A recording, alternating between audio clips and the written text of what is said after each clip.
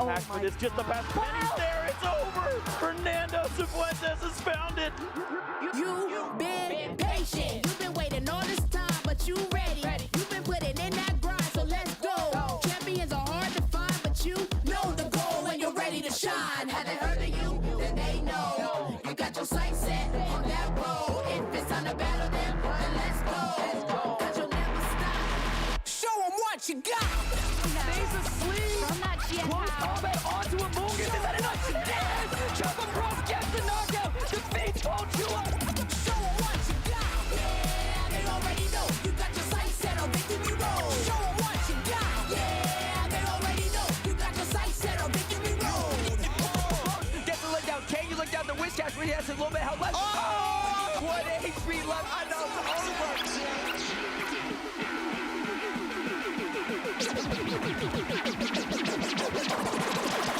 Show them what you got. Yeah, they already know. You got your sights set on victory road. Show them what you got. Yeah, they already know. You got your sights set on victory road.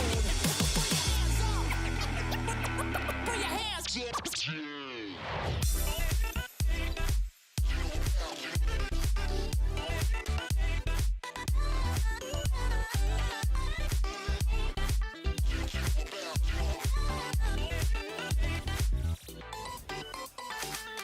Hello and welcome to another regional championship.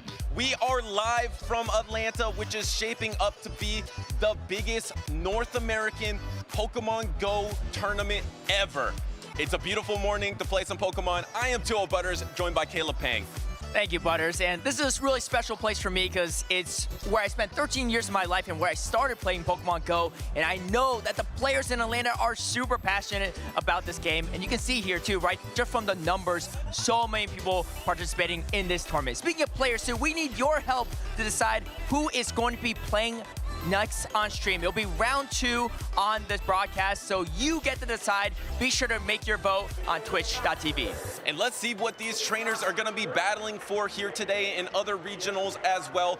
We have the Atlanta regional today. Of course, Milwaukee is coming up soon. There's only a few regionals left, not only here, but across the globe, right, Caleb? Yeah, that's right. And I think that's why so many players are coming out to Atlanta and probably for a lot of the remaining regionals and, of course, North America International right before World Championships to secure their spot. Here's what they're playing for. Championship qualifications. First place at this regional will get the guaranteed invite as well as championship points for those chasing that travel award. Of course, you see all the cascading points as well, and these are the amount of players going to Worlds here too. You can see top 75 in championship points for North America, US, and Canada, 50 for Europe, 50 for LATAM, 10 for Oceania, and 5 from Middle East and Africa. So a lot of players are trying to earn as many points as they can to secure their invite for World Championships in Anaheim. And if you didn't see who earned those points in Vancouver, let's take a look. It was a stereotypically cold and rainy weekend in Vancouver. However, the tournament was anything but typical, as the meta was something that will never be seen again. The first regional in the season of Might and Mastery required trainers to show their mastery of Pokemon new to the championship series, such as Dusclops, Shadow Galarian Weezing, and Golisopod. With Dunebug and Rise to Occasion still in the tournament, it seemed like destiny would have them meet again in the grand finals. Adonis Actual had other plans though, with a dominant 3-0 performance over Dunebug. In their 9th meeting, Rise clinched a 3-1 victory over Dunebug with precise positioning of his Shadow Steelix and Shadow Drapion. In the grand finals, Adonis continuously struggled to find proper alignment for his Shadow Dusclops, and Rise to Occasion flexed his mastery of his team and quickly reset the bracket 3-0. In the grand finals reset, proper alignment and energy management from Rise left few openings for Adonis to break through, and with 6 straight battle victories, Rise became a 4-time regional champion. Sometimes Goliath wins, and that's exactly what we're seeing here. Rise to Occasion is your 2025 Vancouver Regional Pokemon Go champion. A brand new meta awaits. If you want a chance to show off your might and mastery, join in on the action by going to pokemon.com/compete to find events near you. 6 straight victories for that 4-time regional champion. Rise to occasion, incredibly impressive. And then of course, second place, Hedonis Actual. In third place, we have Doombug 97. Yeah, Doombug decked out in the medals as well. Very accomplished player in his own right. Hedonis, his best performance to date. He'll be here in Atlanta as well. These are the top 12 Pokemon in Vancouver, and something really important to note is that this was kind of a halfway meta, as I like to call it, Butters, because there were some Pokemon that were eligible in this season of the Go Battle League season, and some that weren't, because it was right on the cusp of that meta shift. But in today's meta, it's going to look a lot different from this one. So this was a very unique meta that just took place in that one weekend in Vancouver. Honestly, it's such a unique snapshot because it almost never happens where you have that half-Z meta that's half one meta and half the next meta. So fascinating tournament there. Let's see the total winners from this season so far. Of course, we just saw Rise to Occasion in Vancouver. We have also in this tournament here today participating, we have Wadage here, we have Elam here, Elites here, Rise to Occasion here. 4 of these trainers on this image are competing here in Atlanta. That's right, and there's a lot more previous regional champions from past seasons as well that are here in Atlanta. So it's going to be a stacked tournament. I can't wait to see it. And here's the leaderboard. Like you said, OutOfPoket's here, Nighttime Clasher, Doombug, Rise to Occasion, Elam. The question is, who is not here on this top 16 here in Atlanta? Because so many of these players are, and they're competing for more of these championship points. And there's a lot of things for these trainers to still battle for. Top 8 of these North American trainers will get a travel award for the World Championships. There's even another bonus for the 9th through 12th place trainers on this list. So a lot of them are here today, going to be jockeying for position, that crucial travel award at the end of the season to Anaheim, California. But let's head on over to the European region where we have our top 3 competitors from Stockholm, which was fully in the Might and Mastery season. Yeah, and big congrats to Nickname as well, taking his 2nd championship in this tournament in Stockholm. And this, in my opinion, is a much better snapshot of what we may see here today, even though I think the meta even in today in Atlanta will be a little bit different. But you can see Azumarill leading away at number 1, Shadow Sabewhite with that Dazzling Gleam and that Foul Play, I would say buff, right? For Foul Play got less energy efficient, but it's got a lot spammier, so in a way it is a buff. Swala, you would never expect to see. Top 3 in users on day number 2, and of course you can see the rest of Pokemon as well. So this is going to be more of what you're expecting to see, but I think even in today's meta, it's going to be a little bit different than this one. I mean, you look at that top 6 there, there's 4 Pokemon that were not relevant in the previous iteration of the meta. So it's completely different now as we progress through the different region. It does shift a lot, so we don't know exactly what we will see here in Atlanta, but let's look at these trainers who have already accomplished their World Championship qualification by getting 1st place in a regional championship this season. Yeah, a lot more newer faces, I guess, on the graphic for first-time champions, but also some, repeat champions on the European graphic as well, too. As you see, they have 3 more regionals on their front as well. And of course, they are also fighting for those championship points. There's a couple Europeans here in the tournament this weekend in Atlanta. Yeah, I believe Tomahawk UK is here, and this is crucial as well because he's 9th on the leaderboard here. So if he wants to get into that top 8, he's going to need a good showing here in Atlanta to try to surpass some of those trainers above him. It's the same thing for the European region. It's going to be the top 8 that are battling for that travel award for the World Championships. 9 through 12 also gets a bonus. And then I think you can compete also after the North American International Championship is over. You're also looking for your travel award for next season Latin American International Championship. Yeah, that's right. I know you mentioned Tomahawk UK. I believe Z's Wives is here as well. I saw him on the initial standing too. I think he might not be here. Okay. He did sign up, but I think he didn't make it here today. Okay, well, let's hope he is, because he's one of the best players in the circuit, in my opinion, right now. As you can see, he has already qualified for World Championships as well with that 2nd place finish at European Internationals. And of course, we see the whole list of players, starting from Yokai, the previous world champion in Adequin's runner-up there as well. And you can see the more recent names added to the list. Godsalama from Oceania and Nickname from Europe. Yeah, and who will be joining this World Qualifiers today? Because of course, in Atlanta, whoever will get 1st place will automatically qualify for the World Championships in Anaheim. So much on the line. We said it before, it's the biggest Pokemon Go tournament in North American history, or it's shaping up to be at least. Yep. It's gonna be absolutely an epic one. And what will be the weekend forecast for Atlanta here today. There's so many shifting pieces in the meta right now. It is trying to stabilize, but it's so early in this Might and Mastery update that literally anything could happen here at Atlanta. That's right. I mean, I was talking about even compared to Stockholm, the most recent regional, there might be some differences in the meta. We can see Swalot definitely trending up, especially if you look at Stockholm as well, right? You got Mudshot, Sludge, and Ice Beam. Sludge did get that buff, and Swalot has always been one of the bulkier Pokemon in Great League.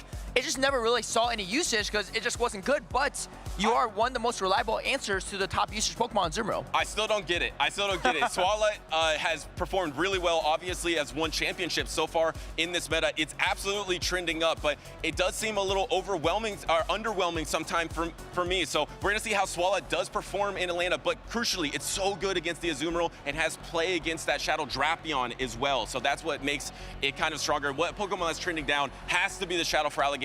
Kind of the king of the previous meta is not so much anymore. Yeah, that's right. I mean, and the thing is, it didn't get nerfed at all. It's just that other things got buffed, and it kind of pushed it a bit out of the meta. I still think it is a threat to watch out for, but I don't think it's nearly as strong as it used to be, which is also great, right? Because you know, what I hate to see is when you see a Pokemon do well, they just nerf it right away. But instead, they found a way to push it out of the meta while buffing other things too, which I think was a great decision. Yeah, and Shadow Call users in general still have some play, especially if there's going to be a lot of Shadow Annihilate in this tournament, which definitely there is going to be a chance. So we might see Feraligatr, we might see a normal one, might see a Shadow one, but let's take a snapshot of the season. Where are we so far? Of course, Azumarill has been dominant. I mean, Azumarill's been dominant in PvP since day number one, probably the greatest Pokemon of all time. But two Pokemon that have come on recently, Guzzlord, which, I mean, you do not want to see against the Azumarill, but it's so good against those other meta picks in Might and Mastery. And of course, Swalot was able to take some championships recently, so it deserves this place on the season snapshot. That's right. I mean, and the thing is, a lot of the Guzzlord are running Sludge Bomb, and that matchup versus Azumarill is actually not the most comfortable for Azumarill, because if you don't land that double super effective play rub, they start shielding you. Your bubbles are doing nothing, right? And the Sludge Bombs do start chunking away. As we see here too, we looked at a snapshot as well. We talked about Stockholm, but big shout out to Gaslama from Oceania to win that regional, and then as well as Corlash, who won Fortaleza in Brazil, who was actually a back-to-back regional winner, which is kind of crazy. Yeah, that is incredibly impressive. And actually, shout out to Brisbane. Let's actually look at Brisbane right now, because we have the event winners in first place. Like you mentioned, Godzilla Llama was first place. In second place, Choose. In third place, Valiant Vish, one of the best trainers in Oceania, no doubt. How many O's is that, Butters? I'm gonna guess 8 O's. Okay, that's a pretty good guess. Valiant Vish, one of the most consistent trainers from Oceania as well, has made worlds pretty much, I think, every year since the very beginning. And, you know, he took a few months off, but hey, came back in fighting for him. Choose breakout performance as well. Godzilla, absolute breakout performance, best performance so far. We'll definitely see them at Worlds as well with that guaranteed qualification. Day one usage here, you can see Azumarill at the top of charts. You can see even at this graphic, a little bit different from Stockholm, and it's the same exact meta, right? But you can see Clodsire usage much higher. Lapras, very high as well, too. A very strong water choice. And Cradily is a Pokemon that has skyrocketed in the usage. I believe in day number 1 of Stockholm, it was #1. It didn't quite make it day number 2 that high, but it's a Pokemon that is so well positioned, has great typing, and of course, Rock Tomb being able to position itself similar to Dugong in the previous metas, in my opinion. I think it's going to be a key factor here in Atlanta. In which trainers will be a key factor in Atlanta? Let's look at our trainers to watch. We have OutOfPoket, of course. I just saw him on the floor. He kind of baited everyone on social media saying his flight got canceled. He's here. He's already competed in that first round. He was trying to trick everyone. Of course, Nighttime Clasher, who I believe won the challenge here in Atlanta yesterday, has been doing quite well in locals in this iteration of the meta in Elam. I mean, his accolades speak for himself this season. He's been unbelievable. Yeah, he won his first regional, but also even more important to note, he hasn't done anything worse than a top 5 finish this entire season. That includes international tournaments as well. And a little fun fact, I believe OutOfPoket and Nighttime Clasher are running the same exact 6 Pokemon. So, I could be wrong, but I believe that's the intel I got. So we'll see if that's the case or not. We might even see a mirror match down the road. Speaking of people to watch out for, Rise Occasion, the only man and the only player to ever, and to be only person to continue this, win one regional, at least one regional, every season that we've had the official circuit. He is the only person that's ever done it. He's the only person that can ever do it again. And I mean, he already locked in for Vancouver. You know he's going to try to keep this trend going in the future. Look at his team, look at this team. This team is wild. The Shadow, Galarian Weezing, the Furret, the Jellicent. Yep. So, a Pokemon that has gotten a little better in this update, but we don't really talk about it at all. That is a fascinating team from the 4-time regional champion Rise to Occasion. Yeah, Joe Butters, I am a Furret doubter, but I am not a Rise to Occasion doubter, so he might make me a believer after this weekend, or maybe some other players as well. Speaking of players to watch out for, Elite, one of the strongest players as well, too. 2-time regional champion,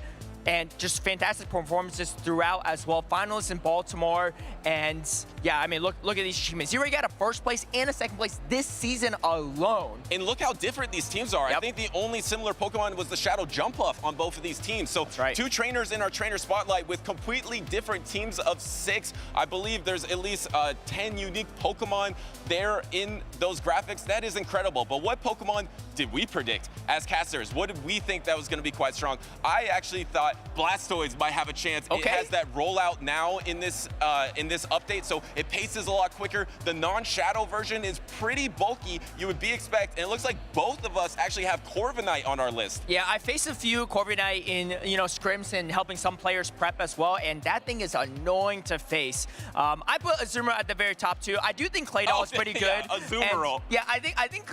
Well, come on now. We're talking about what's most likely to succeed here, right? I do actually think my Stunfisk prediction was maybe a little bit off, but I will say Bastion though, I know I'm like the Bastion guy, but you know who the Bastion guy is? Mihir from India, who won the India qualifier with a Bastion, which I honestly doubted in this season, but Mihir's made me a believer, and maybe some other players here in Atlanta. Yeah, shout out to the other regions, of course. We had the India qualifiers, we had a South Korea qualifiers. I believe the Asian qualifiers are going on right now this weekend as we speak. So good luck to all those competitors as well. Right. And we're getting ready to start Atlanta. So make sure to follow us everywhere. Make sure to visit Pokemon.com/broadcast. Follow all the channels on Twitch.tv, on Pokemon. You don't want to miss anything, especially in a day like this, a historic day in Pokemon Go history. Yeah, let us know what your thoughts are with #PlayPokemon on X, and you might even be featured on the broadcast as well. Be sure to follow all those channels on YouTube.com/Pokemon and Twitch.tv/Pokemon Go. That's going to wrap it up for us. We're going to get into some battles. Soph and Speedy, take it away. Thanks so much, Caleb and Butters. I'm Soph Toph, and I'm here with the spectacular Speediest Chief, and we are so excited to be here for the biggest Pokemon Go regional in North America ever. But before we get into the battles, let's take a quick look at our format.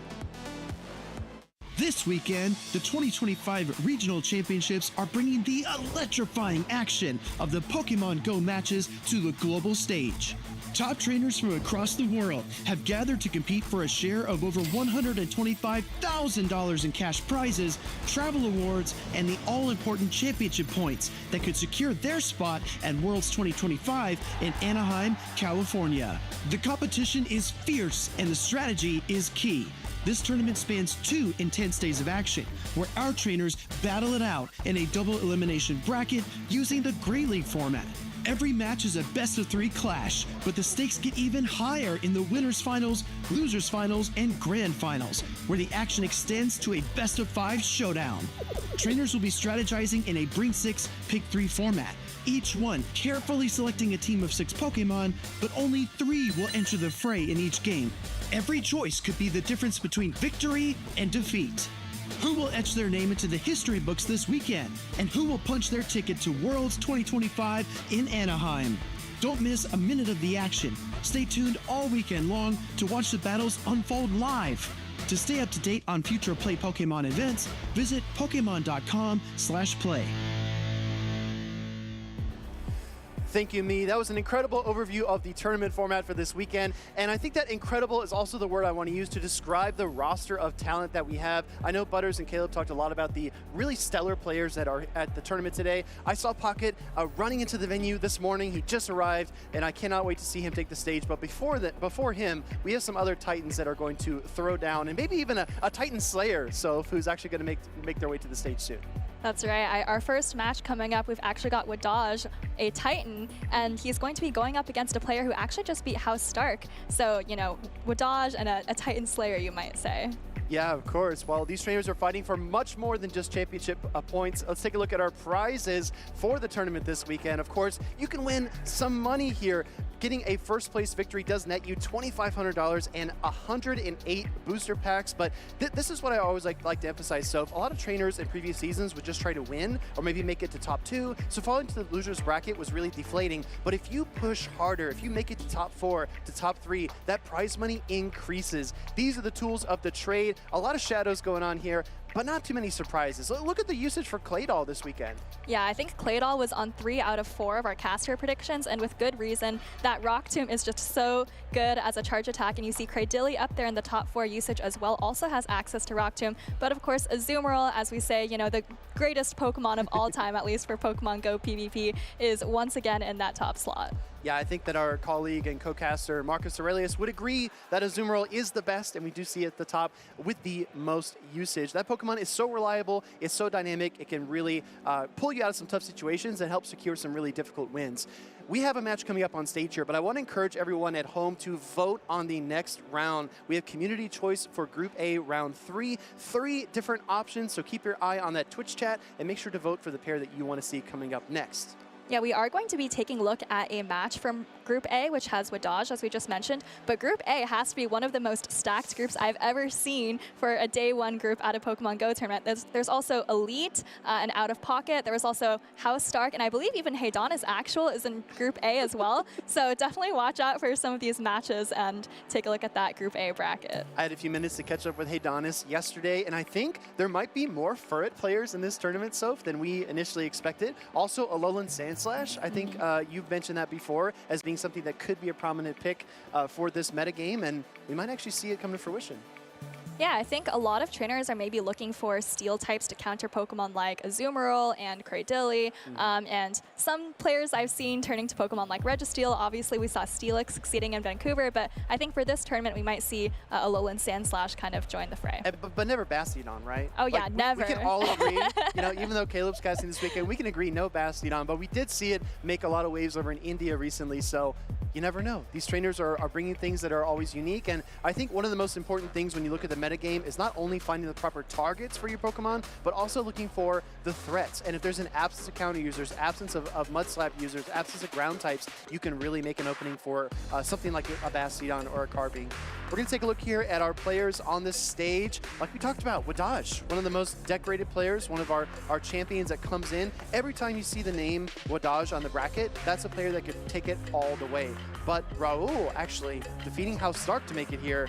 This has got all of the makings of an upset. Yeah, I'm sure Raul was kind of breathing a sigh of relief once he got through House Stark, and unfortunately for Raul, now has to face off against Wadage, who of course won Baltimore earlier this season, also had just one of the greatest runs of all time a couple of seasons ago. But our players are wasting absolutely no time. I think they're both locked in and ready to go. We have some interesting team comps. We've got a Grumpig on the side of Raul with the Furret. Meanwhile, Wadage leading that Claydol into that Shadow Drapion. Let's get started, Atlanta. And this is a great lead for Raul. Claydol into Drapion. This is really the only answer for Drapion, so it's great that he saw it there. Wadage with a quick safe swap into Jumpluff, and it's actually met by Raul, and I want to call out the charge attack set on Wadage's Jumpluff. He does not have that heavier hitting acrobatics. Wadage going for the aerial ace here. That slight energy advantage might be all he needs to close out this matchup, though, because getting a couple of Fairy Wings in this mirror match can be really advantageous. Gonna go for the acrobatics, and Wadage properly shielding up here. I mean, I'm an acrobatics believer, Soph, but aerial ace might be the way here for Wadage. I think in this matchup, you definitely want to be throwing aerial ace, and Wadage is already almost at 2 aerial aces there, and it looks like this is going to threaten to knock out Raul's Jumpluff. So now Raul decides to shield it up, maybe hoping to get off an aerial ace of his own before Wadage is able to. But actually, that's a charge attack priority, and Raul able to fire off the acrobatics. No shield from Wadage. Shadow versus Shadow. These two Jumpluffs on the field. Acrobatics throws. It connects, and that Jumpluff goes down for Wadage, and that really really poor matchup he had in the lead. Now he's going to try to reshuffle the cards a bit here, send out the Shadow Drapion. And Wadage going for the full farm down, but is going to have to shield up this acrobatics. The good news is, though, if the Claydol comes back in, you have 2 options for super effective charge attacks to throw at her. This is something I was talking with players yesterday about. This is a very energy-heavy meta. Switch advantage is not nearly as important as it has been in the past. Great timing from Wadage as we come to expect. Throwing the crunch, Soph, do you like the crunch here? Maybe double crunch is the strategy? I think a crunch plus an Aqua Tail is probably enough. You see that crunch does just a little bit more than half of the health of Claydol, and Wadage now just going for the Aqua Tail, going to pull the shield. And I have to wonder if he's going to swap into the Dugong right here in order to not take any more mud slaps. Aqua Tail does get shielded up there by Raul. Staying in the matchup, another Aqua Tail coming through. Maybe a little bit lost in the sauce. Raul was about to get splashed off the field here by the Shadow Drapion from Wadage. This is going to give Wadage a tremendous amount of leverage going to the final matchup because it is going to be against the Swalot. And he does switch right away into the Dugong. I think this is a great position for Wadage, really able to flip that opening matchup with such a huge energy lead on the Drapion. Sludge coming through from Raul, definitely wants to get it off before any potential debuffs come through. Sludge going to connect into the Dugong. No more shields available for either trainer. Of course, you're not going to throw an Ice Beam here because that would be very, very resisted. But icy win here from Wadage. I was actually wondering if Wadage was going to opt for the double drill runs here, but I think because he realizes the Sludge is going to pace in only 10 turns, he wants to slow down the pacing of the Swalot and really secure this matchup. Yeah, Swalot not quite at the double Sludge, but gonna throw this first one, well, I guess it's the second one of this matchup, into Wadage's Dugong. Wadage, meanwhile, still, I think, actually now just at the drill run. I don't know if this is quite enough to knock out, but the Dugong can definitely hang on to another Sludge here. Swalot, an HP-oriented Pokemon. It's got a lot of bulk to it, and it is actually able to hang on, but you can see the writing on the wall. We saw how much a debuff Sludge did just a few moments ago. This is going to be another debuff Sludge into that Dugong, but it looks like Wadage is going to bring back the Dugong, which we thought was out of the meta when it came to Fortaleza and Vancouver. Now it's back here in Atlanta, and it looks pretty solid into this matchup. I think a lot of us thought that Vancouver might have been Dugong's last dance, but Wadage showing here in this matchup specifically actually why Dugong is such a good Pokemon. You look at Raul's team and there's not really a hard answer to the Dugong. We're going to take a little bit of a closer look here at Wadage's team. Some interesting picks.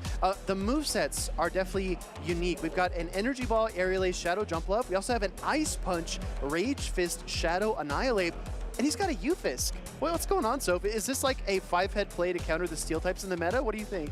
Yeah, I'm not sure. I mean, Ufisk is nice because obviously Discharge just became a little bit cheaper, and you can hit Pokemon like Azumarill. Might be expecting Pokemon like Lapras as well, so maybe trying to target some of these double water teams. A lot of teams also have a flyer. You can also wall those double flying Jumpluff out there as well. So Ufisk maybe kind of a core breaker in the meta right now. I think it's so funny because back in the day, we only saw the Galarian Stunfisk. That was like the most prominent pick. We've seen a few trainers like Anacor actually bring the Mandibuzz and Unova Stunfisk to the meta. So once we see a Stunfisk, a lot of us just say Ufisk, right? Because it's like Unova Stunfisk, but I think it is just Stunfisk at its base. Going into game number 2, let's see how these trainers adjust. We are locked in, ready to go. We've got some Grumpig action on the field, and the instant swap by Wadage, Shadow Drapion met by the Kpine. Yeah, and it looks like Wadage actually chose to bring pretty much the same team in a different order. And this is the same matchup we saw in kind of the mid-game of Game 1, but this is a much better situation for Raul because he's not so far behind on energy. Exactly right. Mud Slaps are adding up. Defense drop does occur, but these Poison Stings being double resisted by the ground typing is not going to do Wadage any favors, but he is going to force a shield from the Claydol, and this is just the power of that Shadow Drapion. Even in a terrible typing matchup, it's able to pull away shields. Yeah, but now the tough thing is that this Claydol has a lot of energy. Wadage hoping to Ice Shard down before he has to take 2 Rock Tombs, but is going to have to eat this first one. It's going to be 5 Mud Slaps to each of the Rock Tombs here for the Claydol. First one does connect. A lot of super effective damage into Dugong, but it's got a ton of HP. I think the Ice Shards might be enough. No, actually, Raul getting to the second Rock Tomb, and this is going from bad to worse for Wadage. Yeah, this is huge. I think it's going to be really hard for Wadage to come back from this one. Dugong is pretty much out of HP there. He's already reaching for the Jumpluff. He is up his shield, but I mean, Raul still has a full health Swalot in the back, but it's going to stay in here for just a little bit of time. Maybe try to start pulling away Protect Shields. He does get the first. This might be the first time we've seen Grumpig in Play Pokemon on the live stream, but Shadow Ball with Psywave and Dynamic Punch is such an interesting kit. Slowly melting down the Jumpluff, throwing the Aerial Ace. Wadage actually going to connect it into the Swalot. It looks like a catch, but honestly, this is what you want to throw against Swalot anyway. Yeah, might have been hoping for an energy ball catch, but I mean, look at how bulky Swalot is, and especially with the jump left only able to throw these aerial aces, I think this is going to be a relatively comfortable matchup. Sledge coming through in Wadage is going to shield it up. I actually don't think it's enough to KO, but I think the jump left just really isn't going to be able to do much to get through this Pokemon right here. Meanwhile, it looks like the fast attacks aren't doing much to either of these Pokemon. The Mud Shot versus the Grass Flying Jump Left, and then the Fairy Winds versus a Poison type Swalot. I think the only hope here for Wadage is to try to catch on the Dugong, but he's still got to break a shield, land another aerial ace into this Pokemon, and take out the Grumpig. So there's a lot of work to do. Yeah, meanwhile, I think for oh, okay, well here comes the Dugong, probably going to take Raul's last shield, and if you're Raul, maybe you can try to build up to an Ice Beam before switching out into the Grumpig. He is staying in, not reaching for the switch right quite yet, and yeah, there is the switch, so I think as long as the Ice Beam shows up at the end of the game, yeah, Raul probably has this. That was really clever too, because you clear the debuff and you don't force yourself into a situation where, you know, maybe the double super effective Ice Beam is not enough. Gonna go for the Shadow Ball here. Grumpig applying so much pressure in this matchup to Wadage, and you can tell he's on his last leg. Yeah, it's going to just side wave down the jump left there, and Raul able to tie up the series 1-1. Two great leads for Raul, and we're going to have to see what these trainers decide to do for that decisive game number 3. I think you called it out perfectly, Soph. It really solidified things when Raul came into that Claydol against the Shadow Drapion in the mid-match. It just played it out very efficiently and kind of put himself in a position to succeed. Did not wait on the swap, right? Went immediately into that matchup. We're going to take a little bit of a closer look. A lot of trainers probably looking at the top left pick, Furret. That Pokemon basically got a brand new makeover, a brand new kit with Sucker Punch, Trailblaze, and Swift. Soph, what do you think about Furret in this meta? I think it might be, I don't know if I would say it's underrated because I've seen a lot of top trainers playing around with it. It definitely has a lot of play into the central meta, and of course we all know that normal typing is such a nice defensive typing, really walls the Sableye you have play against Azumarill, so I think Furret's definitely playable. As for this specific match, I'm not sure whether Raul's going to bring it into the game 3. I feel like Wadage is really relying on that Drapion Dugong core. Those are really neutral across the board into Raul's team, but Raul has just had all the answers, had all the leads, and we saw in game 2 had the entire team pretty much read perfectly. Yeah, there are also some really treacherous matchups, like for example the Annihilate. If you look at the rest of Raul's team, he protects that Furret really well. He's got the Grumpig, he's got the Claydol, he's got the Swalot. A lot of kind of bodyguards, so to speak, to the normal type. But let's see what we get in game number 3. These trainers are locked in and ready to go. Wadage trying to avoid the same fate as House Stark. He's going to see the Shadow Drapion lead into the Grumpig. All right, Wadage's first good lead of this matchup. This is actually a really nice lead because obviously you're doing super effective damage with the crunch. You're resisting the sideways, and Raul builds up some energy and goes into Swalot, but now met by the Dugong. This is so fascinating to look at as well because Wadage did actually bring the Shadow Annihilate into this game. I'm really surprised. Maybe he was expecting to see something like the Furret in the back, but instead, Raul with the Swalot Claydol core, gonna land the Sludge now into the Dugong. Dugong looking for the Icy Blade. Yeah, Wadage just goes straight for the Icy one. He doesn't want that next Sludge to come through at full power, so is going to throw this. Raul with a quick no shield knows that he can hang on to one charge attack. Exactly right. Dugong building up energy, but then Swalot's going to pace really quickly. I've seen a lot of very divisive opinions on whether or not Swalot is good. We have seen it sweep tournaments, especially in EU. I don't know. It looks like Raul is playing it to peak efficiency. Going to go for another Sludge here. Dugong can hang on, but it's getting pretty weak, so.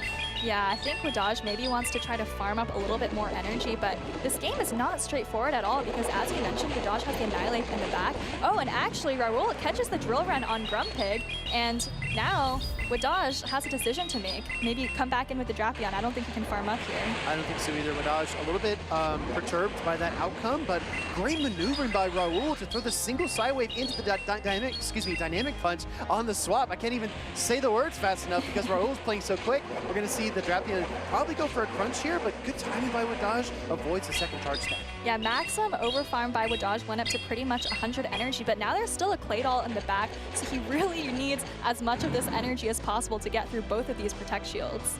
I would gander here that if that Claydol comes out, Wadage is just going to go for the Aqua Tail, trying to get the shield from it. And we do see the Claydol come in, throws a Mud Slap. Wadage kind of sitting back in his seat. He knows this is going to be tough, but that does get the first shield, and that is a step in the right direction. Yeah, definitely wants to throw the second Aqua Tail here, just like you said, maybe get another shield. Raul doesn't know that there's an Annihilate in the back with the super effective Rage Fist or Ice Punch, actually, but I think from this range, Wadage needs 2 of any charge attack to take out this Claydol. He's going to come in with the Annihilate and try to start farming up some energy. Yeah, I like this play quite a bit. Gonna go for the Rock Tomb here.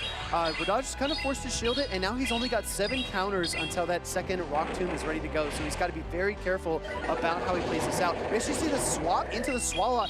This is going to open a huge door, so because I think this Annihilate, if it can counter down, it can land a boosted Ice Punch into that Claydol, but it's going to be tough. Yeah, it's really going to come down to how much energy you can get, but you do have to eat this Ice Beam. I think Annihilate might be able to hang on, but you're probably only going to be able to get to 1 charge attack against the Claydol. If that Ice Beam comes through, does a ton of damage. Wadage still countering down. Looks like he has a Rage Fist banked. I don't think he can go for the Ice Punch, so we're going to have to see how much this does. Yeah, he's 1 away from the Ice Punch, and the Mud Slap doesn't come through, but he is going to fire off this Rage Fist. I don't think he's got much left on either of his other 2 Pokemon, but he looks for the swap. Going to the Drapion, trying to get energy. He needs the Aqua Tail right now. It looks like he's going to get it. No! He gets Mud Slap down. Wadage is going to fall here against Raul. Dugong doesn't have enough left in the tank. Claydol, break out the brooms. It's about to sweep. Oh my goodness, Raul taking down another huge Titan on the play Pokemon scene. Super close 2-1 against Wadage. Really, Wadage was just 1 turn away from reaching that Aqua Tail that would have sealed the game. And I think, you know, maybe that catch in the mid-game, the drill run on Grumpig, really kind of helped flip the matchup here. I'm not a Grumpig believer, so I don't think it's that effective of a Pokemon. I think Psychic typing is a difficult typing to run in the current meta, given the amount of Dark types that you see, but Claydol, right? I just want to extend a sincere apology to my friend Z Silas, because I was not a Claydol believer either a few weeks ago, but now, I mean, it looks incredible. Yeah, the double Psychic actually on Raul's team was really, really powerful against Wadage, right? Even though Wadage was bringing that Drapion pretty much every game, we saw the Claydol really just able to like mud slap its way through the Drapion. I think in all 3 games almost, except the first game when there was a lot of energy on the Drapion. Now let's be real. You look at the team from Raul and you see Jumpluff, you see Azumarill, you see Claydol, you see Swalot. That Annihilate bring in game number 3 was a bold call by Wadage. I don't know exactly what he was targeting if it wasn't that Furret, but unable to find the shield or energy advantage that he needed to win that game was definitely tough. He does hang on through the Ice Beam here as we take a look back at our game number 3, and we thought there might be just a glimmer of hope, but he really needed an Ice Punch there to try to close the gap, and then not being able to get to the Aqua Tail with the Drapion was kind of the nail in the Cofagrigus, as they say, right? Yeah, I think there's a little sequence of events in the middle game, right? The catch of the drill run on the Grumpig, followed by Wadage not able to get his crunch off before the Dynamic Punch came through. That basically cost him an entire shield, and so I think that was a kind of tough sequence of events to come back from. I know there are a lot of trainers that people follow along with. Maybe they're looking at the bracket and they see someone like Nighttime Clasher, right, or OutOfPoket or Heidanis. They say, oh, this is a trainer that's gonna, you know, run the gauntlet here. I want to see them on stream. I want to see them play. It's also really fun though to see a trainer like Raul beat House Stark at the tables, go onto the main stage, and actually take down arguably an even more decorated trainer in Wadage. I'd say he is more decorated. He's won more events, but like, that's staggering. And now the pressure is on those 2 elite trainers to fight their way through their losers bracket and try to continue on in this tournament. Yeah, and Group A, as I was saying earlier, is just really, really tough. So we already saw, of course, Stark and Wadage both fall to a rule in that group. But like I said, there's still OutOfPoket in that group who you just mentioned. There's still Elite. There's still Heidanis, although I have to check the bracket, make sure that they haven't gotten a similar fate. Right. But, you know, Raul's still got plenty of big names to fight through. I think it's so funny. A lot of players might look at the bracket and might kind of pencil in names, right? Like, okay, I'm looking at this Group A. We're probably going to get House Stark versus Wadage at some point. We're probably going to get either Wadage or Stark versus Pocket. That's what we forecast. But then someone comes in and just totally breaks up the norm. So shout out to Raul for taking down 2 very, very talented trainers in the first 2 rounds of the tournament. That's a heck of a way to start. Yeah, it's been a great morning for Raul, right? Yeah, right. I think he ate his Wheaties right before he came in to play. We're going to take a look at our next matchup. But before we do that, Soph, we're going to check socials because we have some awesome posts from our awesome community members. All right. Well, this is Meepy Chu, one of our superstar staff that comes to a lot of these tournaments. I think this says, getting the little ones started early. Excited for some great competition this weekend. And, you know, what better way to start off your morning when you're, you know, very, very young than by coming to a Pokemon tournament surrounded by so much joy. Exactly right. We're going to take a look at LW Josh 91's post. Dreaming of, I'm sorry, there's a little bit of text in front of our screen here, so it's hard. It's difficult for us to read the word. Oh, charm free. Thank you, Soph. Your eyes are better than mine. Hashtag play Pokemon regionals tomorrow. I just want to emphasize using that hashtag play Pokemon is how we find your posts. So make sure to include it if you're going to post about the tournament this weekend, because we'd love to see what you have to say. Yeah, I'd love to see some Sableye action. I think we saw that Shadow for Alligator was kind of trending down. I have to wonder if Shadow Claw users like Sableye or even Golisopod are kind of going to start taking the place of Feraligatr. Oh my gosh. And look at all these Dedenne. There's no room for anything else in the suitcase here from Dizzle. Yeah, there's always the famous quote, right? Only pack the essentials. I think that Dizzle followed that to the T. My Dedenne heard that I was leaving for Japan in 5 days, so they all gathered in my suitcase to try to come along. Wow, I don't know if this is like a Dedenne from each state or from each country or just, I don't know, this is impressive. Maybe just went to a store, maybe in Japan, who knows, just cleaned out an entire shelf of Dedenne. Just imagine walking up to the merch desk and be like, give me your Dedenne. It's like, okay, here's one. No, I said give me all of your Dedenne. I think that's what they did. What I'm worried you heard was give me a lot of Dedenne. What I meant was give me all of them. I think we're on the same wavelength here, the same quote there. But yeah, that was awesome to see. Thank you so much, everyone, for sharing your posts on social. We're really excited to get into this next matchup because, again, we've seen Raul take down House Stark and Wadage. Are we going to have another upset of our reigning NAIC champion coming up here pretty soon? Only time will tell, because AlchemistPVP is going to look to disrupt the order of the Play Pokemon Championship Series here in Atlanta. All right, well, we've got OutOfPoket as Alchemist's opponent, and OutOfPoket, I have to say, has just been so incredibly consistent, not just since he won NAIC, but really for the last year and a half. I don't think he's missed a day two in about a year, which is just crazy to think about because he goes to so many tournaments. He's going to all the ICs, he's going to Worlds where he was top 6. Oh, yeah. So, you know, a really top trainer who, you know, like we said, had a little bit of trouble getting to the venue maybe, but he's showed up, he's already in winners round 3, and, you know, we'll have to see if he's able to continue his consistency here. He's been traveling far and wide to these tournaments. I believe he went to Europe this season, and then he also went down to Puerto Rico as well. So OutOfPoket is definitely getting as much experience as he possibly can. And this team matchup is going to be fascinating. I gotta call it out, Soph. You know, I'm a huge fan.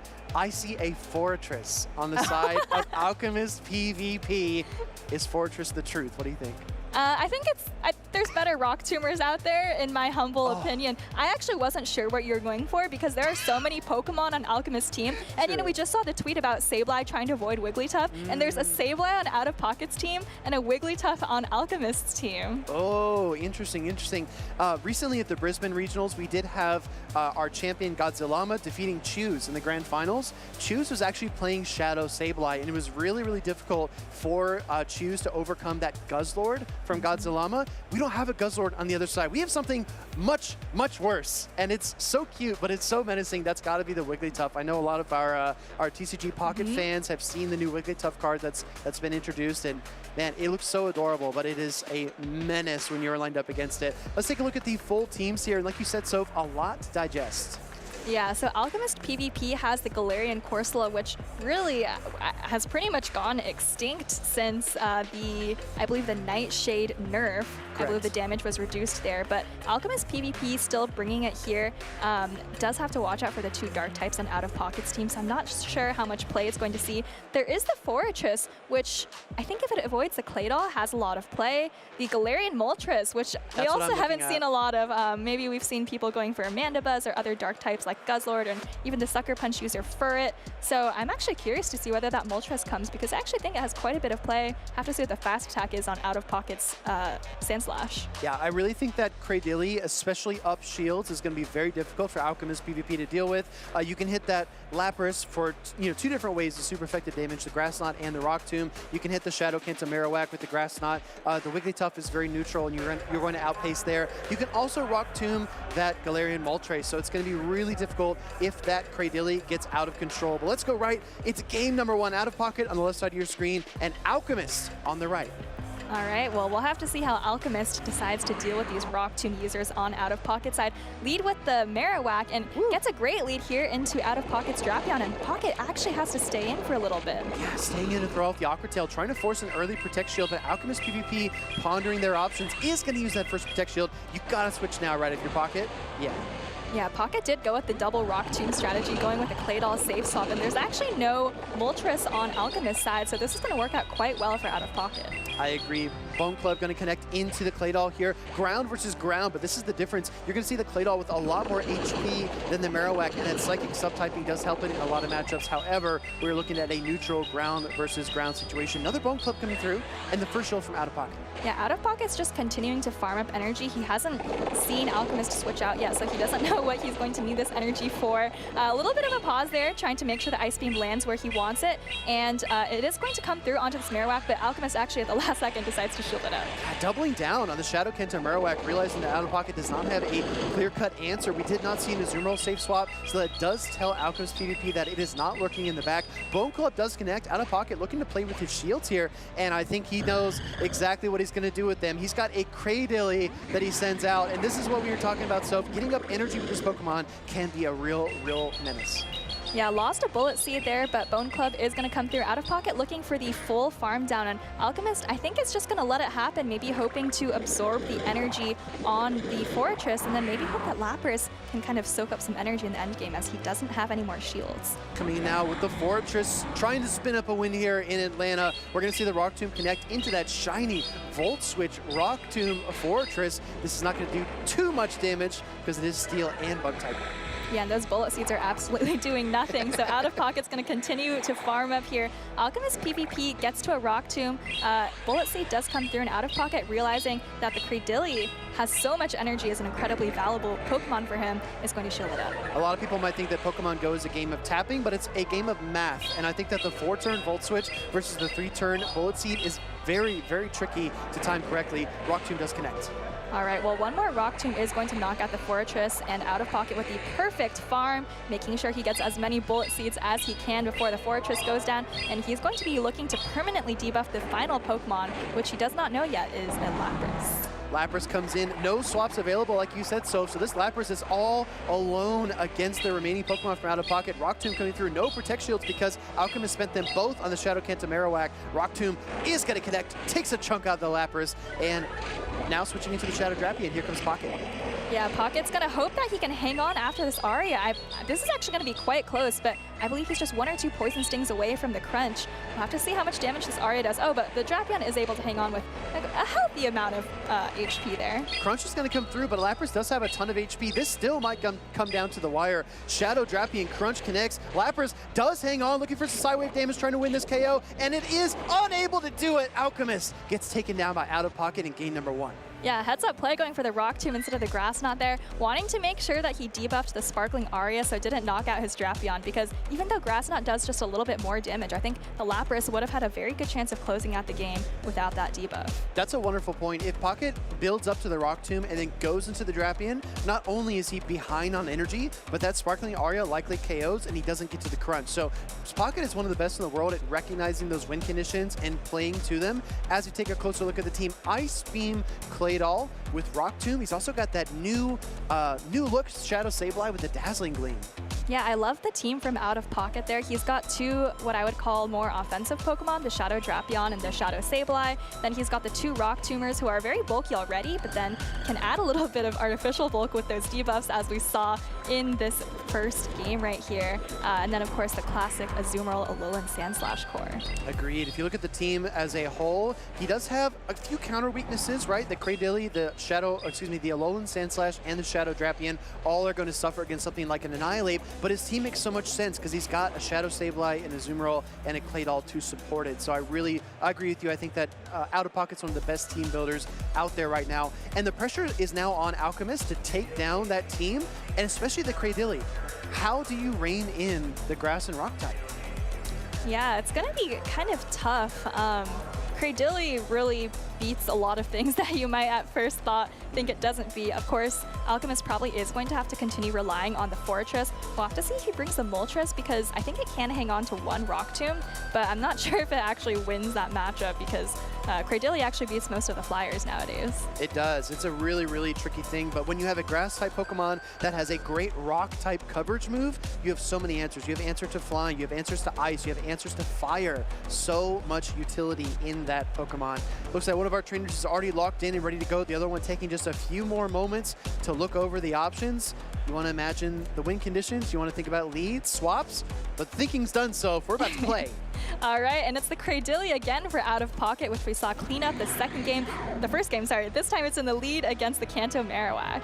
This is a grass versus ground type matchup. This Pokemon is going to pace after 4 bullet seeds to its first charge stack. After 4 mud slaps, Marowak will also get to the charge stack, but it does win the charge stack priority. Yeah, and Alchemist doesn't want to switch out of this matchup quite yet. Does go for the Bone Club. I saw OutOfPoket tap the Rock Tomb there. Yep. So we're going to have to see if Alchemist makes this call. He doesn't, just instantly shields it up. Doesn't want to get pretty much one hit by the Grass Knot. Yeah, Grass Knot would absolutely be devastating. OutOfPoket going for the cheeky Rock Tomb bait that pays off. And now this Marowak is going to pace a little bit faster to the second Bone Club. Maybe this is what AlchemistPVP was after, because he's able to apply pressure. After the debuff, though, I think the Cradilli can hang on. Yeah, OutOfPoket maybe just going to hope to kind of soft win the lead right here. Doesn't need a huge advantage. Is a little bit careful with the Grass Knot there. Definitely doesn't want it to land onto the Fortress. And AlchemistPVP looks like is going to go for the farm down after using both Protect Shields. Exactly right. Trying to get some energy into this next matchup. You got to come out of this with something. I think the energy lead is going to be a little beneficial, but now he's got the Claydol on the other side, and there's still 2 shields for OutOfPoket. Yeah, this is looking good for OutOfPoket. His back 2 Pokemon are pretty safe, I would say, into Alchemist's remaining Pokemon. And Alchemist is actually just going to hard switch the Wigglytuff in here behind Energy, so OutOfPoket's already at a Rock Tomb. Gonna throw the Rock Tomb here. The question is, does OutOfPoket stay in this matchup, or does he look for the swap? He's actually going to pull the switch into the Shadow Drapion. Now, these Charms are going to be neutral, but that Aqua Tail is going to hit pretty hard against Wigglytuff. And like you pointed out, so being behind Energy means that this Wigglytuff just now gets the Swift. I expect Pocket to overcharge maybe another 4 Poison Stings before he throws. Yeah, I think he's actually pretty close to 100, so maybe just does a couple Poison Stings, wants to make sure, or maybe actually just going for the full farm down here. Woo! Wants to make sure he has energy in case the Marowak comes back in, and he knows that the energy on this Drapion pretty much can hit anything on Alchemist's team. Gonna come now. Oh, with the Shadow Kenta Marowak, Mud Slap does come through. Aqua Tail will KO. This is gonna negate that Mud Slap damage though, right? Yeah, I think that Mud Slap isn't going to register now. OutOfPoket still has a ton of energy on this Drapion, able to get 1 crunch, maybe even 2 crunches off on this Fortress, and then still has the Claydol on the back. 1 crunch, 2 crunch, 3 crunch buff. We're going to see what happens here. Crunch does connect into that Fortress. Going to go up for 1 more. The Volt Switch is just not doing enough. Shadow Drapion hangs on, gets that second crunch. All right, well, I think the Fortress is actually going to hang on through this second crunch as well. So OutOfPoket with a quick swap into his own Claydol. And Alchemist just goes for the resisted Rock Tomb right here, which I think the Claydol is going to be able to take very easily. And Pocket is going to take a clean 2-0 victory. Clean 2-0 with a very fascinating team. I think one of the better rounded teams that we've seen so far here in Atlanta. OutOfPoket, of course, a name that you see on the bracket time and time again, a trainer that could take it all the way. Looking to be in really good form here in the early goings. Yeah, super consistent trainer. He does so much practice, not just at all of these tournaments that we see him at, that everyone sees him at, right? But I know that he practices multiple times a day. You know, sometimes we see him sharing his GBL with the world, and he puts a lot of time into this game, and it's not at all surprising to see it paying off. I was hearing that this weekend. I hear that OutOfPoket is one of those trainers that's always scrimming, always practicing, always looking for matches, always looking for practice, and it definitely is going to pay off huge for him as he continues to be in such good form. Winning NAIC last season was a huge step in his growth as a player. I feel like whenever you watch these trainers like Wadage, like Pocket, a lot of Pokemon Go is such a mental game because it feels like so much hinges on your team composition, and you can feel like you're the best player, you can feel like you have the best team. Making a wrong lead call or a wrong swap or waiting a little bit too long to switch into a Pokemon can just throw your match off, and it's really tough to come back from that mentally. But OutOfPoket looks to be in good shape, not only in his gameplay, but also in mental resilience. Yeah, he's got a lot of games under his belt and, you know, a lot of success at the high level. You mentioned the NAIC win. He's also top 6 at Worlds. So I think he's really kind of learned how to maybe persevere through some of these tougher matchups and, you know, not get out of it when you, like, make a little mistake. Exactly. Not letting a stumble turn into a fall. And like you said, Pocket finishing 6th at Worlds. I think he was the highest finishing North American trainer, which is super impressive. Yeah, absolutely. And just, you know, kind of capping off an incredible season. You know, actually he had an okay season. I know he maybe wasn't super happy with some of the results he was getting, but then towards the end, he was just firing off incredible results. I think he was 2nd place at a regional, and then, you know, NAIC win followed by Worlds win. This is all just in the span of a couple of months. And then from there, he's really continued that momentum into the 2025 season. Exactly right. I think he actually did play Wigglytuff when he went to Puerto Rico this season as well. I think that's one of the Pokemon he used to win that tournament. So I think this familiarity as well with a lot of different picks allows you to not only anticipate them, but also to counter them. So once you have practice with them, you can actually play around it. But if you don't know how much damage a charge attack does, or if you don't know how to play a certain matchup, it can really put you behind. So maybe practice pays off. I think Pocket is proof of that. Absolutely. And, you know, we saw Pocket bringing kind of a more conventional team there, whereas Alchemist was bringing some of these more unfamiliar picks. And I think we've seen some trainers like, you know, maybe Rise bringing that team to Vancouver, got a little bit of an advantage based off of people not really knowing their matchups. Yeah. But I think now, you know, Pocket does so many scrims, but even if he hasn't seen a Pokemon, he can probably get like a pretty good approximation of how much damage things do. I agree. That transitionary meta that we had for Fortaleza in Vancouver, that was such an incredible testament to team building and adaptation. I think that it really just speaks leagues about trainers like Corlash, like Rise, who were just so good and able to seize that moment. But you're right, as the meta kind of boils down and things become a little more consistent, you can kind of anticipate more of what's coming. And that's part of the reason that Worlds is always so exciting, because we do get that meta shift right before NAIC, and then we don't know anything for like a month and a half, and then Worlds all of a sudden. So you never know what you're going to get as the season wraps up. All right, well, Pocket, of course, will be heading to Worlds, but let's hear a couple of words from Pocket. I think he's out there with Butters. All right, thanks so much, Soph. I'm here with the #1 trainer in North America, OutOfPoket, and now you're 2-0 in this new meta. How do you feel about this new meta right now? Dude, I think it's sick. This is probably like the most fun I've had preparing, scrimming. I think after Vancouver, when everyone is like transitioned to the new meta, I think I scrimmed at least like once a day leading up to this tournament. And even when I got my flight canceled, my first idea was to look into a few Discord servers and start pinging for scrims. So I'm just a huge fan. I love it. And how did you settle on this team? I believe this team is being used by some other trainers as well. At what point did you realize that this was the team to go with? Dude, originally I made the team. And I scrimmed, I think it was like a few people, one of them being like maybe like Rise to Occasion. And someone was telling me like, I pinged for scrims, someone responded and sent me my team. And I was like, how do you get that? And then they're like, oh, well, actually I scrimmed Rise. And then Rise is like, oh yeah, that's Pocket's team. I was like, okay. I think I posted a few places, like in a few Discord servers when I was scrimming people, so I'm not really surprised it got out. And I'm pretty open about like that type of stuff. So I think it makes me very happy that people said, dude, Pocket knows what's up, and then ran my stuff. But I'm gonna do it better. I always do. No, you absolutely do know what's up, and you're in an absolutely stacked bracket. How are you looking to win this bracket, get on the winner's side of the bracket? How much would that mean to you to come out of this winner's side of the bracket here today?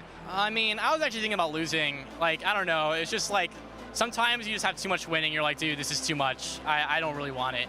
To be serious, I mean, whenever I see myself in a stat group, I'm like, damn, dude, like, this guy could beat me, this guy could beat me. But sometimes, I mean, the bracket doesn't exactly go as you plan. And, I mean, so far, I saw my group, and I mean, I haven't really played anyone that was like a huge issue. I feel like maybe in semis or winners finals, that could be some really good trainers I could face. So I'm looking forward to that. So far, 2-0 with the new sauce. Congratulations, OutOfPoket, and back to you, casters. All right, that was a quick toss. Thanks, Butters, for that sauce. Great interview with OutOfPoket. Always like a pretty fun interview as well. I love hearing from Pocket because he always sprinkles a little humor there. I know a lot of trainers maybe put a lot of pressure on themselves to succeed, and that can kind of get into your own head. And you have other trainers like Rise, who's only going to loosen up after the tournament. Then he'll talk to you about like his inspiration, what he was thinking, what he was feeling. But OutOfPoket, just really off the cuff, and it's great to hear from him. So best of luck to him and all the other trainers in the tournament. Yeah, Pocket's a really charismatic guy, and I mean, I don't even know how many times he's been on camera at these tournaments at this point, but I think even before we started doing the player interviews, like, it was still fun just to watch him and his facial expressions on stream. So he's definitely having a good time out there, and it's good to see him sharing that with the audience. Yeah, we've had some really special moments with him. For example, on stage, NAIC, yes sir. That's a beautiful quote from OutOfPoket. Perfect timing, perfect audience for that as well. And I'm sure he'll have some memorable quotes besides the one that he said he wants to lose a little bit. He's winning too much. Okay. Yeah, actually, I did hear him say that, you know, he feels like his NAIC run was too easy, and he wants a tournament run where he's, you know, challenged, has to overcome some tough situations. So maybe that's what he meant when he said he wants to lose. But I actually thought it's funny that Butters mentioned a couple other trainers are running Pocket's team, because I think in our upcoming matchup, one of the trainers, I don't know if it's because he got it from OutOfPoket or kind of just came up with it independently, but I think one of the trainers is actually running the exact same team we just saw from Pocket. Oh, actually, yeah, the exact same team. Exact same one. Next up, we've got Silent Beast versus Rangasi. I'm excited to see these two trainers because we don't get them on stage nearly as often as some of our staples like OutOfPoket here in the North America region. But like you pointed out, Soph, there's like a winning formula sometimes. And I think over the weeks, a meta will boil down. There will be repeat teams, repeat championships. But right now, it feels like a lot of things are in the air. So we're going to get a clash of old versus new. We're going to get a Clodsire taking on a Cradily Claydol team. I mean, this is going to be wild. Well, Silent Beast has also got the Clodsire that you just mentioned, but also one of your favorite new Pokemon. I see the Furret over there. So we'll have to see if the Furret comes into Rangasammy's team. It actually has a lot of play. There's the Sableye and the Claydol on Rangasammy's team. This is the same team we just saw from Pocket. You definitely need to watch out for the Drapion, but I think pretty much everything else you can maybe shield through. So yeah, I'm excited to see the Furret.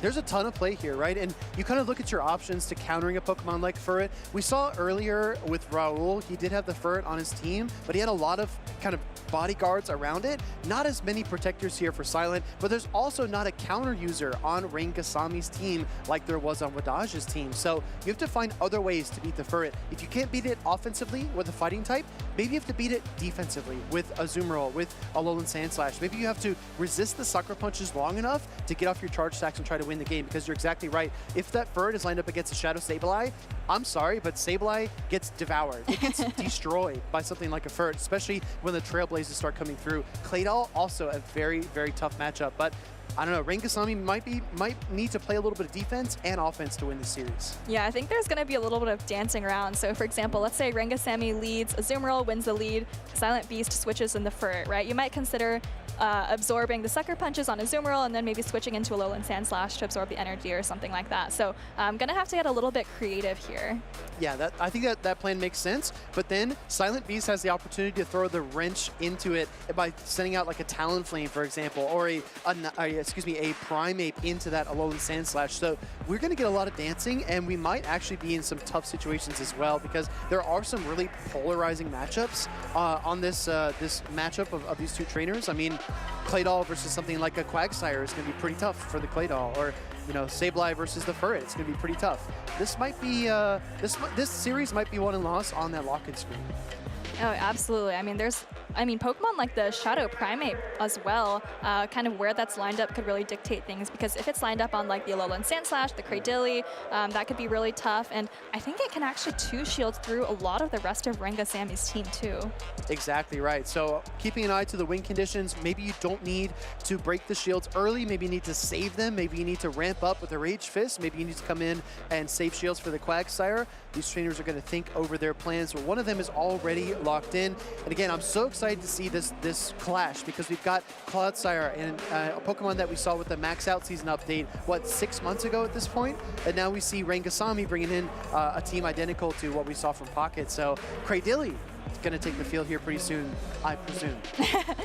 Well, it does have to watch out for the Clodsire, which I think is a lot of the reason that Clodsire is still kind of hanging around in the meta, right? It doesn't pace particularly quickly, but it is one of the very, very few Pokemon that is a solid answer to Cradily that you can swap in behind energy. It was actually one of my picks, so I have to shout out to the Clodsire. I do think there's a lot of utility for it. We have seen it actually be very prominent in the Asia-Pacific region recently as well. A lot of trainers in India bringing bringing Clodsire, so we'll see if it makes waves here in Atlanta. Locked in, ready to go, Soph. Silent Beast on the left side of your screen, Rangasi on the right.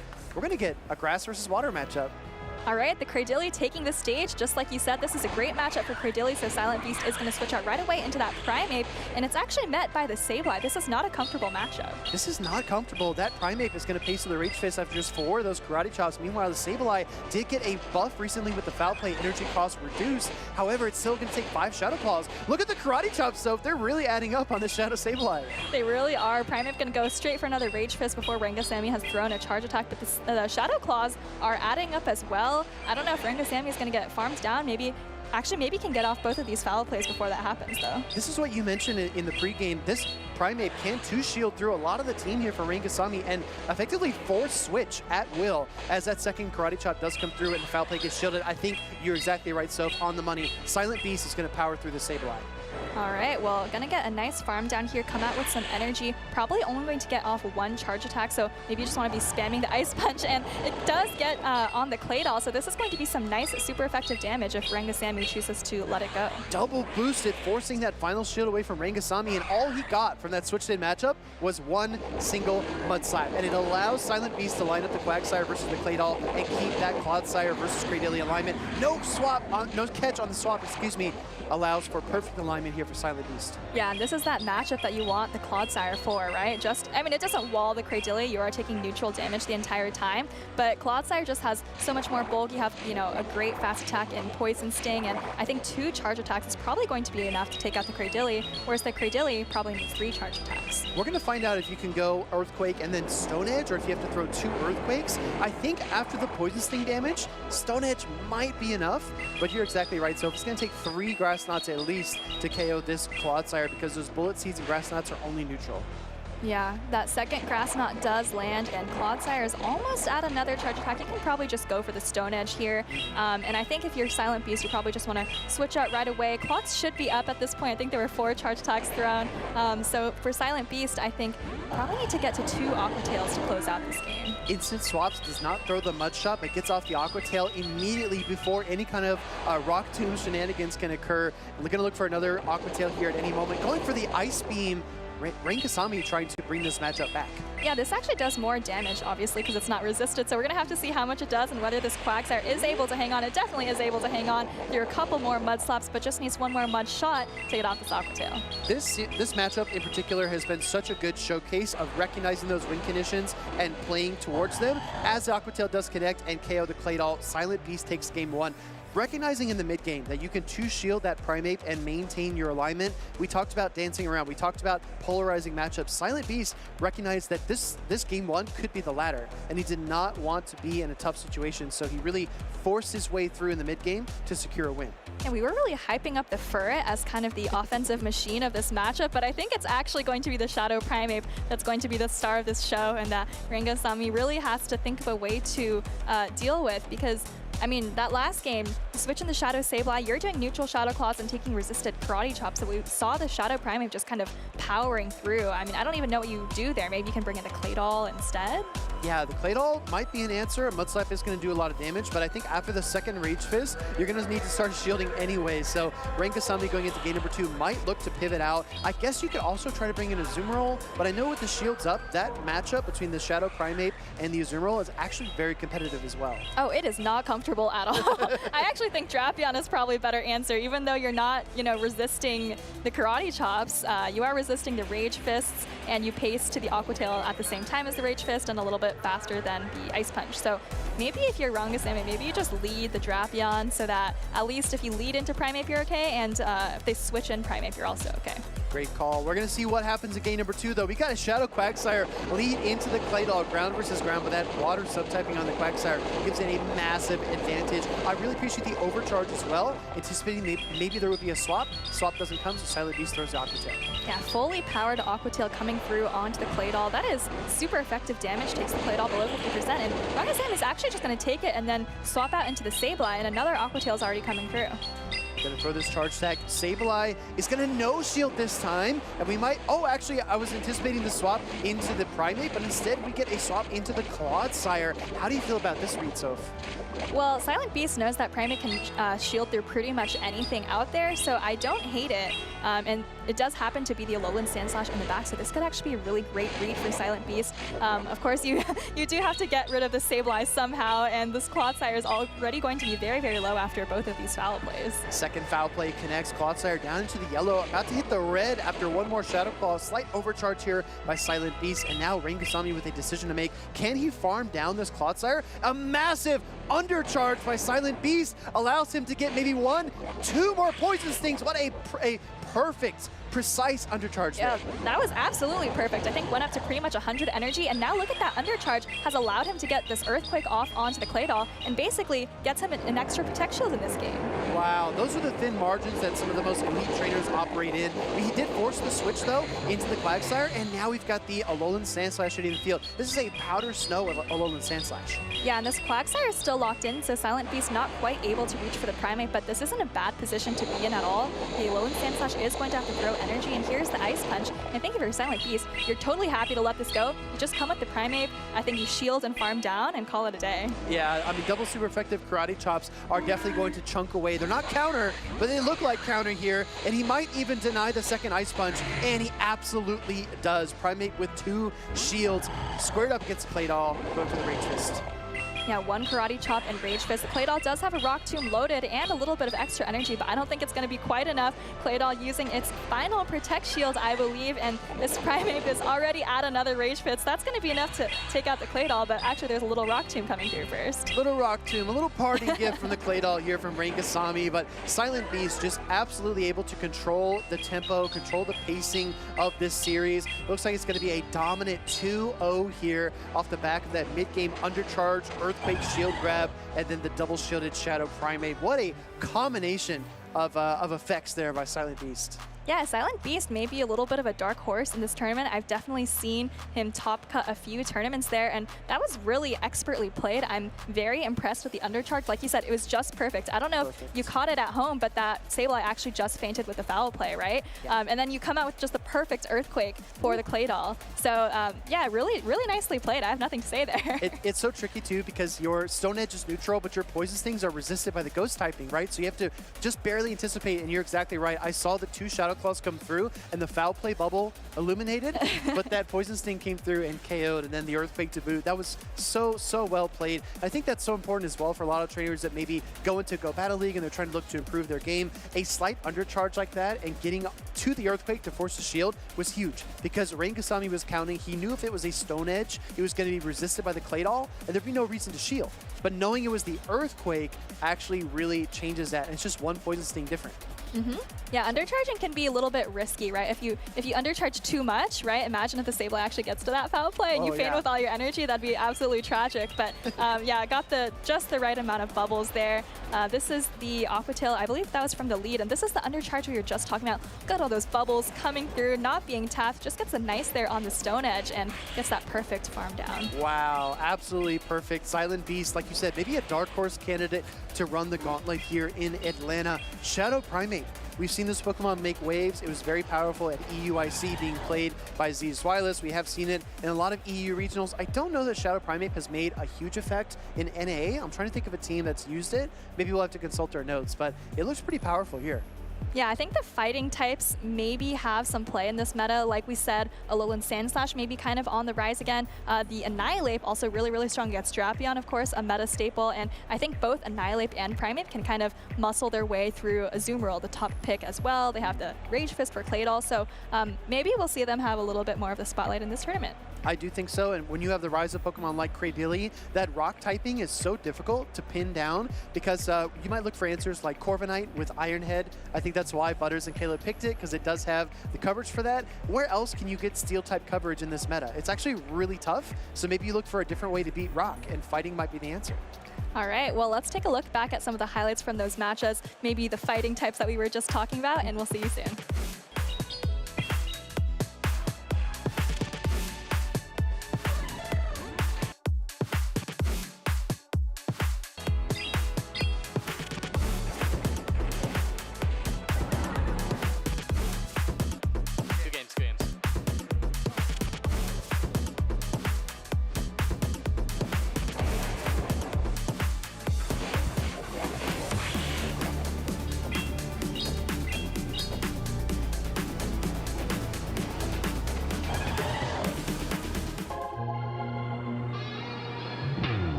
Pokemon my entire life. One of my earliest memories is just playing Ruby with my brother. He had Sapphire on the ODS.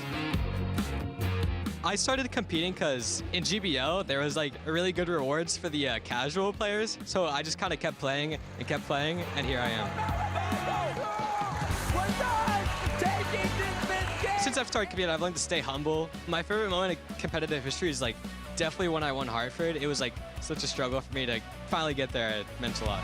With the hurt knee and all, able to play through the pain. And Personally, I really look up to Rangasi the Cajun. Like we played at NIC and we played before, and he's like my captain almost, like on a grassroots team. My goal this season is to just have the most challenge points like in the world. I have a drive to be the best, and that's about as simple as it gets.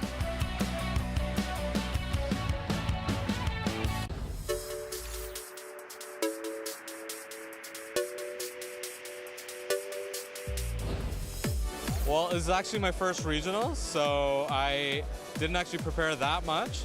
But I thought, I watched some YouTube videos, went on Reddit, read about other people's experiences, and I have a whole cheering squad here, so, I think I go and meet with them after my games to get a little bit more energy, but yeah, that's basically it.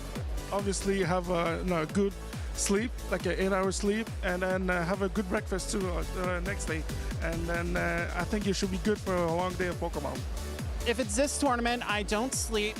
I toss and turn on a bed all night and just keep thinking like, is my team ready to go? Have I done everything possible to be ready? And I just come in here and play free and play to what I think I can do. And as long as I do that, I have no regrets and I can go home at the end of the day happy. Yeah, I think it's really important to make sure that you've got energy to compete throughout the day. That means eating a healthy breakfast. That means getting close to 8 hours of sleep and just being in a good headspace for the tournament. Don't be afraid to give yourself breaks between rounds to do things like listen to music or enjoy fresh air outside the venue. I think it's really just about making sure that your body and mind are ready for a long day of tough competition. I, first of all, make sure that I get a full night's of rest if I can. Although I know sometimes we end up staying up late to test and make sure our decks are fine. Trying to eat some breakfast ahead of time and really mentally reset, make sure you're ready for a long day and taking one game at a time.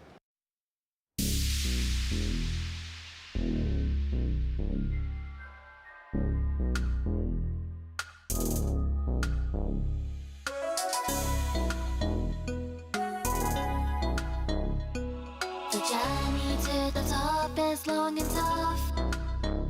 And it takes all your heart and soul to keep on going.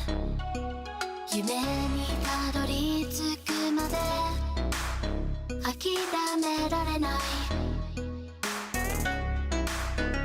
While your passion is the fire, always lighting up a path. It's the greatest you will get to leave them all. So do you wanna be legendary? Wanna be legendary? Have you got what it takes to win? Have you got what it takes to win? The training has been taking all your life, and you need courage if you want to win the fight. Respect the opposition like a real hero should.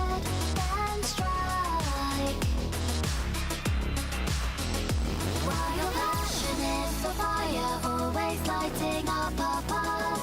It's the greatest you will get to leave them all. So do you wanna be legendary? So do you wanna be legendary? Do you dream of becoming legendary? So do you wanna be legendary? Have you got what it takes to win? Have you got what it takes to win? Have you got what it takes to win? Have you got what it takes to win?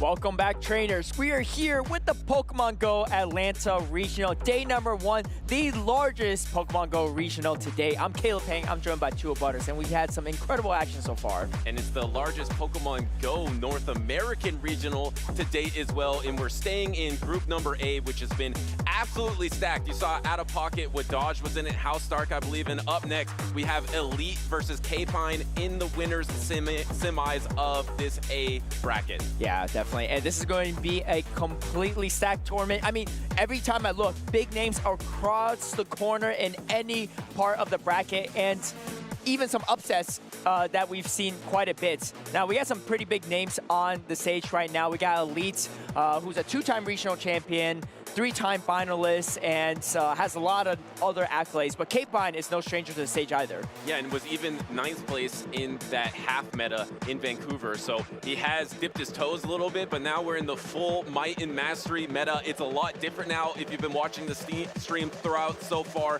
A lot of Claydol, a lot of Cradilly, a lot of different Pokemon, and Shadow Sableye has been a strong pick in this meta, and that is the Pokemon on Elite's team as well coming up.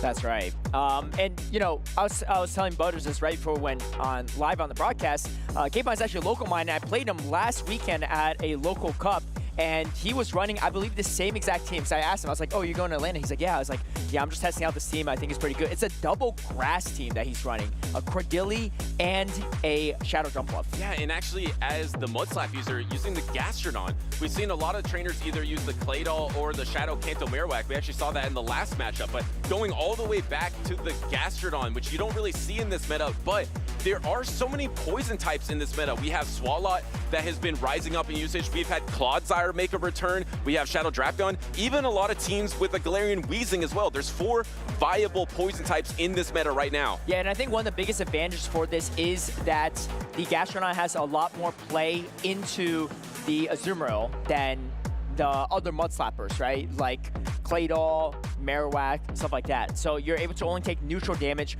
from that Azumarill, which makes that matchup a little bit better for that Mudslapper. So we'll see how that looks. What do you think about these two teams? Yeah, I was looking at the matchups here. I mean, you have that Shadow Sableye, the Shadow Claw user that's really good in this meta, in my opinion.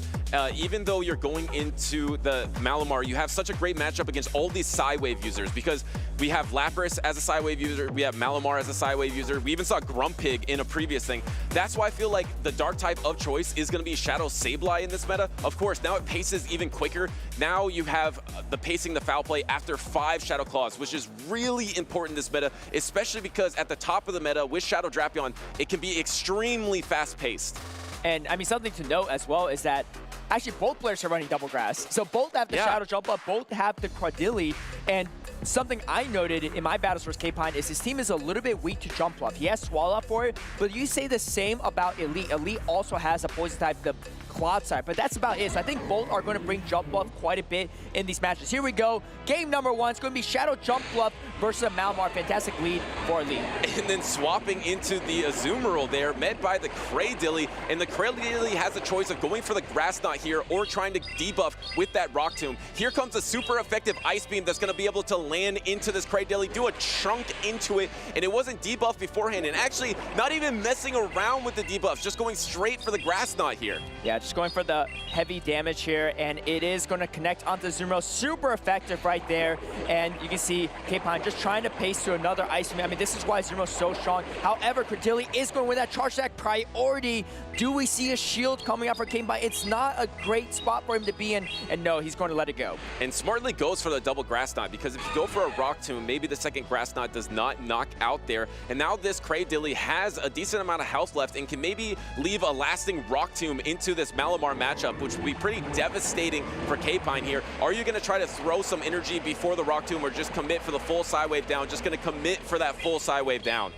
All right, and going to try to get as much energy as possible because you need it for the jump up. Jump up is super bulky though, and the neutral foul play is just not going to be enough. On top of that, you also get debuff, which is not going to be a good time for Kpine's Malamar. There is a Swallow in the back, but it's going to be met by the Lapras, and you can say Elite kind of countered him in this one. Yeah, this is terrible for the Swalot here. You're going to be throwing neutral sludges into this Lapras, but Lapras has Psywave now in the Might and Mastery season, so it's doing super effective fast attack pressure. Every turn, it's going to be chunking into the Swalot that is quite bulky, has the Sparkling Aria as well now in this new update, so really handles this matchup quite nicely. I actually want to see the second charge deck. Yes, the Ice Beam. Almost every trainer is going for the Ice Beam at this point in time. The coverage is just so strong into all these grass Pokemons that you see. Both of these trainers have the double grass right now, so Skull Bash really isn't the play in this meta.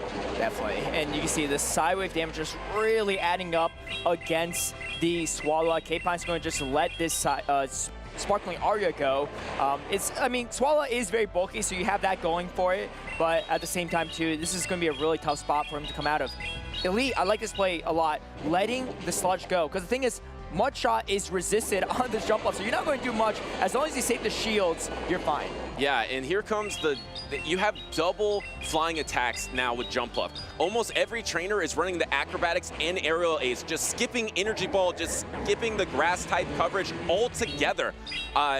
Acrobatics is now lower energy, so it's the same energy as the Energy Ball, but just the Flying type has better coverage into this meta, so it's kind of weird to say, but Jumpluff is pretty much a Flying type Pokemon in terms of charge type attacks. It just has that grass sub-typing that helps it a lot, but almost every trainer here is probably going to be running the Acrobatics and the Aerial Ace for the bait move. All right, and here comes another Aerial Ace, and I think at this point, Kpine is going to concede the match knowing that there's just no way he could flip this matchup. So a really good line read from Elite to take game number 1. And that's the tough part about this meta as well. When these trainers are trying to figure out this new meta, there's so many strong Pokemons in their role. Cradily, Lapras, Jumpluff. If you just misalign your Pokemon into those 3 Pokemon, it's really hard to bounce back in that situation. That is exactly what happened to Kpine in that game number 1. That's right. What's the adjustment you make if you're Kpine, as we take a look at Elite's team here too? I mean, very strong built team. Yeah, I mean, do you try to go for maybe a Shadow Sableye play, something that's a little less alignment dependent as your team of 3 was in that first game, and try to go for something that where if you can get fast attack down, get some sort of advantage throughout the battle to try to get that energy so that you can close a battle. It's just so hard, especially if you're losing leads, you're losing swaps, there's just no opportunity to gain momentum. Like, I feel like Kpine never really had any momentum in that game. It maybe wasn't his team composition choice, maybe it was the way that he was playing it, but I would like to see the adjustment there of bringing in some different Pokemon. And I misspoke, it's actually Elite with the Shadow Sableye here. It's really hard because Kpine does have a lot of polarizing picks, even has the Gastrodon as well. So it seems like his team is more dependent on the alignment than Elite's team is. Yeah, and I think Elite went for the bold strategy of 8BA grass, right? Leading with the grass in the back. If Kpine led with the Swalot, it could have been a little bit more difficult for Elite. However, as you can see, most Jumpluff users are actually running that double flying moveset instead, Aerial Ace and Acrobatics, after Acrobatics got buffed. And honestly, that Acrobatics moveset on Jumpluff makes a lot of its counters really difficult to play into. Previous counters like Drapion, Swalot, Clodsire, even a lot of these poison types, yeah, they do a lot of super effective damage to the Jumpluff, but that neutral Acrobatics hits so hard, and you can actually flip a lot of matchups or just do enough damage so that the rest of your backline can do some work. I don't know, but I think Jumpluff is also the key. Just like it is for Elite, it is the key for Kpine. And it's just, I feel like it's going to be double grass once again from Elite here because there's not a huge reason to sit it. And here is actually only one single grass, going for the Shadow Sableye, the Shadow Jumpluff, and the Lapras in the back versus the Cradily, the Malamar, and the Azumarill. I feel like there's not going to be a lot of alignment-dependent matchups in the back because at least the Azumarill does have that coverage into the Shadow Jumpluff. Going for an early Protect Shield against the Foul Play here because you're probably going to go for the Rock Tomb to debuff the opposing Sableye, so you want to Protect Shield before the attack is dropped. That's right. First, Rock Tomb is going to connect against Elite. You can see farming up a decent amount of energy. Dazzling is going to hit a bit harder, but he's going to reach for the Foul Play instead. Doesn't want to get greedy, doesn't want to get hit by another move and have his shield. And once again, it looks like Kpine is going to go for the alignment in this matchup, throwing up that early Protect Shield. Now he will have the advantage, but I don't think the alignment's going to matter that much in the back, so I think Elite is going to be happy to just let this Sableye go and try to get some energy elsewhere in this matchup, and that's exactly what he does here. It's going to be hard to come in with Lapras, so going to come in with this Jump Off, but but you're gonna have to take a Rock Tomb first. I like this play from Elite because he knows Jump Bluff is really strong to Kpine's team, right? Like I said, the best answer shield. is Swallots, but he wants to save as much health as possible. I like this play a lot from Elite because at most, you know, if you have a Swallow in the back, yeah, I mean, that's still super effective damage you have to deal with too, right? So might as well shield some of it. But if there's no Swallow in the back, which is exactly what Kpine has decided not to bring this game, this Jump Bluff is going to go crazy with it. And committing all the way, no, actually, that was the aerial ace. At first, I thought it was the acrobatics, and here comes the swap into the Lapras here. Lapras is so strong into this meta. It's such a dominant Pokemon with this change of the Sparkling Aria and the Psy Wave. Up a Protect Shield, it pretty much beats almost anything in this meta, but obviously Elite did throw up that Protect Shield, so his advantage is he has a slight energy lead on that Jump Bluff in the back. Yeah, and I think Kpine realizes that Elite's unlikely to shield this Lapras, so wants to just put it in superpower range before going for this next superpower too. I wouldn't be surprised if he reaches for it before the Sparkling Aria is going to go. Throws on Charge Type Priority, does get it off, and Elite is going to smartly let it go. I think it's a great play by Elite, otherwise he's going to get bubbled down and just get hit by double super effective Ice Beam. But this is really bad for Kpine because what are you going to do? You're deep up here. He's going to get so much energy off this Malamar. He has to throw this Foul Play just to do some chip damage and just really just burn out the switch timer so he can bring a Zero in, but you bring a Zero into a loaded Jump Bluff. But there's no Grass type coverage. So now that you have got chip damage in, double Ice Beam will win this game. Going for the first Protect Shield, trying to catch the Acrobatics here. Let's see if it was that Acrobatics. Yes, proper Protect Shield by Kpine using his last Protect Shield of the battle now. You need 3 charge attacks to finish off the Azumarill here. A double Acrobatics and an Aerial Ace. Can Kpine in his Azumarill get the double Ice Beam? Yeah, that's the real question here. I mean, the good news maybe he can for get double Kpine acrobatics. is that there's no chance for Elite to swap and catch on anything. However, Kpine still has some Malamar in the back to potentially catch an Acrobatics from Elite. It's much harder for Kpine to catch him because he's using a longer turn duration move. But it looks like, no, Elite's going to overfarm quite a bit, and the switch time's not even up yet for Kpine. He doesn't know. Can you hang on from this Acrobatics? It's going to be a lot of damage. It doesn't do quite enough, and you're able to hold on, but can you get to the Ice Beam first? There you got the Ice Beam, and there it is from Kpine, able to tie up this series with a double super effective Ice Beam, holding on with 1 HP and a dream there. Hey, Azumarill is here to stay in this meta, and you can see here too, playing into that super safe Jump Bluff, but that's the risk you take when you get rid of that grass coverage on Jump Bluff. However, I mean, I think that's why both trainers actually have the Cordelia as well for some extra grass coverage. But yeah, what a game from Kpine as well too. I thought things looked pretty disastrous with that 2-shield Jump Bluff. And that is why Azumarill will never fall off, because little things always help it. Like the fact that now these trainers are not running grass type coverage on Jump Bluff. If you had Energy Ball there instead of Acrobatics, you absolutely win that matchup if you're Elite, because you double super effective Energy Ball, that's a GG. But the fact that you have the neutral Acrobatics instead, the Azumarill has so much bulk, it's able to hang on to 2 Acrobatics to get to that double Ice Beam to sure up that matchup. Actually, if you just get a little chip damage into Jump Bluff anywhere in the battle, Azumarill just straight up wins that matchup. Yeah, that's right. I mean, I honestly thought that Kpine was pretty cooked without a Swallow into this Jump Bluff on the side of Elite, but he found a win condition against it, and that's even when Elite got so much energy off that Malamar as well. Now, here's my prediction, Butters. I think Kpine brings his own Shadow Jump Bluff into game number 3, because it's really strong. He hasn't shown it in the first 2 games. I think this is a curveball he needs to really surprise game 3, Elite in the game number 3. I really love that adjustment going into game number 2, because Elite showed double grass game number 1, right? So you would expect that Kpine is definitely bringing the Swallow in game number 2 to counter that double grass. But instead of that, he brought the Malamar, which was the thing. Lapras was brought out by Elite to target the Swallow of Kpine, which didn't exist anymore. Kpine makes the awesome adjustment to bring his own Malamar to target that Lapras that he knew was coming from Elite. So that was a crucial move by Kpine that allowed him to get that advantage, to get that chip damage in the Jump Bluff, because that Malamar dominated that Lapras matchup. That was a beautiful adjustment in game number 2. And game number 3, you mentioned it, there might be that Jump Bluff adjustment from Kpine, but Kpine is more dependent on that alignment than Elite in this game number 3. That's right. Well, we'll see kind of how these players make those adjustments here too. I mean, I do like the jump up from Elite, like in all these games, right? It has so much more. I think it has a lot more play into the Swallow than, I don't know, it's hard to say actually. Swallow's a great answer to jump up as well, just like Cloudster. I was going to say it might be better into Swallow than Kpine's jump up is into the Cloudster, but I think it really just depends on what moves are being landed, because you do have that double super rated Ice Beam. But here we go, game number 3 here. Shadow Sableye into Cradily, and honestly, Cradily looks good into everything in this meta. Yeah, and it's the same situation where Kpine knows his team is more alignment dependent. He brings out that Cradily in the lead here because it's such a great tool to gain that alignment. You can Protect Shield on this foul play, throw the Rock Tomb, debuff your opponent. If it is Protect Shield parity in this matchup, Cradily is going to win this matchup now that you get this Rock Tomb off, and now you're going to win the alignment, which will be fantastic for you in the backline. Yeah, and I mean, Kpine's backline is also fairly weak to this Cradily as well. You got super effective moves for both the Lapras and the jump buff. So honestly, if he two-shielded this would be even better for him, but you know, he's not going to get too greedy with it because he doesn't really know what's actually in the back yet.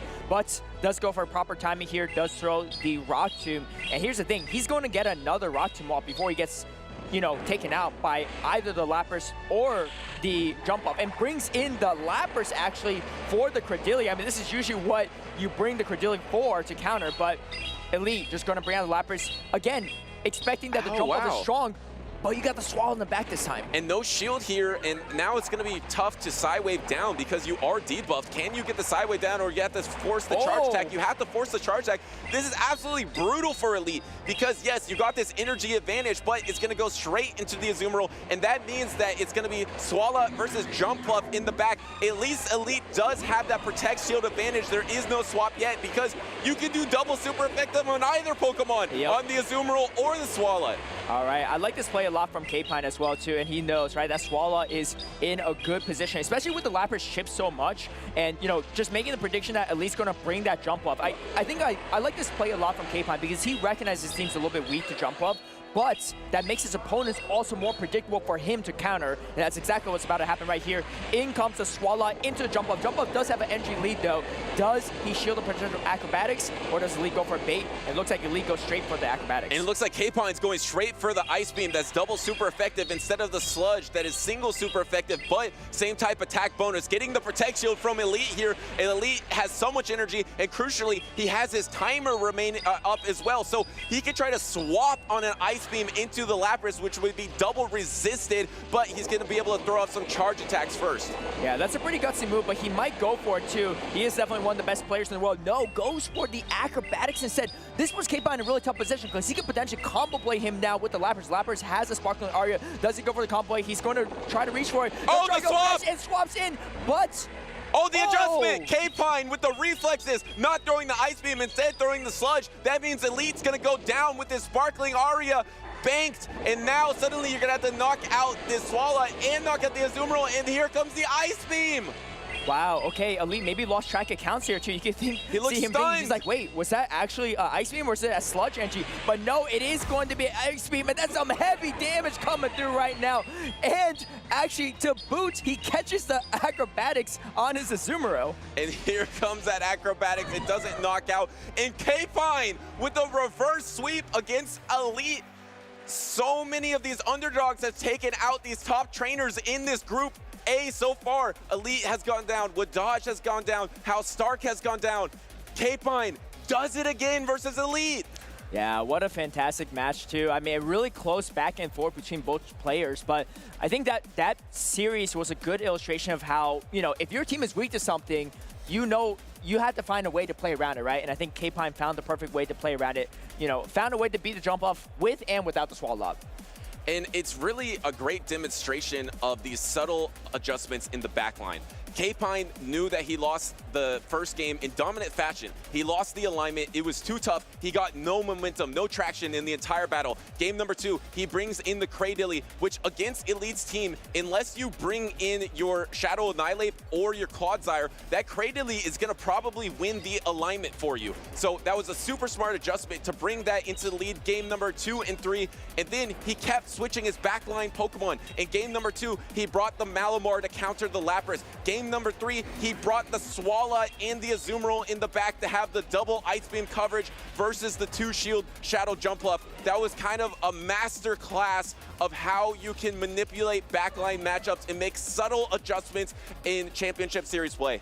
Yeah, something I think is really interesting with Kpine's gameplay is that he finds a really great time to use all his shields, you know? Like, he always shields the big moves. I don't think he shielded a single bait move, right? And maybe part of that is just, you know, expecting the players to play a certain way too, but he always makes those really great usage of shields. And also, man, that Credility looks so annoying to deal with too. I mean, I faced it in this meta myself, and there's not a lot of easy answers for it. The one thing that walls it off in this meta is a Chestnut, and the thing is Chestnut's not really even in the meta. Yeah, and the thing is, once you're winning the lead, you use a shield. Kpine in game number 2 and 3, he used a Protect Shield to gain that switch advantage, but he got the Protect Shield back in game number 2. And then game number 3, he didn't get the Protect Shield back, but he got a chunk of super effective damage in the Lapras and forced a Sparkling Aria as well. So even that Lapras had low health and not as much energy going into the matchup. So that Cradily really carried that game number 2 and 3. Yeah, definitely. Well, let's hear a word from Kpine himself. We got Soph on the floor with him right now.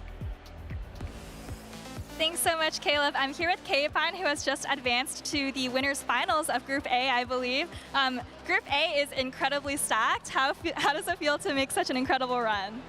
Oh, it feels amazing. Like, such good opponents here. Like, looking at the bracket, waking up this morning, I was like, oh great, the group of death. Like, we're gonna have to try really hard every single match. I mean, we're gonna have to do that anyways, but from the get-go, gonna have to be locked in, playing our best. And because I know my opponents are gonna be playing their best, and they're always gonna be bringing it. And fortunately, we've been able to do well so far and make it to the winners finals. Yeah, you've been doing really well. I think the last series you just played against Elite was really, really close. Tell me a little bit about the end of the last game. Did you feel comfortable with those overfarms on Swallowed, or were you like biting your nails? Oh, I was biting my nails. I had a feeling he was running the same team again, especially when he came in Lapras to farm. And I was thinking that he might run the same team again, so I switched Malamar to Swalot, calling that the Shadow Jump, and I know that my Swalot, if I can get up a little bit of energy, would be able to deal with the Lapras. So I was just waiting, watching for the catch of the Ice Beam onto the Lapras, was able to get the Sludge off and land the Ice Beam on Jump Left to end it. Yeah, it was really close, and obviously a lot of great patience from you at the end there. In terms of building your team, I know you have Malamar. Do you think that's like the best Psywave user in the meta right now, or do you think that's maybe Lapras? I'm a big fan of Lapras. I got to give it to Malamar though, because it's kind of that fighter which takes out other fighters too. And with like Shadow Annihilate always being as present as it is, having a fighter like, or a Psywave user like Malamar, which can take out other Annihilates as opposed to like Lapras. I mean, Lapras has its place, but I'm a big fan of the Malamar for Psywave. Great. And are there any shout outs you want to give in terms of anyone who helped you prep or get this far or is continuing to cheer you on as you make your way through? Yeah, I want to give shout outs to Decidueye Dynasty, specifically King Alexander and Mountain Dugong, and then as well as Team Texas and everybody else here who has been supporting me along the way. All right, that sounds like a great group of people. I'm sure they're really excited for you, and good luck in your next match. Caleb and Butters, back to you. Thank you, Soph, and a great word from Kpine as well. I mean, yeah, he was talking about how his bracket looked really tough. All these brackets look really tough, but what a fantastic performance from Kpine.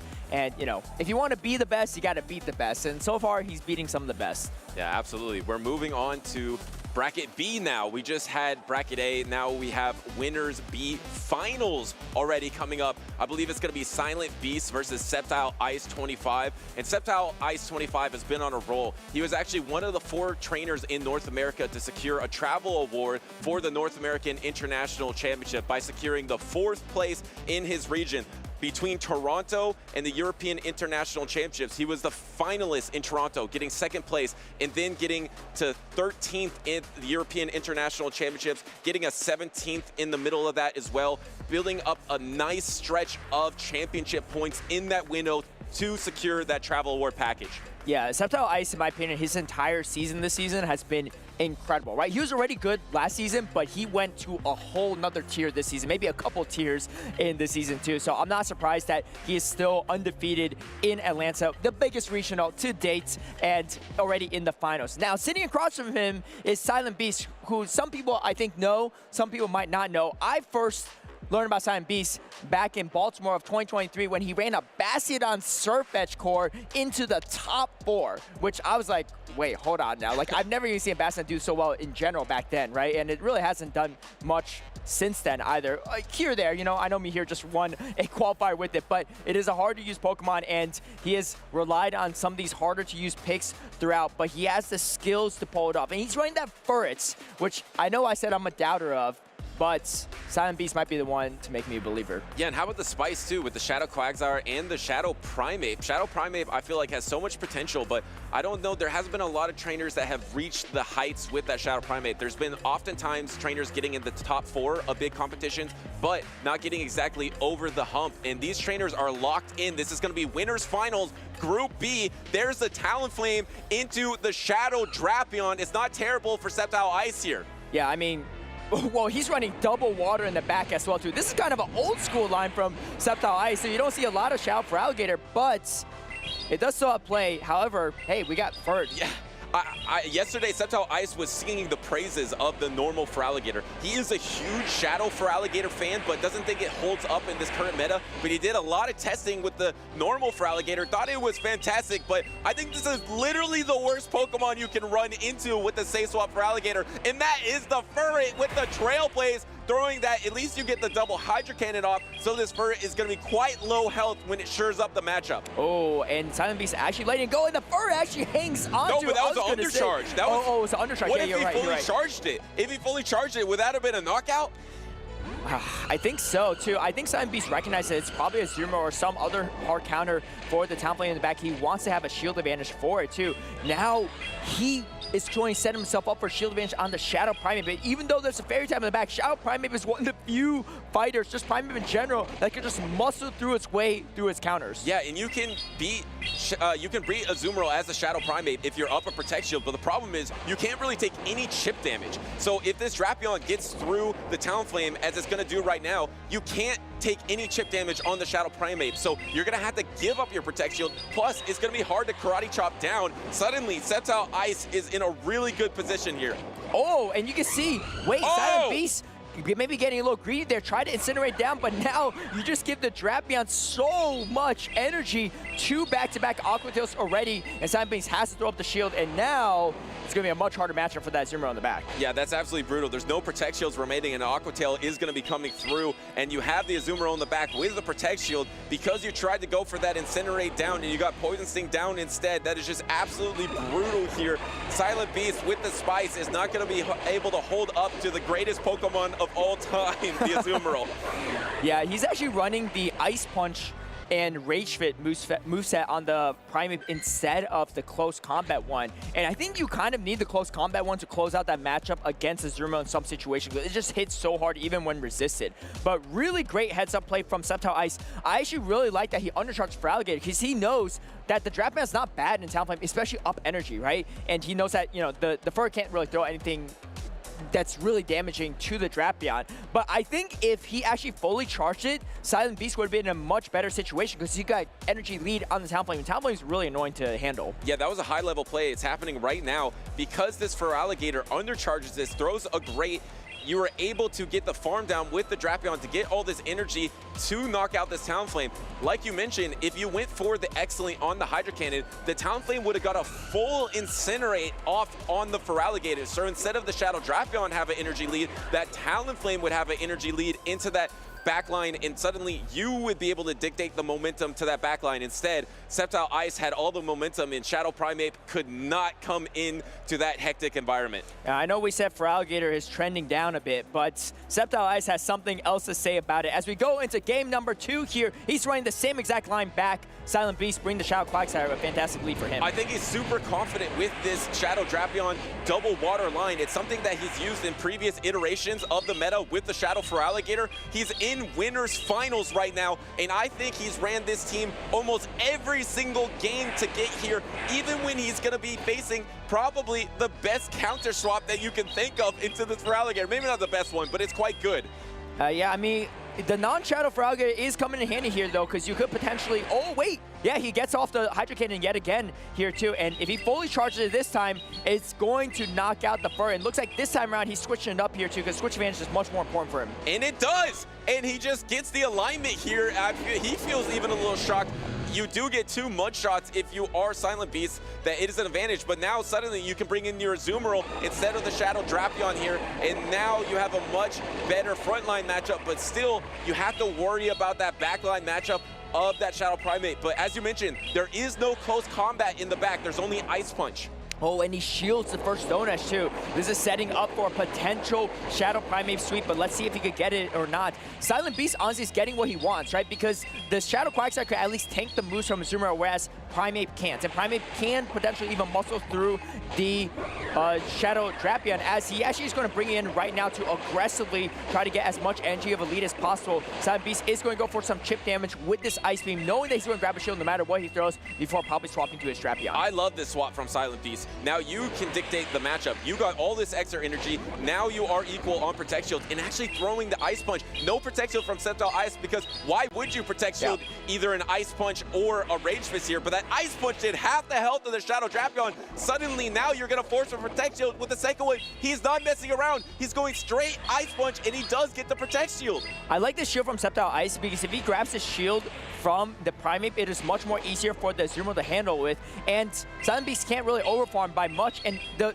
Primate's not boosted at this point in time, right? So even the Rage Fist for neutral is not going to do as much in Azumarill. Look at that Azumarill's health. It is still very healthy at this point in time. He is going to reach for this Rage Fist, so I like this play a lot because he knows it's enough to KO the Drapion anyway. Might as well start boosting up your Primate and also save some of that energy. He has his own Quagsire in the back for a potential catch, but you can see even the bubbles are starting to chunk away at this Primate and getting a bubble sneaking through a bit. Yeah, actually throwing on turn alignment there instead of doing one more Karate Chop, just trying to get that damage off. Now you have to outpace the Stone Edge, and I think Silent Beast is going to be able to secure a knockout in the Sceptile Ice with this Stone Edge. It's going to be close, but I think he has the power for it. Wow, what a game 2 from Silent Beast. I mean, it looked pretty disastrous, especially without the close combat, right? Because now he has to dump multiple moves into the Drapion to have a chance to take it out. But you don't debuff yourself though, because with close combat, it's really risky to use in that situation, because if you throw it, you debuff your defense. But since you have the Ice Punch, you're doing half the health of that Shadow Drapion. You're forcing Protect Shields and you're chunking with that Ice Punch. I loved that in-game swap of that Shadow Primate to get that energy advantage, and he was able to close it out with Shadow Quagsire and Shadow Primate. This meta is amazing. How many different styles do we see? We see on one side Shadow Drapion Double Water, which is the old meta. We've seen a bunch of Cradily and Claydol, which is the new meta. Now we're seeing this Shadow Primate, Shadow Quagsire, Furret. There's so many ways to win in this new meta. Yeah, I don't even know what to make of it. I mean, I feel like Silent Beast is one of the few players that no matter what meta it is, he's going to be running something that's not meta, but he is making it work here too. I think Shadow Quagsire is a really strong sleeper pick, in my opinion, in this meta, right? Because it's got play into a lot of things, right? Jump Up doesn't even have grass moves anymore, right? So you have play into that. Yeah, I mean, Cordelia's annoying, but you have neutral, Stone Edge, and Aqua to still throw at it to chip it away. Well, in its favor, there's so many viable poison types. You're going to be able to counter a lot of those Shadow Drapions, the Galarian Weezings, the Swallow, all those things that you need to target, like the Gastrodon that we saw on Kpine's team. But instead of being as alignment dependent, you are way more flexible with that Shadow Quagsire, as you saw that flexibility in that matchup to be able to throw some energy, dip out, get to some more energy, close it out with the Stone Edge. And which trainer will close it out here, as we got a decisive game number 3 to move on to day number 2. That's right, and this is actually one of the best answers to that Primate is that Shadow Annihilate. I remember Sceptile Ice talking about how he doesn't love Shadow Annihilate using it, but it does have utility. And, you know, he hated to admit it, but I think in this situation, he feels good about it too. And going for the Rage Fist here, trying to boost up the attack, and crucially, I think trying to counter that Shadow Primate as well, getting the Protect Shield on the Quagsire here. This Quagsire is switch locked in, so now swapping in the Alligator, trying to swap in an Aqua Tail, but doesn't get it. And now Silent Beast is going to be a little silent here, going for the sneaky little Aqua Tail. I don't think he shields it. Oh, no, he does shield it. Okay, he shields. I mean, I was thinking, all right, it's the non-Shadow for Alligator, so he doesn't need a shield this, right? But he does go for it, and he throws the Hydro Cannon on charge attack priority. This is actually really big for Sceptile Ice. He has energy remaining. He has a lot of health on this Feraligatr, and this Feraligatr is going to be a problem for his entire backline, too. Yeah, and here comes the Primeape here. How much energy can it get out of this matchup? It's just so hard because you aren't the Shadow Feraligatr, but the thing is, it's so healthy anyway, even if it was Shadow. It's so hard to finish up these matchups for the Shadow Primeape. You saw in game number 1, he didn't get that much utility out of it. He changed that in game number 2. I feel like this is the same scenario of game number 1. I don't see how he's going to get a ton of utility out of this Shadow Primeape in this battle. Well, the thing is, the Nihilape in the back is very low on health, so he can't actually even tank a Rage Fist. Oh, wait, doesn't even get to the move, doesn't even take it out, though. That's really tragic for Silent Beast because now he's down a shield, and there's a Shadow Drapion in the back for the Clodsire, and you know Shadow Drapion outpaces pretty much everything. And here comes the farm down with the Clodsire, but there's no Protect Shields remaining, and now Sceptile Ice has the Shadow Drapion, has the swap available into the Annihilape, and the thing is, the Annihilape is kind of healthy, so it is a risky swap, because if you swap at the wrong time, there might be a Poison Sting down opportunity for Silent Beast, so this is actually quite risky for Sceptile Ice to swap out of this matchup. I think what he could do, though, is swap when he gets to the Aqua Tail, right? So swaps when he has that charge back priority to waste the energy, knowing that he could take it out with Aqua Tail. He goes straight for the Earthquake, and Sceptile Ice snuffs it out too, making a huge shield call there. And I think at this point, too, he just completely outpaces the Clodsire no matter what. Yeah, and the Aqua Tail is going to be able to land super effective. It's not going to be enough, so he needs one more Aqua Tail to shore up this matchup. But like you mentioned, should be able to outpace no problem. Looks like Sceptile Ice is going to be moving on to day number 2 at the biggest Pokemon Go regional in North American history. Sceptile Ice takes it. All right, our first player into day number 2 is going to be Sceptile Ice, continuing his incredible 2025 season run. And I didn't even mention before because it wasn't in the period where he obtained that travel award, but he was 5th place in this season in Baltimore as well, has been having an absolutely amazing season. And a key thing to point out, I believe he's number 8 in North America right now. So he is definitely trying to stay in that top 8 to get that travel award for the World Championships this season.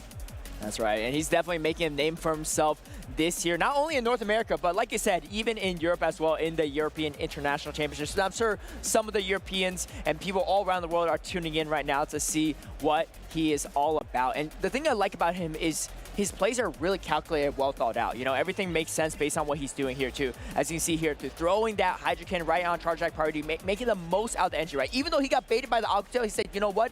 No worries. I'm gonna just still farm him as much as I can and make it difficult for that Primeape to take me out. At this point in time, too, Shadow Drapion just looks so good. And the thing is, I don't know, the Feraligatr still looks pretty good in this meta. Yeah, and the thing is, he kept those same 2 Pokemon, that core of Feraligatr and Shadow Drapion in all 3 battles. Finally, in that game number 3, he did sub out the Azumarill and brought in the Annihilape. I think because he was targeting that Shadow Primeape and the Shadow Quagsire matchup, thinking that Shadow Annihilape would just be a little bit more flexible. Sometimes Azumarill, obviously it's the greatest Pokemon of all time, but it's a little clunky and slow, and it got outpaced by that duo in that game number 2, and then the Annihilape was able to put in enough pressure in that game number 3 to secure the matchup. And the Feraligatr with that bulk, able to hang on so many times to get crucial second Hydro Cannons that a Shadow Feraligatr would not obtain. Yeah, survive that Rage Fist, right, to really close out the game for him. I mean, I think that's one key factor that be really going in for Sceptile Ice, really helping him out, is that a lot of players, they're not expecting Feraligatr because like, it's not really good in the meta. I don't see it go Battle League. I don't really see it in my scrims, my practice tournaments, so I don't really need to worry about it. And then they end up being kind of weak to it and not having really great answers. And because of it, he made a lot of work here, and hey, he's already gone undefeated going to day number 2 in the biggest regional for Pokemon Go to date. That's no easy feat. No, it's not. And sometimes these Pokemon, like the normal Feraligatr or a different Pokemon, can slip through the cracks here because there's so many things happening in this new meta. I talked about it earlier with, we keep seeing trainer after trainer bringing new strategy to the forefront of the meta. And something like Feraligatr is a Pokemon that we had trending down in the original segment because trainers aren't bringing it anymore. So maybe with these new Pokemon, you're not necessarily used to facing a normal Feraligatr, and Sceptile Ice has leaned on it all tournament long. He told me yesterday he thinks it's absolutely the sauce in this meta, and he was right. It's been absolutely crushing it so far in Atlanta, and he's the first trainer to get that coveted day number 2. Yeah, speaking of Feraligatr too, I know we had a recent Community Day Classic for it, so a lot of players that didn't have it before got it now. But coming up in Community Day, we have another Community Day coming up. It's Vanillites, in April. What do you think about this one, Butters? Yeah, getting the exclusive featured attack Avalanche. Ice-type damage is so valuable in the Go Battle League. I don't know if this Pokemon is necessarily going to be good in the Go Battle League, but you saw it earlier with Ice Beam on Azumarill and Swallow. You really want Ice-type coverage, but it's either way, definitely go out and play this April Community Day. It's a cute little Pokemon, an awesome shiny, and of course you get some extra candy and experience as well. Yeah, I mean, if I know anyone who knows how to use questionable Pokemon in the meta, it's you too, Butter. So I'm sure you'll be the one to tell me if this is going to be actually good or not in PvP. But be sure to stay tuned. Mark your calendars down for that Community Day. Coming up next, though, we got another Winners Finals. Yeah, we do. We're back to Group 8, and we're back with OutOfPoket versus Kpine. Definitely not the Winners Finals that we were expecting at the beginning of the tournament, because I believe Kpine called it the group of death here, where there were so many top trainers with OutOfPoket, Wadage, House Stark, Elite, and Kpine already taking out Elite to get into this position of the Winners Finals, and now is one match victory away from day number 2. That's right. I mean, he's, you know, going against a juggernaut here in OutOfPoket, but he's warmed up. So maybe he's got what it takes. He might just have it. And how are you going to handle that Cradilly lead like Elite had trouble handling? The advantage for OutOfPoket is he does have that Alolan Sandslash. That ice-type damage into the Cradilly is going to be a great matchup into that Cradilly. At least, this is why Cradilly is so strong, because you have that neutral Rock Tomb damage into almost everything. The coverage between rock and grass is so strong in the meta, and the ability to debuff your opponent with that stat product as well. It was a reason that it was #1 usage in Stockholm. This is a really strong Pokemon that's, of course, on OutOfPoket's roster as well. Yeah, I mean, I think Kpine's probably going to bring a lot of Malmar, right? If you look at this team composition, it's great into the Alolan Sandslash. It has played into Claydol. Claydol versus Malmar is actually not as clean as you would think for the Malmar. Claydol actually has win cons against the Malmar, which is kind of nuts to me as a Psychic into Dark type, but that's the meta we're living in right now. I mean, at least you do resist the Psy Wave, so that's a huge advantage. No, that absolutely is. And, you know, Malmar, fantastic into the Cradilly as well. Has play into the Sableye and Drapion. It's really just a Azumarill that OutPoket has to really check that Malmar. My guess is that OutPoket brings a lot of Azumarill and Alolan Sandslash core, right? They protect each other really well, each other's weaknesses, but let's see how these players make the reads. And because of that Alolan Sandslash, I think Kpine brings that Gastrodon for once. And I actually think that Kpine is always bringing the Azumarill into this to try to counter that line that you just mentioned of the Alolan Sandslash and the Azumarill. And the problem is, if you don't bring the Azumarill, you're kind of weak to the Shadow Sableye without running your jump up, which is hard to run against OutOfPoket's team. We have a counter swap into that Cradilly here into this Gastrodon. Okay, and OutOfPoket throws the resisted Rock Tomb here against the Gastrodon to start things off. This is pretty wild. Kpine finding a fantastic lead, but he doesn't have a clear answer to the Cradilly in the back, which is kind of nuts to me, because I mean, that's the biggest weakness to this Gastrodon. Yeah, I mean, the tables have turned here. Cradilly was so strong in his matchup. Now he's going to have to force in his own Cradilly, but it's going to be on a Rock Tomb here. So now you are debuffed. Do you have the strength to knock out this opposing Cradilly with your own Rock Tomb? I think it will just about be enough damage with the subsequent Bullet Seeds as well. Yeah, and I was saying maybe he could have even gone Grass Knot here too for the ensure the knockout, because I don't think OutOfPoket shields here, and he is not going to shield, but I think Rock Tomb may be enough as well. It is going to be enough just in case he went for that, and in comes the Alolan Sandslash. And here's the thing for Kpine, he could come into this Alolan Sandslash with the Azumarill instead of the Gastrodon, because the Azumarill could soak up a lot of this damage, and the main answer to the Gastrodon was already spent by OutOfPoket. The problem here, though, the Shadow Sableye with the Protect Shield in the back, it's one of the few Pokemon in this meta that can close out against literally everything because of the coverage it has now with its Fairy type coverage, the faster pacing with that Foul Play. Of course, the Shadow Claws as a Shadow Pokemon are going to chunk into the Azumarill as well. So this Shadow Sableye has a unique opportunity to close here. Here comes the opposing Azumarill. Yeah, this is a tough spot for Kpine to be in too. Does he shield a potential dazzling gleam? Because I think OutOfPoket is not going to bait, and he is not going to bait in this situation because he has that shield advantage. Kpine's going to strip away at least one, maybe even two shields from OutOfPoket.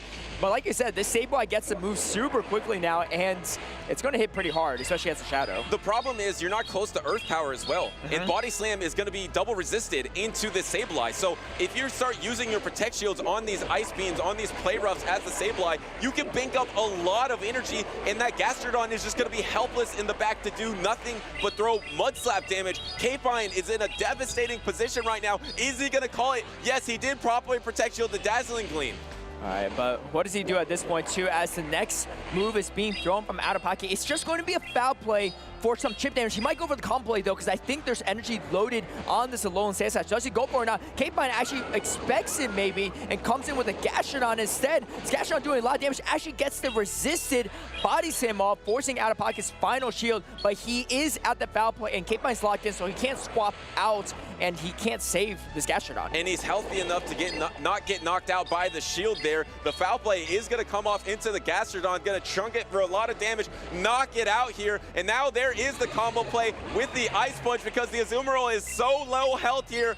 OutOfPoket, pretty dominant game #1 victory versus Kpine. It was really on the backside Credilli as well too. I mean, weak to Credilli in the lead with no real Credilli answers in the back for Kpine, forcing him to Earth Power. And OutOfPoket also went for the gutsy Rock Tomb baits. But if you're Gastrodon, you don't shield that and it's a Grass Knot, it's over. Honestly, Cradily is so hard to deal with because if you don't run an Ice-type Pokemon or a Fighting-type Pokemon, if there's an energy advantage on the opposing Cradily, it can flip almost every matchup in this meta. Crucially, we do see the Alolan Sandslash on the side of OutOfPoket. He said he was the creator of this team, and a lot of other trainers have adopted his similar strategy. He is such a talented trainer and team builder. Looked like he had the upper hand in terms of team composition in that game #1. He's the #1 seed in this tournament for a reason, and you can see here too. I honestly was thinking, okay, Credilli's out of the picture. That's like the main answer to Gastrodon. Kpine should be fine. But the thing is, you're right. The Sableye is actually pretty solid into it because you have to go for the Earth Power or at least try to build up to it to bait. It just takes way too long. Meanwhile, Shadow Sableye just paces so fast now with that foul play change. But you mentioned earlier that you thought you would see a lot of Gastrodon because Gastrodon does look great into the opposing team of OutOfPoket. There really is only that Cradily to threaten it a ton, and even so, you could Protect Shield and still do some neutral damage into it, so it's not as devastating as Grass-type matchups of the past like Jumpluff or Superior. You do have a lot more play as a Ground-type Pokemon into the Cradily, but I mean, how do you adapt in that situation? Do you bring out the Swalot? Because Swalot does have that super effective Ice Beam, also has the neutral Sludge. I feel like maybe that might be a great answer into this game #2, but you have to worry about the Shadow Sableye as well. Yeah, and the Alolan Sandslash is going to be fantastic into both the Swalot and the Credilli.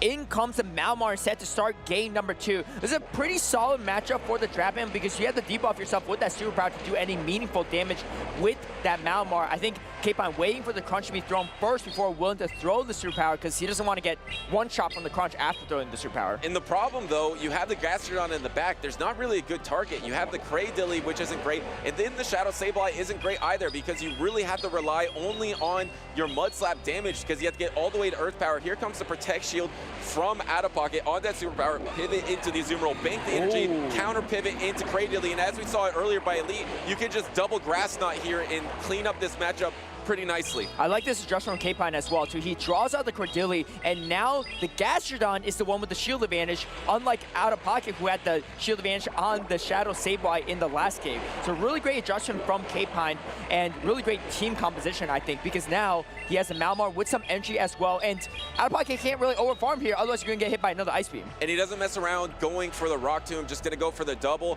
Grass Knot here on charge attack priority. Cradily wins that crucial cap there to knock out the Azumarill, but this is so clunky. It's so hard to wait, finish he goes off. for undercharge. Oh, he does undercharge, but it's enough anyway. But it's so hard to finish off this Cradily after the Azumarill matchup. You try to go for the fast attack down, but you can't get it, and you have to throw energy.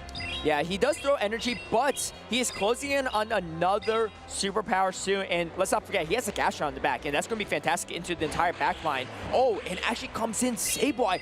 Wait, this chip damage is actually really good for Kpine because now he can Mud Slap down. Before he had to probably throw Earth Power, but now the Mud Slap plus a Body Slam might even be enough. And you can see OutOfPoket shaking his head too, hoping that was something else in the back. But no, it is going to be that pesky Gastrodon. I see this Mud Slap damage is immense here. Oh, and he lets a Mud Slap through, a rare mistake from OutOfPoket.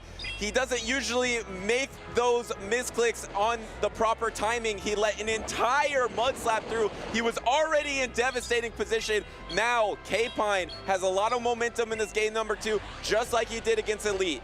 Shields the first crunch. If a debuff came through, and it does come through, it could be a little bit tricky for him, but he has a lot of energy on this Gastrodon, so there's really just no way that OutOfPoket can even get to another crunch before the next Body Slam is being thrown. Actually, he even gets to the Earth Power, gets the Aqua Tail off, but this is not going to be enough to take out the Gastrodon. It's definitely not going to be enough. The Body Slam is loaded here, and the Shadow Sableye has almost no health remaining, securing the knockout. Kpine lost the first game to Elite, but was able to counter him in game number 2 and reverse sweep the series. Can he do that to OutOfPoket? Actually going to go for the undercharge to go for the farm down here so that he has a Body Slam.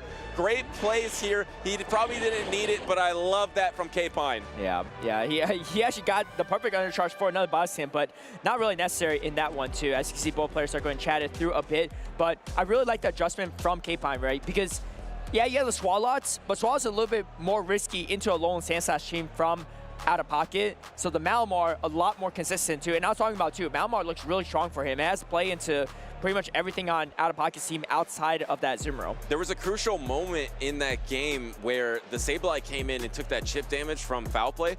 I think he was trying to bait out that quick superpower because I think he was expecting a very quick superpower from the Malamar into his Drapion and then counter swap. So I think that's why he brought in the Sableye to try to absorb that resisted superpower, thinking that was Kpine's strategy. But Kpine, with the patience there to throw the foul play, and as soon as that Sableye was low enough health, that Gastrodon was unleashed into this matchup. A Pokemon that is not really used that much in this meta was super effective down the stretch there. Yeah, it looks like both players are chatting through a little bit.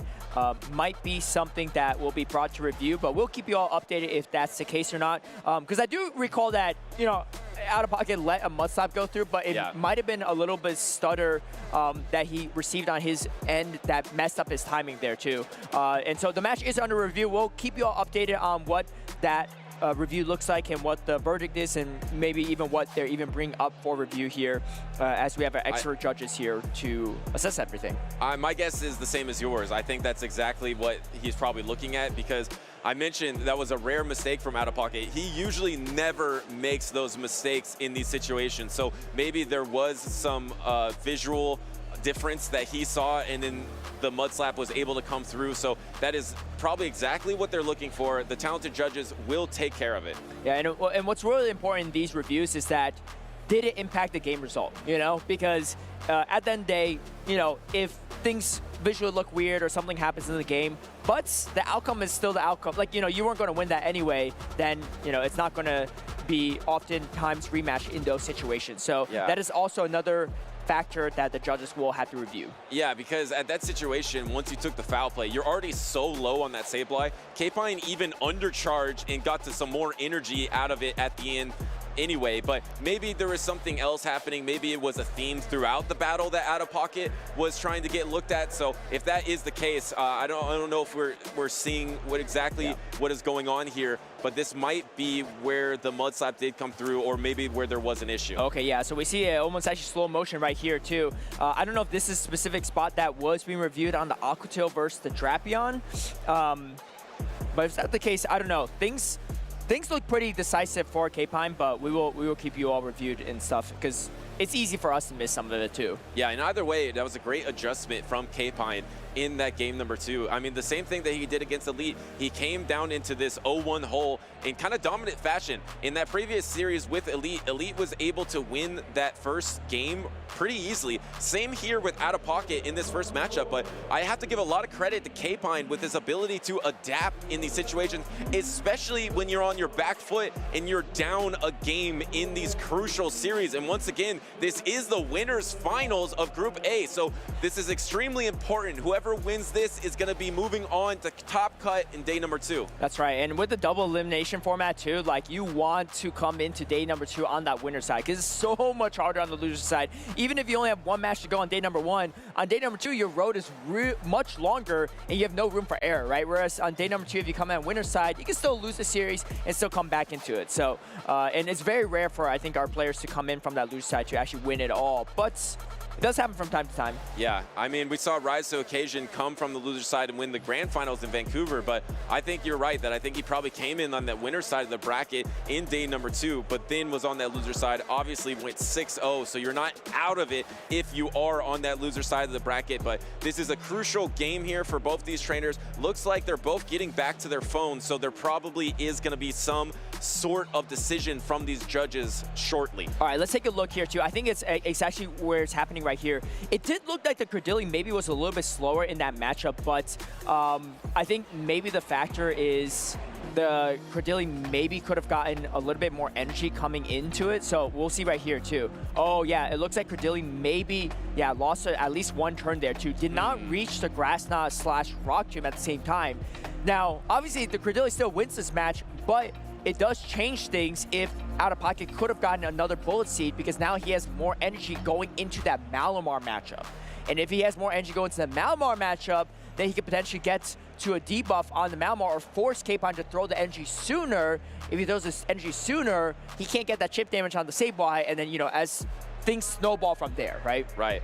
And it looks like we do have word. It is no rematch. So Kpine does win that game number 2. So that means we're in game number 3. Winner moves on to Championship Sunday on that winner's side of the bracket. OutOfPoket, as you know, is the #1 trainer in North America on the leaderboards with championship points. Kpine was able to take out Elite, one of the best trainers in Pokemon Go, at a 0-1 deficit. Just here again, he was able to come back from an 0-1 deficit. Can he reverse sweep against another top trainer here? Yeah, I mean, we talked about Kpine too, making a lot of upsets here in Atlanta so far, but OutOfPoket is no stranger to the pressure as well. He's been in these spots so many times, and he has come out on top most of those times as well. And it looks like he's going to try to do that again here in this winners finals. Loser of this goes straight to the losers finals of this bracket, so it's actually not even that bad of a situation, but you don't want to have to deal with that. You want to be like, hey, I'm one of the first to make it day 2. I can relax for the rest of the day, prepare for day number 2, and, you know, see the rest of the competition without having to worry about it.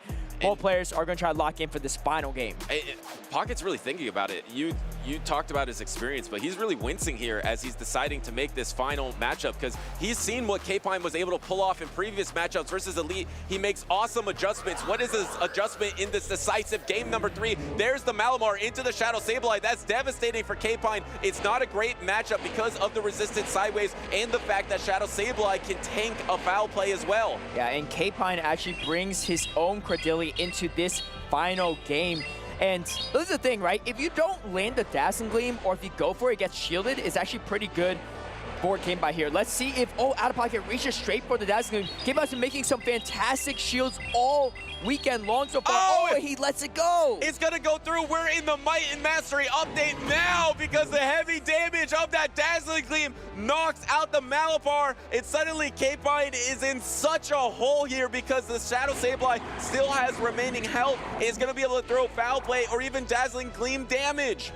Yeah, this is gonna be hard to bullet seed down too. I mean, he has his own Gasher on the back, but there's a whole Credilli in the back on OutOfPoket side, and still has a shield advantage. Oh, swaps in the Gasher instead, is now met by the Credilli. Now, if he calls a Rock Tomb bait. That it will be nuts here. But he might be in his head a bit. That Dazzling did connect through. Will he go for it or just let this go? He calls it. He lets it Rock Tomb go. He calls it, but it's so devastating because you're taking double super effective bullet seeds here. Even though the Rock Tomb went through, you're getting dangerously low. Proper call from OutOfPoket to protect shield the neutral earth power instead of the resisted body slam here. But at this point, you can just shield through this and just bullet seed down. Yeah, this is absolutely brutal for Kpine as well. As you see, all this damage just coming through. I wonder, though, if he wins charge attack priority. Wait, does he even have a move? I don't even think he has a move on the Credilli. It looks like, oh, actually was unfortunately denied the chance to even throw a move here. But I don't think he had the move ready. And at this point in time, Kpine has to shield something. But the problem is, it's a Shadow Drappy on the back. And he didn't get a bullet seed either. But the thing is, once you're double debuffed, you have no way to clear this because all of your other Pokemon are knocked out. There's a full health Shadow Drapion in the back. There's a little bit of health on the Sableye to try to catch something. It's just too hard to overcome, even if you got that bullet seed through for Kpine. And OutOfPoket with that huge Dazzling Gleam in that opening matchup probably won this championship Sunday on the winner's side appearance for OutOfPoket. Yeah, Kpine's Credilli is just permanently debuffed at this point in time. Plus, it has pretty much 3% health maybe at max. And yeah, this is going to be a tough one for him to come back out of. But OutOfPoket making the fantastic call to go straight for Dazzling Gleam.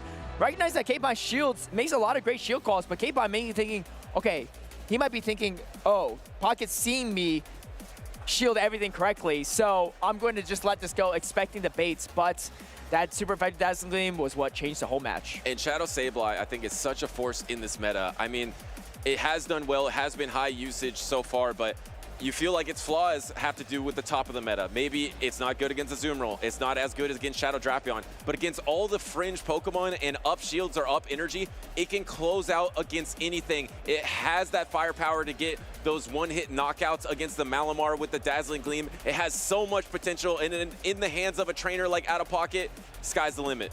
That's right, and OutOfPoket already made for a name himself, has the most championship points in North America, but he wants more, and he will be getting more in day number 2 here in Atlanta. Yeah, impressive stuff. He kind of joked around on social media saying that he wasn't going to be here today, that his flight got canceled, but he knew the entire time, even though he posted it, he knew that he already secured another flight. So he wanted to make some epic WWE appearance into the tournament. Like, you thought I wasn't going to make it? The number 1 is here, and the number 1 is now in day number 2. Yeah, undefeated on day number 1. I will say, I think his flight did get canceled or delayed, so he had to book another one. And yeah, I heard from Speedy, actually, that he saw him booking it to the venue early in the morning because he's in that first group. He made it on time, and what a pleasure it is to have him here, too, because we would have missed out on so much action without him. Yeah, no, absolutely. And he was the one that came out of this gauntlet of that group number A. I mean, Kpine was the one that met him in the winners finals, but of course, it was Elite, Wadage, House Stark, and now all those trainers are on the loser side. We'll update you more with what's gone on the loser side of that bracket, but who is going to meet Kpine on that other side?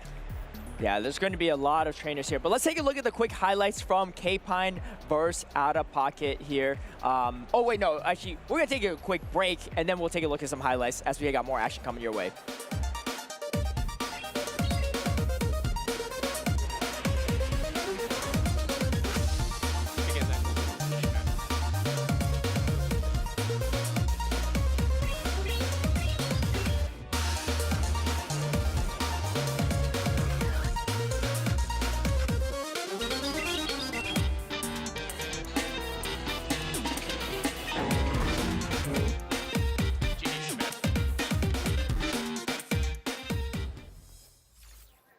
Hello trainers, I am 2 Old Butters and we're here at the 2025 Atlanta Regionals for the Pokemon Go Championship Series, and there's been a lot of changes so far during this season because of the Might and Mastery update that happened recently in Go Battle League. So I'm going to quiz trainers here if they know the top usage Pokemon from recent tournaments. What better way to recap than to play a fun game? So I'm going to have the trainers come up, guess a Pokemon. If they are correct, they're going to move on over to the energy zone, and they're going to grab an energy like we have right here. And then they're going to throw the energy against the target. So if they guess, for example, a Cradilly is going to be grass and rock type. They're going to be throwing it into this target. The middle one is going to be neutral, which is this poison type energy. And then the other one's going to be top left is super effective.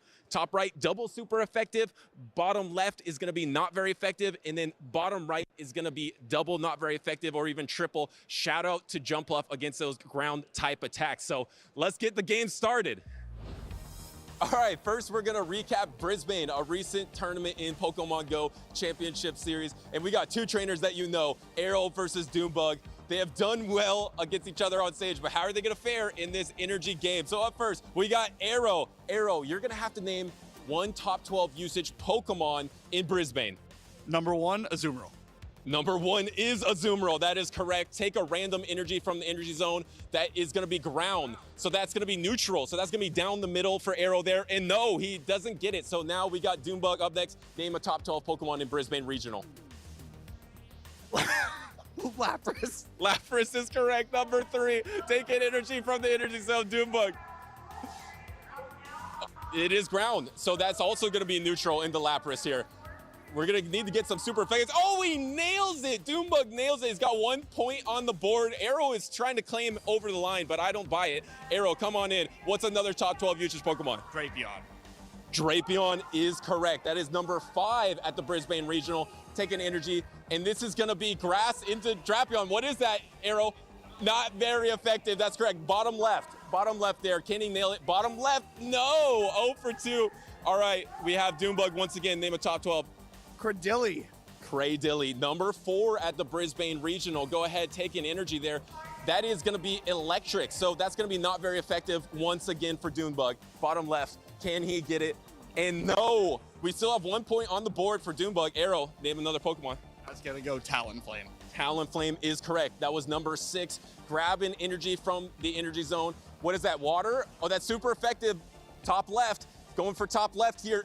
Oh, barely misses it. Okay, all right, Doombug. We have another one. What do you got? Clodsire. Clodsire is going to be number 2. That is correct. So it looks like we have all of the top 6 usage down from Brisbane here. This is going to be grass. So what is that, Doombug? That is neutral. All right, it's going to be going down the middle here. Oh, nope. All right, we still only got 1 point on the board. We got 6 Pokemon remaining. What do you got? Sableye. Sableye is correct. That's number 7. Wow, just nailing it. We got the top 7 so far from these trainers. They really know the Might and Mastery update, but they don't know how to get in the net because it's only 1 point on the board. Let's go, Doombug. All right, what do you got? Kanto Marowak. No, that is wrong. That is wrong. You don't get an energy. All right, Arrow, what do you got? Guzzlord. Guzzlord, it was number 12. Barely gets it. Okay, so we got 8 down. Let's see if you can tie it up here with a shot. No, cannot tie it up with that poison energy there. Jumpluff. Jumpluff is number 11. Go ahead, take an energy from the energy zone. That is going to be water, not very effective. Bottom left, can Doombug get 2 points on the board? No, he misses once again. All right, Arrow, not many Pokemon left. I'm going to go with Golisopod. Golisopod is incorrect. All right, dude, another guess? Gastrodon. Incorrect. I'll have to start giving hints here. There's still Pokemon remaining on the board here. What do you got? Australian Regional. He's a fighting. Oh, there's one fighting type here. Annihilate. Wrong one. Let's go, Doombug. Let's see a fighting type. Primeape. Primeape is correct. That was number 9 in usage at the Brisbane Regional. So Doombug takes an energy. That's going to be ground. That's going to be neutral. Right down the middle, Doombug. Can he get 2 points on the board? And there it is. This is going to be almost impossible. Arrow's going to have to guess the next 2 Pokemon on here to tie it up. Arrow, what do you got? I'll give you a guess. There's a dark type Pokemon remaining. A dark type. Okay. We're going to go with Mandibuzz. Mandibuzz is correct. Grabbing it. There's only 1 remaining Pokemon left. Here we go. What type is that? That looks like it's going to be poison type in the Mandibuzz. Neutral, right down the middle. Can he get 1 point on the board? No, looks like Doombug is going to be able to take this. Doombug. There's 1 Pokemon, though, remaining. It's a new Pokemon that's quite strong. One that we haven't mentioned yet. Any guess? New Pokemon, sorry, it's wrong. It's Shadow Sableye. No, Sableye's already been guessed. All right, go ahead, Arrow. It's the last one. It is Claydol. Claydol. All right, Arrow wants the 2 for 1. I don't know if we'll give it to him, but let's give him a chance to try to get 1 point on the board, which would have been super effective. Arrow doesn't get it, but that was your Brisbane Regional. Doombug is the winner. And let me first shout out the winners from that regional. We have Godzilla Llama, come on in. We got Shoes and Valiant Vish were the top 3 at the Brisbane Regional. So congratulations to Dunebug and of course all those trainers in Brisbane. Back to the Pokemon action.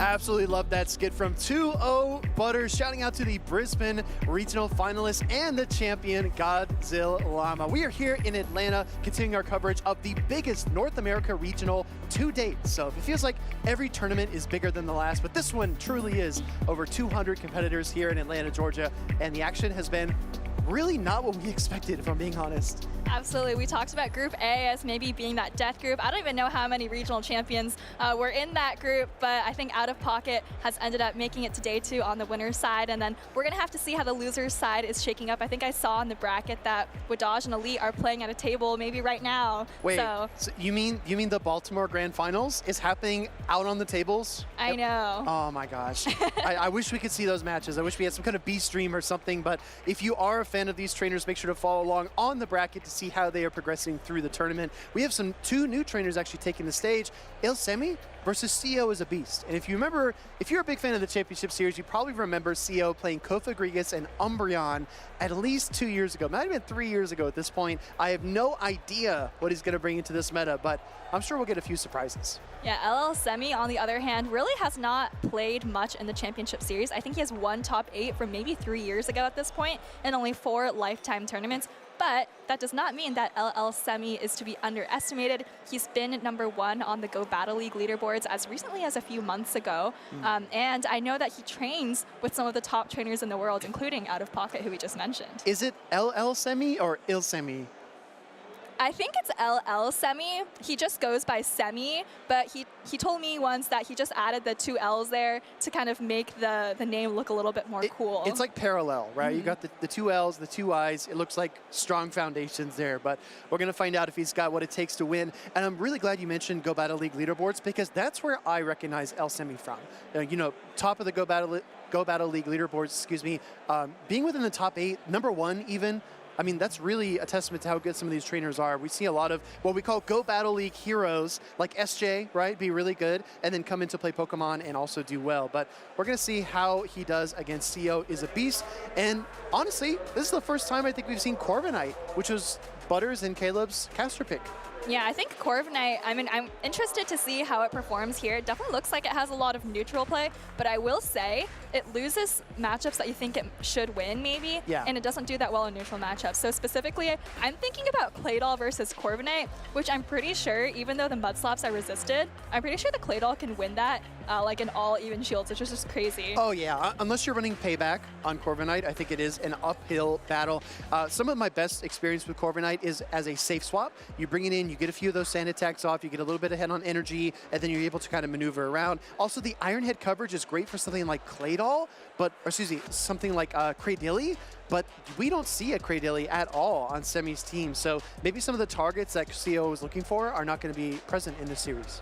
Well, both sides have Fur, and I'm thinking that CO's Fur actually looks just a little bit better than Semi's, because you have the Sucker Punch for Claydol.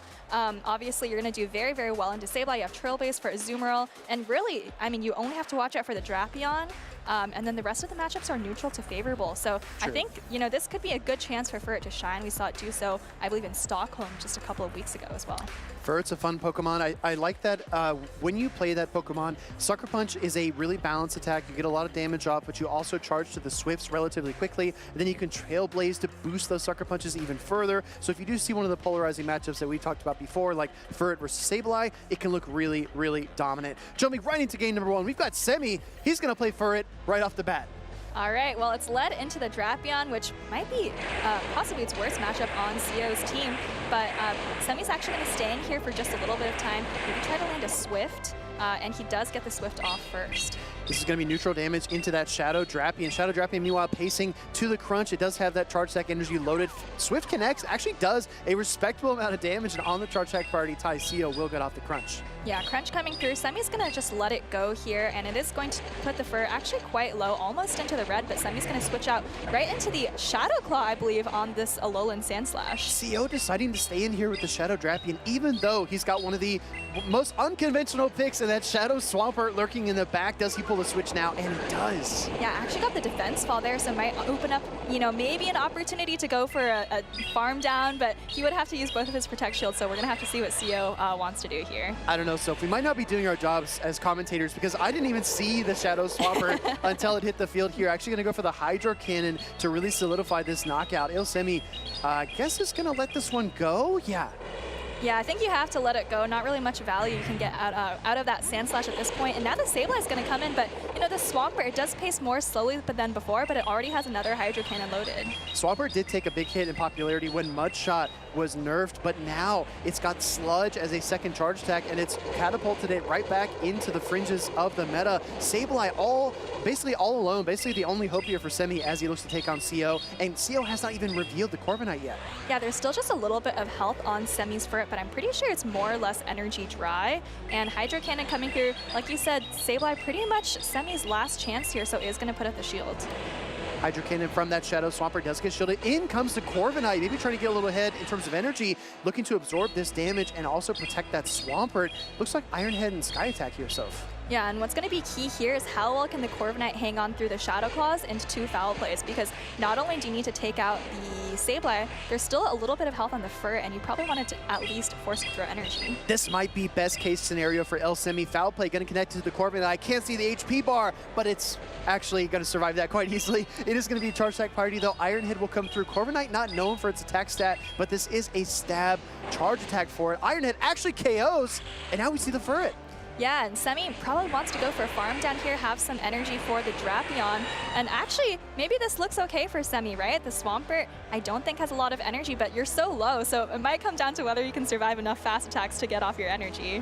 CO brings in the Drapion. It's got no energy. Semi, great mid-game recognition to realize that it didn't have the energy. The over farm and then the catch from CO keeps him in this game, but the undercharge might net one more Sucker Punch. Yeah, maybe one more Sucker Punch. Nice undercharge there from Semi. You do take an extra Mud Shot there, but now CO is still 2 Poison Stings away, and Semi able to take the very first game with his Furret. Absolutely stellar plays by Semi. Furret powering through the back line here, KOing the Swampert, the Corviknight, and the Shadow Drapion. So a little bit of a case of maybe not being able to maneuver around, not being able to swap and manage the energy just the way that he wanted, but CO does lose that game number 1. We're going to see how he adjusts in game number 2. Again, so I'm surprised that we saw the Alolan Sandslash swap from Semi and not an immediate counter swap into the Swampert. You know, you could have argued maybe CO should have saved the crunch, thrown it later in the match, and just sent out the Swampert, but that is how it went.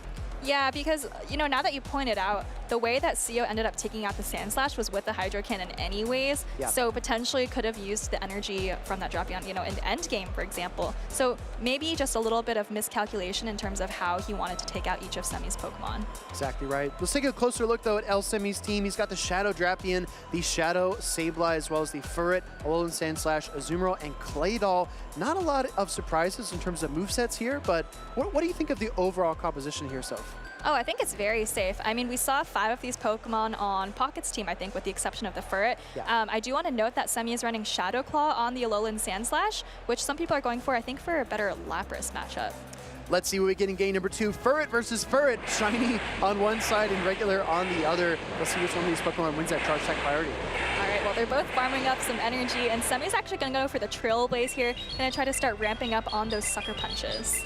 This charge attack will connect. No Protect Shield from CO as a beast. That Trailblaze does a respectable chunk, but the real damage is going to come from these boosted Sucker Punches. All right, well, CO is actually not going to follow Semi's example, actually goes for the Swift here, and I believe has another Swift ready to go. So I think if Semi chooses to stay in, he is going to lose the 0 shield scenario. Wow, I like this play from CO as a beast. I mean, like you said, he boosted up with the Trailblaze, so Semi's looking to invest in the Furret. I don't think a Sucker Punch down is in the cards, though, because these Furrets do have so much HP. Semi looking for the full farm down, and he does get it, actually. Yeah, it was in the cards, but now all the energy is going to be walled by the Corviknight, so Semi realizing that saves it for later and brings in the Sableye. Corviknight versus Sableye, we saw this in game number 1. The Iron Head can deal a ton of damage, and this Corviknight can endure 2 foul plays, so I do think that CO still has a lot of play.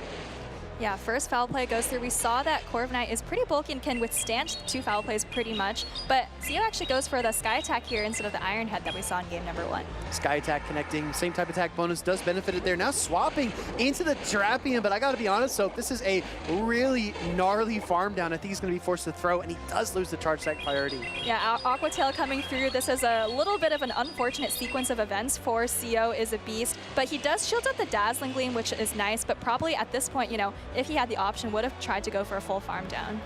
Aqua Tail, no bubbles swiped, no bubbles needed. Sableye does get KO'd. In comes a Furt with 2 Swifts loaded.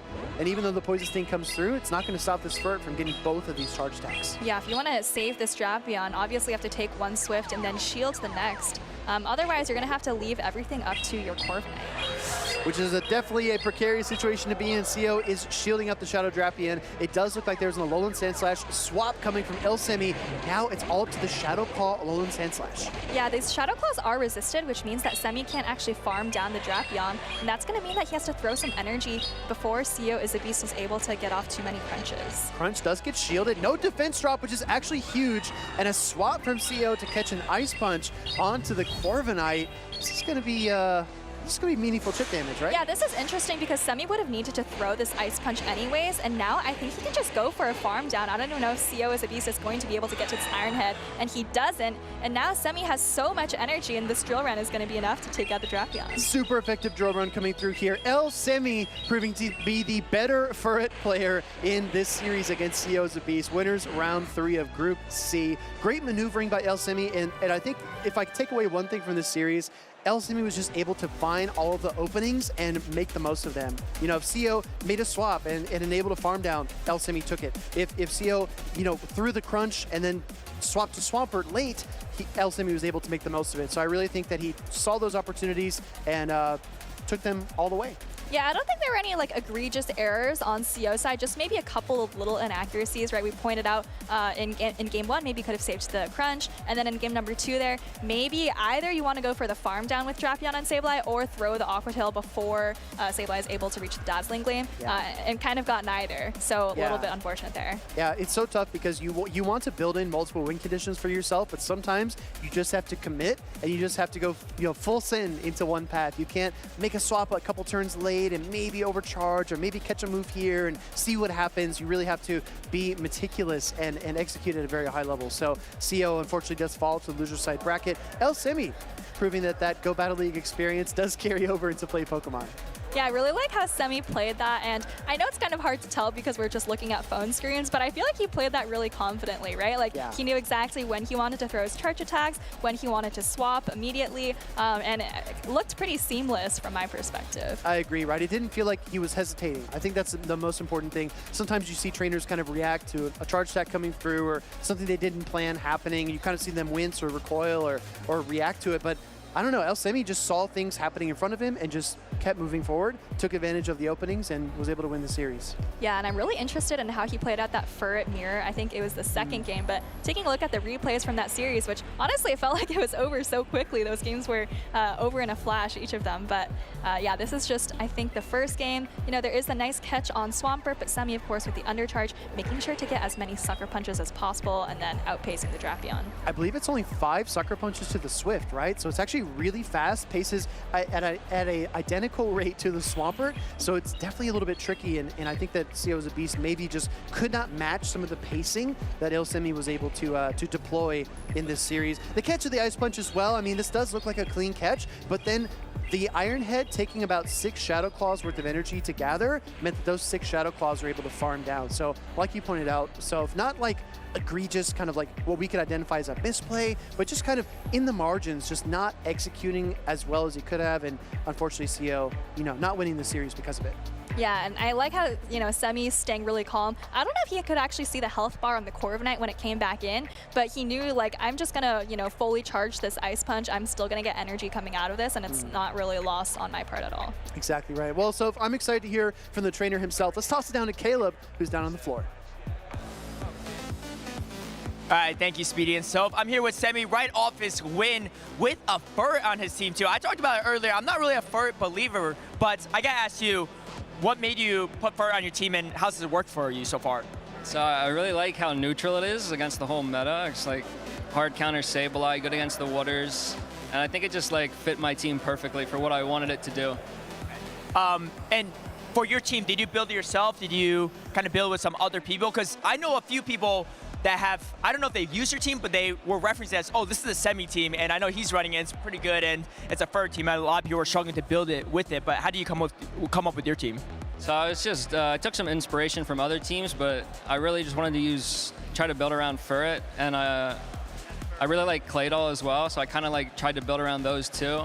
And then Drapion and Sableye are just super safe, same with the Azumarill, so it just felt like a pretty solid team for what I was expecting this weekend. Awesome. Well, speaking of this weekend, I know you don't compete as often as some of these other competitors, but you have definitely a big name in the grassroots scene, and you perform quite well in a lot of these tournaments too. What was your expectation coming into this weekend, and what are you hoping to get out of it? I was hoping to just make day 2. That's the main goal, but I'm just happy to be here, see all my friends. A bunch of people that I know is here, and it's just a great time. Awesome. Well, any shout-outs you'd like to give before we head back to the casters? Yeah, shout out all my boys on the Pogoats. Shout out my brother. Shout out Maya watching at home. And yeah, shout out Adil and Neeb and Phil and Kuth and all those guys. Awesome. Well, we'll let you get back to the tables. I'm sure we might see you down the road as well. So best of luck in your matches, and back to you all casters. Thanks so much, Caleb and Semi. Semi seems like a very popular guy, had plenty of people to thank, and maybe kind of a trailblazer on his own, even though he has almost no tournament experience, right? I mean, there are people out there calling this the Semi team. Like, I bet some people don't even know who Semi is, but apparently a lot do. I appreciate how you snuck a Furret pun into that. So, a trailblazer, really? Come on. Taking the low-hanging fruit there. But Semi is a very, very popular and talented trainer, as you said, very well respected within the Go Battle League community. A lot of trainers see his name on the boards and say, oh yeah, that's what I expect from a trainer of that caliber. But yeah, just setting goals is so important. Semi wants to make it to day 2. I think that's a very worthy goal, especially when you look at the rest of the bracket and you see just how many talented players are here in Atlanta. I mean, I think just making day 2 is a great goalpost to set for yourself, because getting past that first round can seem daunting. You don't want to get too far ahead of yourself.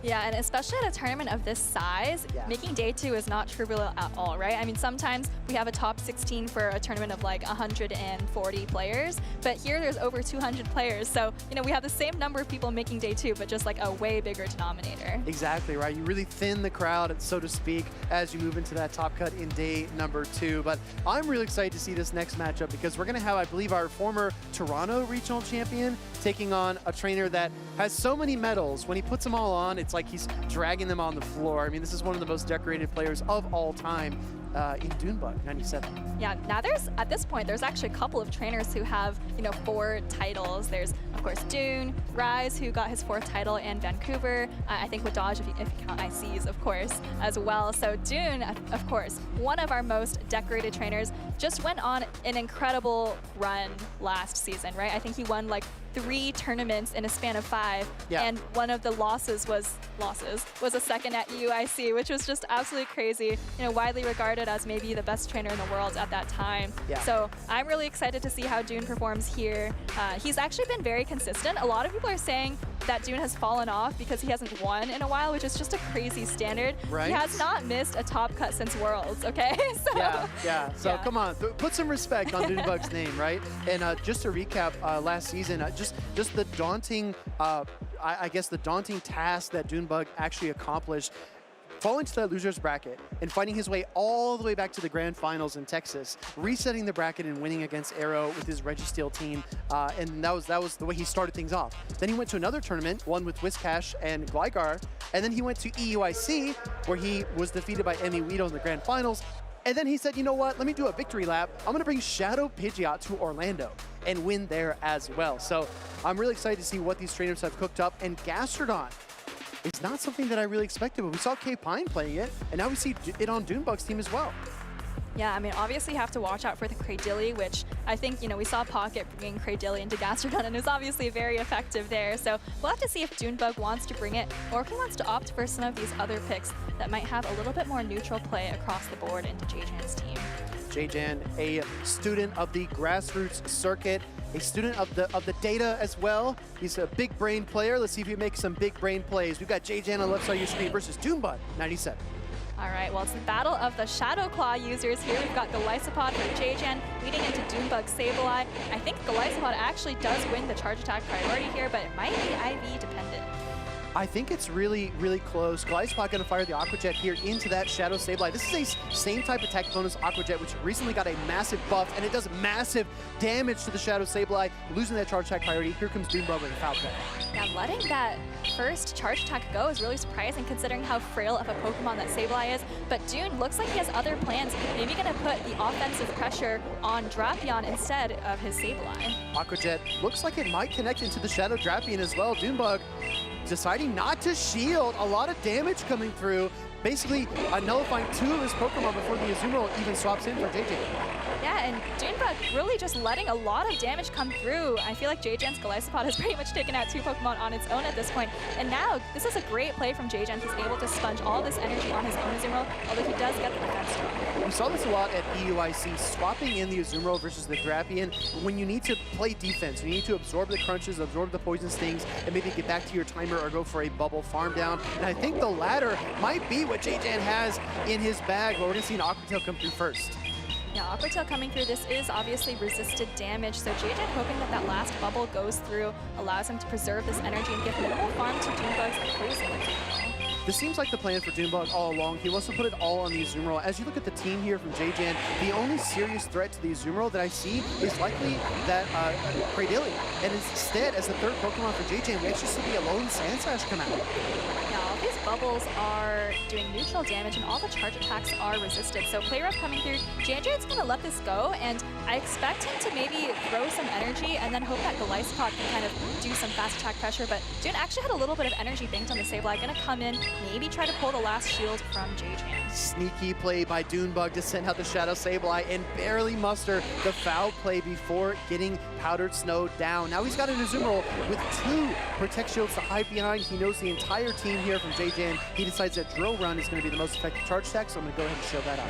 Golisopod's damage from the charge attacks at least is all resisted, so I think that's a good shield from Dune. Another Drill Run coming through, and I think that this Alolan Sandslash might get off a third Drill Run because it's going to be able to take whatever charge attack comes through. The precarious thing here is that it is a 2-turn Powder Snow user, and you don't want to get caught on as Doombug, so I do fully expect him to probably absorb this charge attack and wait to throw his next Ice Beam or Play Rough, whatever he decides to do. Meanwhile, it looks like JJ's switch timer is up. He can swap out, goes for the Azumarill, and Doombug doesn't fall for it. Yeah, Doombug has a ton of energy right here, so now it's a tricky situation for JJ. I mean, if you're Doombug, just land a Play Rough on each Pokemon, and I think you're good to go.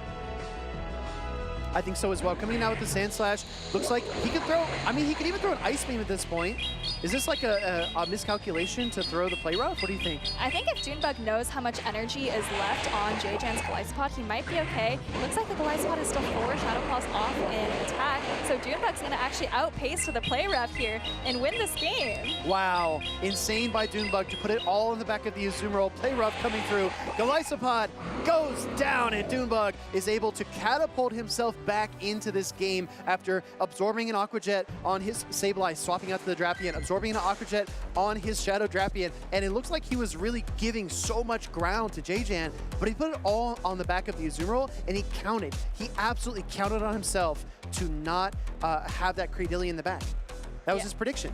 It was a risky prediction for sure. I think, you know, in most cases, if you have a team like Shadow Sableye, Shadow Drapion, Azumarill, it makes so much more sense to invest your shields on those glassier Pokemon, the ones that are going to be doing a lot of damage. Not on your Azumarill, which, you know, it kind of feels like additional shields with just its bulk. But, I mean, Doombug was able to close it out. I have to wonder if JJan didn't, you know, go for the catch on his Azumarill, would he have been okay? I really like that point because I feel like he had one of 2 options, right? Either you can try to swap and send out the Azumarill, and you could try to play it the way that he did, but after you do that, after you send out the Azumarill and fail on the catch, your switch timer is not up for another 50 seconds. And when you send out the Golisopod, when you send out the Sandslash, Doombug can just throw the charge stack, farm up, throw the next charge stack, and win the game. So it really felt like JJan was at a crossroads, and the path that he chose to go down did not work out for him in the end. But I think of this game number 2, though, Soph, I think the main adjustment for Doombug and JJan is to watch out for Cradilly.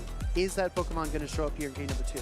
Yeah, we saw the Azumarill, like you said, just put in so much work for Junebug, you know, kind of calling or maybe just hoping that there wasn't J-Jan's Cradilly in the back. So I'm really curious to see whether J-Jan chooses to bring it. That actually looks pretty good into June's team. You have to watch out for the Sandslash and the Drapion.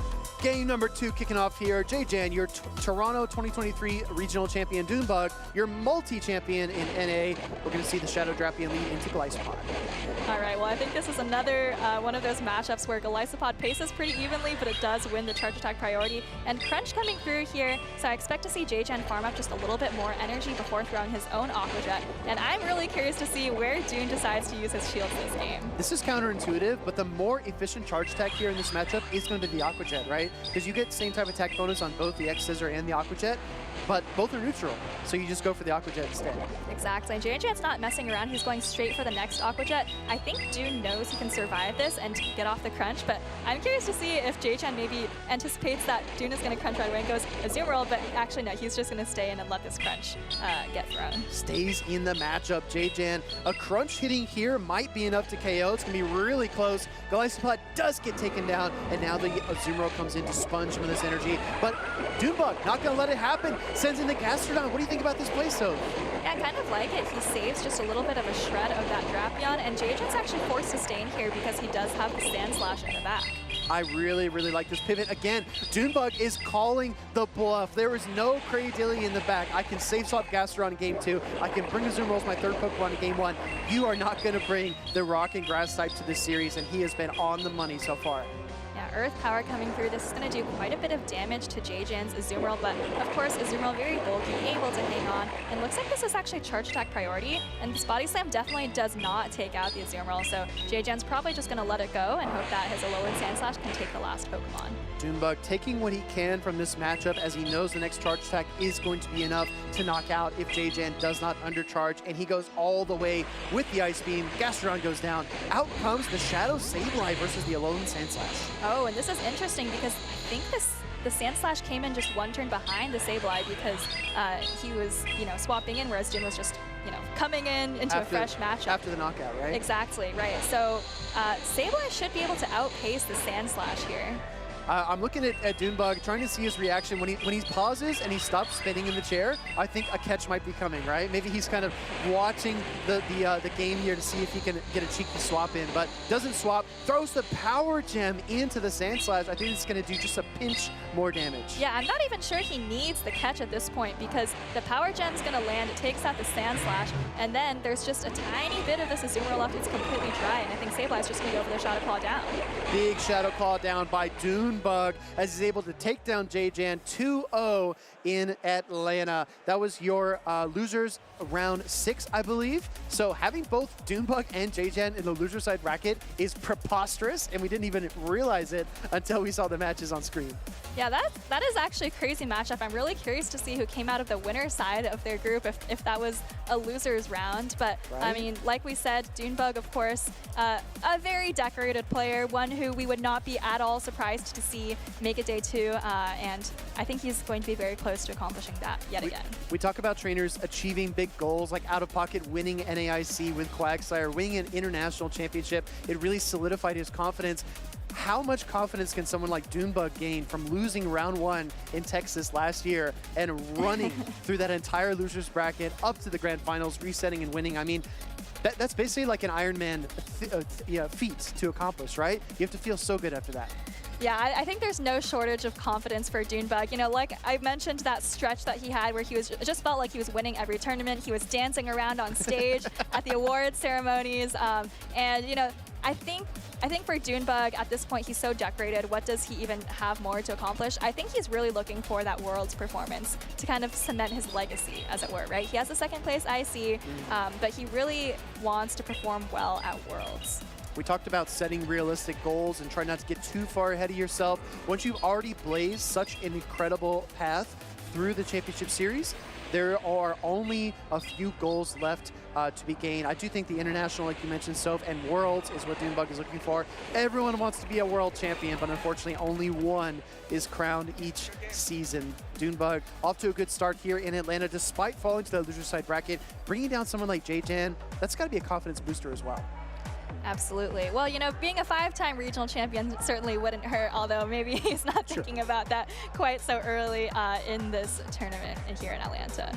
I would agree. We also saw Dunebug throwing some energy into the net in that previous skit that 2-0 Butters recorded. That was so much fun. I really do like how production is stepping things up and giving our players some fun activities to do and making awesome skits and awesome videos about it. I mean, what's not to love? Yeah, well, Dunebug's a very fun player, has many, many talents, some of which include throwing items. But let's hear from Dunebug himself. He's on the floor with Caleb. Thank you, Sylvan Speedy. I'm here with Dunebug, the multi-time regional champion, and a ton of other medals and trophies. How are you feeling after your win? I'm feeling great. I guess I'm on a run right now through the losers bracket. Yeah, I mean, one of your most incredible regional wins was through that losers bracket too, and you lost like round 1 and went all the way throughout. So you've been here before. What's your mentality in these situations? Just take it one match at a time, one game at a time.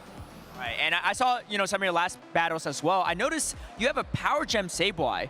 Talk us through that, because I know most people are running the Dazzling, right, which was recently buffed for Sableye, fantastic into those dark types, but you're running the old school moveset. Yeah, I figured Power Gem was really key to this meta right now because Lapras and Jumpluff and Talonflame have all been really common so far, and Power Gem hits them for super effective damage, and in Talonflame's case, it's double super effective damage. Nice, nice. Well, right before we started this interview, you told me you're going to Monterrey, Mexico for that regional, which looks like it might be even bigger than this one, too. Obviously, that's going to be a huge one that a lot of people will be tuning into. What are your expectations for this season as a whole? As I know you have a ton of championship points, and qualifying for Worlds might kind of be an afterthought at this point. Yeah, even the travel award for Worlds feels like it's pretty much secured for me. So I just want to have a really good performance towards the end of the season and have some momentum going into NAIC and Worlds. Nice. Well, anything else you'd like to share with us? Any shout-outs you'd like to give?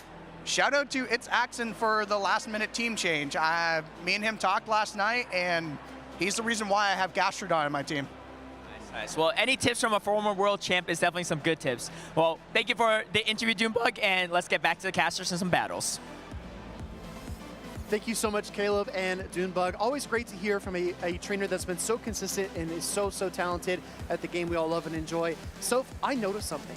I'm looking at the teams coming through. We're checking all these different trainers that are coming across our board. We're missing something that I thought was really, really powerful. It won in the EU. It's very prominent. It actually won in Brisbane as well. And it's a dark type. A Guzzlord? And it is nowhere to be seen. I'm gonna go like grab some milk cartons and like draw a Guzzlord on it, like missing, have you seen the Guzzlord? Because we need to find out where this Pokemon went. I don't think we even have it in our next matchup either. So what happened to Guzzlord?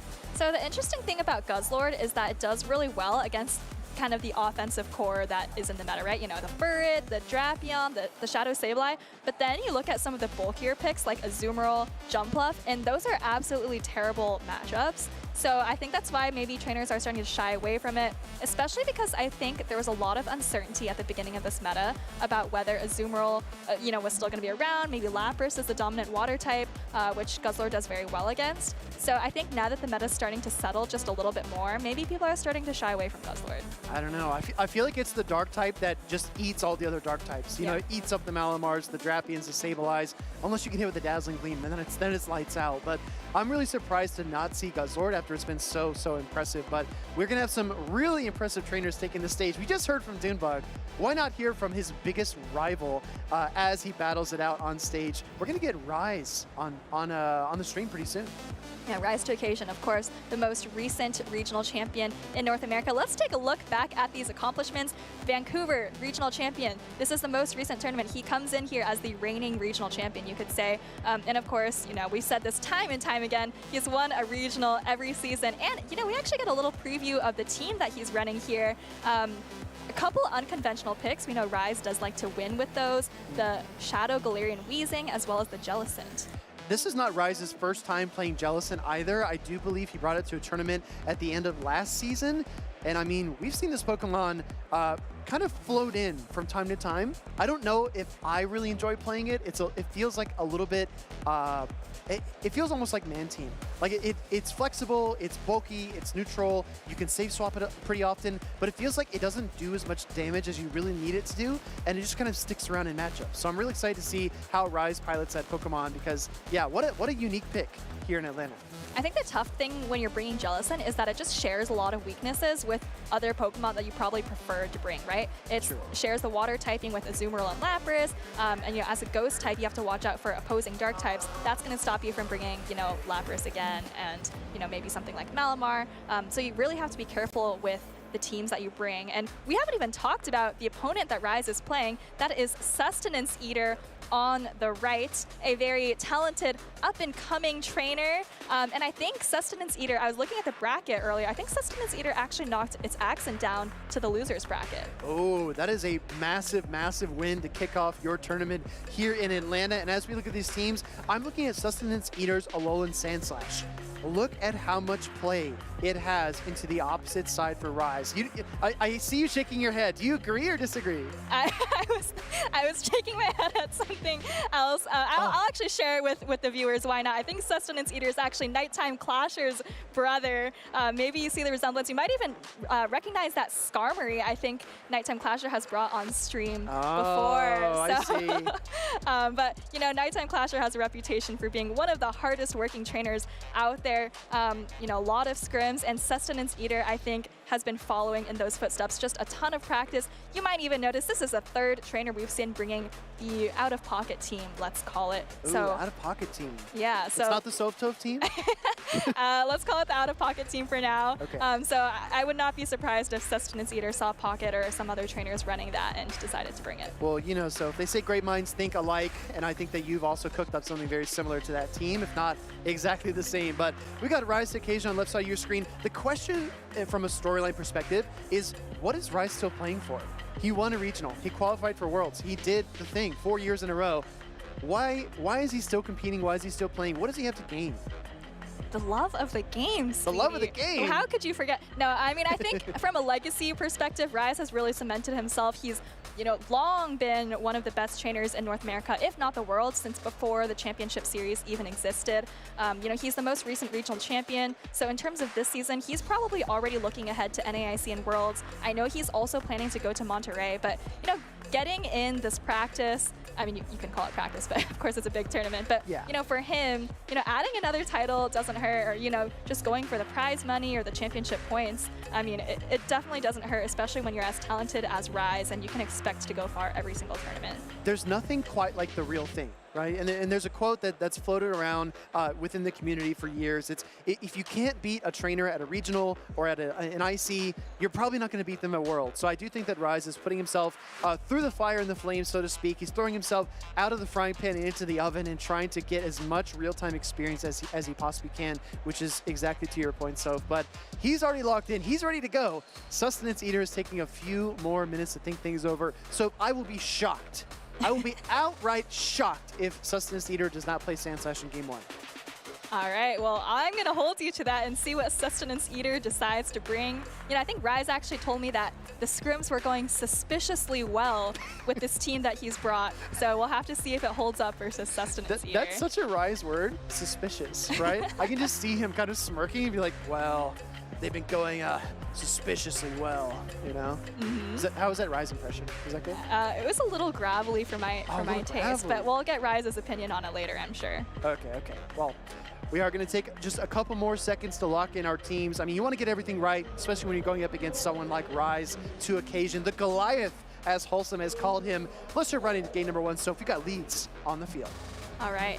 We've actually got the Drapion for Sustenance Eater, and it's led into the Claydol. No Alolan Sandslash in sight, and Sustenance Eater is going to swim out quickly into his Cordelium. I am shocked, so I can't even collect myself, but what's even more stunning here is that we do see the Cradily swap met by an Alolan Sandslash, which I think things are going from good to better for Rise in this situation.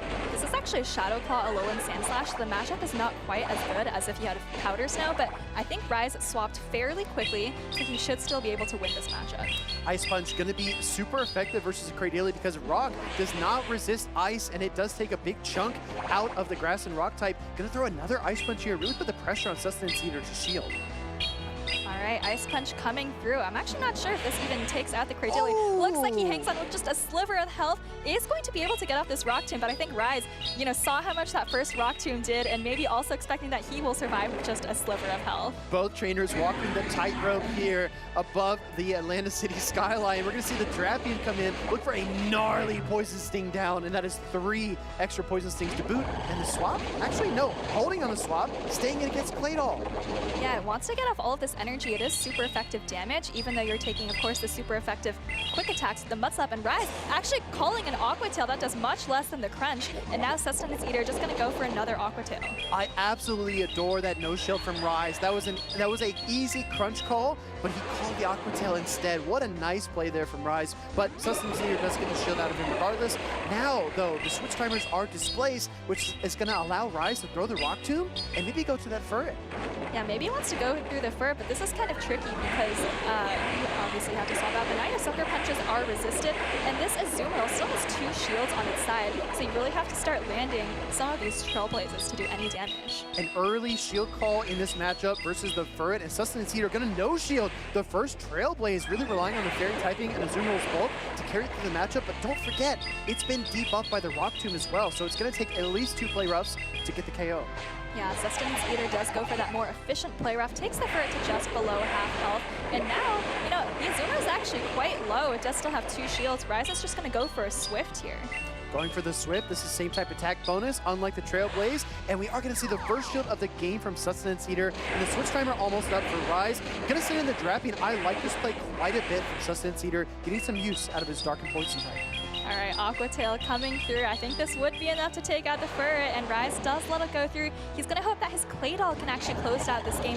Maybe Mud Slap this down, and then, and actually Sustenance Eater barely goes down with the Aqua Tail. Massive Mud Slap down for Rise. I think that might have just sealed the game for him because Azumarill is going to be a little bit slow to the pacing. Going to need another 5 bubbles to get to the next Ice Beam. What do you think, Soph? This is going to be really close. I think Rise probably just going to go for the Mud Slap down, and the Azumarill is actually going to try to hang on, but no, it's barely too far away from the Ice Beam. Rise going for the Rock Tomb. I think this Azumarill might actually be at 1 HP, Speedy. Rise thinks it's got 1 HP. He shakes his head. Rock Tomb gets shielded. Azumarill hangs on, and here comes the Ice Beam for Sustenance Eater. Oh my goodness, 1 HP and a dream. That was actually 2 HP on the Azumarill Rise. Woo! Unfortunately, Rock Tomb did not go through the shield there, and Sustenance Eater pulls off a stunning, very, very close game number 1. Wow, I did not see that coming. I saw you lean in, Soph, and you were like, wait, hold on. I'm looking at the end game here, and this might actually flip in Sustenance Eater's favor, and it absolutely did. Rise tried to go for the 1 HP shield KO, and that plan didn't work. Yeah, I think we need a couple more pixels on the screen there. I thought it was 1 HP, but it wasn't. And let's take another look at Sustenance Eater's team here. Like we've said, we've seen this team on stream a couple of times, and that was actually a very tricky position to navigate out of for Sustenance Eater, right? We saw the Claydol into Drapion, but like earlier, the Drapion being able to farm something down and then throw that super effective energy on Claydol might have been the key.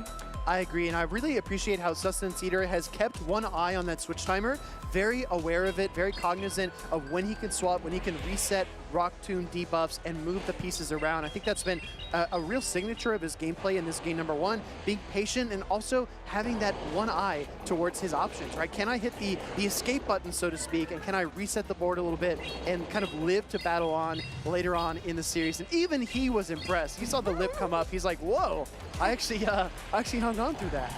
Yeah, sometimes, the players themselves, obviously they're strategizing, thinking about all their options, thinking about the different ways they can win the game, but sometimes, they don't know exactly what's going to happen when that charge attack animation finishes.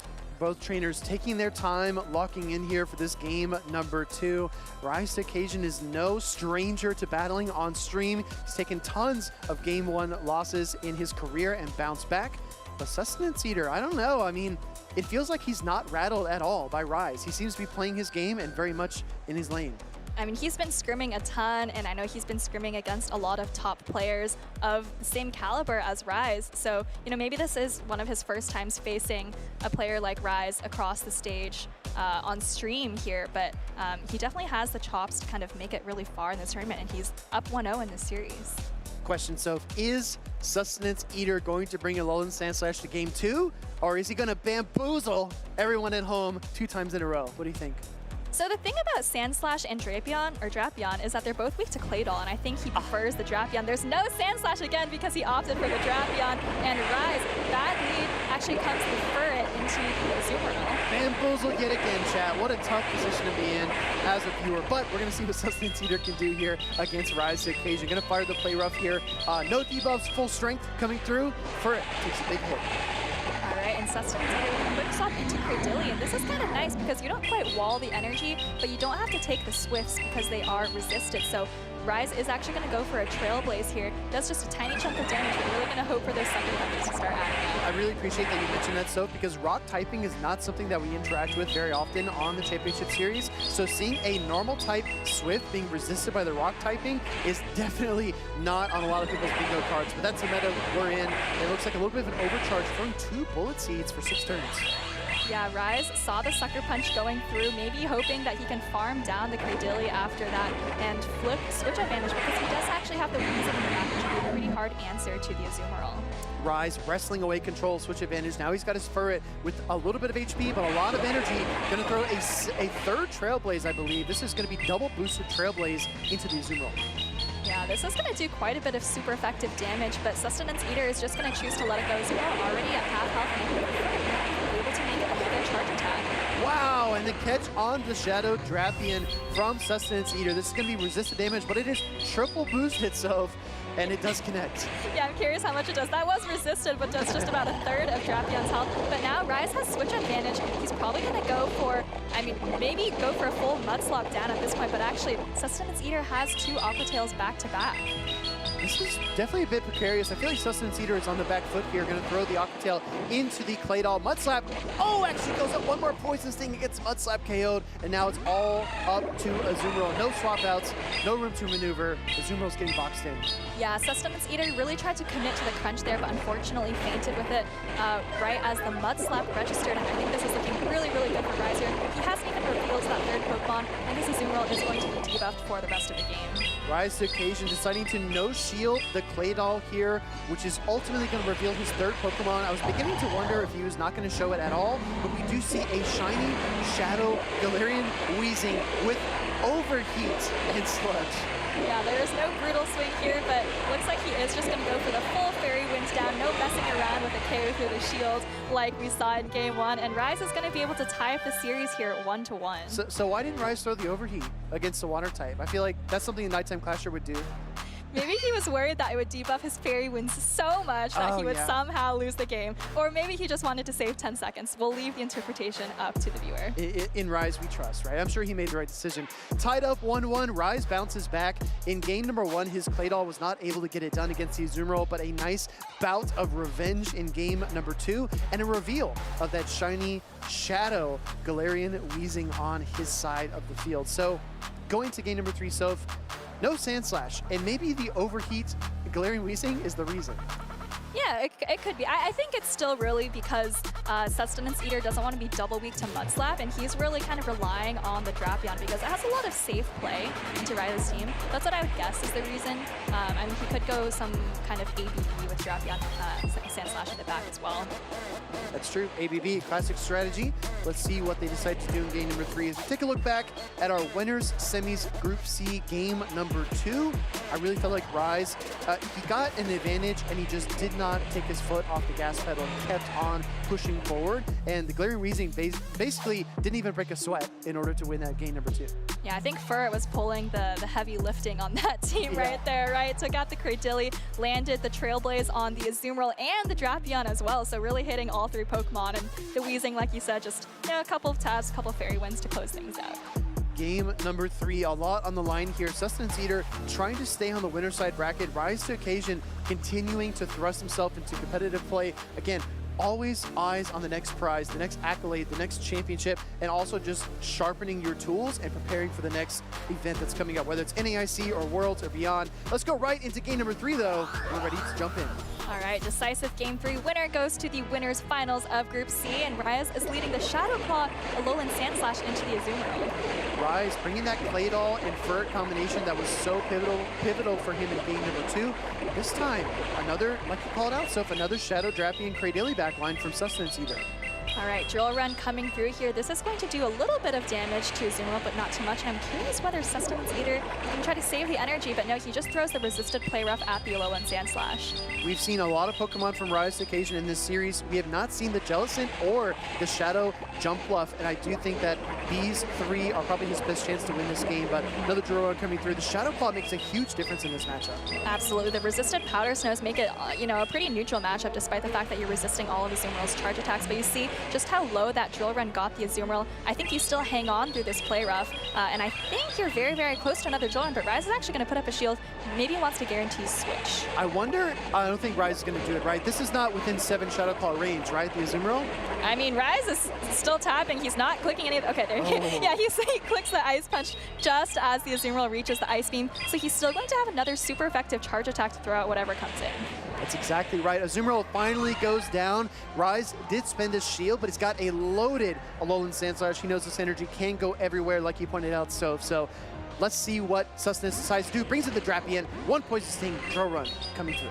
Rise sees the typing in the top right, makes sure to throw the super effective move and not the Ice Punch. Actually pulls a shield back, so they're on even shields now, and the Drapion is going to get a pretty nasty Poison Sting down already at an Aqua Tail. Rise does have switch advantage, but he does bring in the Clay Doll. Sustenance, maybe expecting the Clay Doll in the back, did look for the swap to the Cradily, but decided to change his mind and go for the Crunch to soften this ground type up. Does he make the swap? I think you have to at some point. No, he's staying in. Yeah, he knows he can get to this Aqua Tail before getting Mud Slapped down, and Rise had switch advantage, but again, the energy lead on Drapion is just kind of devastating to come back from. Has to use his last Protect Shield on the Aqua Tail. Going to Cradily, still has a Protect Shield in his back pocket. Gonna throw the Rock Tomb here. Rise could threaten the Ice Beam, does Sustenance Eater's shield. It would be super effective. He taps the shield and then withdraws, and no shield to Rock Tomb. And he calls that it's not an Ice Beam, able to save that shield, and now Rise is forced to bring in the Furret. But this is not a great matchup for the Furret. You have non-stab Sucker Punch, and then you have to throw the non-stab Trailblaze as well. And now you're debuffed coming out of the gate, right? You only got maybe 1 Sucker Punch through at full strength, and now you're starting to get bogged down by the Rock Tombs. Another Rock Tomb coming through here from Cradily. I don't know, Sustenance Eater is clawing his way back into this.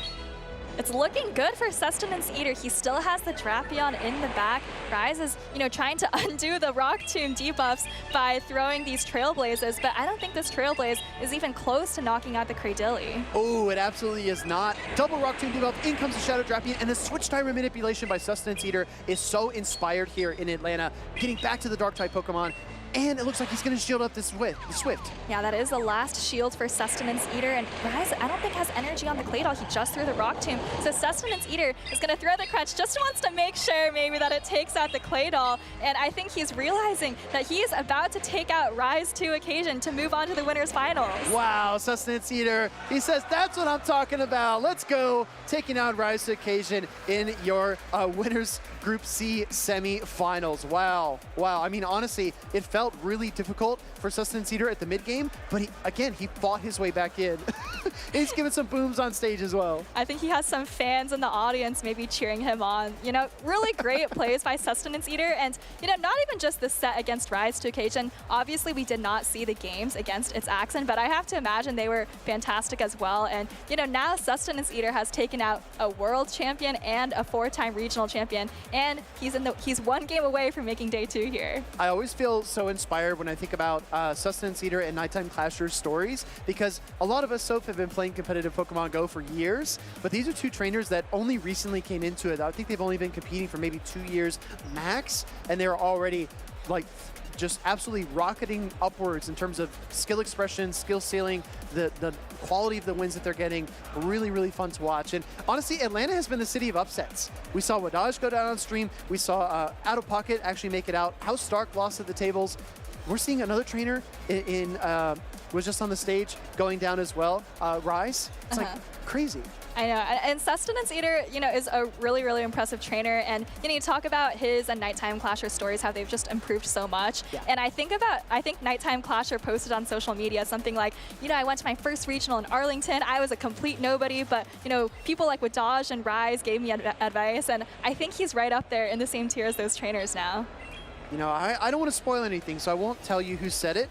But I did talk with one of Nighttime Clasher's friends. I know this is about Sustenance Eater, but I just want to like emphasize the kind of growth and mindset that both these trainers have, because they are brothers, they are related. Talked with one of Nighttime Clasher's friends. He said the rate that Nighttime Clasher is improving, he could be one of the best trainers in the world in a very, very short time. And I'm sure that his brother has a very similar work ethic, and it actually showed on stage. Yeah, I think that's absolutely true. He took out, like I've been saying, you know, Rise and Axon, of course, in this tournament, but I know he's been scrimming and doing really, really well against top battlers as well. And of course, it doesn't hurt to have tips from, you know, Nighttime Clasher, who, like you said, could very well be one of the best trainers in the world very soon. Exactly right. So it's been a fun round for us. We're going to have, it looks like Blugo taking on Jangles 21 in the next series on stage. But we're going to take a little break, stretch our legs, walk around the venue, and we'll see you very soon.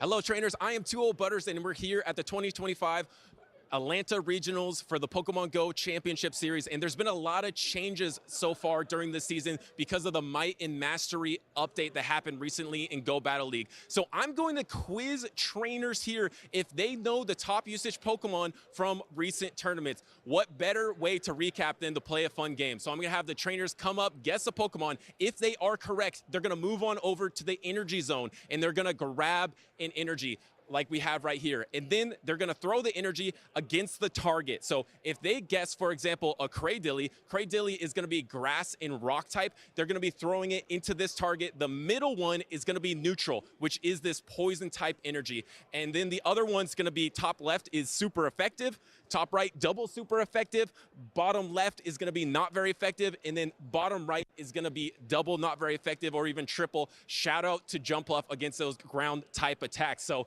let's get the game started.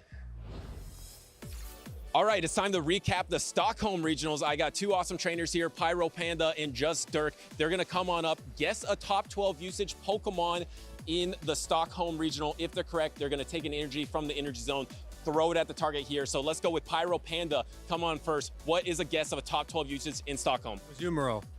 Azumarill is correct. That was number 2 in Stockholm. So go ahead, take an energy. That is gonna be an electric energy. So that's going top left for super effective. Can Pyro Panda nail it? No, doesn't get it. All right, next, Just Dirk, name a Pokemon.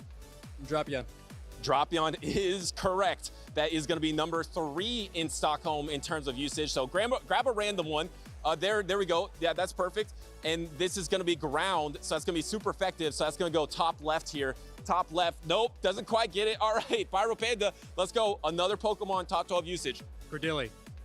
Kraydilly is, well, it is. It's number 1. I missed it. It's all the way at the top. Number 1 in Stockholm here. Got another one that looks like water here. So that's going to be not very effective. That's going to be bottom left. Can he nail it? No, not quite yet. All right, let's get the pace up. We got Just Dirk, another one. Sableye. Sableye is correct. That was number 8 in Stockholm in terms of usage. Grab an energy from, that is gonna be neutral. That's a water type energy. Right down the middle, doesn't quite get it. All right, Pyro, let's see if we can get it. Talonflame. Talonflame, number 6 in Stockholm. Let's get a point on the board from Pyro Panda. Can he nail it? Oh, that's double resisted. That's gonna be grass. So that's gonna be bottom right. Can he nail it here? Oh, almost gets the bounce in, doesn't quite get it. All right. Clodsire. Clodsire, correct. Number 7 in Stockholm there for Clodsire.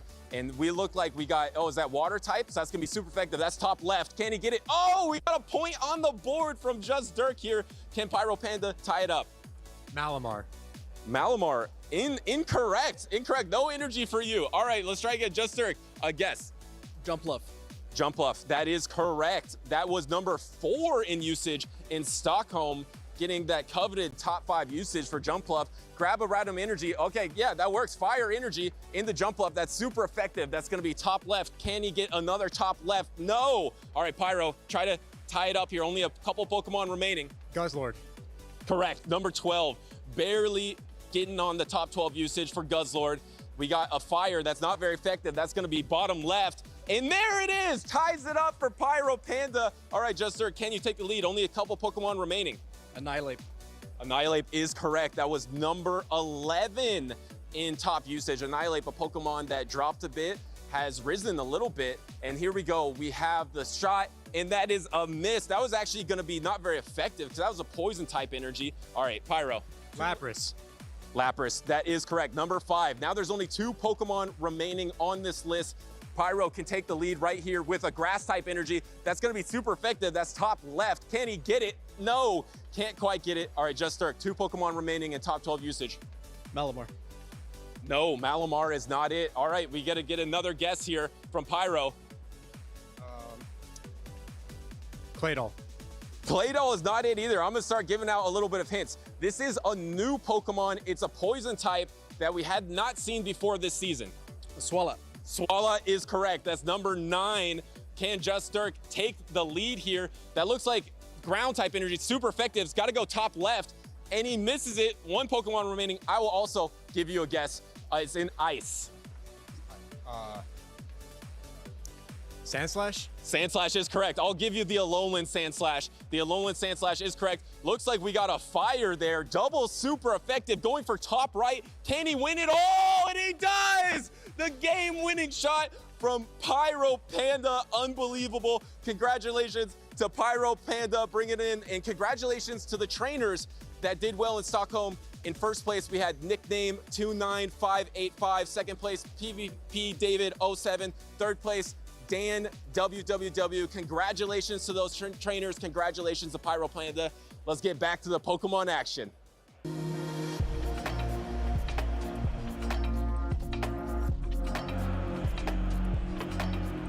All right, welcome back to the biggest regional in Pokemon Go Championship Series history. Also just Pokemon Championship Series history between all 3 games that we have on location here in Atlanta. I am Tuo Butters, joined by Caleb Pang. Yeah, the action is non-stop, is completely packed. We've only gone through, what, maybe 2 or 3 of the brackets, and we still have a ton more to go. Some of these players haven't even started their first round matches. So if you're just tuning in now, there's still a lot of great action coming to you all very shortly. Up next, we got Blugo versus Jangles 21. Both definitely veterans on the scene, I say. And so far in this tournament, there has been a diversity of strategies and a diversity of Pokemon, but I've sensed one theme here, and it's kind of a core group of Pokemon that you've seen from a lot of these top trainers. I think a lot of the common picks that are on the 5 out of 6 on multiple teams is Azumarill, Shadow Drapion, Shadow Jumpluff. No surprise there.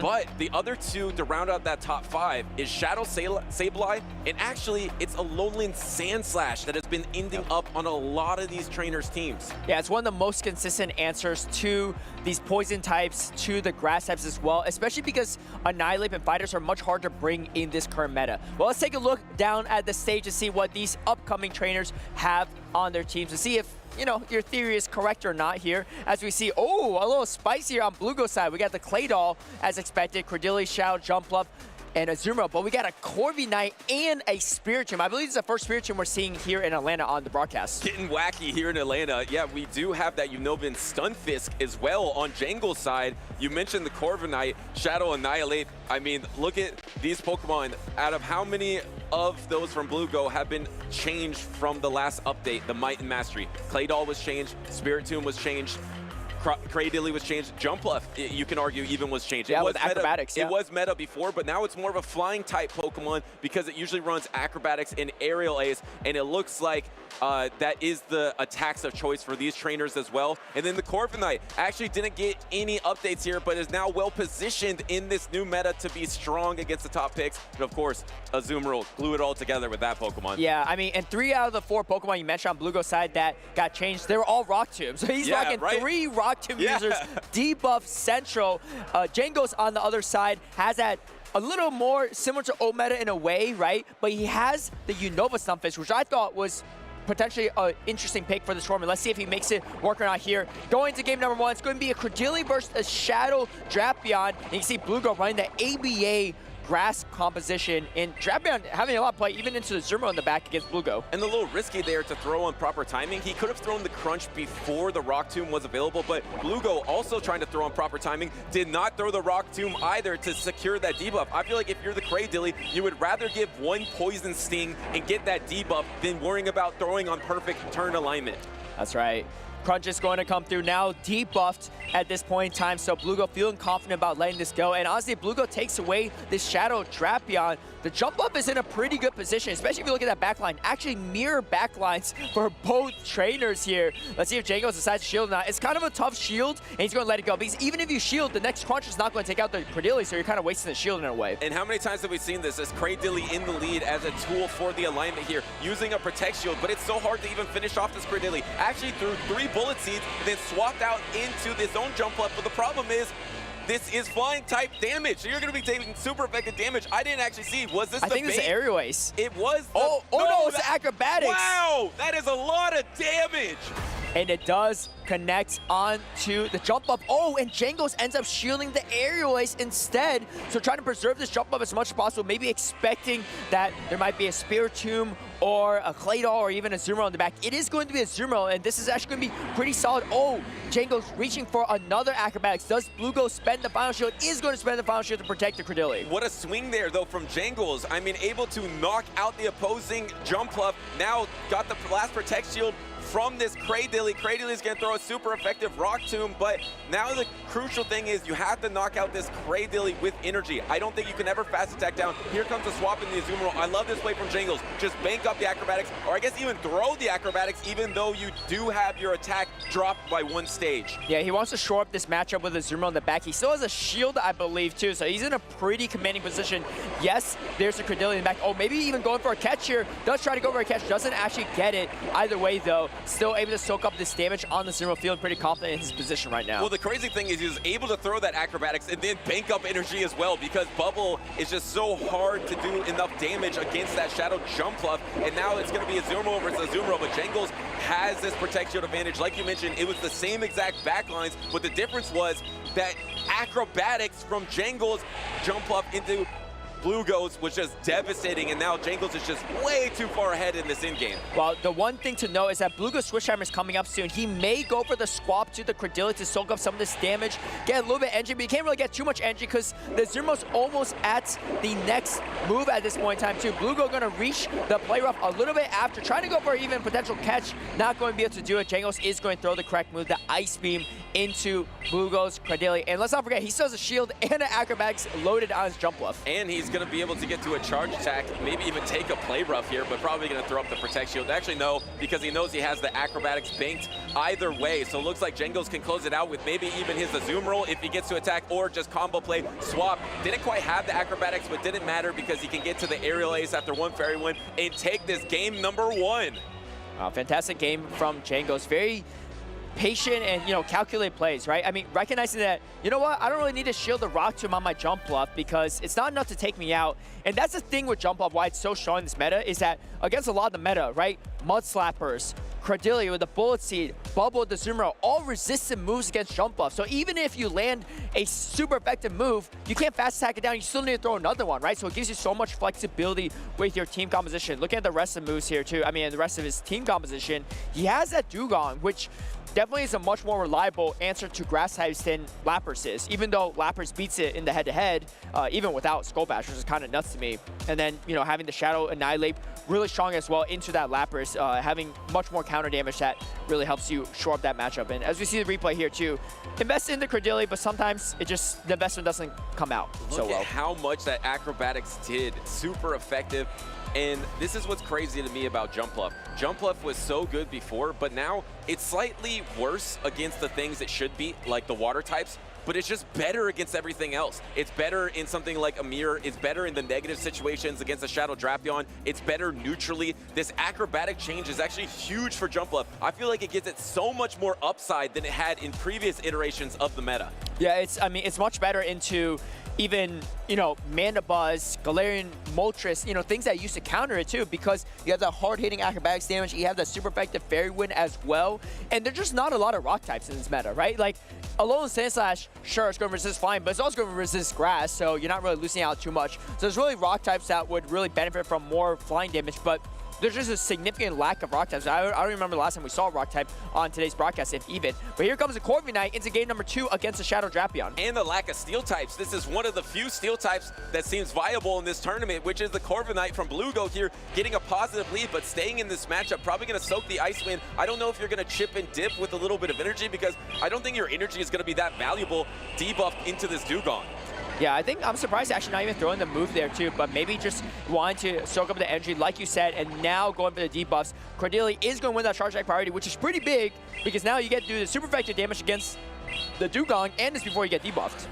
Cradily is fantastic because it's bulky enough to take so much damage, but it just wins the charge attack priority against so many of the other top stat product Pokemon in the meta, like Azumarill, like Dugong. So you're able to throw out these debuffing attacks like the Rock Tomb before these other bulky types can throw out their charge attacks while being on charge attack priority. Once again, trying to throw on charge attack priority, Jangles doesn't go for it, instead goes for the Ice Shard. I really like this play from Blugo, because if you look at his backline too, very strong in the Drapion either way, right, with both the Corviknight and the Claydol. And Claydol up a shield against Azumarill is actually not that bad. He actually can maintain Switch advantage if he really wants to right now. I don't know if he goes for that or not. He probably won't. Oh, no, he does go for it. Okay.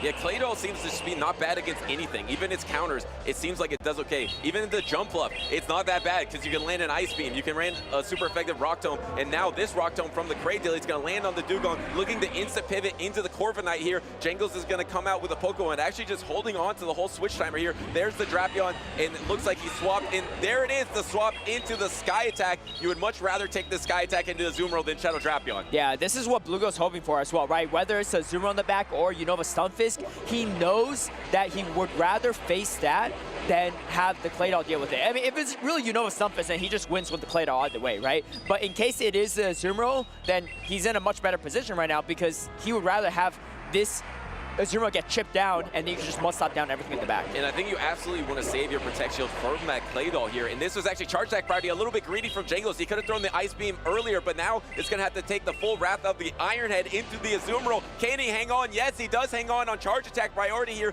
into the Ice Beam. There's no way Blugo shields it. He needs that Protect Shield for the Claydol. And the thing is, you can't get the double Ice Beam now in the Azumarill because you took that Iron Head damage. Yeah, and now in comes the Shadow Drapion. Going to take a ton of super effective damage at this point too. And here's the thing, yes, Crunch and Aqua Tail are super effective, but the moment that you land one, you can't poison this thing down, you still need to throw another one. Actually, surprisingly, shields up the first Crunch. This could be troublesome if Blugo got debuffed, but he can actually debuff Jangles' Drapion, so it's actually not that bad. And actually just lets this go into the Shadow Drapion, knowing that he can't get through this matchup. And now the one Mud Slap is going to come in. No, 2 Mud Slaps is what it takes to take out the Azumarill, and that's a 2-ball flex from Blugo, the Cradily and the Claydol around in the end. Jangles, with an opportunity there, I think he needed to throw that Ice Beam before the Iron Head of that Corviknight. If he did so, he would have enough health to force another Ice Beam or get some crucial chip damage with your bubble to put that Claydol in range of a Crunch. Yeah, that was a really smart pivot from Blugo, right? Not giving any extra energy away on the Cordeli into the Drapion coming in, and then also hard pivoting to the Corviknight, thinking like, okay, what? If it's a Unova Stunfisk, I just must stop everything down in the back. If it's Azumarill, I draw it out, right? There's no way Jangles is going to stay in with the Drapion, especially if he swapped out so early before. So he's thinking that it's got to be either a Azumarill or a Unova Stunfisk in the back, right? Because that's the only thing that's like more reliable that could counter the Corviknight on Blugo's team. And Corviknight, more new to Pokemon Go, but super bulky. It's like the bulky version of Skarmory. Yeah, and the thing is, when I see it in action, I always feel it's so underwhelming, excuse me. But Blugo, that was a perfect example of how you could use a Corviknight, kind of more as like a stalling Pokemon. Can be strong against the meta, kind of just pop in, throw some damage, pop out, get your switch timer back up. I like the way he utilized that Corviknight. Otherwise, I feel like it's so strong on paper, but in action, it just always comes up short. So I really enjoyed that from Blugo. And Jangles, I feel like, had an opportunity in that end game to win it all if he played that Azumarill matchup properly. Now, with a 1-1 tie with a decisive game number 3, winner goes on to winners finals, and then just 2 matchups victories away from day number 2 for these trainers. And the other thing that I really like about Corviknight too is that it's a damage sponge, right? Able to soak up all that damage from the Azumarill. It doesn't even matter if he didn't take out the Azumarill. He did so much damage back and didn't even have to spend a single shield. Able to just save the shields for the more crucial Pokemon in the back, like that Claydol for him. Able to shield up damage before getting debuffs, stuff like that. So I really like how he maneuvered that around. And we go into game number 3 and we finally see it. It's a Spiritomb in the lead against the Dugong. A Pokemon we rarely see in the Might and Mastery update in Championship Series, but Spiritomb has that Rock Tomb, has the Shadow Ball as well, and uses Sucker Punch as the fast attack here. It's going to be able to pace to that Rock Tomb. It's going to be super effective into the Dugong. Does Jangles want to commit an early Protect Shield? No, lets it go, and Blugo running the triple Rock Tomb composition, and he has exactly what he wants. He has a Spiritomb for the Dugong, which is his main counter for it, because both in the back are weak to the Dugong, and then he has the Claydol for the Drapion and the Credilli for the Azumarill. I have no idea how Jangles is going to get himself out of this match. And Jangles actually banks an Icy Wind or a Drill Run before he swaps out here, but you're right, Blugo is going to try to slow this matchup down, at least on Jangles' side, by debuffing him. I don't even know if he'll throw a charge attack that isn't Rock Tomb in this battle. I'm going to be fascinated to find out. At this point, I actually think you throw the Rock Tomb, because Rock Tomb plus Grass Knot or double Rock Tomb might be enough to knock out the Azumarill. One Grass Knot's not going to help you a lot, so I think you go for the Rock Tomb. Yeah, I think you're actually right here too, Butters. Let's see what Blugo is going to reach for here. But you do need 2 moves to take this out. 1 Grass Knot is enough. Actually goes for the first Grass Knot.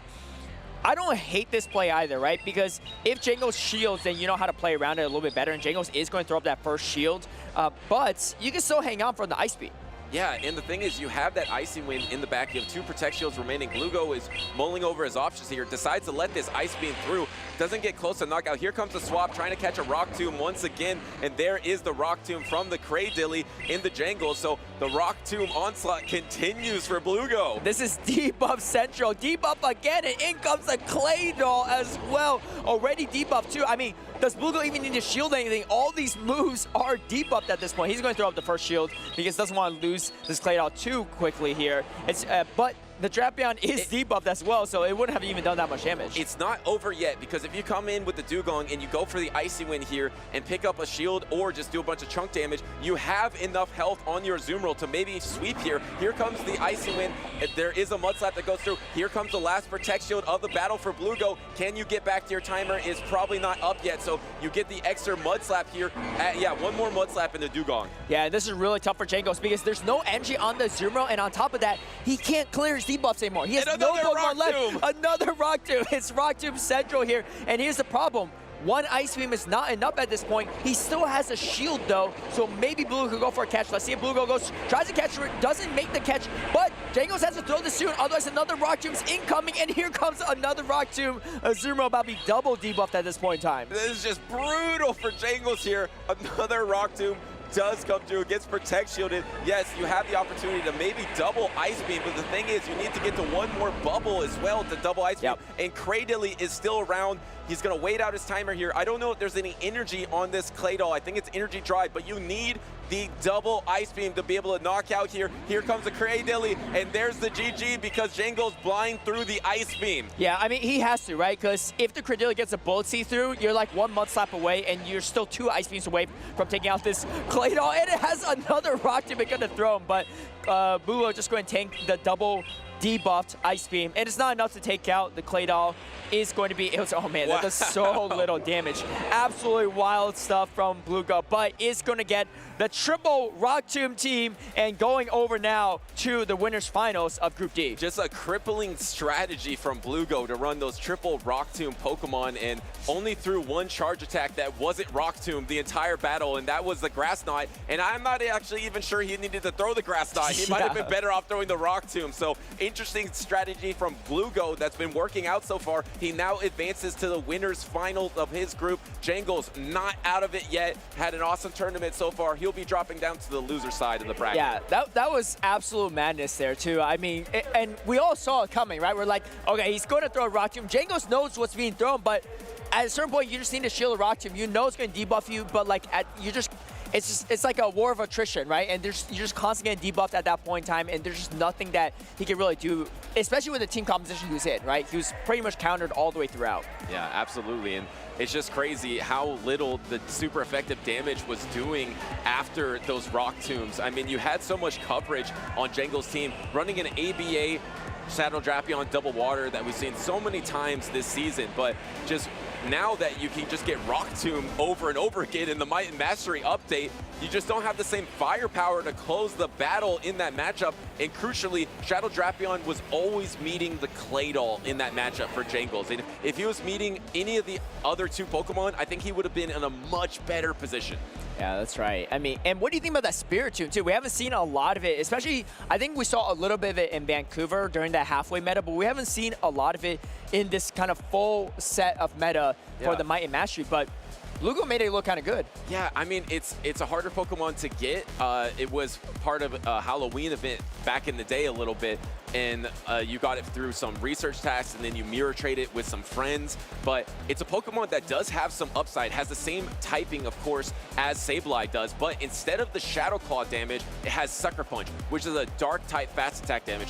That's why I feel like it's worse than Sableye, because you have that Shadow Claw that's going to be better against Azumarill, against the Annihilates. I feel like that's where Sableye shines, but the advantage that you have with that Rock Tomb is quite nice with the Spirit Tomb. Yeah, definitely. I mean, even that Dugong matchup alone, right, looked fantastic. So Blugo has made it to top 17 in multiple tournaments, just one away from making day number 2. This might be his tournament as he's heading to the winners finals next. Let's hear a word from him and Speedy.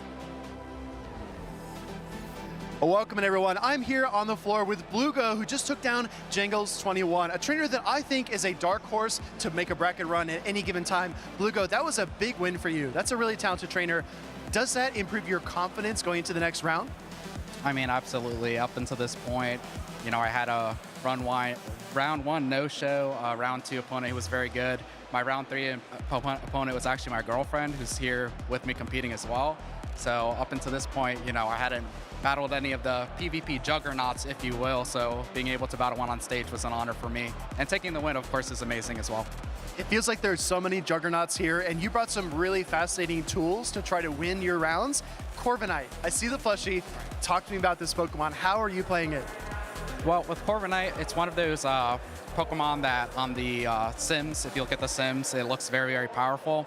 But in order to really get that power, it really depends on alignment, how you manage your resources. Sometimes it can feel underwhelming. Its bulk looks impressive on paper, and then sometimes you take a charge attack and it's a little bit more damage than you were expecting.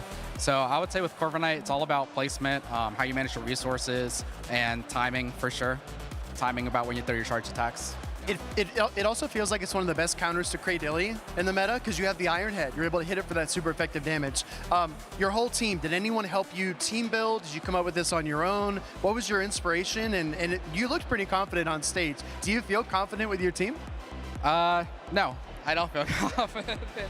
It's very intimidating. I've had a lot of regionals runs where, you know, I brought quote-unquote off meta or not top meta picks. I brought, you know, Suicune, Fido, the list goes on. And so this team has really been a culmination of like the latest season's changes and just trying Pokemon out in GBL and just running Pokemon that I feel comfortable with.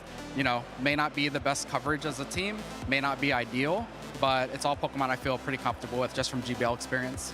I think that's super important to be comfortable with your Pokemon. And you've also obviously done a ton of scrims. That's a really good win for you on stage. Do you want to shout out to anyone, thank anyone for team building, practice, anything like that?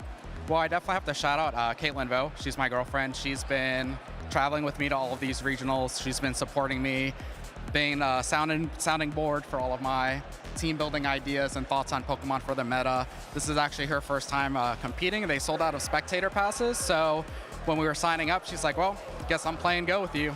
And here we are. So she's definitely the biggest shout out. Without her, I probably would not be here. Awesome, Blue Girl. I don't think there's any more I can add. That was such a precious way to close the interview. Congratulations on your win. Best of luck in your future rounds. Caleb and Butters, back over to you guys. All right, thank you, Speedy. And what a turn of events here too, right? over 200 players in Blue Go matches with his girlfriend at some point in time in multiple brackets. But hey, love to see the support that she's giving him as well, and best of luck to him in that winners finals. Speaking of finals, we're in the losers finals here of Group A. We saw some of both of these players in today's broadcast, and also we've seen a lot with Wadage in past broadcasts as well too. Kpine versus Wadage in this losers finals. Wadage actually able to get some revenge against Rulo, I believe, who knocked him into that losers bracket, and now looking for some more redemption and trying to make day number 2 against Kpine. Kpine, I believe, best finish so far is a top 25 placement in the last 2 tournaments in Vancouver and Sacramento, but looking for some more here in Atlanta. And of course, Wadage is a 3-time regional champ, and he wants everyone to know he's a 2-time North American international champion. I tried to say 1 the other day, and he corrected me. It's 2, because he did win 1 in the seniors division as well. He says he's undefeated at NAIC, but he has taken 1 loss here in the tournament. Can he turn it around and move on to day number 2? This is the losers finals of Group A.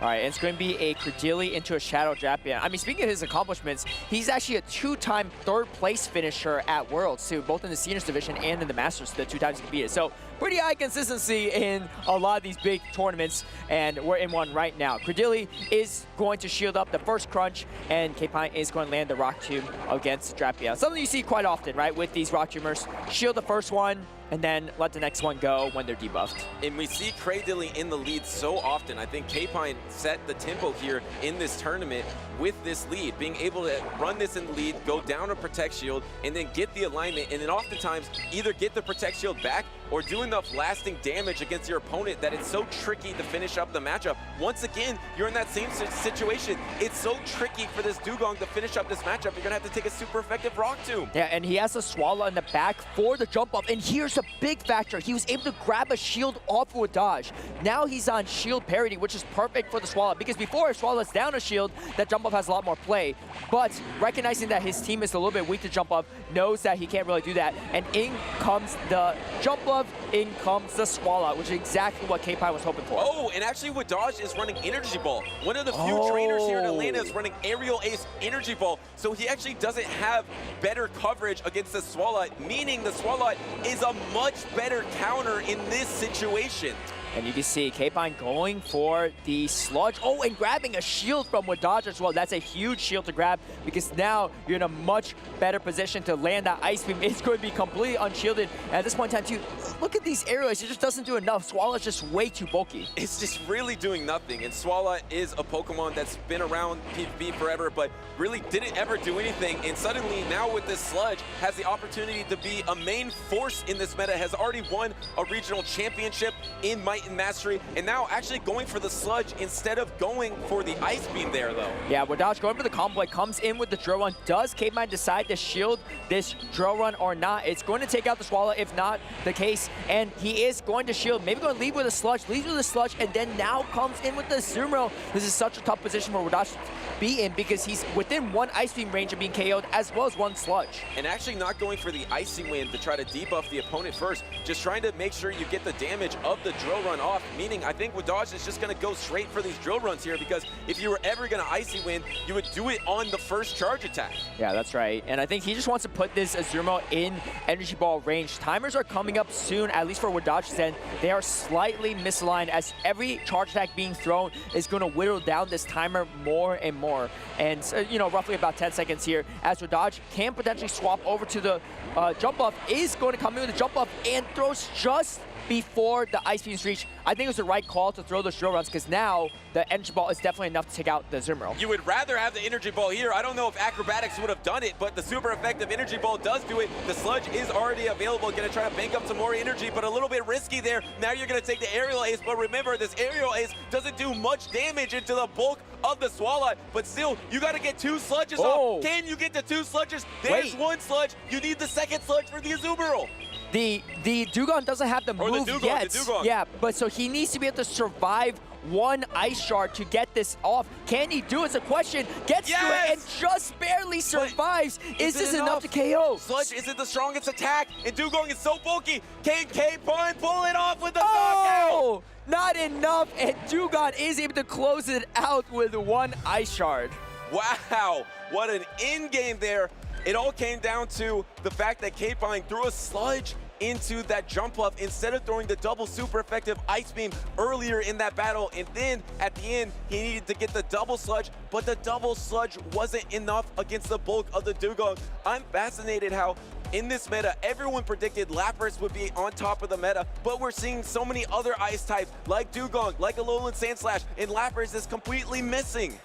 Yeah, Lapras is missing quite a bit. I think the reason why Kpine threw the sludge is that he knew he needed 2 moves. He wasn't sure if he could mud shot or bubble down, right? Because one ice beam does around 78 to 79% of shadow jump off's health, right? And so it kind of depends on how you train your jump off and all that stuff. But that's roughly the estimate. And I don't know if he wasn't sure if it was enough, which I think is fair, right? Because I don't even know given the situation. Right. But the combo play from Wadage, fantastic, right? I think the only way Kpine potentially wins that is he has to catch a drill run on his Azumarill, right? And on the combo play. But it's really hard to do because if you swap an Azumarill into an entry ball jump up, you also lose, right? No, that's a great point there, because if Jumpluff was out of range of one Ice Beam, there's no way you're going to mud shot down a Shadow Jumpluff. It's going to be triple resisted there, so the smarter play would be the double sludge, ensuring the knockout there, and you did get the triple sludge off. So I think that's exactly what Kpine was going for,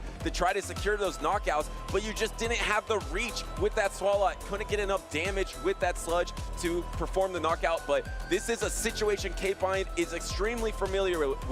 Remember, he was down 0-1 to Elite, and he came back and he reverse swept that series. Yeah, that's right. Well, let's go into the second game. Let's see if he can make some magic happen. It's going to be the Swallow yet again into the Shadow Annihilate. Pretty interesting match here, too, because the mud shot damage is neutral, whereas the counter damage is resistant, but you have to go all the way to Ice Beam to do anything here. He's actually going to bait here with the sludge instead of throwing the Ice Beam. Very interesting. And could it be the same thing where one Ice Beam doesn't do it, so he's going to go for the double sludge, even though it's resisted?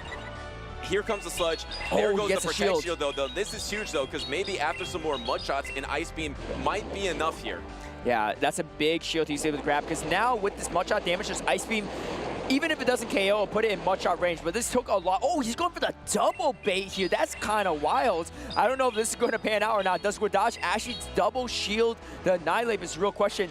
Kpine might be versed in a particular matchup knowledge, and he does grab the final shield. This is so tough for Wadage because now he has to potentially catch the Ice Beam or just let the Annihilate go.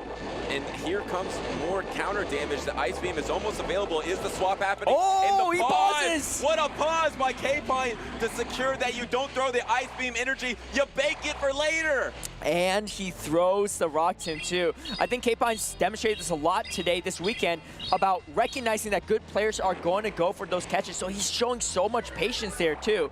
I mean, and I think he spent both shields already too, right? So he could have easily been in a tough spot if he just doesn't throw and just Annihilate keeps throwing moves and keeps countering. And not only did he have the patience to pause, he also swapped. Oh, he still had one shield remaining. He swapped quite quickly into the Cradilly, countering that Dugong, and now you're going to be able to double charge attack before the double charge attack of the Icy Wind here. Once again, Cradilly throwing on charge attack priority and winning them versus the other bulky Pokemon in this meta. And the other part is he cleared Wadage's debuff. He forced Wadage to swap out to clear that buff, and now he could come in with the Azumarill and soak up the energy, right? He doesn't need to come in with the Swallow. Swallow could be used for later. I think this is a really good choice if that's the case. Let's see if he does that. Yeah, he's going to do exactly that. Brings in the Azumarill, gets a bubble through as well, because Wadage was expecting that he was going to throw the Ice Beam. Exactly. He was throwing blind in case it was a charge attack priority against the Ice Beam of the Swallow. If he didn't throw blind, there is the combo move there, and he's going to be able to knock out this Annihilate. There are no protect shields remaining. It's only going to be Shadow Drapion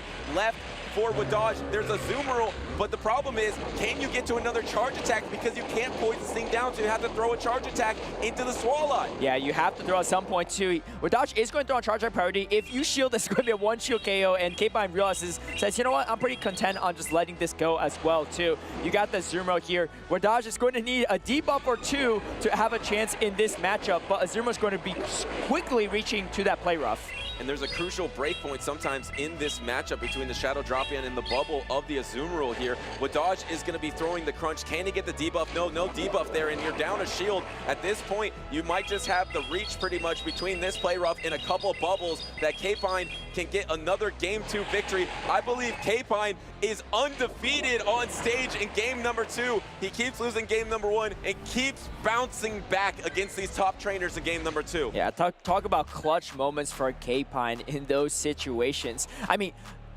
the double sludge resisted base against Annihilate was wild, but he went for it, right? And I don't blame Wadage for shielding the second one either, because you're like, man, there's no way this guy's going to double bait me, right? Like, this is the only time where it might backfire on me if I shield here, but that's exactly what Kpine did. And then the patience to not throw the double resisted Ice Beam at the Dugong, trying to catch it in there too, saving it for later, the combo plays and everything. His gameplay's been really on point today. Well, it really comes down to the matchup knowledge, like you said. The fact that you can get the sludge so much quicker. And there was that pause right there where Wadage tried to swap into the double resisted Ice Beam, but Kpine sniffed it out, swapped in his Cradilly, and got to the double Rock Tomb first, and was able to hold on to this Swalot, a Pokemon that I had a lot of doubts in. It's kind of proving me wrong here with its bulk, with its flexibility, with its ability to get a lot of charge attacks off and bounce around the battlefield. Yeah, that game was well executed from Kpine. I mean, the first game was really well executed from Wadage too. I mean, he was pretty much countered in the back entirely with even shields, right? So both trainers demonstrating very high level gameplay in these matchups. Let's see what they're going to do. This is a crucial matchup because this is the losers finals. The loser of this, their tournament's done. Yep. The winner of this will go on to day number 2 and have a chance to win the whole thing against some of the best in, well, I was going to say North America, but there's a lot of players not even from North America at this tournament too. Best of the best in the world, you could say. And a Pokemon we haven't seen from Wadage is that Unova Stunfisk. It's a Pokemon, when I asked him what does he think is going to be really strong in this tournament, he said that Unova Stunfisk. And other top trainers have been bringing it as well. I think Dilap called it to be the winner of this tournament. It's a Pokemon we really haven't seen. Does it have play against Kpine's team? It's you know, it's funny you say that, because last week when I played in the local tournament against Kpine, I had a Unova Stunfisk, and I could not bring it into the team because it's so hard. He's got the Gastrodon, the Azumarill, the Cradilly, like so Jump Up. Jump Up actually is not bad for Stunfisk. You can actually win that one shield situation, which is kind of nuts. And once again, he's utilizing this Cradilly in the lead. He always throws up the Protect Shield instantaneously, thinking, I'm just going to win this lead scenario. And I oftentimes get my Protect Shield back, as you saw in that previous game where he won the lead and then got the Protect Shield back from the Dugong. And this is the thing, too. This matchup is a lot different than that first one, right? I think this team composition for Kpine is the exact same as the first game, but for Wadage, he put in the Annihilate instead of the Jump Up this time around, too. Which means that the Dugong has a lot more play, in my opinion, against this team, right? Because the Swallow doesn't have as many places to go. You can throw the double super, or you can throw the super effective drill run at the Swallow as well. And if you're up a shield, that's pretty good. And now you can see Wadage not loving this, but in my opinion, he's not in the worst spot because he could count this down and get a lot of advantages on with this Annihilate. And looks like finally, actually, Kpine is pivoting, knowing that he has 2 strong answers to Shadow Annihilate in the back. He doesn't want to give that Shadow Annihilate a ramp to get energy, so he denied that, swapped into the Azumarill, but Wadage actually threw the Rage Fist, and looks like he's just going to stay in this matchup and probably double shield the Annihilate. Yeah, and Kpine is going to throw the Ice Beam on proper timing here. Wadage might try to catch an Ice Beam down the road, because if he spends all the remaining shields here on the Annihilate, it's still a pretty tough match for Wadage. And here comes the next Rage Fist. You probably don't Protect Shield this one. You only have 1 Protect Shield remaining. Oh, he undercharges. Undercharges it, trying to get a counter down, but I don't think you can really counter down here. Did that give the opportunity for Kpine to get to an Ice Beam where otherwise he might not have gotten to his Ice Beam, but maybe Wadage is thinking, I'd rather just have energy for the next matchup. It's not a bad idea, too. I mean, Wadage's Annihilate is pretty ramped up at this point in time, too. I like the swap from Kpine, knowing that he can't get to another move. Is going to shield this up. Oh, this is actually really big for Wadage, because now he can throw a drill run, shields down. In comes the Dugong. I think you could hang on to 1 drill run. Definitely not 2, but this Swallow has a lot of energy. And the thing is, Kpine probably couldn't get to a charge attack versus the Shadow Annihilate, but I think he's 2 bullet seeds away from a charge attack, which he could get to against the Dugong. Oh, Wadage shows the Icy Wind. Wow, but yeah, because I think he knows 2 charge attacks are needed to knock out, so you might as well debuff here, but as soon as Kpine can get this Dugong energy dry, he can swap into the Cradilly and try to get to a charge attack. Does he try to go for it now? I don't think he has the time for it. No, he's trying to whittle down timer a little bit. I wouldn't be surprised if he goes for one more Much Out to leave with the Sludge before swapping here. Let's see if he does it or not. He is going to drill. Oh, and catches the drill run on his Cradilly here. It's not terrible. It's not terrible for Wadage, but he does take out the Cradilly at this point in time. In comes the Zumro, which is kind of an interesting play from Kpine. I'm not really sure. I think he regretted that instantly because now all you did is give a farm up for that Dugong, and now suddenly this Dugong is almost at the drill run. This Sludge, once again, is going to be so close. We saw Dugong with a little more health, able to endure. Can Wadage endure once again with the Dugong? Wait. Not that time. Now he needs to get to a charge attack before the Ice Beam. Maybe even Sludge will knock out.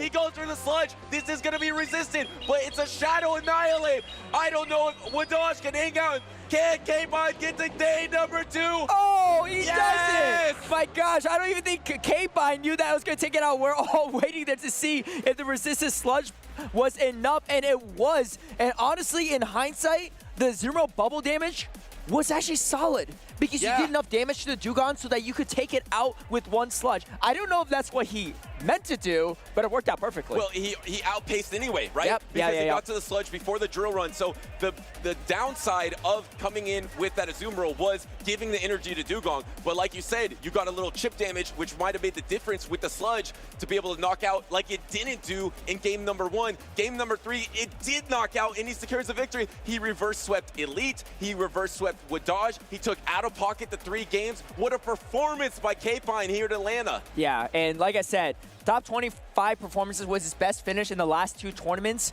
and just throughout his career, but this time, at least a top 16 and maybe even more. And super clean, the play, the pauses, the patience, the adaptability, the small adjustments like he made in the Elite series to make these backline calls over and over again. Really fantastic stuff from Kpine here to take out one of the best trainers in the world, a trainer that was super excited for this new iteration of the meta. He was well prepared, so congratulations to Kpine. Yeah, and he said himself, and I do tend to agree too, he said this is probably the hardest bracket in the tournament. I don't know if it's necessarily the hardest, but it was definitely one of the harder ones. We haven't seen all the brackets yet, but I saw big name after big name, and he faced a lot of those people in that bracket as well too, from those big names too. So fighting all the way through, and hey, he's making it day number 2. I'm sure he's stoked about that as well. Fantastic game from both players too. I mean, Wadage played really well too. I really thought he won it in the last few seconds until Kpine somehow clutched it out. Yeah, and it was a tough matchup for Wadage. Like you said, you were running the Unova Stunfisk in a local tournament, and you just couldn't bring it into this game. I think it was a Pokemon that Wadage thought was going to be really strong against this meta. Unfortunately, he fell a little bit short. I was really excited to see him compete in this new iteration of the meta. Hopefully, we get to see him at another tournament sometime soon, maybe Milwaukee. Maybe he'll try to get another North American International Championship crown in New Orleans. Make it a 3-peat. It's not technically a 3-peat, but make it a three-timer. Three-time. So Wadage is unfortunately eliminated, but he made it all the way to that losers finals. But congratulations once again to Kpine. I mean, absolutely breathtaking to go from 25th as your best performance to go through this gauntlet of group number A and come out on top with a reverse sweep versus Elite. Wadage take OutOfPoket to 3 games. Well done. Yeah, and that wraps it up for one bracket, just bracket A. I think we have 7 more to go, which is kind of wild, but the action is non-stop. And we have on stage shortly another losers finals. It's going to be Silent Beast versus Cheese Curl. We saw Silent Beast earlier on the broadcast. Cheese Curl we haven't seen on today's broadcast, but has been around in past tournaments, and I believe was the one player to make top cut in, I think, was it EUIC? Oh, no, was it, maybe it was Stockholm that brought the Bastion on, actually, which is kind of wild. Interesting. Yeah. I've seen Cheese Curl around the championship series tournaments. Great guy. And before we get to that, we actually got some April content updates for y'all, the things that you want to try to grind to be better at Pokemon Go PvP, to do well on this main stage here. And of course, we have the featured Pokemon, Caleb. Yeah, we got Kubfu, Dynamax Entei makes an appearance, and Dynamax Passimian as well. So definitely stay tuned for this action-packed month of Pokemon Go. What are you looking forward to the most in April? I mean, I'm looking forward to the Shadow Pokemon.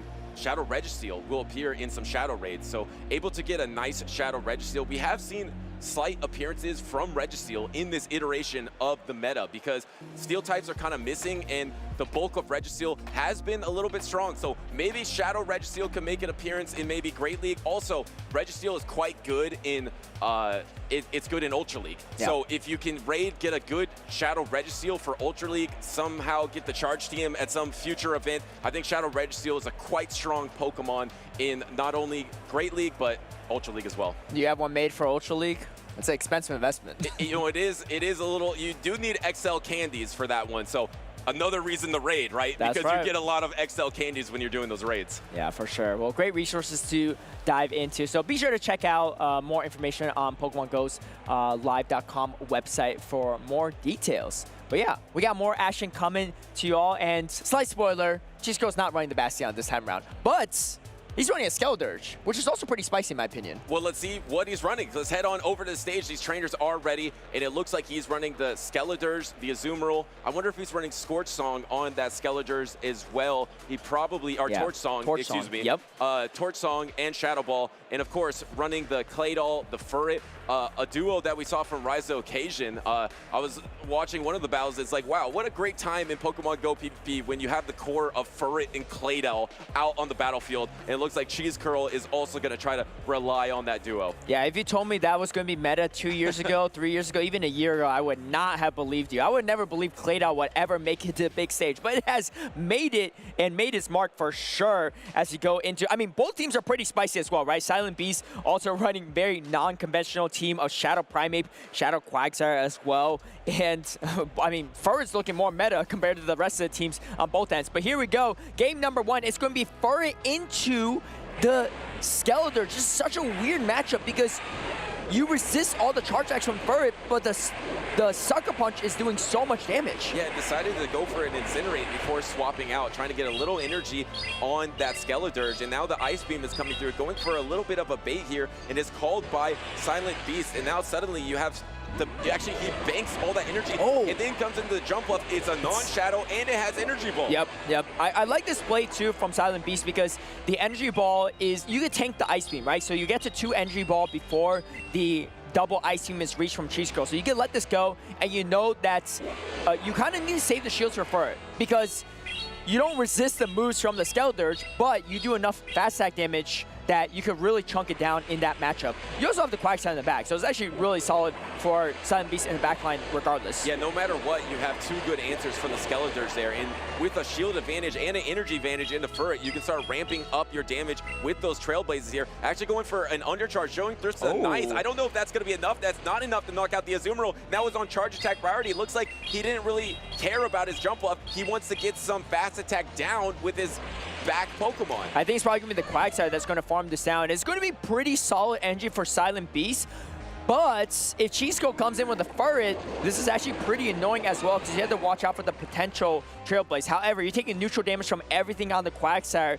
so you can see Chisco trying to think this through. Do I really want to come with Skeledirge? Probably not into a Quagsire. This is going to be a much better situation for him, but the Quagsire does have energy, and if you don't land a Trailblaze, it's not like the super effective damage is not going to do anything, Well, you probably right? combo play here. Oh, actually, doesn't go for the combo play. I was thinking you would rather try to combo play, get a Trailblaze off, because you don't want to throw that energy in the Skeledirge, because it's going to resist that energy anyway. So maybe you try to throw this energy against the Furret. You have your timer available. Silent Beast looks like he's going to go for one more charge attack. Didn't actually get the Stone Edge energy, but gets the Protect Shield nonetheless with the Aqua Tail. I like the baits from Cheese Curl as well, too. Baiting with the Swift, you know that, oh, here comes Silent Beast with the combo play, though.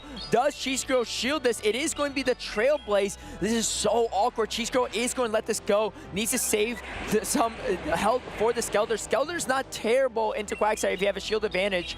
And going to have to let this go, knowing it's resistant, but the Sucker Punch is really going to start adding up. Caleb, look how much these Sucker Punches are going to do into the Skeletor. Oh it's my absolutely gosh. chunking that Skeletor. You have one Protect Shield remaining against this Torch Song here. You're probably going to use it. Actually, doesn't use it. Going to try to go for the Mudshot down, but is that too risky here for Silent Beast? Silent Beast is going to go for the Mudshot down. Does secure it before the next Torch Song is available. Yeah, I like this play a lot from Silent Beast as well. You can see Fur, okay, trying to get to another Swift. I think the Quagsire should easily outpace to double Aqua Tail before the second Swift is reached. Let's see if Chisco can do it. Yeah, no, just way too much energy on this Quagsire as well. Silent Beast playing really well here too. That undercharge really is what set up this Quagsire for success. Absolutely, you thought, why did you do that? Because you don't knock out the Azumarill, but Silent Beast did that to get enough energy to outpace this Furry, which he did to win the battle. Silent Beast takes game number 1. Butters, I said I'm a Fur doubter, but I don't know what to believe because this Fur on Fur action here. So either way, a Fur coming out on top in this one. Yeah, either way, a Fur is definitely getting to day number 2 here. This is the losers finals of Group B. Silent Beast with a 1-0 lead against Cheese Curl. Really creative team from Silent Beast here. Obviously, we saw the Shadow Primate, Shadow Quagsire core early on his stage performances, but now running the Shadow Quagsire, the Furret, running the Jump Left that's non-Shadow, also not running Acrobatics, running Energy Ball. This trainer is keeping it super spicy here in Atlanta. Yeah, I mean, like I said, this is a guy that ran a Surfetch Bastion core to top 4 in Baltimore in 2023. So the man is not, you know, he's always running the spice. Cheese Girl as well too. And man, I mean, to be fair, I've never seen a Furry versus Skeletors until now, and maybe Cheese Girl hasn't either too, because that's a matchup I was like, does he stay in there or what, right? Because it's all resistant moves, but those Sucker Punchers are no joke. Yeah, I mean, I guess if it played out even energy, even shields, it'd be quite close. But in the in-game there, when you're already ramped up 2 times by Trailblaze, you were just absolutely chunking with that Sucker Punch. And now, I mean, it's so hard to wrap your brain around the adjustments here because these teams are so wild. But specifically from what Silent Beast brought in that game number 1 of the Shadow Quagsire, of the Jump Up, and the Furry, I feel like a decent adjustment would to try to maybe just keep the Azumarill. Do you ever bring in the Alolan Sandslash? Because it's going to be pretty good against the Furry and Jumpluff core. Yeah, I mean, the thing is, the Sucker Punch against Alolan Sandslash I've seen as well still does a decent amount, but just not as much as the Skeletors because it's not super effective, at least only neutral damage. I do think the Alolan Sandslash is actually pretty solid for Chase Girl as well. Outside the Talonflame, right? Yes, there's a Primate, but the Primate, it's a Shadow Primate too. You're not really going to handle the Drill Run or Ice Punch even for neutral very well. So you have an entry lead or a shield advantage. It's actually not too bad. And it's not even counter. It's Cry Chop, right? And Cry Chop doesn't hit nearly as hard as counter from like a Shadow Nihilate or even a non-Shadow Nihilate. So I think it could be a potential option as long as you stay away from that Talonflame. As we go into game number 2 here, it's going to be the Shadow Primate into the Fur. Definitely something you don't want to see. But Silent Beast doesn't have a clear answer to Azumarill, right? I mean, do you win this with the Fur? I don't even know his matchup very well. Yeah, Furret does win in even Protect Shield situations, but the thing is, you did let this Azumarill get ahead on energy. But I still love that from Silent Beast because I believe Silent Beast banked at least 5 Karate Chops versus energy before he swapped out here. And now suddenly, even if you soft lose this matchup, you can go for a Mudshot down. You could even maybe go for a Karate Chop down. And now suddenly your Shadow Pokemon will have a big opportunity to close against the back line of Cheese Curl. Yeah, I was so fixated on the Skeletors from Cheese Curl. I didn't even realize he has his own Primate as well. Double Primate Furret team is not what I had on my bingo card. But it is what it is. Yeah, Silent Beast actually never trying to win Switch is what I'm realizing from him. But it's, again, I think going to work because there's also no grass on Cheese Girl's side. This Quagsire is really free in general. Now, how many Karate Chops? 2, 3. He got 3 Karate Chops out of that form down. And Cheese Girl's like, oh no, what do I do here against this loaded Shadow Primate? I don't know what you do either. Yeah, I don't know. I mean, the good part is he at least doesn't have close combat, but he also has 2 1/4 Rage Fist, which is also not a great time to be. And you can see Cheese Girl even smiling a little bit in the predicament he is in. Going to shield up the second one, though, definitely going to be the play he needs to make here. And there's still a Shadow Quagsire in the back with no grass Pokemon on Cheese Girl to really neutralize it. And finally getting to a charge attack here, but there's 2 Protect Shields remaining for Silent Beast, and using it right here, knowing that Furret is going to be there for Cheese Girl because that was the lead matchup, and now just going to go for the Karate Chop down, and now he's loaded with even more energy. He's going to be taking not very effective sucker punches here. He doesn't have close combat, but this Ice Punch, Caleb, is going to do a lot of damage, and so it gets Protect Shielded. Yeah, it does get shielded here. Here's the thing. If he baits perfectly, Cheese Girl could actually potentially win this. He goes straight for the Trailblaze. Let's see if Silent Beast snuffs this out or not. Oh, he does. He does shield it. Man, that was going to take him out if he didn't shield that one. But Cheese Girl going for the Hail Mary. Doesn't quite get it. Goes for the Aqua Tail instead of going for the Stone Edge, which is more damage. Does that mean you're going to double Aqua Tail here before the next attack is available? You will double Aqua Tail. Can you get to the Stone Edge as well? Doesn't actually try to go for the Stone Edge, which I actually think you could have got to that Stone Edge there. I think so too. But the thing is, the Primate still has health on back. It's going to resist the Sucker Punch as well. So even though Cheese Girl is going to reach the Trailblaze, it's unfortunately just not going to be enough for the Primate. But really great effort from Cheese Girl. I think if he did land the Swift Bait, it could be nice, but I get it. In that situation, sometimes you just need to go for the play and try to see it. Actually keeping it very close, though, between the two of them. But Silent Beast going to take the 2-0 victory over Cheese Girl and be another competitor in day number 2. What an epic strategy from Silent Beast. 2 games in a row, undercharging his grass-type attack. First, undercharging the energy ball on the jump off into the Azumarill to make sure that you get the farm down. Game number 2, doing the same thing with the Trailblaze on Furret to ensure 3 Karate Chops on his Shadow Primate. And once that happened, you saw Cheese Girl's reaction. There was just pretty much nothing he could do. I'm actually very impressed at how close he got it in that in-game. Yeah, definitely. I mean, that looked pretty disastrous for Cheese Girl, but he almost found a win con even in that situation, which was kind of nuts. But fantastic and really well played from both players. Honestly, Fur doesn't look that bad, Butters, I gotta say. Yeah, it has less bulk than you would imagine. I feel like sometimes when it's taking these double Aqua Tails, I'm like, a Fur could take a double Aqua Tail. And suddenly after double Aqua Tail, I'm like, oh wait, this Fur has no health left.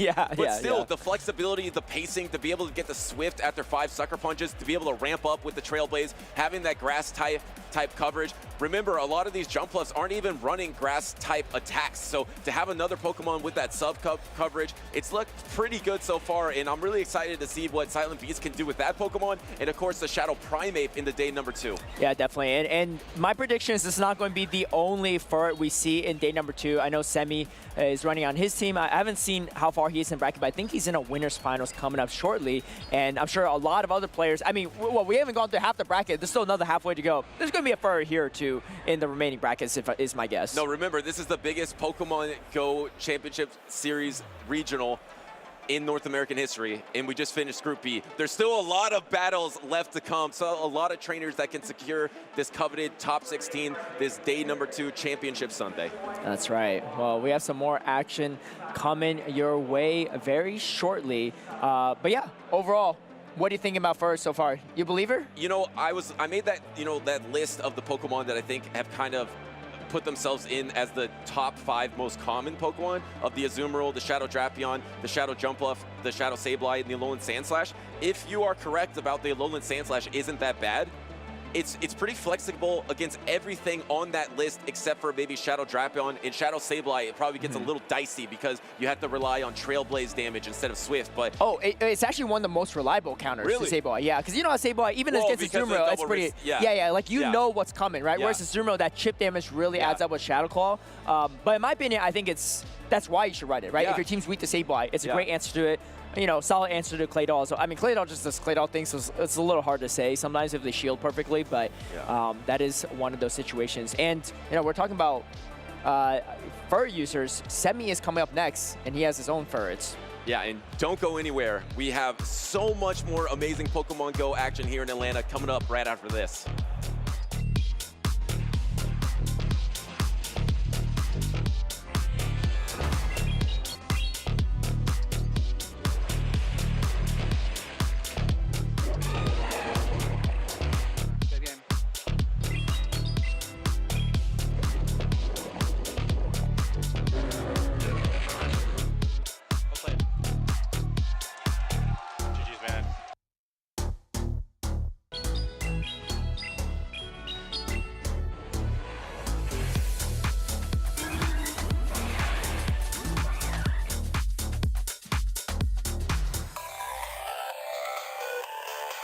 I think it was in GBL. I was pushing the leaderboards, and then I got to the top 8 of leaderboards, and I got invited into an exclusive tournament called GBLA Go Battle League Arena. I participated multiple times, but the first time I got eliminated in the first round of the tournament. So I have 2 favorite Pokemon. One is Beware, and the other is Darumaka. I just like the way both of them look, and I like how little Darumaka is. I'd say Hoenn is my favorite generation, and it's just because playing through the game Emerald, it was like I still have memories of it. It was a lot of fun. I like to look at everyone similar levels of skill. Anyone can beat me. I believe I can beat anyone. But so I'd say right now that person is Lyle Jeffs. He won 2 regionals. He said that he won the second one just to get on level with me, winning 2 regionals.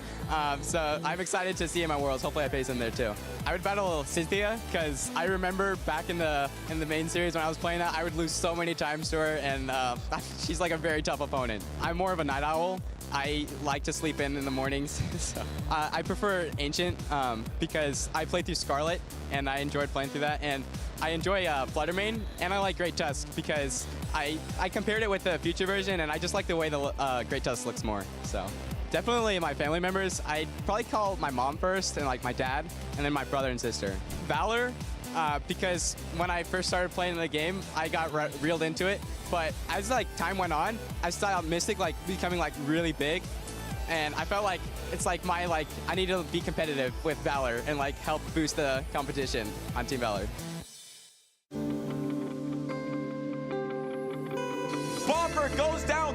That means Elite is your Sacramento Regional Grand Champion. Undefeated on day number 2 for Elite, not dropping a single set. What impeccable plays from Elite. I first got involved in middle school. It was Pokemon Gold and Silver. My friend showed it to me, and then I started playing it, and I got hooked to the main series. And ever since then, I've been on and off with Pokemon until about the start of COVID, 2020. That's when I started getting more into Pokemon Go. And yeah, I've just been playing PvP and getting better. I remember I was in a daycare and I was watching the anime, and it was the first season of Indigo Plateau, and I just remember sitting on the couch in the daycare just watching it, and yeah, I was enjoying it a lot. So I started playing with my friends just out and about, just walking around.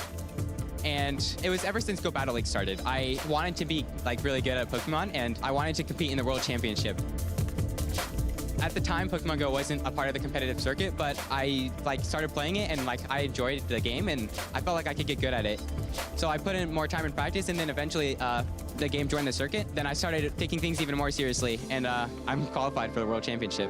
And he's going to be the 3rd trainer from North America to have that guaranteed invitation to World Championships. I want to do well in Worlds. I don't want to put a placing on it, but I want to do really good in Worlds this year, and I'm going to prepare for it. It's just mainly game mechanics for me, just learning and mastering those, counting my opponent's fast moves and knowing exactly when they're going to get to the charge moves, and just keeping that all in my head the whole game. We're going to see Elite take it. It was when I played Caleb Hank in the finals, the grand finals, when I went 6-0. It was that whole day, really.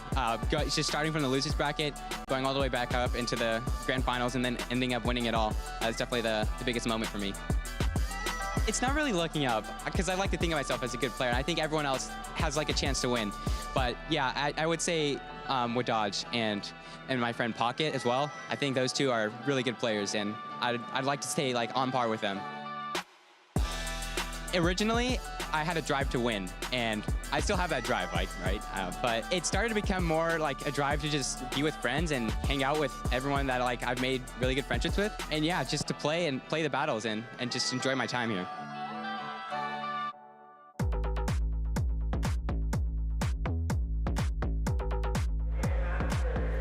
Welcome back to the Atlanta Pokemon Go Regional Championships. We are still in day 1 here, and we've actually concluded some of the earlier groups already. We're in the group stage. We've already sent 4 players to day 2, I believe, from Group A and Group B, and we're going to start diving into the winners finals of Group C.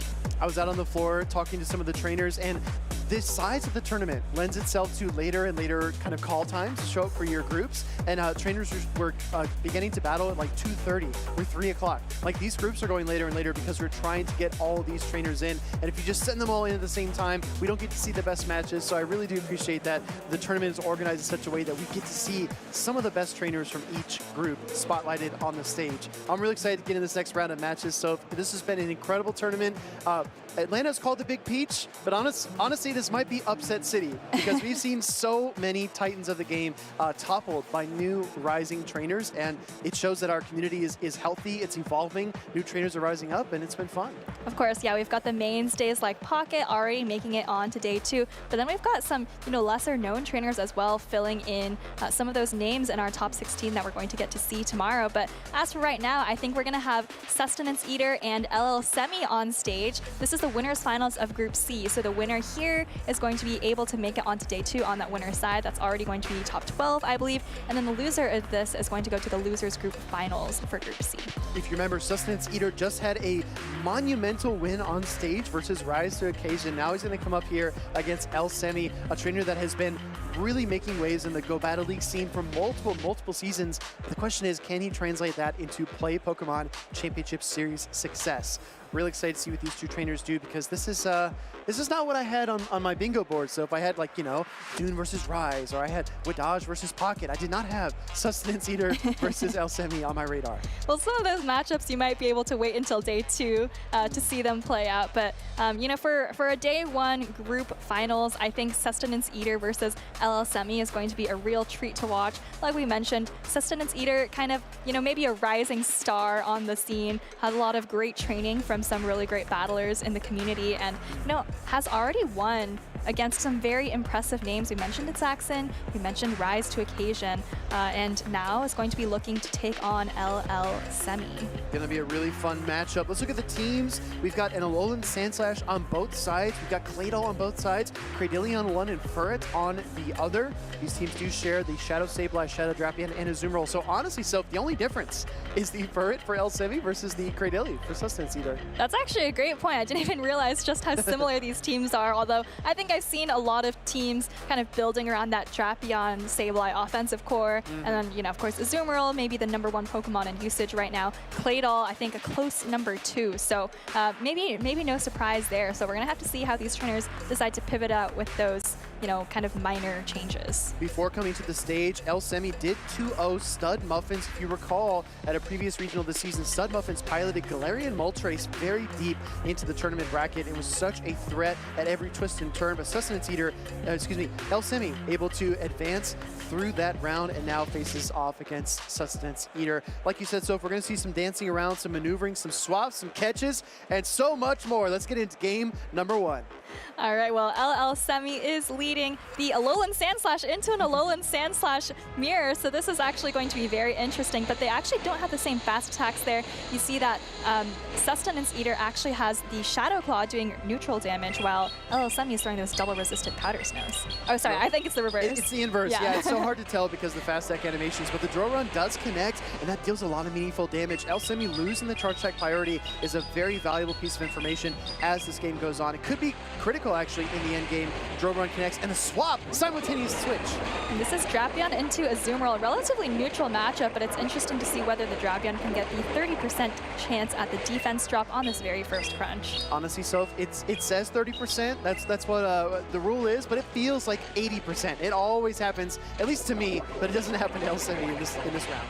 All right, yeah, I'm sure Semi is happy to not see the crunch debuff go through there. Semi is going to be throwing a Play Rough there, and Sustenance Eater actually chooses to shield it up. It would do quite a bit of damage to the Drapion, and just going to throw this next crunch right away. Crunch looks like it will connect into the Azumarill, this time from Sustenance Eater, trying to chip away at the Fairy and Water-type Pokemon. Does not get the defense drop a second time, and the Poison Stings are adding up, but slowly.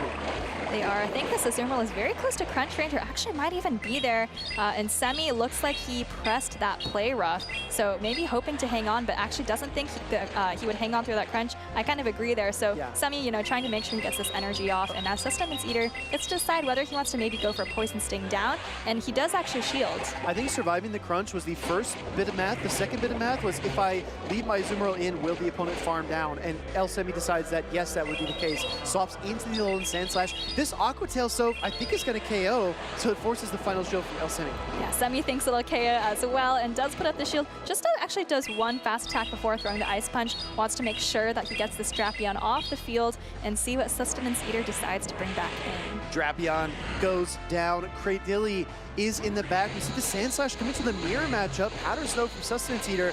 This is a really tough position because you don't want to catch any moves on your Cradilly, so he's just going to let this Ice Punch come through. Yeah, and this actually might be nice for Semi. You really want to get to an Ice Punch versus the Cradilly in the back here, and I think you're going to be able to do it. You get to these Ice Punches in just 5 fast attacks, and look at these Bullet Seeds doing absolutely nothing. I was looking at the HP bar for the Sand Slash, and I was like, all right, I want to see how much the Bullet Seed actually does, and it barely moved, a comical amount in the downwards direction. Ice Punch does connect. Now we see the swap into the final Pokemon for El Semi. It is going to be the Shadow Sableye. That's right, and Semi probably just hoping to get to 1 foul play here before Sustenance Eater gets to 2 Rock Tombs, and I think Semi is going to be able to achieve it just 3 Shadow Claws away. Sustenance Eater still needs another Bullet Seed, but Semi going for the optimal timing before throwing his foul play. Shadow Claws coming through, foul plays raining down. Cradilly might not be able to take it, and it cannot. It gets KO'd. Forget L Semi, it might be W Semi, so come on. Absolutely. Well, 1 W on the board. Still needs another to go in order to make day number 2. But, you know, we mentioned earlier, I feel like LL Semi is just playing so confidently in these games. And I feel like that really showed in that game number 1 as well. Couple things we didn't see from El Semi in that game number 1. We didn't see the Furret. We didn't see the Claydol either. I think this is a very flexible team, a very maneuverable team. Going into this matchup against his opponent, Sustenance Eater, El Semi, like you said, very confident, very poised, knows exactly what he wants to do. It doesn't seem very rattled, so the pressure is now really on Sustenance Eater's shoulders to kind of shake things up a bit. And we saw Semi using both shields on very low health Pokemon, which you typically might not want to see, you know, an Azumarill shielding a Crunch from Drapion. But I feel like he realized that, you know, the energy that was already queued up on those Pokemon was so valuable and definitely worth shielding. I keep saying El Semi, I just need to say Semi, right? It's just Semi, right? You can just say Semi, but I don't think he minds the L's. Okay, all right. Well, he's looking to catch another dub in this game number 2, but Sustenance Eater probably has other plans. Again, these teams are very similar. The only difference is 1 Pokemon on each side. Cradilly for Sustenance Eater and the Furret for Semi. Well, there is also that fast attack difference on the Alolan Sand Slash, right? Semi has the Shadow Claw, and Sustenance Eater has the Powder Snow, which, you know, kind of actually makes a big difference in the mirror matchup, because I think if you have Shadow Claw, you can start to threaten to maybe farm down after a drill run, but there's pretty much no chance of that happening when you have Powder Snow. Agreed. Going into this next game, let's see what our trainers have up their sleeves. We're going to see the Shadow Drapion lead from Sustenance Eater versus the Alolan Sand Slash for Semi. The Shadow Claws are going to be resistant here, right? Yeah, this is typically a very nice matchup for Sand Slash if you have Powder Snow, but with Shadow Claw, I think the Drapion is actually much more comfortable. I think you can even take a drill run, and obviously the Shadow Claws are not doing much damage at all. Crunch does connect. Sand Slash still does not catch the debuff, so Sustenance Eater seems to be 0 for 3 on the Drapion Crunch debuffs across the past 2 games. Thinking about the shield, decides to throw it up. Yeah, that was a super effective drill run, not just the Ice Punch. So nice shield called by Sustenance Eater. Gonna farm up a bit more energy. Actually throws when Semi gets, I think, to that next drill run, but Semi decides to continue over farming and finally use 1 shield. Crunch protected against the Alolan Sand Slash. Another no debuff, and we see the swap into the Azumarill, but I think this is fine because the drill run is what you want to throw to the Azumarill. However, does Semi stay in and try to overcharge energy? No, immediately switches. Yeah, actually it's kind of awkward because if you were to stay in, the Sand Slash would get pretty low from just those bubbles. So Semi decides to come straight in with the Furret, start ramping up these resisted Sucker Punches with these super effective Trailblaze. Trailblaze looks like it might connect because there's only 1 shield on the board for Sustenance Eater. He lets it through and look for a play rough here against the Furret. All right, play rough gonna come through. Semi instantly no shields. Maybe just hoping that, you know, if the Fur can just land one Swift and get this Azumarill very, very low, that'll be a sufficient job done for the Fur. It's only, I think, 4 Sucker Punches away from the Trailblaze. Yes, but the overcharge here by El Semi, very confident, like you've said time and time again, so overcharging that energy. Gonna throw the Swift after that chip damage, and I think this will be enough to KO the Azumarill.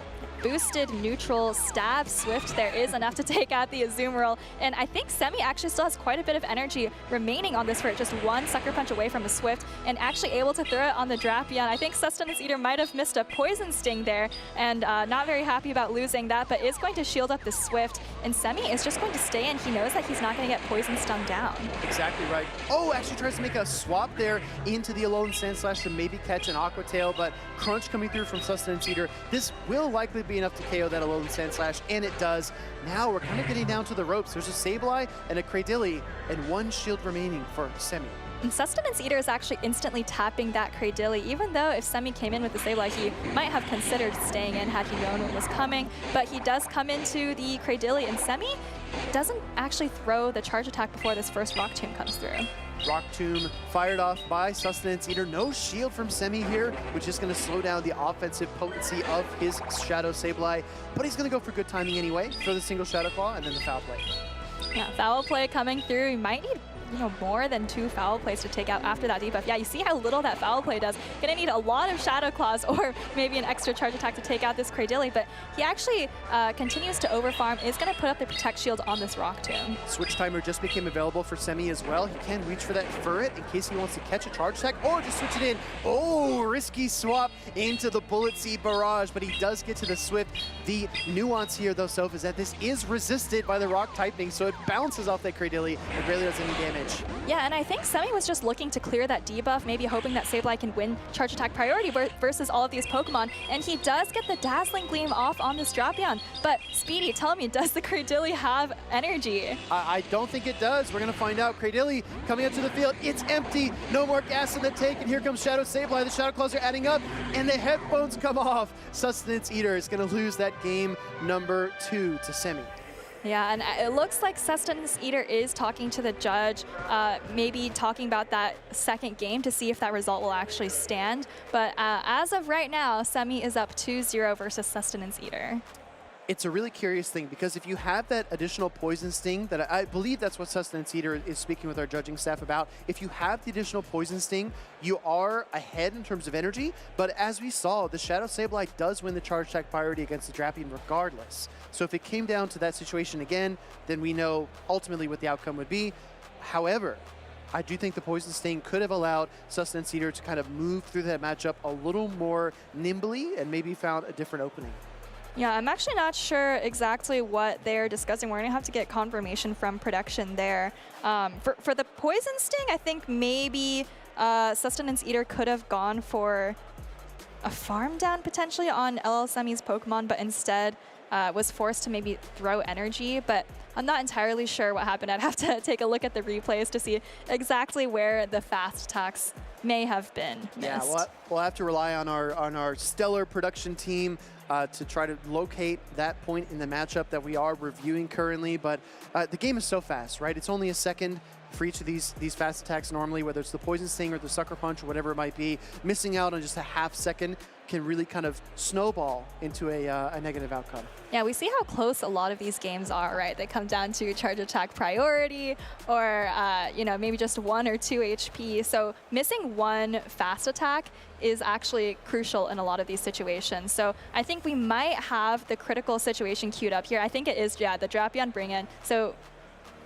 oh, it looks like Sustenance wanted to throw the Poison Sting and then swap to catch the Swift.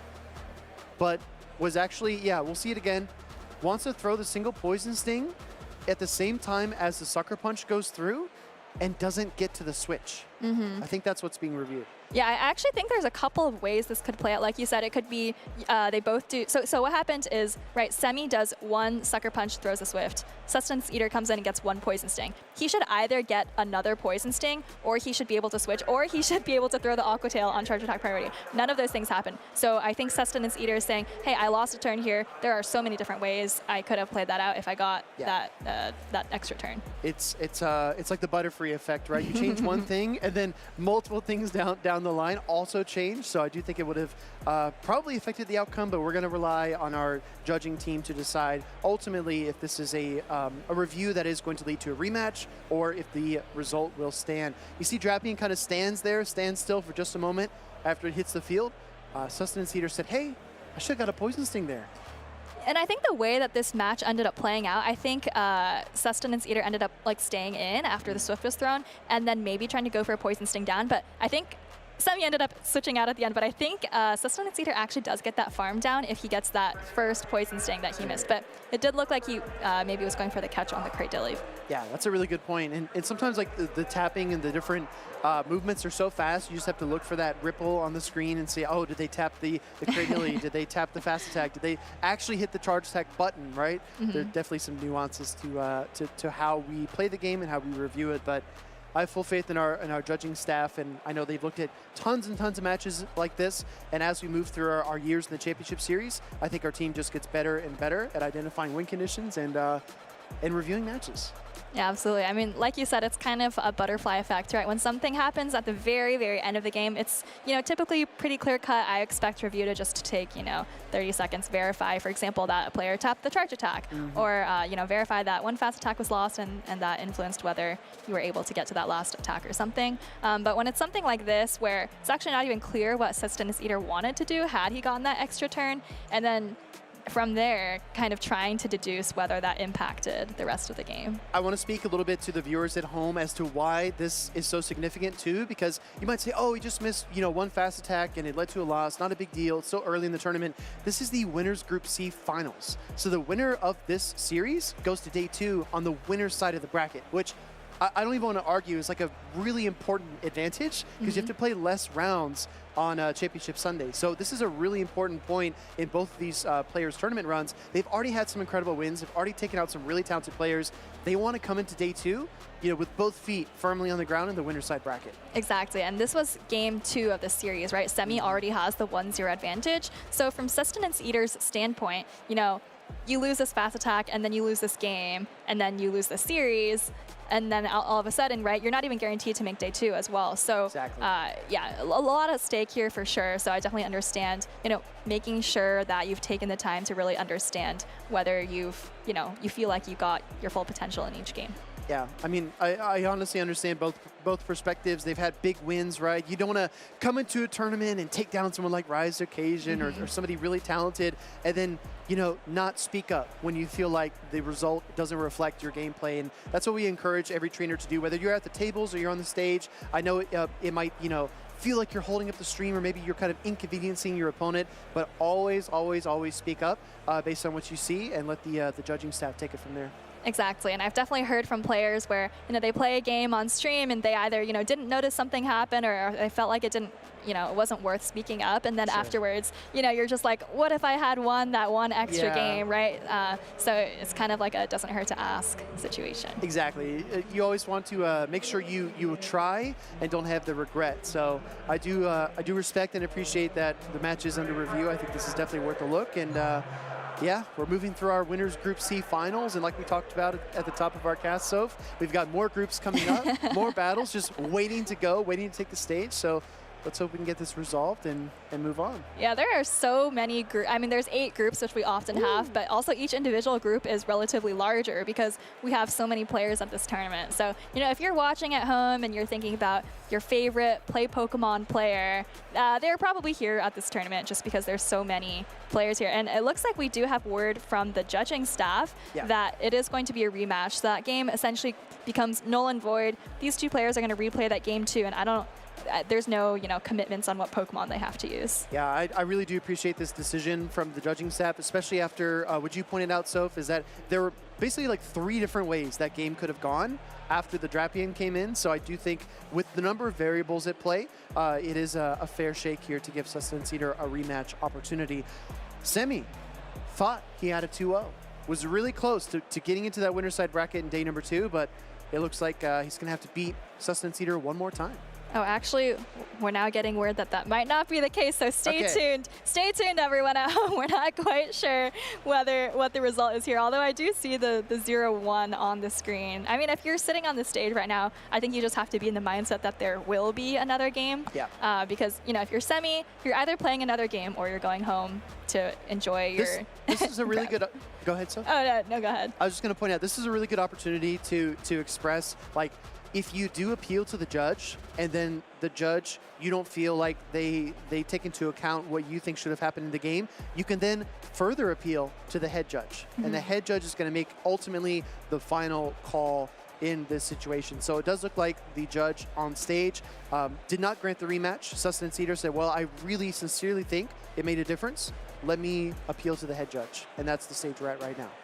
All right, well, we're going to have to wait to get confirmation or direction or interpretation from the head judge here to kind of determine what the result of that last game is going to be. And there's no further appeals after the head judge comes in and makes that decision. Exactly. I think the buck stops with the head judge, and it looks like they have arrived on the stage as well. Head judge is also the #1 Fuecoco fan I've ever met in my life. I do think that that Ilya does really love that Pokemon. All right, I did not know that. I think Ilya actually traveled here all the way from Europe to lend his judging expertise to us, humble North American trainers. So we're definitely happy to have Ilya here, world-class judge on staff, here to, help us decide whether we're making the correct calls about these games. So many moving parts in the championship series, whether you're a competitor, a spectator, a judge, a professor, if you're helping out on the floor, whatever you might be doing, so many different ways to get involved. And I remember very fondly, Ilya has a long history of working with mediating is the word I'm looking for, mediating disputes in the grassroots scene as well. Lots of practice, lots of reps, lots of looks at different battle scenarios, tons and tons and tons of experience. So I have full faith in our judging team here as we look at a potential. Look at the pen swing that we just got from Sustenance Eater. look at that. He's got some skills. Very talented. I see a lot of people doing that in their free time, especially when they're in class. I feel like I saw that a lot in school when I was in my younger days. But, a good way to pass the time, make sure that your fingers are fully up to the task of tapping your screen, making sure they're all still working, blood still flowing. So I played drums in school, right? And when I see this, I say, okay, Sustenance Eater, maybe he's kind of mean on the drum kit, right? Maybe he's playing some drum set for a band or something. I don't know. That's my interpretation. Well, we'll never know. I mean, I think if you're on stage, you kind of just have to think about your next match, right? If you're Sustenance Eater, you're hoping and praying that you get another game right here and maybe preparing for that. And if you're Semi, if the rematch doesn't come, then you can relax. Yeah. But otherwise, you do have to prepare for the next game. And it does look like Ilya is explaining some thoughts to our players right now. So I'm thinking that we'll probably get word soon on what Ilya's ruling is. Yeah, I think it's also kind of a telltale sign, speaking to Semi and not to Sustenance Eater, maybe providing some additional rationale for a ruling or maybe expanding upon what our stage judge ruled previously as to maybe providing some additional reasoning. Headphones are off, so I think we might be getting through it. Let's see what our judge decides. Okay. Well, looks like they're still on the stage there. I see Sustenance Eater picking up a pen. Okay, so I think what actually happened is the stage judge ruled rematch, and it was upheld by Ilya. So we'll have to see if we'll get confirmation for whether that's actually what happened. But looks like both players are kind of leaning in. Yes, there will be a rematch, confirming. I'm getting it. It's coming across our feed here from our numerous computer screens backstage. Yes, rematch indeed. Sustenance Eater versus Semi. very, very close competition, very similar teams. I do think Dilly has been a much brighter star for Sustenance Eater than arguably Fur it was, but let's go right into game number 3. So come on, shake it off. We've got a Claydol versus a Sandslash. It's just game number 2, Speedy. You're right, but you're right. Game number 3 in our minds. All right, Claydol into Sandslash. Semi doesn't want to take those super effective Mud Slaps. Comes right into the Sableye. No answer from Sustenance Eater. It doesn't actually switch into the Drapion, so actually eating these very heavy-hitting, super effective Shadow Claws. You called it out perfectly. I'm really wondering why there was not a swap into the fellow Dark-type Pokemon to take on that Shadow Sableye, but Rock Tomb is going to get fired off here. No shield from Semi as well. I think he's content losing switch advantage, but taking the shield away from Sustenance Eater, and now we see the Drapion swap. But honestly, this Shadow Sableye is going to get to the Dazzling Gleam, right? Yeah, that's exactly right. I think Sustenance Eater had to throw the Aqua Tail if he wanted to prevent this Dazzling Gleam, but is actually going to just take the Dazzling Gleam. No need to put up a Protect Shield now that you've debuffed the Sableye with the Rock Tomb, but it does still put the Drapion below half health. Now you come out with 2 Aqua Tails. This is something I've talked with a lot of players about. This is a very energy-intensive meta, and I do think that throwing a Crunch here into the Sandslash is a step in the right direction, excuse me. Crunch will connect into Sandslash, takes about half of the health, no debuff! 0 for 5, I think, is Sustenance Eater. All right, continuing to farm up. Actually, I don't know if we've seen a charge attack priority between Semi's Sandslash and Sustenance Eater's Drapion, so maybe both players are just a little bit unsure about who wins that. But Semi does actually just throw this Ice Punch right away, and I think I actually did see the defense drop. Yeah, 6th time must be the charm. Ice Punch does connect into the Shadow Drapion. There's a healthy Claydol and a not-to-be-revealed yet Cradilly as it hits the field. Look at that shiny Claydol. That's actually beautiful. It is beautiful. We've got those golden eyes on the side there, but Sustenance Eater is actually going to fire off this Grass Knot. This is interesting because we have seen players go for the Rock Tomb, and that's exactly what Semi is hoping for, but it's actually a super effective Grass Knot, and Semi now goes straight for the Ice Beam. Look at this. Semi is like, you know what? I'll trade you super effective for super effective. Firing off the Ice Beam, hoping for no shield, and that's what he gets. Ice Beam connects. A heavyweight boxing match, and both these Pokemon are trading haymakers here in Atlanta. All right, Rock Tomb coming through from Sustenance Eater. This will be enough to knock out the Claydol, but Sustenance Eater actually going for a very, very low amount of bubbles there, maybe hoping for just 1 extra Bullet Seed, and he does get it. Absolutely disgusting undercharge, but now the Sandslash comes in, and that single Bullet Seed does not net another charge attack. We're going to see the Claydol come in versus the Sandslash. Can the Sandslash get to 2 Ice Punches, Soph? It's really close. It looks to me like it still needs 2 more Shadow Claws, which I think means that Semi needs to survive another Mud Slap, and I don't know if he can hang on there. That Sandslash is looking very, very low, and Mud Slap does a lot of damage. Oh, but he actually does hang on to get to this Ice Punch. Wow. Oh my goodness. 2 Shadow Claws for 4 turns versus the 2 Mud Slaps for 6 turns. It means that Mud Slap damage did not register, and the Ice Punch goes through. And with the Sandslash, Semi goes through to the winner's side bracket at day number 2. Yeah, congratulations to Semi. It's been quite a while since he has competed at all, but also since he's made it to day 2. On the other hand, Sustenance Eater is going to fall to the loser's side of the bracket, going to be going to the loser's finals, so still just 1 match away from making day 2. It's so funny. We say 1 match, like, oh, just win 1 set, just win 1 series. And then you look at some of the competition here in the bracket, and you're like, oh my gosh, this 1 set feels like a marathon. But I know Sustenance Eater will do his absolute best to make it over to day 2, because I'm sure he wants a rematch against Semi. I'm thinking about, I think it was Kpine who played Elite and then Pocket and then Wadage, I think, to make it to day 2 on the loser side. So a super tricky path, like you said, you know, even once you've beaten 1 Titan, there's still many, many to come. So we'll have to see what Sustenance Eater ends up doing on the loser's side of the bracket. But I mean, for Semi, he gets to go home early and prepare for tomorrow.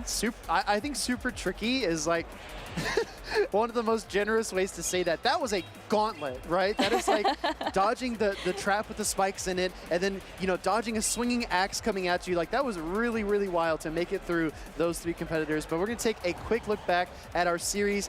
As you all know, we did have a rematch in game number 2. So this is the final outcome. Sandslash hanging on by an iron thread to get off that final Ice Punch and win the series. I mean, we did see that Azumarill hanging on with, I think, literal 1 HP earlier. I think that Sandslash might have been skating by with 2 HP. So, you know, Semi probably trained that Sandslash very, very well for tight situations like that. Oh, absolutely. Absolutely trained it up and ready for Atlanta. We're ready for our next matchup here that we will get on stream relatively soon. And this one's going to be fun. So I don't know if you peeked at the next players that are coming. I did peek, but you can go ahead and reveal. No, I don't want to steal your thunder because you looked before me. I just looked.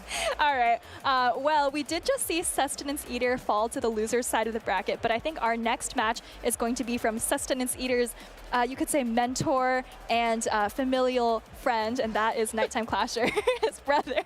And Nighttime Clasher will be facing off against Blugo. This will be the winners finals of Group D. So remember, we just saw the winners C finals. This is winners D. So we are kind of moving down the 8 groups of our bracket there. So you're telling me that we had 2 brothers and they were in their respective group finals? That's exactly right. That's awesome. That's honestly incredible.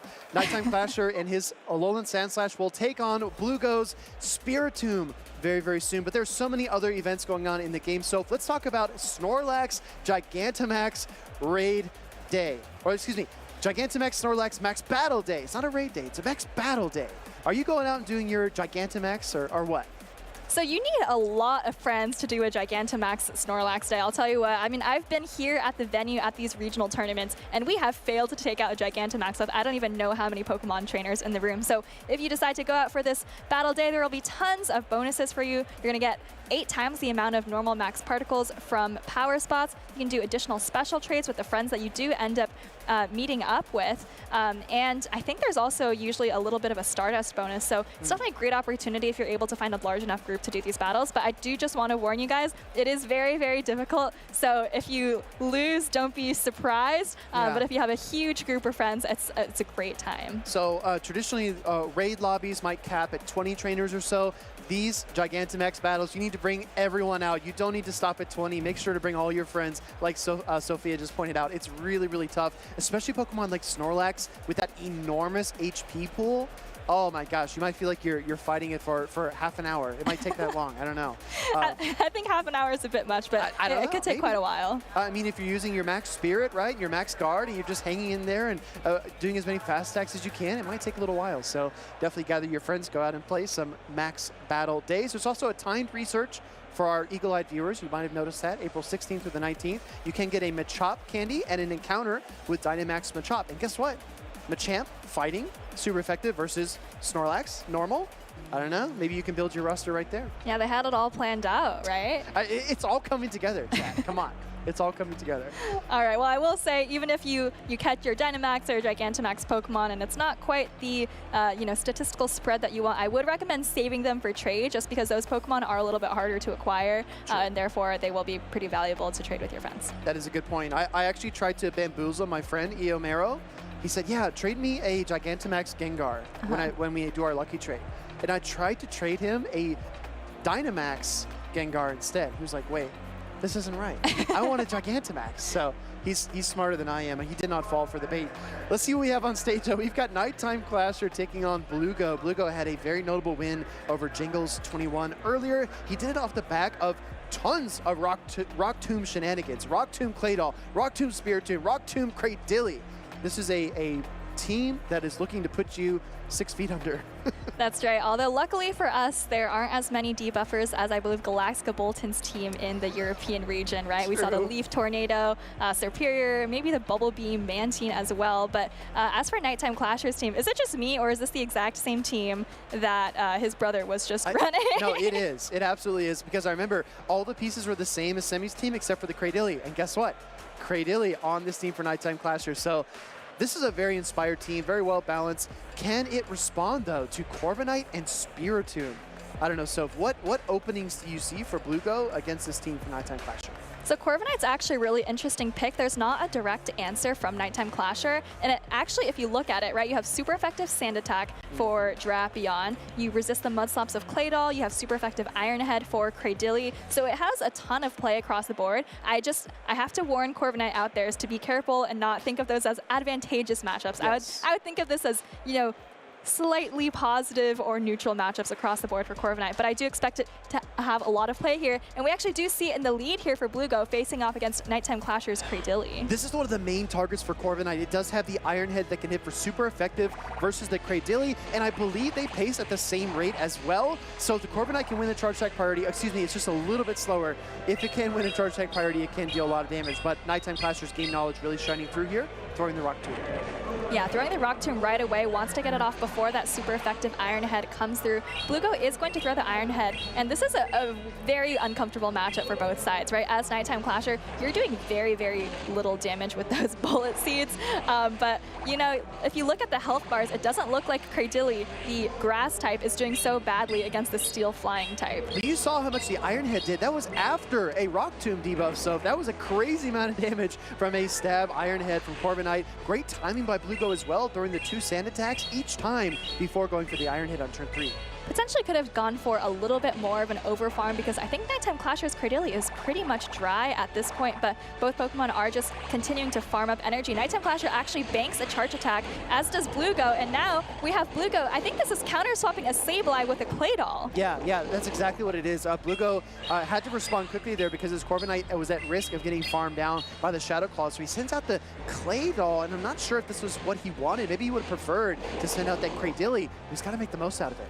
Neither of those matchups is particularly comfortable against Sableye, but I think you really would have wanted the Claydol for the Drapion instead of for the Sableye on the field right now. I think the nuance, though, is that Bluego doesn't know the third Pokemon. It could be the Sandslash, it could be the Azumarill. So sending the Claydol out here, he's just going to try to make the most of a situation that still has a lot of question marks surrounding it. Oh, a ton of question marks. The Claydol does hang on there, but that's just an extra Shadow Claw farm for the Sableye. And you do still have energy on the Corviknight, but look at how healthy the Sableye is. This is nowhere near a Bullet Seed farm down range. No, absolutely not. This Cradilly would be chewed up by the Foul Play Shadow Claw combination if it doesn't throw energy sooner rather than later. Foul Play connects, Cradilly takes a dent in terms of damage, and the swap now into the Shadow Drapion. All right, nice timing for Bluego there. Does get the full amount of turns before throwing this Rock Tomb, and I think it does just about half of Drapion's health, but this is still going to be an uphill battle for Bluego. Absolutely. Cradilly trying to gather energy. The Bullet Seeds are adding up slowly over time, and now we're going to see the Drapion throw the Crunch into the Cradilly after the debuff. I don't think this is enough to KO, but we're going to see the shield regardless. Yeah, Bluego does have to start putting up shields. The Corviknight is very, very low in health. I think all it's going to be able to do is just throw its charge attack and call it a day. Rock Tomb coming through. This does threaten to take out the Drapion, so Nighttime Clasher decides to shield it up. Wombo combo play. Here comes Corviknight. Iron Head getting fired off here after one sand attack. Super risky timing, but it looks like Bluego gets off the charge attack. Does this KO?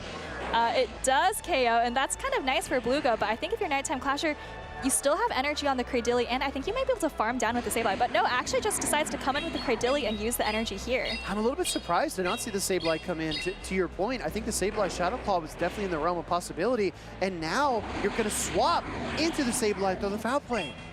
Yeah, this Foul Play is coming through. No shields left on Bluego's side, and I don't think that this Cradilly just reached a charge attack. So, yeah, it's still one Bullet Seed away. So Nighttime Clasher able to close out that game with a Shadow Claw at the end. A little bit of a chaotic ending, but he got it done. I think chaotic is the perfect word. I was trying to think of the word to describe it. I was trying to go through my head and think of different adjectives or descriptors, and I think chaotic is perfect. Let's take a closer look here at Nighttime Clasher's team. He does have the Powdered Snow Alolan Sandslash instead of the Shadow Claw. He's got Power Gem Sableye.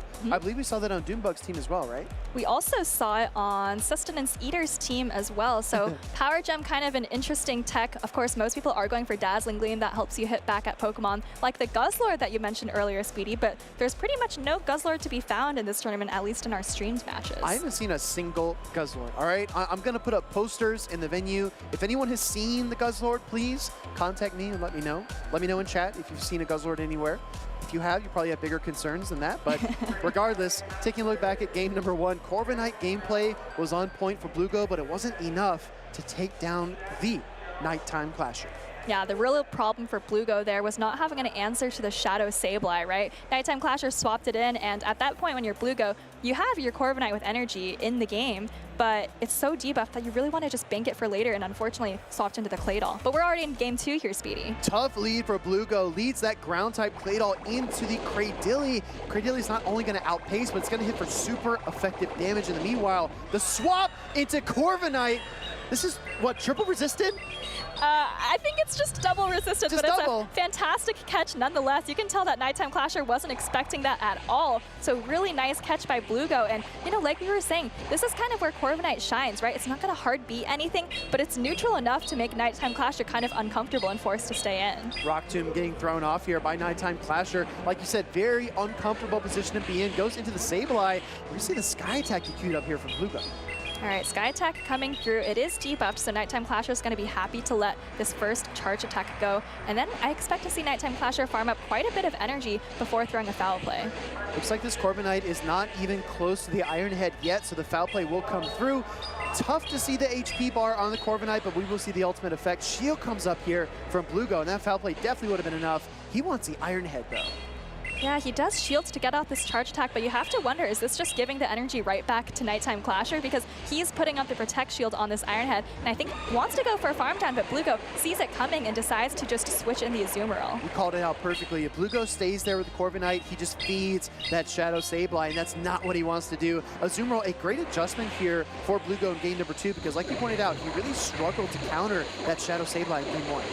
All right, well, Nighttime Clasher is able to maintain the alignment he wanted. He's going to come in with the Sand Slash to start trying to sponge some of this Azumarill's energy. Does get this Drill Run off and is probably going to try to go for maybe too aggressive to farm down, but maybe just try to come out of this with some health and some energy. I was gonna say, this is a insanely risky bait, and Nighttime Clasher does not take it. Ice Beam connecting into the Sand Slash, and that was, I respect the effort. I do There's think another one! Blugo needed to do something to get back into the game, and Nighttime Clasher's like, huh? Ice Beam? I have to wonder if it's not a bait necessarily, but maybe just trying to stall out the switch clock because he is able to switch into the Claydol now, but now the Alolan Sand Slash has enough energy to get off a super effective Ice Punch. Shield comes up, Claydol stays in. We're gonna see an Ice Beam get fired off here after a couple more Mud Slaps. Shield still in play for Nighttime Clasher. Is this the Ice Beam? Is it the Rock Tomb? He calls it, but it's the Ice Beam! It is the Ice Beam, but Cradily is so bulky that it's able to hang on and still get to this super effective Grass Knot. I think the Claydol is also going to be able to hang on, but I still have to give the advantage to Nighttime Clasher just in terms of where the energy and shields are at in this game. Claydol might be closing in on the Rock Tomb here. It needs to withstand 2 fast attacks from the opponent, and it can't hold on. Claydol scraped off the field by the Shadow Claws. Corviknight comes in. It doesn't have anything left. Looking for the farm down. Actually, foul play getting fired off by Nighttime Clasher. And Blugo's last Pokemon is just that Azumarill. We saw it fire so many Ice Beams at the Alolan Sand Slash, and Nighttime Clasher is going to be able to come back in with that Sand Slash. Doesn't have energy, but it doesn't matter. He's already at the Ice Punch now. Blugo doesn't have any shields, and Nighttime Clasher able to take a 2-0 victory and move on to day 2. These games felt pretty long. They felt like we were doing a lot of switching, a lot of charge attacks, a lot of, you know, not very much heavy damage. In any case, we were kind of like taking 2 charge attacks each. This meta is so fun and so inspired. So much comes down to energy management, and when you see a really tough lead and you swap your Shadow Drapion and the opponent responds with a Claydol, for example, it's not quite over yet. There's so many ways to fight back, and I think that the dynamic meta just allows so much skill expression. Yeah, we saw that game start off with the Grass Knot catch by Blugo, which was very, very nice, and I think put him ahead for a little bit of that matchup, but I think Nighttime Clasher had the alignment he wanted. We also saw a lot of energy from Blugo's Azumarill kind of, fall by the wayside there. So I think, adding everything together, Nighttime Clasher was still able to come out on top there. It's so funny. Like I was halfway teasing when I asked you how resisted the Grass Knot was. It just felt like it was infinitely resisted, right? Because not only are you Steel, you're also a Flying type, and the Grass Knot is not a Frenzy Plant. It's not a Solar Beam. It's not one of the hardest hitting Grass type attacks. But yeah, that was a really impressive catch, and our replays are so on point. Shout out to the production team, because this is exactly what we wanted to see. Yeah, we got 2 Grass Knots back to back. One was double resisted, one was super effective there. And we see Nighttime Clasher, he understands the win conditions. There's no need to try and farm down this Corviknight. He just has to get rid of it, and the Alolan Sand Slash can clean up there. So really nice game from Nighttime Clasher. Blugo, a very impressive trainer, but Nighttime Clasher very much coming into his own. I do think that the Liverpool victory was a huge milestone for him last season, and now we see him blazing his way through the North America tournament circuit. I mean, Nighttime Clasher is so much fun in commentary, but he's so much fun to watch play as well. Like, I honestly would rather watch him, compete in tournaments and just see the master at work, the maestro, if I may. Yeah, you mentioned that he's been so successful in North America, obviously already on to day 2 at the biggest Pokemon Go tournament we've ever had in North America. I believe he was top 5 in Vancouver just a couple of weeks ago. And before that, he was, I believe, top 5, or you could say top 6 as well at EUIC. So, he's been successful all around the world. And I think he was also day 2 at LAIC earlier this year. He was, absolutely was. Nighttime Clasher, definitely a fun trainer to watch. Make sure to follow along with that bracket. But in the meanwhile, Soph, I want to call out another recent victory by Nighttime Clasher. That was in the challenge, I believe that was here yesterday, which he was able to win. And that leads us into the Pokemon League. If you're going to compete in cups and challenges and get ready to go to a regional, go to an international championship and try to win prize money, glory, and beyond, it all starts in your local Pokemon League. So go ahead and scan this QR code, go to our event finder, and locate a cup or challenge near you. Mark it on your calendar, make preparations, and go meet your local community and compete.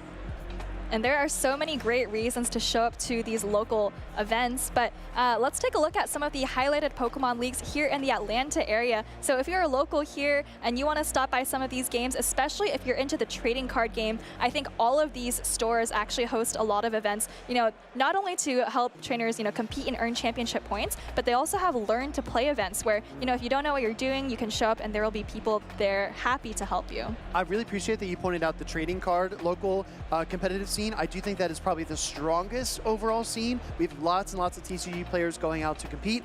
But I also want to emphasize, if you're a Pokemon Go player, a Pokemon video game player, go to your local shop and tell them you want local cups and challenges for Pokemon Go, for Pokemon video game. It's really tough for shop owners to host events if they don't know that there's interest. So make sure to be vocal, express your interest, express that you want to compete, because honestly, if you're looking to kind of close the gap, get those championship points, make your way up the leaderboards, having a local close to you can be really, really invaluable, and likely you'll make some friends along the way, which definitely helps. Yeah, absolutely. I've seen some trainers, coming from California all the way here and then talking to their friends who they see at their locals all the time. So, you can kind of make those friendships in real life and then see them at these tournaments, and it's just a lot of fun. Exactly right. Pokemon League is awesome. We hope you enjoy it, and we hope you has scanned that QR code to find your local events. You also go to just type in Play Pokemon Event Locator. I'm sure you'll find it. Our next 2 trainers are getting set up on stage here shortly. I don't think we're very familiar with either of these trainers, Soap. I don't know if you've seen either of them compete, but this is going to be fun. Their names do look a little bit familiar, but I'm not sure if we've ever seen them kind of get this far into the tournament. This is the Winners E Semifinals. So I believe the player on the left is LW Josh 91, maybe representing both losses and wins. And on the right, we've got Jay Tally. All right, maybe lose the first game and then win the next 2. Maybe that's the strategy, reverse sweep.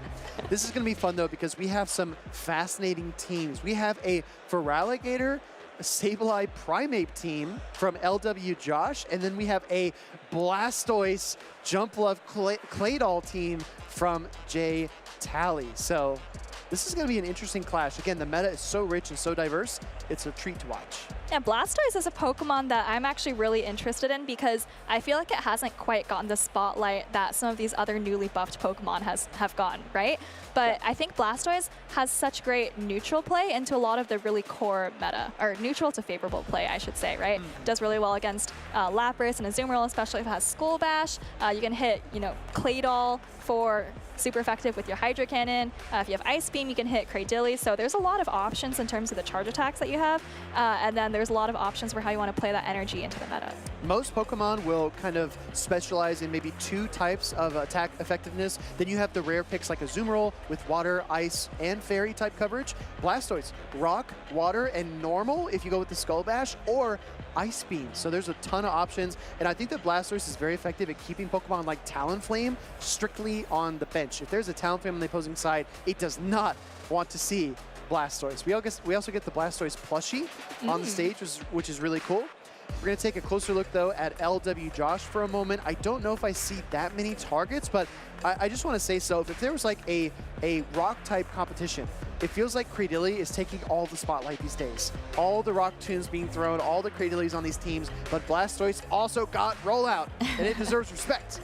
All right, well, it's not just Cradilly that got Rock Tomb. I think Claydol had Rock Tomb for quite a while, but I would argue that Claydol is trying to steal the spotlight just as much as Cradilly. It feels like those two Pokemon, you know, maybe they're not on every team, but it feels like Rock Tomb has really kind of centralized the meta around Pokemon that can handle the Rock Tombers. Looking at this team, I think that for Jay Tally, he's got to be very careful about not letting that Feraligatr get out of control. If that Pokemon goes up energy, goes up shields, we know that it just sits behind those Protect Shields and just spams a Hydro Cannon. So I do think that containing that water type is going to be probably priority #1 for Jay Tally. I don't know if you agree or disagree. Maybe there's something else we should be looking at.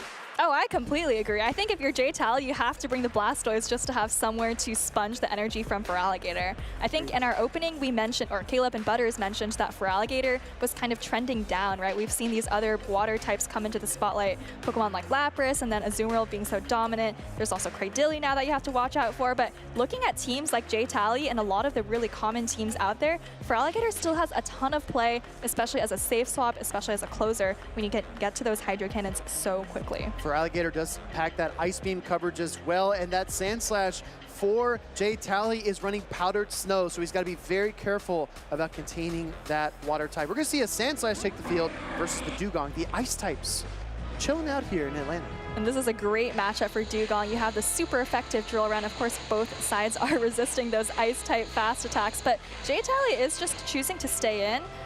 You know, doesn't really have a great answer for the Dugong in the back, so just going to be very, very slowly chipping away with these drill runs. I would say double weak to Dugong, arguably triple weak, because you've got a Powder Snow, a Alolan Sandslash in the lead, and the drill runs are really going to hurt. You don't want to send in the Drapion because then you're going to take a drill run. You don't want to send in the Jump Bluff because that would be a total disaster with the Ice Shard damage. So, like you pointed out, so staying in this matchup, just trying to work his way through it. Oh my goodness, and if you're Josh, you see the shield come up on that first drill, and you have to be realizing just how weak Jay Tally is in the back, but also you've already gotten a shield, and I think that means you could be thinking your Feraligatr is going to be super effective, not typing-wise, but you know, just generally speaking in the back. Very impactful, if I may say. Drill Run connects, Shadow Alolan Sandslash hangs on. That's a lot of heavy damage, everybody, but the Ice Punch does get reached, and now this will be enough to KO, unless the shield comes up from LW Josh, and it does not. And this is a delicious Shadow Claw for either of Josh's Pokemon. I have to imagine he's going to come in with the Feraligatr, just knowing how versatile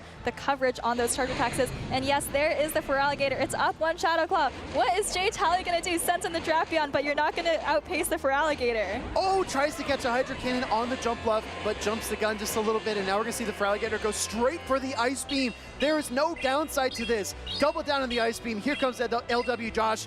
This is going to be so much damage, so! And the Jump Bluff goes down almost as quickly as it entered the field, and this is a fantastic position for Josh. I cannot possibly imagine him losing this game, and there's a Hydro Cannon coming through. Jay Tally does put up the last Protect Shield, but really all you have to do is get to one more Hydro Cannon. The full weight of Shadow Feraligatr bearing down on Jay Tally's team.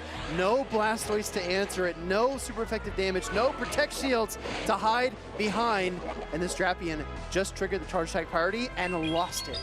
All right, and Shadow Hydro Cannon coming through. We've seen this come through time and time again, maybe a couple of months ago in the previous meta, but it's still happening here in Atlanta. And Josh takes that game #1 very comfortably, very, very convincingly. So tough. I mean, only subtle differences, right? We see a lot of these Pokemon in the current meta game, but this particular team composition, it feels like LW Josh has a massive advantage. And unless that Feraligatr can get reined in, I think Jay Tally is not going to have a good time in game #2 either. You mentioned that you don't think the Blastoise has many targets on this team, but even if it doesn't have specific targets, I mean, you have to bring it for the Feraligatr and the Dugong, right? You said he was triple weak to the Dugong in the first game. I mean, just look at what happened to the Feraligatr, up one Shadow Claw and up a shield. I think you have to bring the Blastoise. There's pretty much no choice, and if you don't, I predict the second game will go very, very similarly to the first. So for Jay Tally, if we're just going to brainstorm a little bit, maybe lead the Blastoise, and if you don't get that Feraligatr in the lead, maybe make the swap. Maybe send out a Shadow Drapion and try to pull something out of the back and move the pieces around, but you don't want to give it too obvious of a target. Something like a Claydol swap would be a little bit treacherous because the Shadow Feraligatr would be able to basically one-shot it with the Hydro Cannon. But yeah, Jay Tally's got to think of something. He's got to think of something real fast. Yeah, this is one of those situations where it might be, I think keeping it in the lead would be fine because you're preventing the Feraligatr or Dugong from coming in as a safe swap. But keeping it in the back could also be okay because if Josh decides to, you know, safe swap the Feraligatr, for example, you can like build up a little bit of energy and then absorb it on your Blastoise. So I think there's a couple of ways to play with this Blastoise, but you have to play with it. It looks like Blastoise from J-Tally is equipped with Rollout, Hydro Cannon, and Skull Bash. So no Ice Beam on this Blastoise. And I think that makes a lot of sense. Skull Bash, tons and tons of neutral damage, buffing your own defense as well. Keeps you in the matchup longer, but we're going to see what they decide to do. One of our trainers is already locked in. This is the winners semis in Group E. And we're moving on to game number 2, Seth. All right, game number 2. J-Tally needs to pull off a win here or he is going to drop to the loser side of the bracket. And here's the adjustment. I love this team from J-Tally. He has the Sableye in the lead with the Blastoise in the back and he's leading into the Cradilly. And we talked about the Blastoise lead. I think that's exactly what LW Josh was looking for. So going with a non-obvious answer is J-Tally, but the Bullet Seed coming through, oh, that hurts. And the foul play is going to land, but you know, some Cradilly players just love throwing that Rock Tomb as soon as they get it, so maybe that's what J-Tally was thinking about, but you know, unfortunately for him, that is not what happened. This next Rock Tomb is coming through, and J-Tally is actually going to shield it up, you know, recognizing that Sableye is one of his glacier Pokemon here, and it can do a lot of damage, but another Bullet Seed coming through, and this is just so much energy that Josh is getting for free. Well, J-Tally wants that charge attack priority so bad. Like you said, trying to line up the Rock Tomb with the Sableye, and now he's forced to swap, and look at this play from LW Josh, throwing the Grass Knot into the Blastoise. Oh my goodness, and what a disaster for J-Tally. He brought the Blastoise just to counter the Feraligatr and the Dugong, but all of a sudden, the Blastoise is already almost fainted. I mean, you have to shield this, but you're still going to be pretty much at 25% health. What a heads-up play here from LW Josh to choose the Grass Knot, and now he's got Feraligatr up a shield, and the one shining hope for J-Tally is going to get washed off the field here any moment.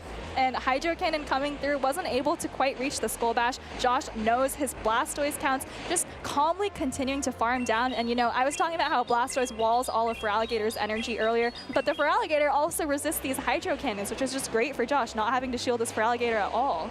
Ice Beam loaded, Hydro Cannon plus, in comes the Shadow Sableye, and it is going to get rocked by this same type of attack bonus community today. Hydro Cannon from Shadow Feraligatr.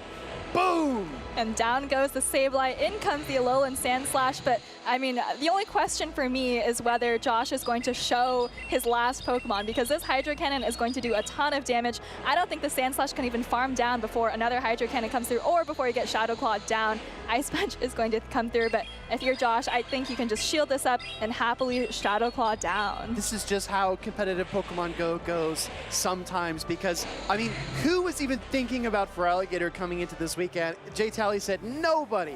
But then he lines up against LW Josh. And what a heads-up play. Honestly, Soph, you know what that reminded me of? When Lyle. J-Tally swapped in the Blastoise? Oh, yeah, also Lyle. Everything reminds me of Lyle, right? He's gorgeous. But I will say that that swap to catch the Grass Knot reminded me of Arrow versus Dijon the Jin. Oh. A couple years ago when the Abomasnow had an opportunity. Noctowl. Oh, it's Noctowl, excuse me. Oh, no. I mean, the Abomasnow, you know, threw an energy ball at what could have been a Noctowl, but he anticipated the swap. Because Dijon swapped the Azumarill in, and Arrow threw the energy ball into the Azumarill. Dijon trying to catch the Icy Wind or Weather Ball, whatever it might have been. But yeah, that's exactly what that reminded me of. Catching the Grass type move on the water Pokemon. Awesome plays. Yeah, I got too excited. I was trying to anticipate what you were saying there, but yeah, really heads up play by Josh, and you have to give a lot of credit there, right? Kind of anticipated not only, you know, the swaps that Bluga was going to make, but also maybe when he could optimally throw those charge attacks, right? So he didn't fall for the charge attack priority either time in that lead matchup. Exactly right. Very, very well played. The double Bullet Seeds really benefited LW Josh down the stretch as we take a look back at our series replay. And the Shadow Feraligatr proving it might be the better Hydro Cannon user this weekend in Atlanta, Georgia. Just absolutely decimating this team. 3 Pokeballs remaining for LW Josh. That Feraligatr did not break a sweat in that game number 2. Yeah, I don't think it even used a shield, right? It was just absorbing Hydro Cannons and then spitting them right back out. So really great Feraligatr play there, and I think a lot of teams actually look kind of like J-Tally's team. You know, there's a Claydol, a Sableye, a Drapion, a lot of things that pace evenly with the Feraligatr or take, super effective damage. So there's definitely still room for Feraligatr in the meta, as long as you're not seeing, the Cradily or the Lapras. Yeah, you're looking at something like a Cradily. It's going to be 12 turns to every charge attack for that Cradily. Meanwhile, Feraligatr getting to that Hydro Cannon in 10 turns. Ice Beam is going to be, what, 14 turns? And then it's able to get to the next one even faster. So, I don't know, we might see more Feraligatr gameplay down the stretch, but that was a very incredible series by JW Josh, I believe it was? LW Josh. I think you're thinking of JW Naldo. Oh, yeah, you're right. Latin American region. Letters than W's, I don't know. But Soph, it's been a great rotation. That was really fun. Shadow Feraligatr might be back. And we also will be back after this short break, so don't go anywhere.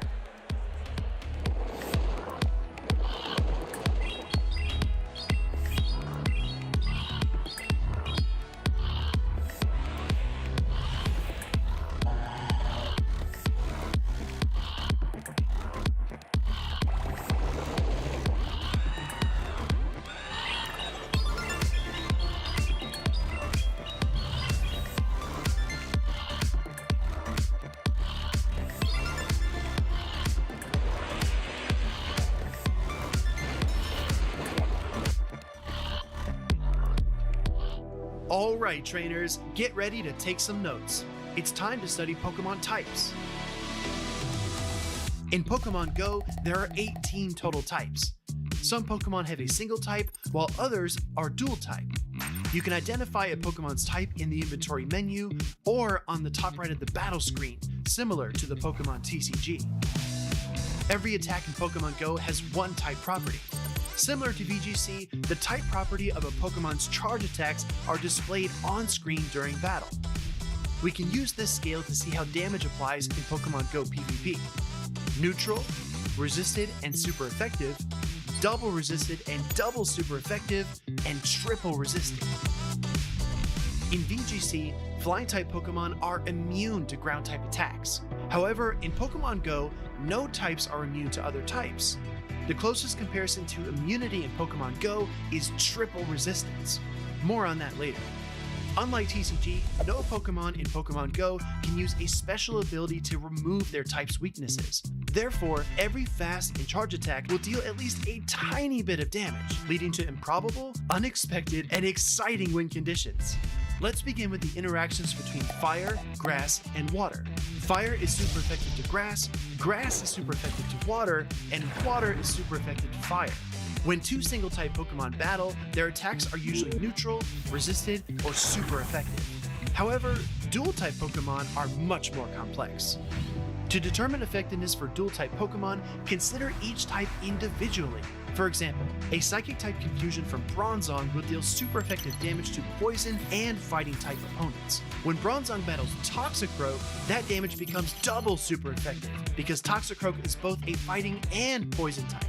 Some Pokemon single resist, double resist, or even triple resist attacks from other types. For example, Steel-type Pokemon single resist Dragon-type attacks, while Fairy-type Pokemon double resist Dragon. A Fairy and Steel-type Pokemon like Mawile will actually triple resist Dragon-type attacks.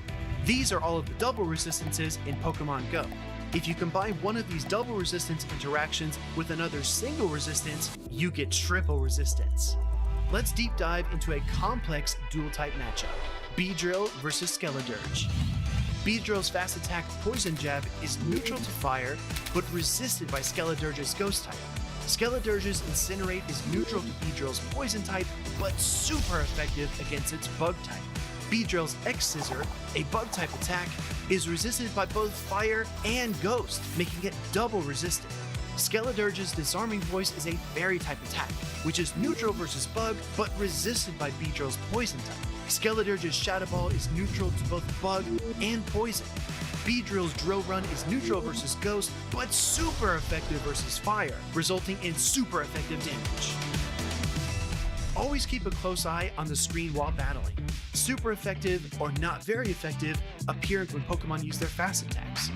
Protect shields turn red when shielding super effective damage, purple when shielding neutral damage, and blue when shielding resisted damage. Lastly, make sure to check the type icons at the top right corner of your screen. The power of a charge attack depends on the Pokemon using it, so an Earthquake from Swampert likely hits harder than one from Clodsire.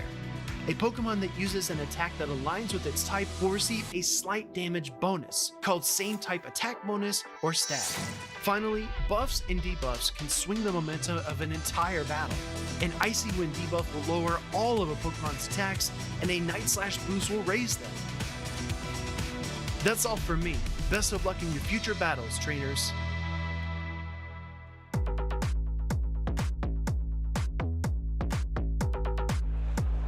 Well, go ahead, Caleb. I was going to say, welcome back, traders. We're here in the Atlanta Regionals, and I'm excited to get into battles. I think Butters is as well, We're so excited. Yeah, that's right. That's right. We got some epic action coming your way. Still a ton more battles to go. And coming up next, we got Tomahawk UK versus Adib Khan. Yeah. Definitely a star-studded matchup. Another epic matchup. This is going to be winner of the F group semifinals, actually. So the winner of this will not be moving on to day number 2. They'll still have to get 2 match victories to move on to day number 2. We have Tomahawk UK, I believe, in 9th place currently on the European leaderboard. Wants to probably try to get into that top 8 to secure that travel package for the World Championship this season versus Adib Khan, who's a talented trainer in his own right. Yeah, definitely. Fun story, too, especially since we're in Atlanta. First time I ever met Adib was back when he was in college, actually, and he showed up to one of those grassroots tournaments, and he swept it. The first one he went to. I actually didn't meet him there. I met him at the second one, and I luckily got to face him, but he was running a Stomp Tropius because he didn't have any TMs left. So I was able to take a win from him because he just had the wrong moveset. But he's come a long way, and so has his Pokemon as well, as we're going to get over to the stage and take a look here. I'm going to talk about Tomahawk UK because his is pretty wild too. But Azumarill, Shadow Drapion, Claydol, Shadow Lapras, Alolan Ninetales, which is absolutely wild. They love Jai's probably excited seeing this one, and then Shadow Sableye. Yeah, that's going to be the Powder Snow Alolan Ninetales. And you know, you would think it's so weak to Lapras, so weak to the other Ice types. It's obviously going to be very weak against the opposing Alolan Sandslash, but Lapras has been surprisingly missing from a lot of these top trainers' teams throughout the tournament here in Atlanta. This is the first North American regional in this iteration of the meta, and Adib Khan has a Chestnut, which is going to be fantastic against Cradily, but there is no Cradily on Tomahawk's team, and you have the Furret, the Talonflame, the Claydol, the Alolan Sandslash, and the Azumarill. 2 wild teams in this winter semifinals here. Yeah, the key point though is there's no flyers on the side of Tomahawk UK's team as well, right? No jump bluff, no Talonflame to wall off that energy from Chestnut. Chestnut, in my opinion, actually looks pretty good for Adib, right? You have a great matchup against Azumarill. Yes, you take super effective from their moves, but at the same time too, like you're doing super effective damage back and you get the Friends Play way faster. You could throw the superpower against the Shadow Drapion, and then, you know, you resist all the charge attacks at least, so you can soak up that energy pretty well. You have the super effective damage for Claydol, you have super effective damage for Lapras. Sidewave damage will add up, especially the Shadow Lapras, but it has Skull Bash instead of Ice Beam, so it's going to take you a little bit longer to pace to. And Alolan Ninetales, yes, you're taking super effective damage, but you're doing neutral, hard-hitting Friends Play damage. So I actually think this Chestnut has a lot of play. And of course, Sableye too, right? Like, Sableye's got to go all the way. Actually, no. Tomahawk UK is running the Battle Boy Power Gem, so that Chestnut walls off that energy as well. And a key thing for Adib, he's running the Shadow Claw Alolan Sandslash. So I think Alolan Sandslash is going to be really strong for Adib's team. Yes, it's going to be weak to the Lapras, but otherwise, it's going to be really strong against almost everything that's not Claydol. But even you have so much to fire back with against the Claydol. You have this lead matchup, and this is what you're targeting with the Alolan Sandslash, because it is really one of the best counters against this Shadow Drapion. Yeah, Adib Khan, he was actually one of the people that I was, you know, having discussions with and saying, oh, I don't think Furret is the play, but he decided to throw it on his team, and it might look pretty good into the back line. Tomahawk UK aware that the Furret might be in the back, so it's going to swap out the Drapion, which is a good play because Furret otherwise would beat the entire back line of Tomahawk UK. And Adib knows there's no coverage here, so you can only go for the Sparkling Aria, but at this point, at this range, with the Shadow Lapras, the Sparkling Aria might be enough, and there are 2 banked up here, and actually protect shielding on this one. You can back-to-back if you're Tomahawk UK, but waiting to right before the superpower is available. This might be enough to knock out. This is going to be resisted, but it's coming from a Shadow Lapras. Can it take out Chestnut? Oh, and it hangs on, and you get the superpower through. Does Tomahawk UK spend both shields here now to preserve switch advantage? No, it's going to let the superpower go through. Now debuffed as well, so you're only going to get 1 poisoning off on this Chestnut. maybe even comes in the Sableye. If he does that, he's going to reveal his third Pokemon pretty quickly. And remember, you said how good the Furret is against that Shadow Sableye. You have the Furret in the back if you're a Deeb, and then you have the Drill Run banked on that Alolan Sandslasher as well to threaten the Shadow Drapion. It looks like a Deeb is in a commanding position here. Once again, I think Tomahawk is using the Power Gem, just like we saw from Nighttime Clashers Shadow Sableye. Yeah, and that Foul Play still does a huge chunk of damage. In comes the Shadow Drapion, and Tomahawk UK does catch the resisted Trailblaze on the Drapion. That's actually really solid for him. And here's a tough ball for a Deeb. Because he's running Shadow Claw, this matchup is a lot more awkward for the Alolan Sandslash, because you can't just Powder Snow and throw Ice Punch. You have to go for the Drill Run to be able to take it out. Yeah, and then now, though, that you got that chip damage, you can secure the knockout, and there is that knockout. Here comes the Ice Punch, not thrown on charge attack priority. Deeb was trying to go for it, but Tomahawk knew that was probably coming up, didn't throw the energy. But that swap on the Trailblaze was a huge swing for Tomahawk here. Can he get the close with this Shadow Sableye? One of the best closers. You would need the Shadow Claw down. He gets it. He secures the Shadow Claw down. That's huge for Tomahawk UK. He knew that if he threw the move, then he would be outpaced from the Furret, especially with the shield left. A Deepcon recognizing the situation he's in is going to let it go. Tomahawk UK takes the first game over Deepcon. And Furret, a little less bulky than you would expect, gets knocked out by the Foul Play at that range. There was a back-to-back. How about that swap? It looked helpless for Tomahawk in that matchup when he had the back line of his Sableye versus Furret and the Drapion versus the Alolan Sandslash. But to catch that Trailblaze, to get the farm down with the Shadow Claw, big plays from Tomahawk UK. And that Shadow Lapras, man, I mean, that Sidewave damage is no joke. Even against a Chestnut, too, right? It's just chunking away at the health bar to the point where you just throw Sparkling Aria, right? And then double Sparkling Aria was almost enough to take out the Chestnut, barely even winning that one shield situation Adib was with that Chestnut. So put him in a really tough position. And, man, I mean, I think Shadow Claw Alolan Sandslash has his perks, but into the Shadow Drapion, it's much worse. Yeah, and here comes that Sparkling Aria, like you mentioned, and able to hold on just barely. Even the Sidewave maybe didn't register or didn't do enough damage to knock out before that superpower there, but it all looked so good until this moment right here. This swap on the Trailblaze is the key factor of this battle, able to take that resisted damage and get this Shadow Claw down. This was high-level awareness from Tomahawk. Yeah, that was a tough catch for him to pull off, too, because they're both on 2 turns there, so it could really be thrown at any point in time, but Tomahawk UK going based off of the feel, I guess, in that situation, and he got the right one. Yeah, he did get the right one, and he has a lot of interesting Pokemon on his team. I mean, it's some Pokemon we've obviously seen so far, Claydol, but how about the Alolan Ninetales with the Powder Snow, Dazzling Gleam, Weather Ball, and then the Shadow Lapras with the Skull Bash.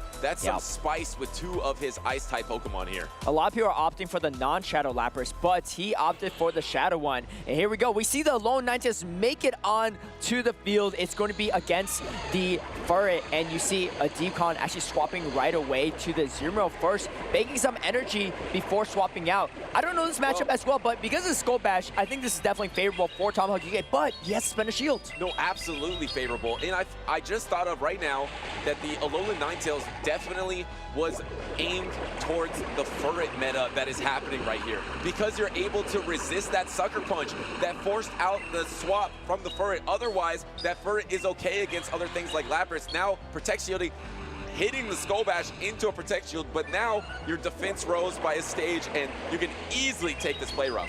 This Play Rough is going to come through, but his defenses are boosted. I don't know if this Azumarill is in Skull Bash range, though. I mean, I haven't seen this interaction in quite some time. Oh, but it's also with the Sidewave damage is much different than before with, you know, Ice Shard. Lapras was the old moveset of choice. Tomahawk UK going for the hard-hitting Skull Bash. Going to boost his defenses yet again into the Fur, doing a ton of damage.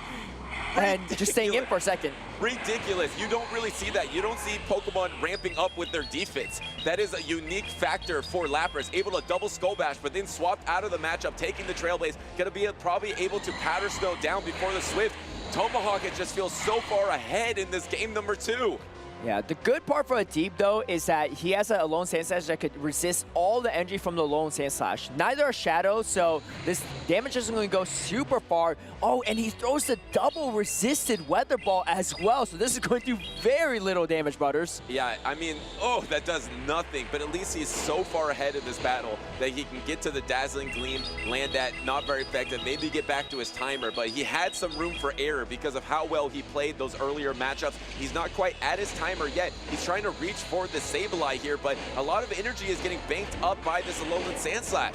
And you can see Adib Khan going to throw Joran a little bit more damage than that Ice Punch. May put it in Ice Punch range afterward. Shadow Claw against the Sableye is going to be just the same as if it was the Powder Snow variant. Does Tomahawk UK shield the Sableye at this point? You have a lot of energy that you're going to be giving up here and decides to hold the shield on the very last second. There is still the Azumarill in the back, and is he going to get Shadow Claw down just like before? It might have been the case. Adib doesn't want to give him too much energy, so swaps out. But the Sand Slash in very low health at this point in time. Protect Shield's a power gem, thinking that's going to be his best remaining Protect Shield. Now going to go for the bubble down here, but not yet because the Sableye has one more power gem. This isn't going to be enough to knock out, but Azumarill's going to have to knock out 3 Pokemon, going to have to full sweep to finish this off. I believe there's a Weather Ball banked on that Alolan Ninetales, and this Azumarill's pretty much in range. Yeah, that's right. This is going to be really tough for Adib to come back from, too. Does he hang on from this Weather Ball? It's a real question. It is a little bit bulky and does just barely get to the play rub. How much energy is on the Alolan Sand Slash? Can it get to a Drill Run? I think he's 1 or 2 Shadow Calls away. He might be on the 5 cycle now here. He can swap. Oh, now he can swap. And Does he gets go there. for it? No, he gets sideways down. The Shadow side was just too strong, and Lapras is going to close it out for Tomahawk UK with a quick 2-0 victory. And an exhale there because it got closer than you would expect because he was so far ahead. I feel like in game number 1, he adjusted really well to pull off a victory that probably wasn't his. But in game number 2, I felt like this is what his team was trying to target. He thought he might see a lot of Furret in this matchup. That's why he was running that Alolan Ninetales to be able to counter things like Furret, like a Cradilly as well, a Claydol, and able to find that lead matchup, swap into the Azumarill, the #1 usage Pokemon probably, counter swap with the Skull Bash Shadow Lapras. That's exactly what he wants to see in this meta. Yeah, Tomahawk UK is also no stranger to running a little bit anti-meta, a little bit of spice as well too. Most people running, I mean, not a lot of people running Lapras to begin with, but most people also running the non-Shadow Lapras. This is the first Shadow Lapras I've seen in this tournament, but really in any of the tournaments too. So really great stuff from Tomahawk UK, and then has that Powder Snow Alolan Ninetales too. Definitely a really great way to, throw off a lot of those grass types. Little unconventional grass type on the side of Adib Khan as well, but still does the trick. Yeah, I mean, it worked out there. You can target Claydol, and you can be better against Claydol than, say, an Alolan Sandslash would be, because you don't have that ground type weakness with the steel subtyping. Also, you're more resistant to fighting types as well. I really like that spice pick from Tomahawk. He found a great matchup with that game number 2, and now he's advanced to the winners finals of Group F.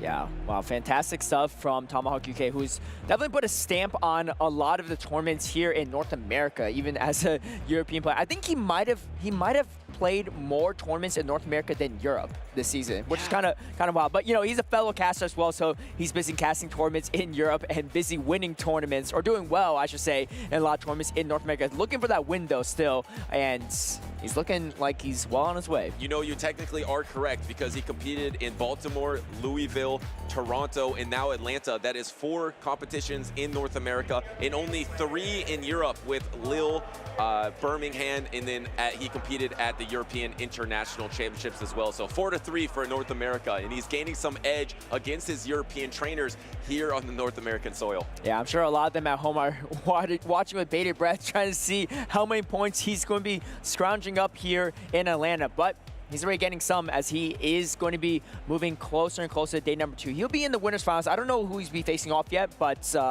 I hope they brought their lone Ninetales counters. Yeah, there's so many groups to keep track of in this giant tournament. Once again, it is history for Pokemon Go in North America. But let's hear from a trainer that's trying to make history himself. Take it to the floor with Self-Telf.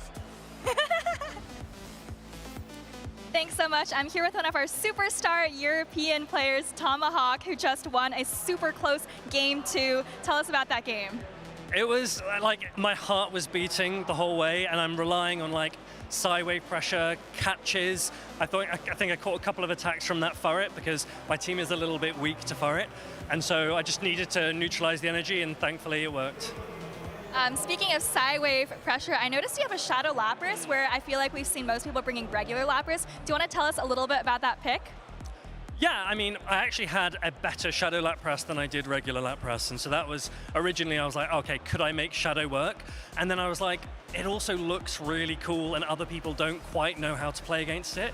And so I just started playing loads, and I realized that there were a few matchups that were a lot better for it. So a Alolan Sandslash, for example, you're doing extra damage with those side waves, and we saw that at the end, like that was really, really important. Absolutely, and I noticed you have another unconventional ice type on your team as well. Do you want to tell us about why you brought that Pokemon, the Alolan Ninetales? So I didn't want to bring Alolan Sandslash because I had a Lapras already, and so I was trying to work out how can I have not a fighting weakness but still have the ice pressure because I'm not running Ice Beam on my Shadow Lapras. And then I thought, Dazzling Gleam has been buffed, everyone's running Cradley Sableye Core, Claydol's everywhere, and I was just like, why not? Let's try it. And I did a couple of scrims with it, and you know what? I think it worked. And I think it worked there as well. All right, well, we'll have to see if it keeps on working for you, but I know you're kind of always one step ahead of the meta, so it's always good to get some of your tips. In terms of your goals for the rest of the season, what do you have in mind? You have tons of medals, you have a top 12 Worlds performance already, so what else is there for you? It's tricky. Obviously, I'm casting a lot in the European circuit, and I want to play. Like, the meta's exciting, it's new, and so I get the opportunity to come and see friends, but also compete. Still always, obviously, working to try and get a gold, but it's just really nice to play and have fun in this meta, I think. All right, well, I hope you're having a lot of fun, and you definitely look like you are. Are there any shout-outs you want to give to anyone supporting you or helping you during this tournament? I think there's so many shout-outs to everyone that supported me. I've got tons of people that I've been scrimming with, and you know I could list them off, but I want to win a little bit more, ideally, before I can really do any justice to them. But then also shout out to Hannah, who's also been supporting me loads throughout this. All right, well, thank you so much for your time, and best of luck in your next round. And I think we'll kick it back to the casters.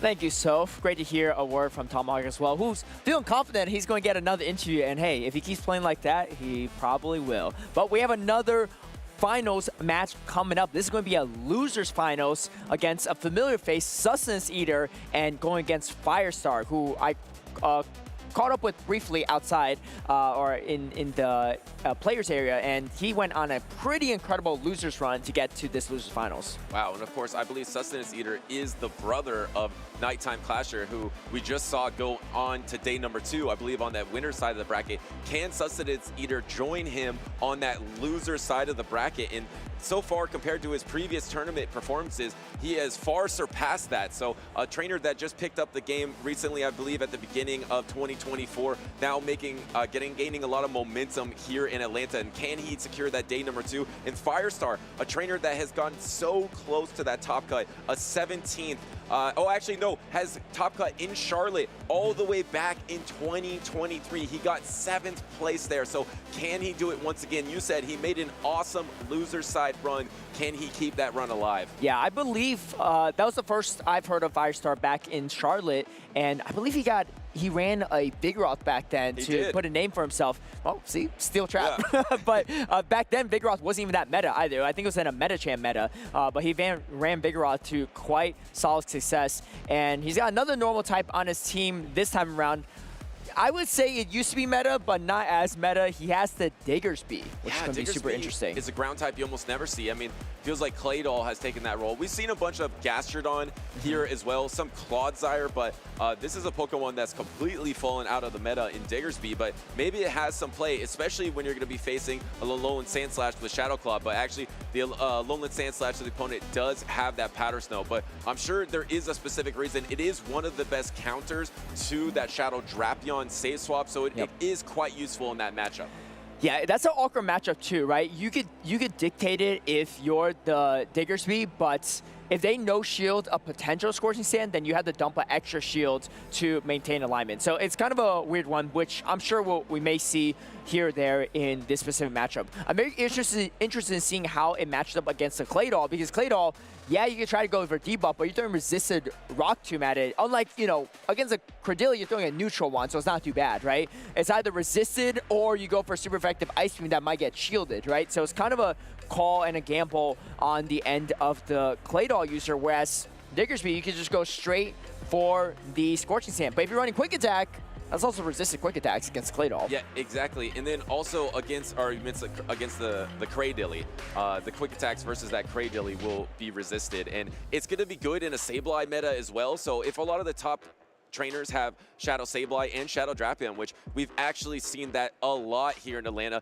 Diggersby is a pretty good answer to that. So we might see it in this matchup. This is Losers Finals. These two trainers have their tournament dreams on the line. The winner will advance to Championship Sunday. And here is the Alolan Sandslash versus that Shadow Sableye. And you can see the pacing here to the foul play and Powder Snow is exactly at the same rate. Firestar is going to throw the first move here. Foul play is going to come through, going to connect onto the Alolan Sandslash, going to do a decent sizable amount of damage. Sustenance Eater built up to the drill run first before throwing this, and going to draw that first shield from Firestar. Yeah, getting a little bit of a bait here. I know Ice Punch is same a type bonus, but you do more damage with the drill run. Here comes the swap into the Corviknight. Corviknight has been a factor here in Atlanta, now charging up a ton of energy, but it's going to have to take the wrath of all of this crunch and maybe even an Aqua Tail as well, as it's unleashing the super effective sand attacks.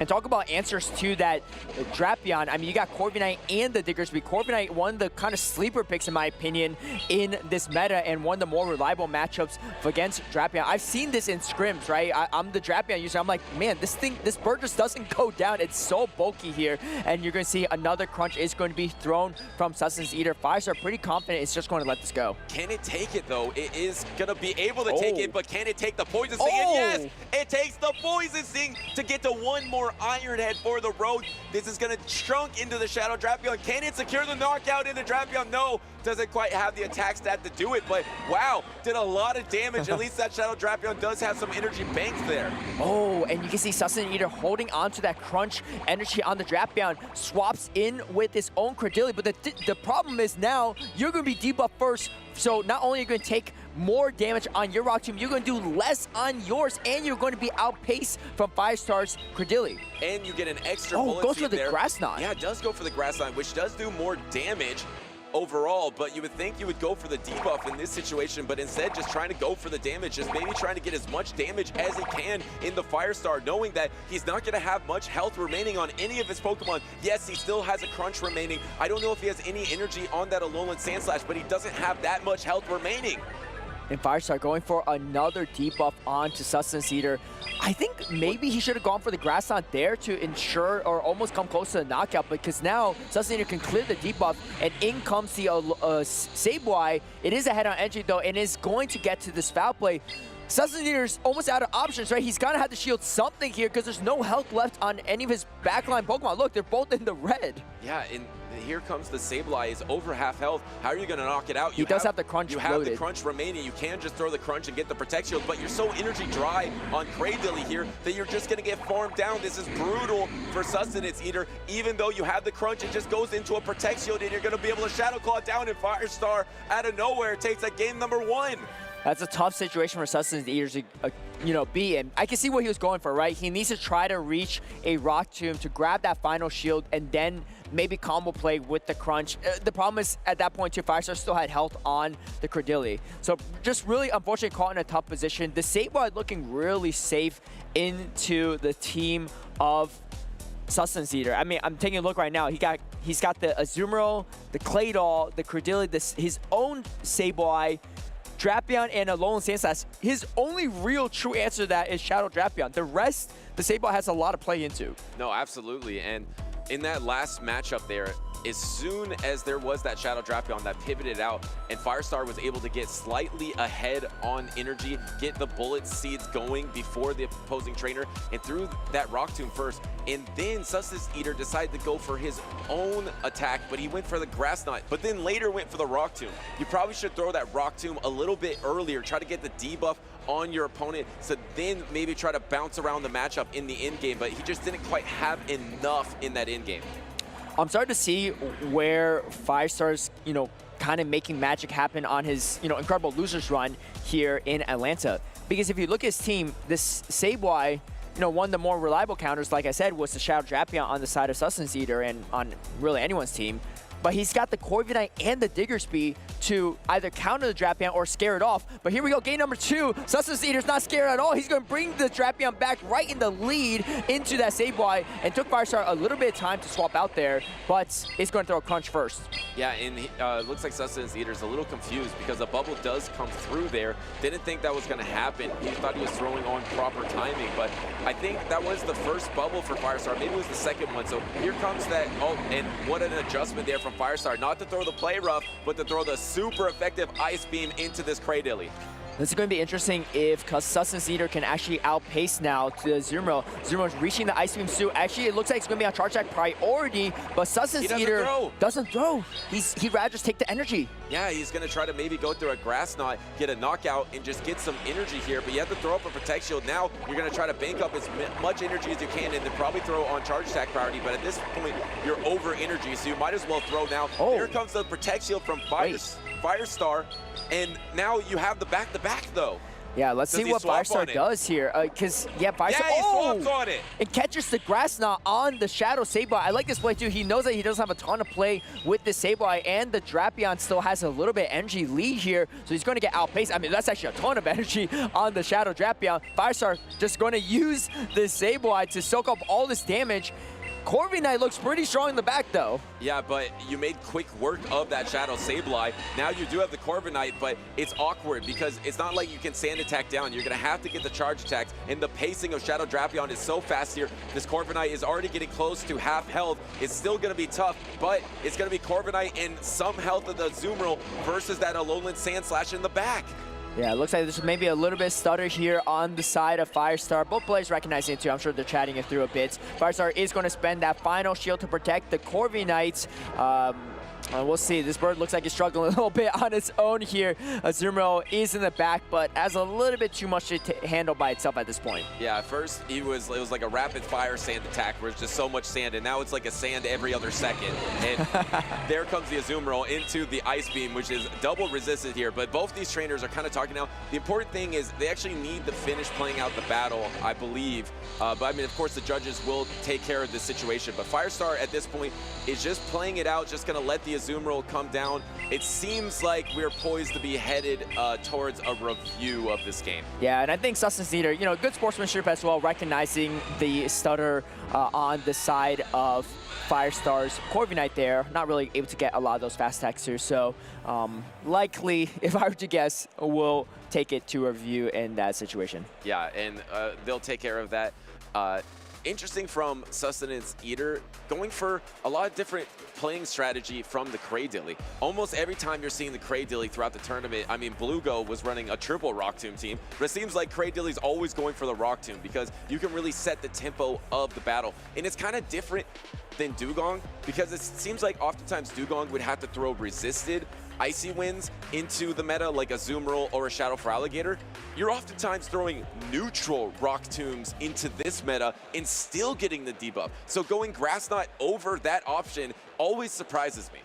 Yeah, and it is going to be a rematch for that game number 2. So score is still 1-0 in favor of Firestar, I believe. Yeah, in favor of Firestar. And both players did agree to a rematch, so I think that was pretty obvious and good sportsmanship from Sustenance Eater to, not even drag out any review. It was pretty obvious, I think, too. So going to the reset here, Sustenance Eater still needs to go 2-0 after that loss to find a way into day number 2. And yeah, it seems like it was a little bit mutual even. I know Sustenance Eater had an opportunity very early in the game where a bubble came through that kind of surprised him. So yeah, it's already confirmed. It's a rematch. They both agreed on it. We're going into game number 2. Firestar has a chance to make it to day number 2 here with one more victory. But Sustenance Eater, a trainer who has already far surpassed any past performances, can he join his brother, Nighttime Clasher, on Championship Sunday?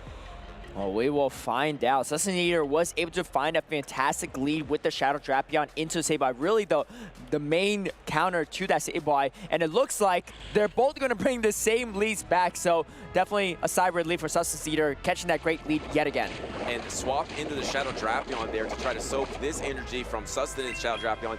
Maybe this is going to be a chip and dip here. I don't know if he has that Azumarill in the back. Here is the Aqua Tail into the Shadow Drapion. No, he has no Azumarill to soak this energy, so he's actually going to stay in this matchup knowing that he is one Poison Sting ahead. Yeah, this is a tough position for Sustenance Eater because even though his Drapion is really good into the Shadow Sableye Firestar, he doesn't really have great options in the back for this Drapion himself. I mean, he can always bring in the Cradily, but he is going to grab a shield off of Firestar. That's going to be really huge for him. Yeah, the first Protect Shield of the battle for Firestar here. Now, do you ever see a pivot out because you still have your Switch Timer available? No, a counter Protect Shield from Sustenance Eater. At this point, Firestar is going to get dangerously close to his own Switch Timer that he could come into a Corviknight. Does he try to go into the Corviknight on the Aqua Tail here? No, he didn't quite get to there in time, but also didn't even go for it.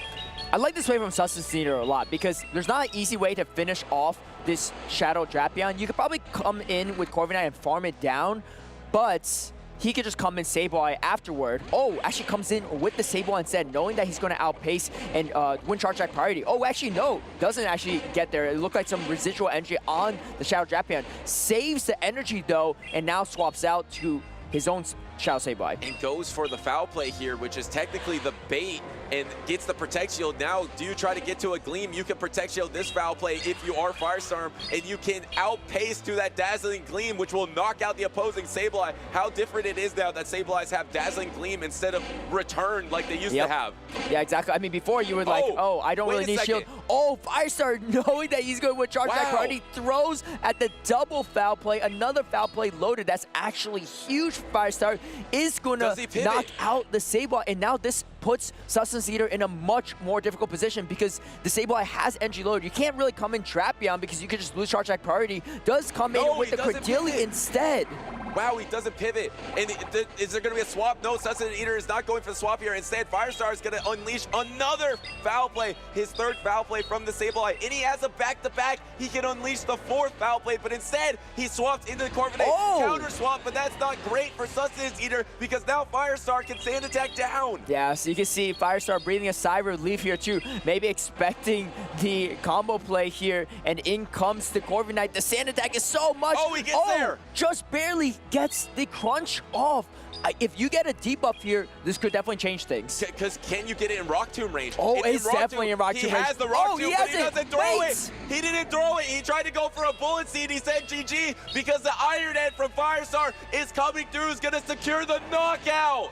Wow, what a huge victory from Firestar. 2-0 victory for him over Sustenance Eater. What a fantastic run for both trainers here too. It's been a while since Firestar has made it into that top cut, but he is looking in tip-top form for that. And what a run from Sustenance Eater as well too, right? We saw him take down Rise Occasion on the broadcast and then faced off against a whole bunch of other talented players throughout the bracket and on broadcast as well. So I'm sure it's not going to be the last time we see of him. Yeah, a great run from Sustenance Eater, his best run yet. So congratulations. And Firestar played awesome, played with the Corviknight, a Pokemon that we have seen so far in Atlanta, but it seems like it's better than both our predictions, right? Yeah. Like honestly, like I didn't even believe in myself when I predicted it, but I just thought that a lot of trainers would bring it because it seems so well positioned in this meta. And I'm actually quite impressed with how these trainers are utilizing it. They're getting it in such advantageous situations in their closing games, their stalling games to get back to their Switch Timer. I haven't really seen a Corviknight fail anyone yet. Yeah, it gives me I'm trying to think of the right Pokemon it gives me vibes of, but it's got a lot of bulk to it. Almost maybe like an old Regiseal in a way, back when Regiseal was meta, in the sense that a lot of times you just don't have to shield a lot of moves, right? You just get a few moves off yourself, chip things down, and then just, you know, sweep with the back. And just knowing, you know, like, it's just one of the times where you see the Corviknight come in, you have a Drapion loaded with energy, and you know that no matter what you can do, you still can't take it out. Yeah, you're never like, oh no, there's the Corviknight. It's usually like, it's not going to overwhelm you with its power. It's really bulky, like you said, but the pacing of it, the flexibility, because you have that one-turn fast attack, and the fact that you can get to that Iron Head, which is really good against the Cradilly. Obviously, you have the Sky attack as well. It's a well-positioned Pokemon, and these trainers are doing great with it so far. Yeah, that's right. Well, we'll hopefully see more of Corviknight tomorrow in day number 2 from Firestar. I'm sure some other trainers that we haven't seen yet may also be bringing that flying steel type. So definitely stay tuned for that. I mean, you know, you said, oh, I did kind of doubted myself on that prediction. Me too, but just because I haven't really seen much of it. You know, a lot of people don't even have a Corviknight or have one built or even believe in themselves to run it. So I rarely see it in my own battles as well, or, you know, in Go Battle League and stuff like that, or in any of these tournaments. But I think over time, that bird will start catching on. No, exactly. Like, I've heard, you know, how it can do in certain matchups, and I'm like, oh, is it just good on paper? Is it going to be good in a flexible environment? It's like Bigfoot. It's like a fable, right? You're not really sure if it's real or not. Yeah, exactly. But it's dominating here in Atlanta. It was not dominating, but it's doing well. It's not failing any of these trainers, and we still have some more trainers. We have a lot of tournament left because we have over 200 trainers here in Atlanta for Pokemon Go. We have the biggest tournament in Championship Series history for all 3 games combined. So a lot still more to go here on Saturday. Up next, we have a losers finals from Group D. We have Blugo, which we saw running the triple Rock Tomb strategy earlier, versus Dijon coming up next.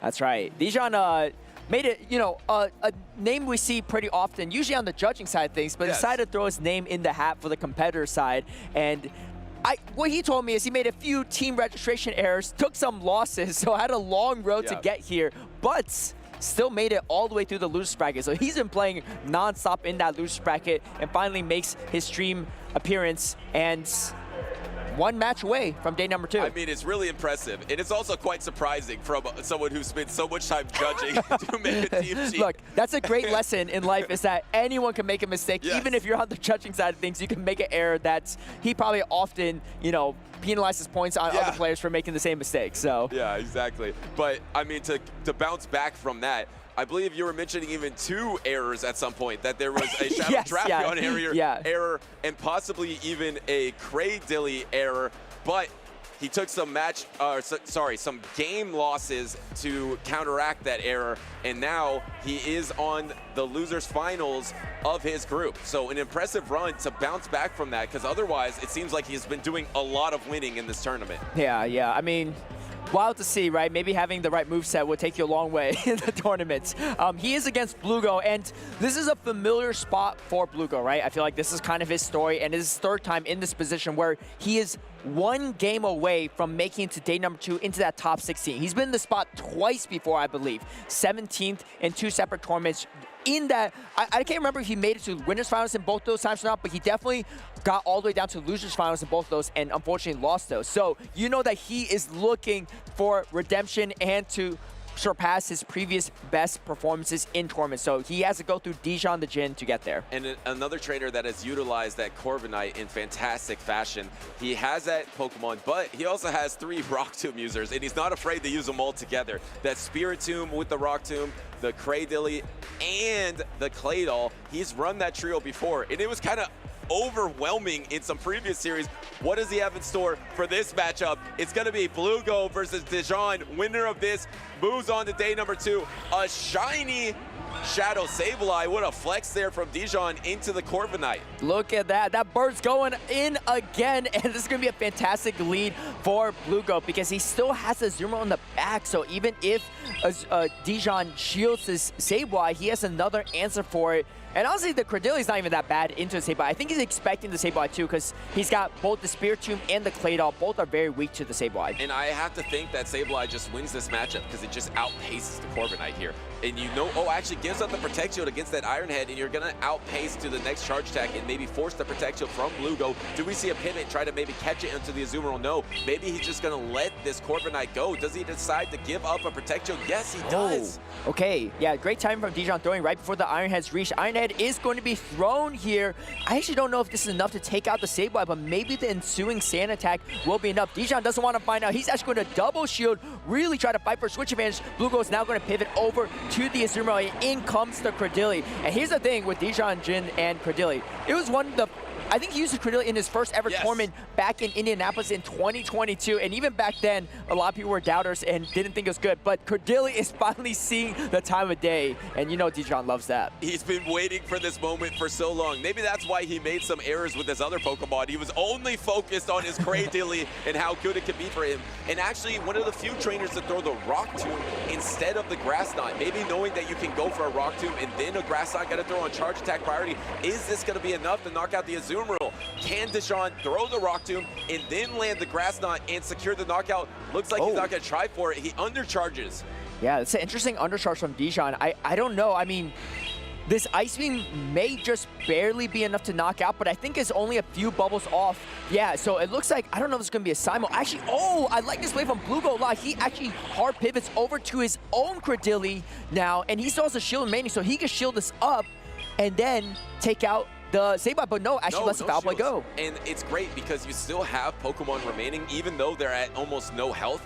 If you get debuffed by Dijon's Credilli, you can remove that debuff from your low health Pokemon. Also, you have a possible swap out here as well. So it's not over for Blugo. Yes, he doesn't have much health remaining on his last two Pokemon. He has a 1 Protect Shield advantage. He has to get through the Shadow Drapion. All right, and in comes the Shadow Drapion too. The pacing is pretty quick here, but there's still shield remaining for Blugo. Dijon the Jin can still swap out lets a Bullet Seed go through as well. That's a lot of extra energy going for Blugo. Now Blugo can shield. If he gets debuff, it's kind of essentially cancels out in a way, but the thing is, Dijon can still clear the debuff on the Drapion on his own Yeah, I don't know how that quite happened. Dijon was surprised because it looked like he did 1, 2, 3, 4, 5 and then threw the crunch. Yeah. And then so you would think you would not ever throw a turn alignment on that. There was the swap. That may be a bad swap for Blugo because you just give a farm down there for the Shadow Drapion of Dijon. You have to wait out the switch timer. I like this. Do you ever come in with the Corviknight? Because the Corviknight will soak up this energy because you have to throw against the Corviknight. No, instead,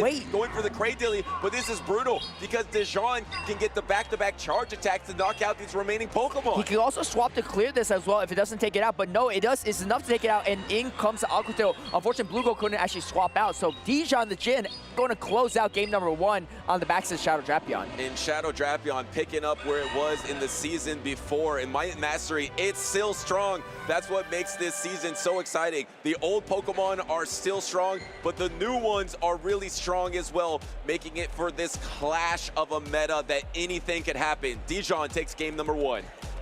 We saw Blugo as well running that triple Rock Tomb composition, right? With the Spirit Tomb, the Claydol, and the Credilli, but he just can't really run that into a Shadow Sableye. Because if you lead that Spirit Tomb into the Shadow Sableye, you're in a much more difficult position.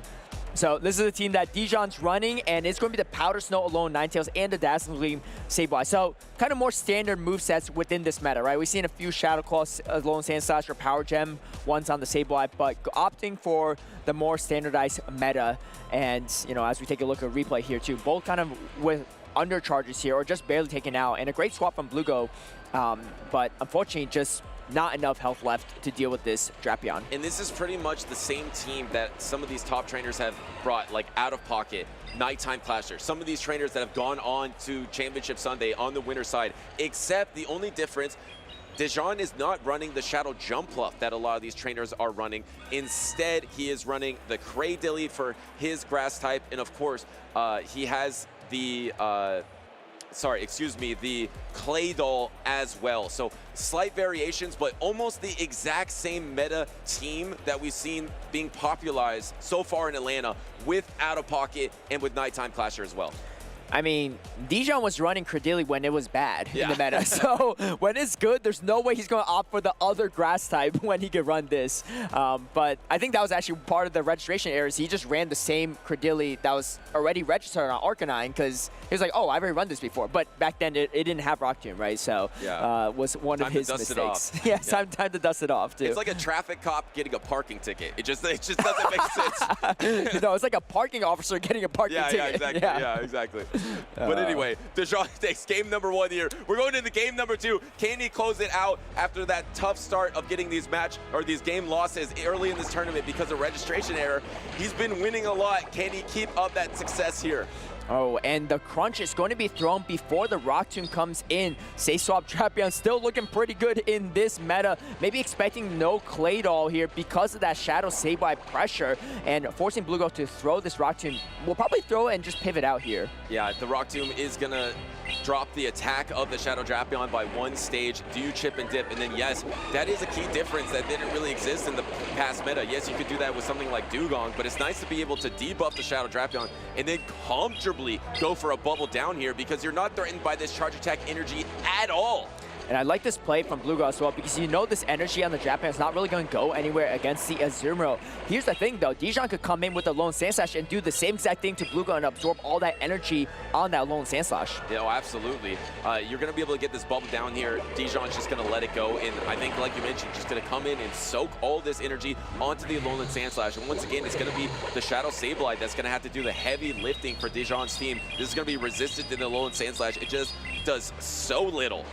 Yeah, and it's not going to do much at all. That Shadow Sableye has so much play into Bluego's team, especially once you take out the Azumarill, right? And Azumarill is here, so Dijon already knows. Worst case scenario, it's probably a jump bluff, but it's actually not in the back. It's actually a Corviknight, so it's actually going to be much better for the Sableye. The question is, can it really take out the entire rest of the backline? Because that's still a lot of work even for Sableye, and it's not the bulkiest of Pokemon. And what you don't want to do is you don't want to leave it by itself. Because if you leave it at the only Pokemon remaining and then you get debuffed, you might be in a tough situation. So I think you want to hold on to this Alolan Sandslash. Maybe this is where you pivot. You throw this energy, you pivot the Shadow Sableye because you don't want a situation where your Shadow Sableye is alone and debuffed by Rock Tomb. And we get a shield actually from Bluego, which is actually pretty big because I'm pretty sure that Ice Punch is going to do a lot less damage than the neutral foul play from the Shadow Sableye. So unfortunately now he's going to have to tank at least one of these foul plays somewhere. Is going to opt to tank the first one on the Corviknight as he is throwing the Iron Head. And there comes the first Protect Shield from Dijon. And once again, he's going to be able to outpace to the foul play. But he's in a tough situation. There's the swap into Cradilly. And now, can you get to the Rock Tomb before the foul play? I think you got there right before. And that is huge for Bluego here. Able to get the last Protect Shield of the battle. But Keeley lowered the attack by 1 stage of the Shadow Sableye. Yeah, but there's way too much energy on the Sableye. It's almost pacing to the second one right here. It's going to reach the first one Shadow Claw away. If Bluego shields this, he's going to be hit with another foul play. He recognizes the situation and is going to let it go. Can Corviknight do it by himself? And he has his timer back available. He can swap to the Alolan Sandslash at any moment. There comes the foul play. The last Protect Shield remaining from Bluego is definitely going to come into this foul play. He can't let it go. There comes the last Protect Shield. How far are you behind on energy? You can get to energy first. There's a swap available. Does Dijon go for the swap? Oh! No! He throws! Bluego's thinking, why would you not swap? You gotta swap here. But Dijon just saying, you know what? If you're not gonna throw the move, I'm gonna throw the foul play, and I'm going to go to day number 2 here in Atlanta. 2-0 victory for Dijon the Jin. What a call from Dijon, not even going for the swap there, knowing that he'll get to the foul play just after the Iron Head is available, and knowing the opponent is expecting the swap, able to secure that matchup and secure day number 2. I need to watch that back and just look at Bluego's reaction, because even Bluego's like, what are you doing? You gotta swap, otherwise you're gonna lose. But I don't know what Dijon was thinking either. He's like, you know what? I'm just gonna go for it. Maybe he doesn't know the counts for Corviknight. That's a possibility too. But that was high-level play if that was intentional, right? Yeah. Because Bluego's thinking any player in that situation has to go for a swap. I'm not going to try to let you catch. I'm just going to keep throwing sand tags. You come in with this sand slash. I farm you down. I throw the move. I win the game. I mean, it could be a call, though, from Dijon as well, knowing that maybe he's going to pause. He's going to wait for the swap. Okay, you're going to wait. But you can't pause on a sand attack user either, right? Yeah, exactly. But the thing is, like, he's thinking that the swap's going to happen any second, so he doesn't want to throw his energy. Yes, he could have thrown in between a Shadow Claw. That could have secured the victory maybe from Blugo there, but deciding to stay in, hey, I'm already up a game in this series. I have a little bit of a cushion here. I'm just going to go for it, because if I swap and I miss it, I might lose anyway. So I'm just going to stay in here and foul play and win the game, and it works. Yeah, honestly, that was wild. As we take a look at the highlights here in this game, you see Dijon just soaking up all that energy on the Alolan Sand Slash, and now Sableye coming in, doing so much work here, taking out the Credilli, but it still looked like Blugo's game. You know, he lands one move, he just wins it. Yeah, he had the opportunity there.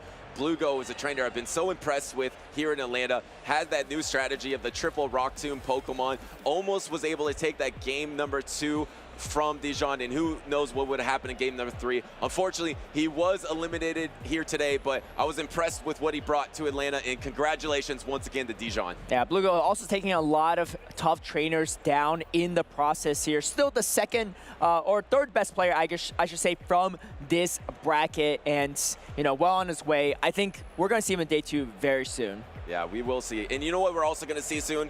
Some epic Pokemon Go action. We got some highlights for you, but stick around.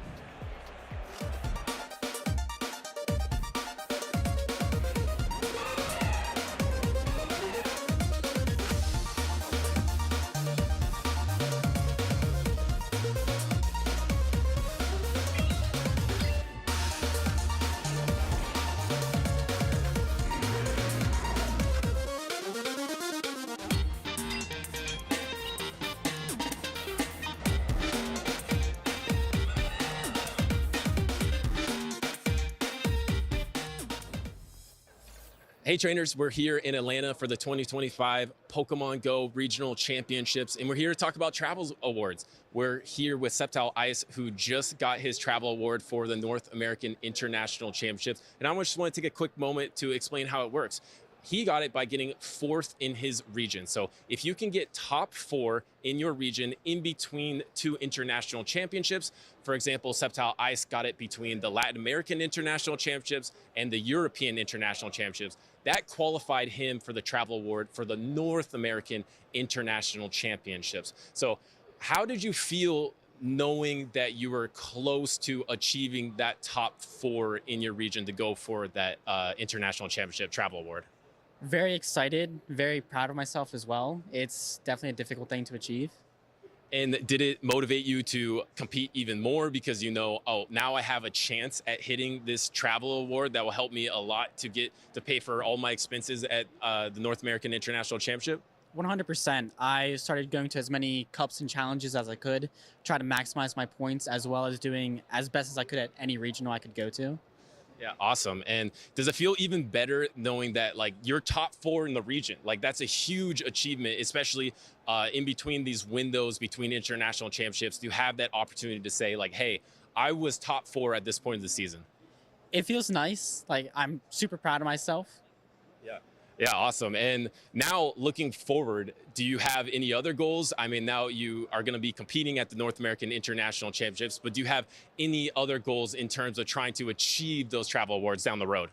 I mean, I'd like to keep carrying my momentum here. I feel like I'm in a very comfortable spot. If possible, I'd like to try to go for top 8 for the World's Travel Stipend. Yeah, no, absolutely. I believe the top 8 will get the travel award for the World Championships for Pokemon Go. And I think you mentioned, where are you right now on the leaderboard in your region? I believe I'm number 8. Okay, number 8. And remember, this is a championship right now in Atlanta. So you have a chance to get an even better performance here, try to get up in the rankings. How do you feel going into this weekend into Atlanta? How do you feel like your chances are? I feel very confident. Okay, and why do you feel confident? I really like the team I'm bringing here. I feel like I'm playing the best I've ever played. I don't know. I don't know what to say. Yeah, well, No, I mean, you've had an awesome performances because, like we said, you had to compete well, not only in regionals, but in international championships. You got second place in a regional, you got 13th in the European International Championships, but you really have to go on a string of events that you're doing fantastic to get this travel award. And it's awesome that we have the travel award now, and you can always compete for the Latin American International Travel Award for next season for these trainers. And you can compete for the World Travel Award and a travel stipend as well, I believe, for the 9th through 12th place. But congratulations once again for getting that travel award to Sceptile Ice, and best of luck this weekend in Atlanta. Let's get back to the Pokemon action. Hello trainers, my name is Kpine. As Pokemon Go entered its second official season in the Championship Series, trainers from around the world were looking for their opportunity to rise to the top. While some trainers were looking to expand on their performance in the first season, others were preparing to make their debut.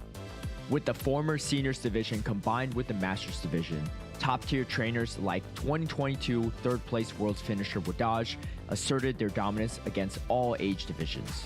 With 6 top 8 finishes in the regular season prior to Worlds and first-place finishes at the Hartford Regional and NAIC, Wadage's prowess transcended age divisions and was a clear favorite going into World Championships in Yokohama, Japan. Joining Wadage in the exclusive back-to-back Worlds qualified trainers was Axen, the 2022 NAIC champion and highest finishing North American trainer at Worlds 2022 in 7th place. Although Axen had quite the extensive competitive resume, he was hungry for that world champion title, finishing the regular season with 4 top 8 finishes and qualifying for Yokohama, Japan with a first place finish at the Portland Regional. At Portland, Axen encountered a trainer who would change the balance of Championship Series competition, Rubik's Master. Despite being completely unknown, Rubik's Master in his first and only regular season tournament fought his way to the grand finals to face off against Axen. He lost in a grueling series, but his real victory was earning a World Championship invite. Axen mentioned in his winner's interview that of all the trainers he didn't want to face in Yokohama, Japan, Rubik's Master was at the top of his list. At the World Championships in Yokohama, Japan, Wadage and Axen sat comfortably on the winner's side of the bracket going into day 2 of competition, and Rubik's Master surprised many with his own place by their side as all 3 started the day undefeated. In the winner's semifinals, Axen and Rubik's Master got their fated rematch. Going into a decisive Game 3, Axen pulled off a game-changing Stone Edge catch on his Lantern, followed by a massive no-shield call on Rubik's Master's Mud Bomb bait attempt, solidifying his winner's finals matchup against Wadage. The winner's finals of Axen and Wadage was highly anticipated, featuring a matchup between the 2022 NAIC champion and the 2023 NAIC champion. The best-of-5 series seesawed back and forth between the trainers, culminating to a decisive Game 5. Knockout Lantern and give Wadage the first game win. Up and catch from Wadage, taking the Thunderbolt on the Medicham with a great catch from its Axen there, sending in his Lantern to take the surf from Wadage's own Lantern. The Altaria is so close, the Medicham just can't quite get there in time. Game 5 saw both trainers weave in and out between catches and switches with their Pokemon before Axen finally took the game with a single fast attack. Meanwhile, Rubik's Master stormed through the losers bracket until he finally earned himself a spot against Wadage in the losers finals. He came to prove to the world that he could stand up against the likes of Wadage, and in 5 close games, Rubik's Master and his signature Deoxys defense closed out the series. Championship Sunday featured the grand finals between Axen and Rubik's Master, a rivalry that seemed unavoidable. In Rubik's Master's incredible Portland and Worlds runs, he had only lost to one person, it's Axen. And of all the trainers Axen didn't want to face, his final opponent was that player, Rubik's Master. Relying on his signature Pokemon Deoxys defense, Rubik's Master tried to core break Axen's team, but Axen was one of the few trainers to bring Sableye, one of the hardest counters to Deoxys defense. Foiling Rubik's Master's plans, Axen headed into Game 4 on match point with the bold strategy of leading Shadow Alone Sandslash, doubly weak to Deoxys defense. Axen's gambit paid off, catching Rubik's Master's Altaria in the perfect lead scenario for Axen. Rubik's Master utilized his Umbreon as a safe swap, but Axen countered him with his Medicham. Rubik's Master responded with a resisted Ice Punch catch onto his Azumarill, but Axen kept the pressure up, and with some final Shadow Claws from Axen's Sableye, he solidified himself as the world champion of Pokemon Go. With the world champion title, its Axen proved that consistency and hard work are the keys to success. However, Rubik's Master's second place performance opens the door for newer trainers to enter the scene and show the world how an underdog can compete with the very best. Thank you for watching the story of a champion and the rivals he met along the way. Be sure to check out Pokemon.com/compete to learn more about how you can join in on the action.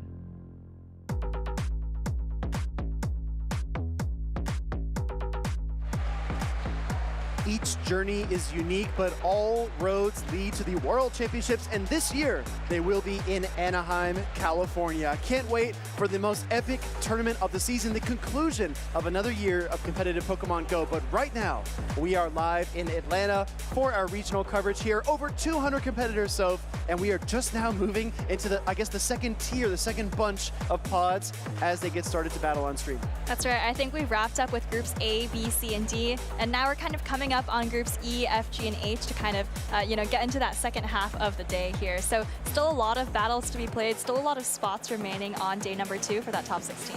Exactly right. We've seen a number of upsets. I mean, honestly, I really could not have predicted that we see so many top trainers, so many former regional champions be toppled by talented up-and-comers, and we're going to get a couple of those trainers on stream here pretty soon. We're going to take a look at LW Josh 91 versus El Calvissimo, or El Cal, as his friends like to call it. I think El Cal is really renowned in the grassroots scene for just being really good at a lot of different types of limited metas. LW Josh, I think we know a little bit less about, but we did just see him take that win in the winners semifinals in Group E just a little bit ago. Sorry, so if I'm getting word from production. I want everyone to make a special note. The Portland Regionals are one of the last chances to get your championship points to try to qualify for Worlds. I've got a really fun story for you, so give me 30 seconds. Portland was originally known as the Clearing, but 2 of the city's founders had a coin flip challenge to name the city. It was either going to be Portland, Oregon, or Boston, Oregon. Boston, Oregon just doesn't sound right? Portland was the name. 2 heads secured that, but don't leave your Worlds invite up to a coin flip. Make sure you go out to Portland, compete, get some championship points, and take advantage of the last opportunity, one of the last opportunities to get your qualification. Exactly. So the very last opportunity at one of these major events is going to be NAIC, but Portland is going to be that last regional championship in North America before NAIC, where you can still earn some of those championship points. So I think registration is still open for both competitors and spectators, so make sure you check that out on RK9. Exactly. So if we're going to sit here and wait until everyone in the chat registers for the tournament, you just want to wait it out? Yeah, sure. I would love to wait. I mean, maybe there's going to be still spots for NAIC as well, though. So it's still plenty of events you can sign up for. Okay, just kidding. We're not going to wait. We've got our trainers ready on the stage. Let's take a look at our next pairing, LW Josh versus El Calvissimo, and we have a Shadow Typhlosion on El Cal's team. What do you think, Soph? Is it going to turn up the heat, or is it going to wash out? So I don't think it necessarily looks bad into Josh's team, but I actually think El Cal has a ton of different options here. There's also the Superior, which I don't know if we've seen today, but it looks really safe into Josh's team, right? I think the main purpose you would choose Superior over Cradily is for the opposing Cradily matchup. So I think here you really only have to watch out for the Clodsire. And I'm also looking at the Corviknight, which again just looks really, really safe into Josh's entire team.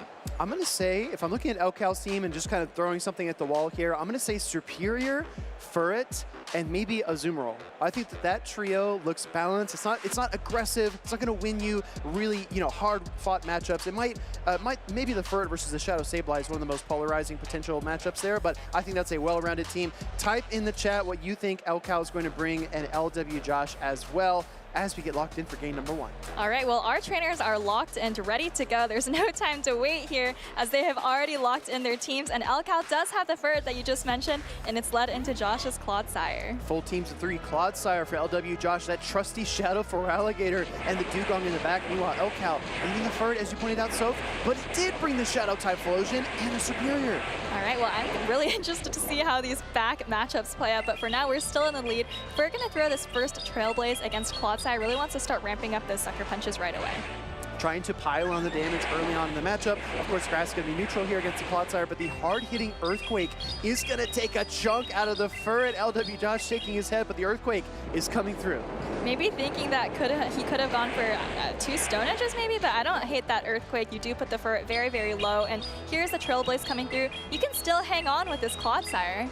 Clodsire absorbing the Trailblaze and the sucker punches that follow. Gonna throw another Earthquake, wants to be sure. So if I agree with you, I think the Stone Edge might have been enough, but the Earthquake is gonna tip the Richter scale here. All right, well, Alcalabissimo has a choice to make and doesn't hesitate at all. Brings in the Typhlosion right away. 2 Incinerates ahead, and oh boy, this is very, very scary. There's 2 water types in the back that are not gonna appreciate these Thunder Punches. Very, very scary indeed. Typhlosion, Thunder Punch, ready to go for Alligator, facing off against it, and this is a massive energy lead for Elcal. To get up 2 Incinerates, basically what, 40 energy to start off this matchup is insane. Yeah, this is huge. I mean, I don't want to get ahead of myself, but I feel like those 2 Incinerates are pretty much the game right here, but we'll have to see how it plays out. Alcal is going to shield up this Hydro Cannon. So much energy still on this Typhlosion, and it's actually just 1 Incinerate away from a Blast Burn. Of course, just going to throw the super effective Thunder Punch in this matchup, and I think it's very close, if not able to take out the Feraligatr right here. So Josh is going to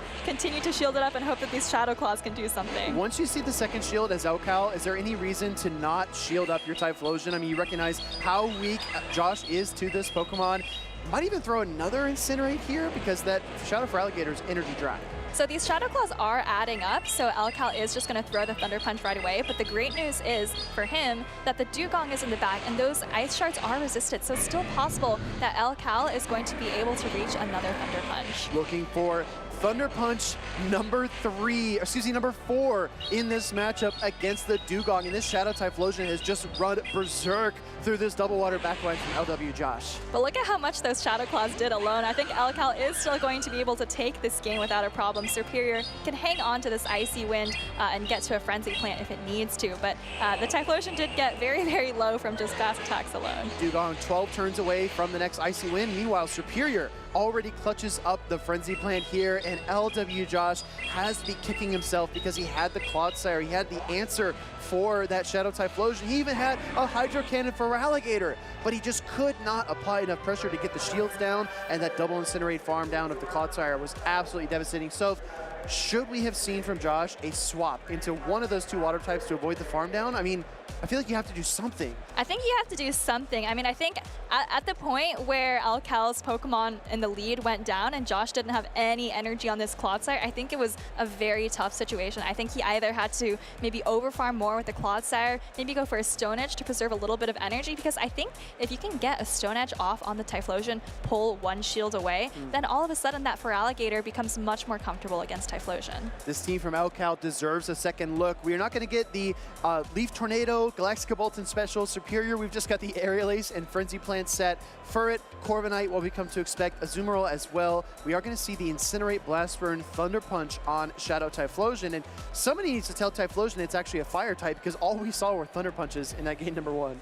We did see those resisted Incinerates landing on the Feraligatr, but they did quite a bit of damage. I think we even saw a couple land on the Dugong as well. But, I mean, that's what makes the addition of Thunder Punch to Typhlosion so powerful, right?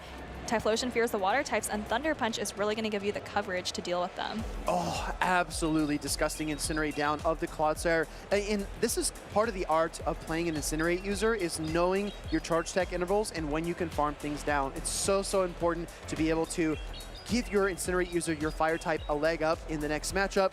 And I mean, we've seen some players, some really advanced, technically proficient trainers like Z Swilus. He might even like throw some fast attacks and then switch in and get an Incinerate through and basically leveraging 1 or 2 turns of space to get 5 turns worth of energy. So let's see if Elcal does a little bit of that in game number 2.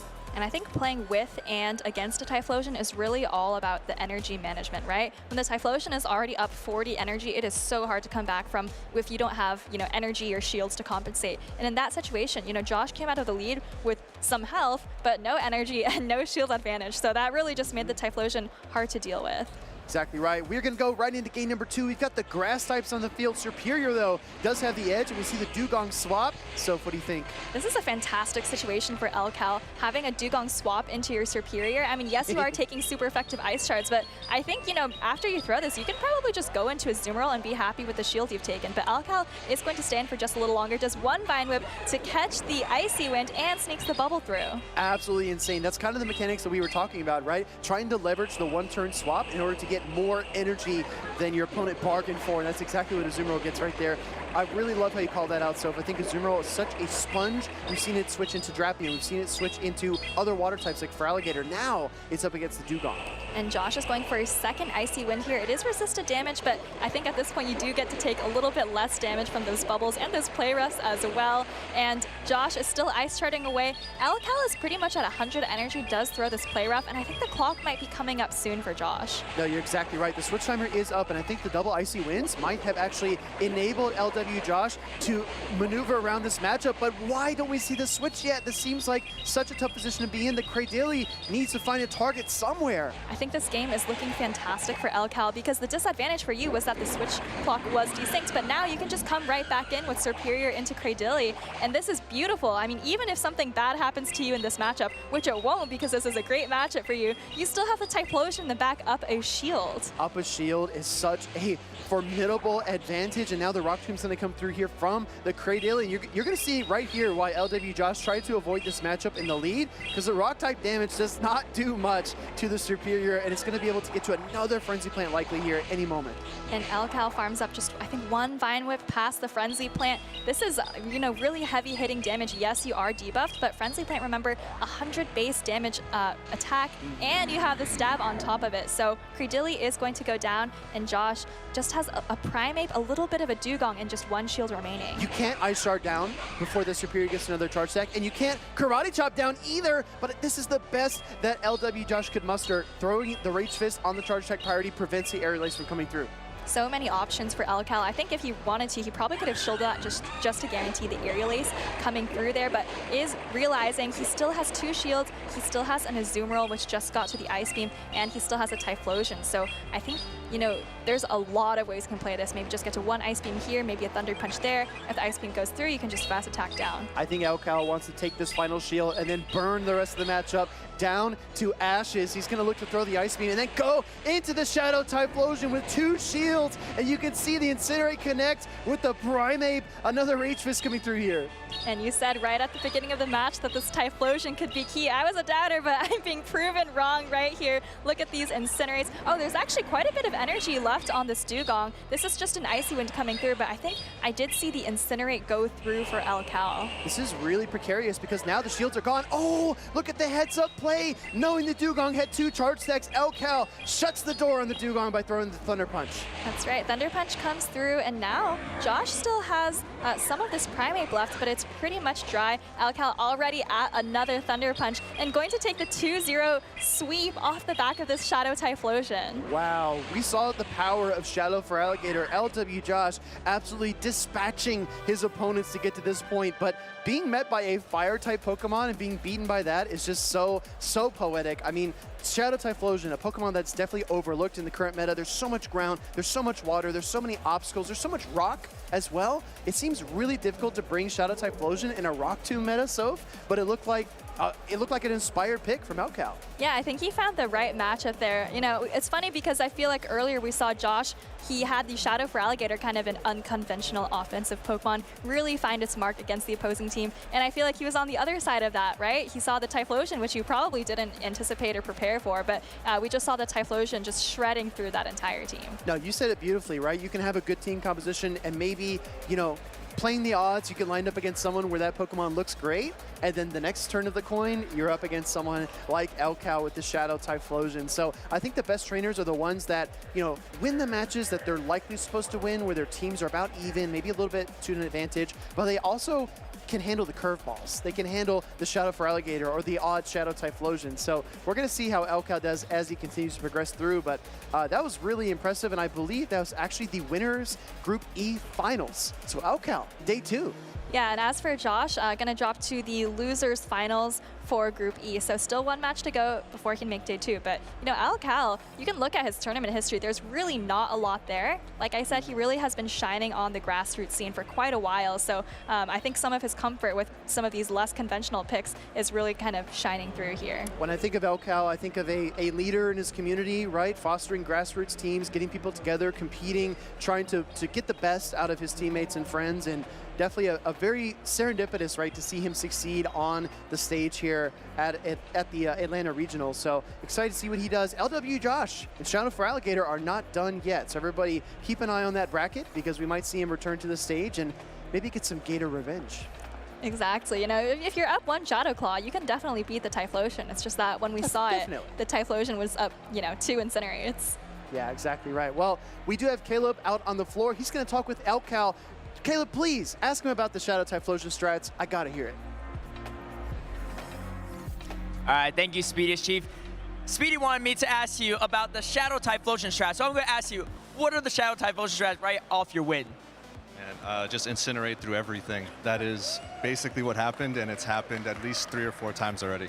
Nice. Well, it's great to see you doing so well, too, especially with the Shadow Typhlosion, some spice. I don't know if you remember this, but the first time I met you was back in 2019 in Orlando, a grassroots tournament, and actually 2020. And you provided me with a tablet, actually, of both of our teams so that we could both look at it. I'm like, man, what a guy with great sportsmanship, and it's great to see you thriving here in 2025 as well. How are you feeling about this whole tournament so far? Honestly, I felt okay. I felt like I put in a lot of preparation. Shout out to the United Queens tournaments. Put in a lot of preparation, just kind of going through reps, and I feel good. Awesome. I know you're here with a bunch of friends, a bunch of teammates as well, too. Were they crucial in your preparation for this weekend? I would definitely say so. You know, we scrimmed at the Airbnb yesterday. You know, we've really just put in a lot of effort this time around, and I think it's paying off. Nice, awesome. Well, I know a big part of it is the community as well, too, and I heard a lot of you went out to some basketball games, too, so hopefully spend more time playing some Pokemon Go tonight before maybe some more games, too. Any shout-outs you'd like to give or anything else you'd like to share? Definitely a huge shout-out to my family for allowing me to come here. You know, the NEB crew, although they can be a pain, put in a lot of time and effort, and, you know, my local community is watching as well, so I'm really happy for that.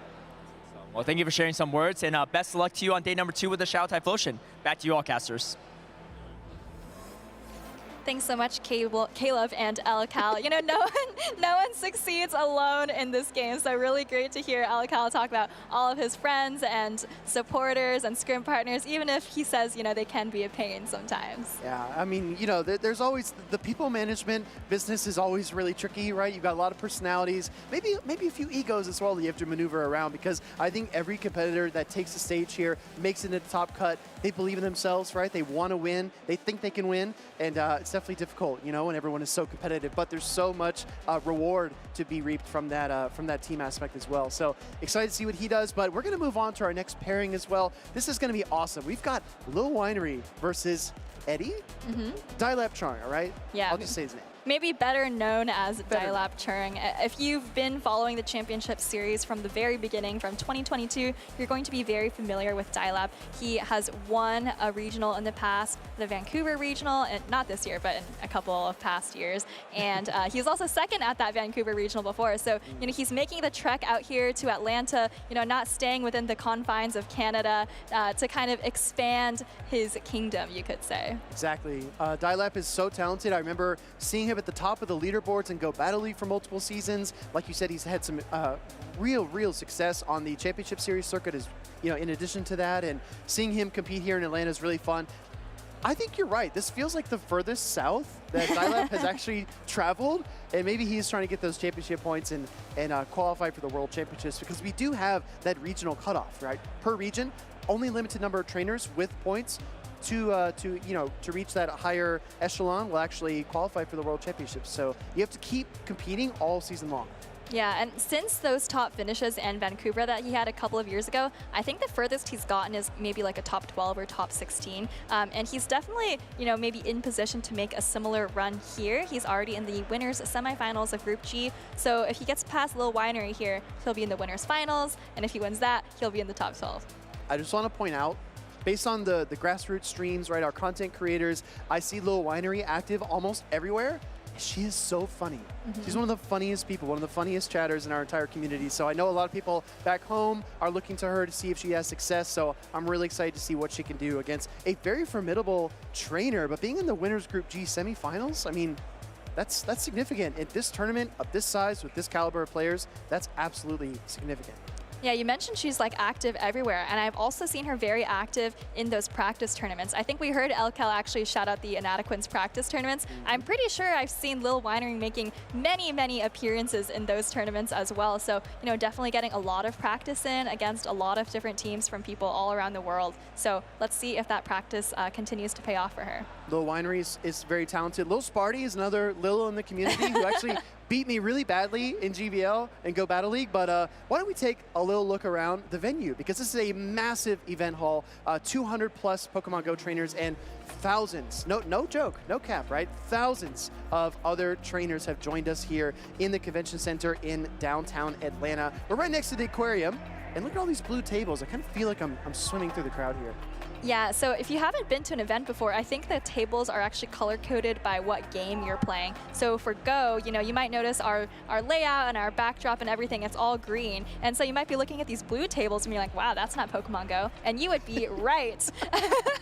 So I think the red or pink tables are VGC, and then these blue ones are for TCG. I really appreciate you pointing that out, Soph. Well, why don't we actually take a look at some of the Go players in the venue, some of those beautiful green tables. As you see here, the phones are set up. You can keep them charged, right? Keep them ready to go. And whether you're battling or chatting or just talking it out with friends, definitely a really fun time. And everyone sits across from each other. You exchange your team sheets, get ready to play. And still, to this day, sometimes after the tournament, I look at the bracket, I'm like, man, I wish we could have watched Wadage versus Elite. I wish we could have watched some of these table matches. And they're so intense, because sometimes you'll even see trainers like, gathering around or walking by and like looking down like, oh, who's winning over there, right? Yeah, I think I've had times when on day 2, sometimes we don't get to stream all of losers round 1, and I'm like standing, a couple meters away or yards for you Americans. Right. Yeah. But then we're like looking at their facial expressions. We're like, oh my God, they look sad. Like, I think they lost game 1. Like, trying to overinterpret all the tiny things you can see from a distance. Pokemon Go and Pokemon in general is growing at such a rate. I mean, it feels like these convention halls just get bigger and bigger every time, and we need to move to a different area where it actually can facilitate this number of players. So I'm really so excited to be a part of it, and I'm glad that our games are growing, not only growing but thriving. And I do think there are bright futures ahead for Pokemon Go, the trading card game, Pokemon video game, everything. Yeah, I mean, it's a good problem to have, right? You have so many people interested that you maybe can't accommodate them all, or you have to find some new spaces to accommodate them. And I think we're back at the Go tables here. I have to say, these players look like they're having a lot of fun, but you have to remember that these are all like very serious matches. I think I see Group H winners semifinals happening at this table. But everyone looks like they're smiling and having a good time, which is really fun to see. Production knows me so well because they know that my favorite legendary beast is Suicune, right? Way better than Raikou, or way better than Entei, way better, right? Suicune's the best, would you agree? I mean, water types are pretty great in general, so... I can hear the cope coming through. I also battled against 2-0 Butters recently, and he did bring Shadow Ice Fang Suicune into our match, excuse me. Oh, wow, and you won, right? I did, actually, yes. He also had Melmetal. I don't remember the third, okay. But he was able to stack a double Iron Bash and a Superpower with Melmetal, and I was like, he threw a charge attack into my Lapras, and I was like, okay, there's no way he's got the double Iron Bash and the Superpower. So he baits me with the double Iron Bash and smashes my Lapras with that Superpower. But we still won in the end, chat. Don't worry. All right, yeah, it's not about the journey, right? It's all about the destination. So well done to you. It looks like our players are, getting ready for their battles, pulling on the headphones, starting to get ready to lock in. And I know we don't have the teams on the screen quite yet, but I have them on the side. So I'll preview a little bit. So Guide Eddie, us through. Yeah, Eddie has got some interesting Pokemon. He has Blastoise, it's actually Shadow Blastoise with Skull Bash, and then Clodsire with Sludge Bomb, Unova Stunfisk, Shadow Jumpluff, Shadow Sableye, and then Alolan Sandslash with Shadow Claw. So now we've got the teams up. So that was Dialab's team. Do you want to talk us through Lil Winery's team? Lil Winery's team looks really familiar. I think we've seen this combination a few different times. Maybe we've seen the Furret swapped out for the Cradily, or maybe we've seen the Shadow Drapion moved into a different spot. But yeah, Furret, Azumarill, Shadow Drapion, Alolan Sandslash, as well as the Shadow Sableye and the Claydol. But a couple of nuances here.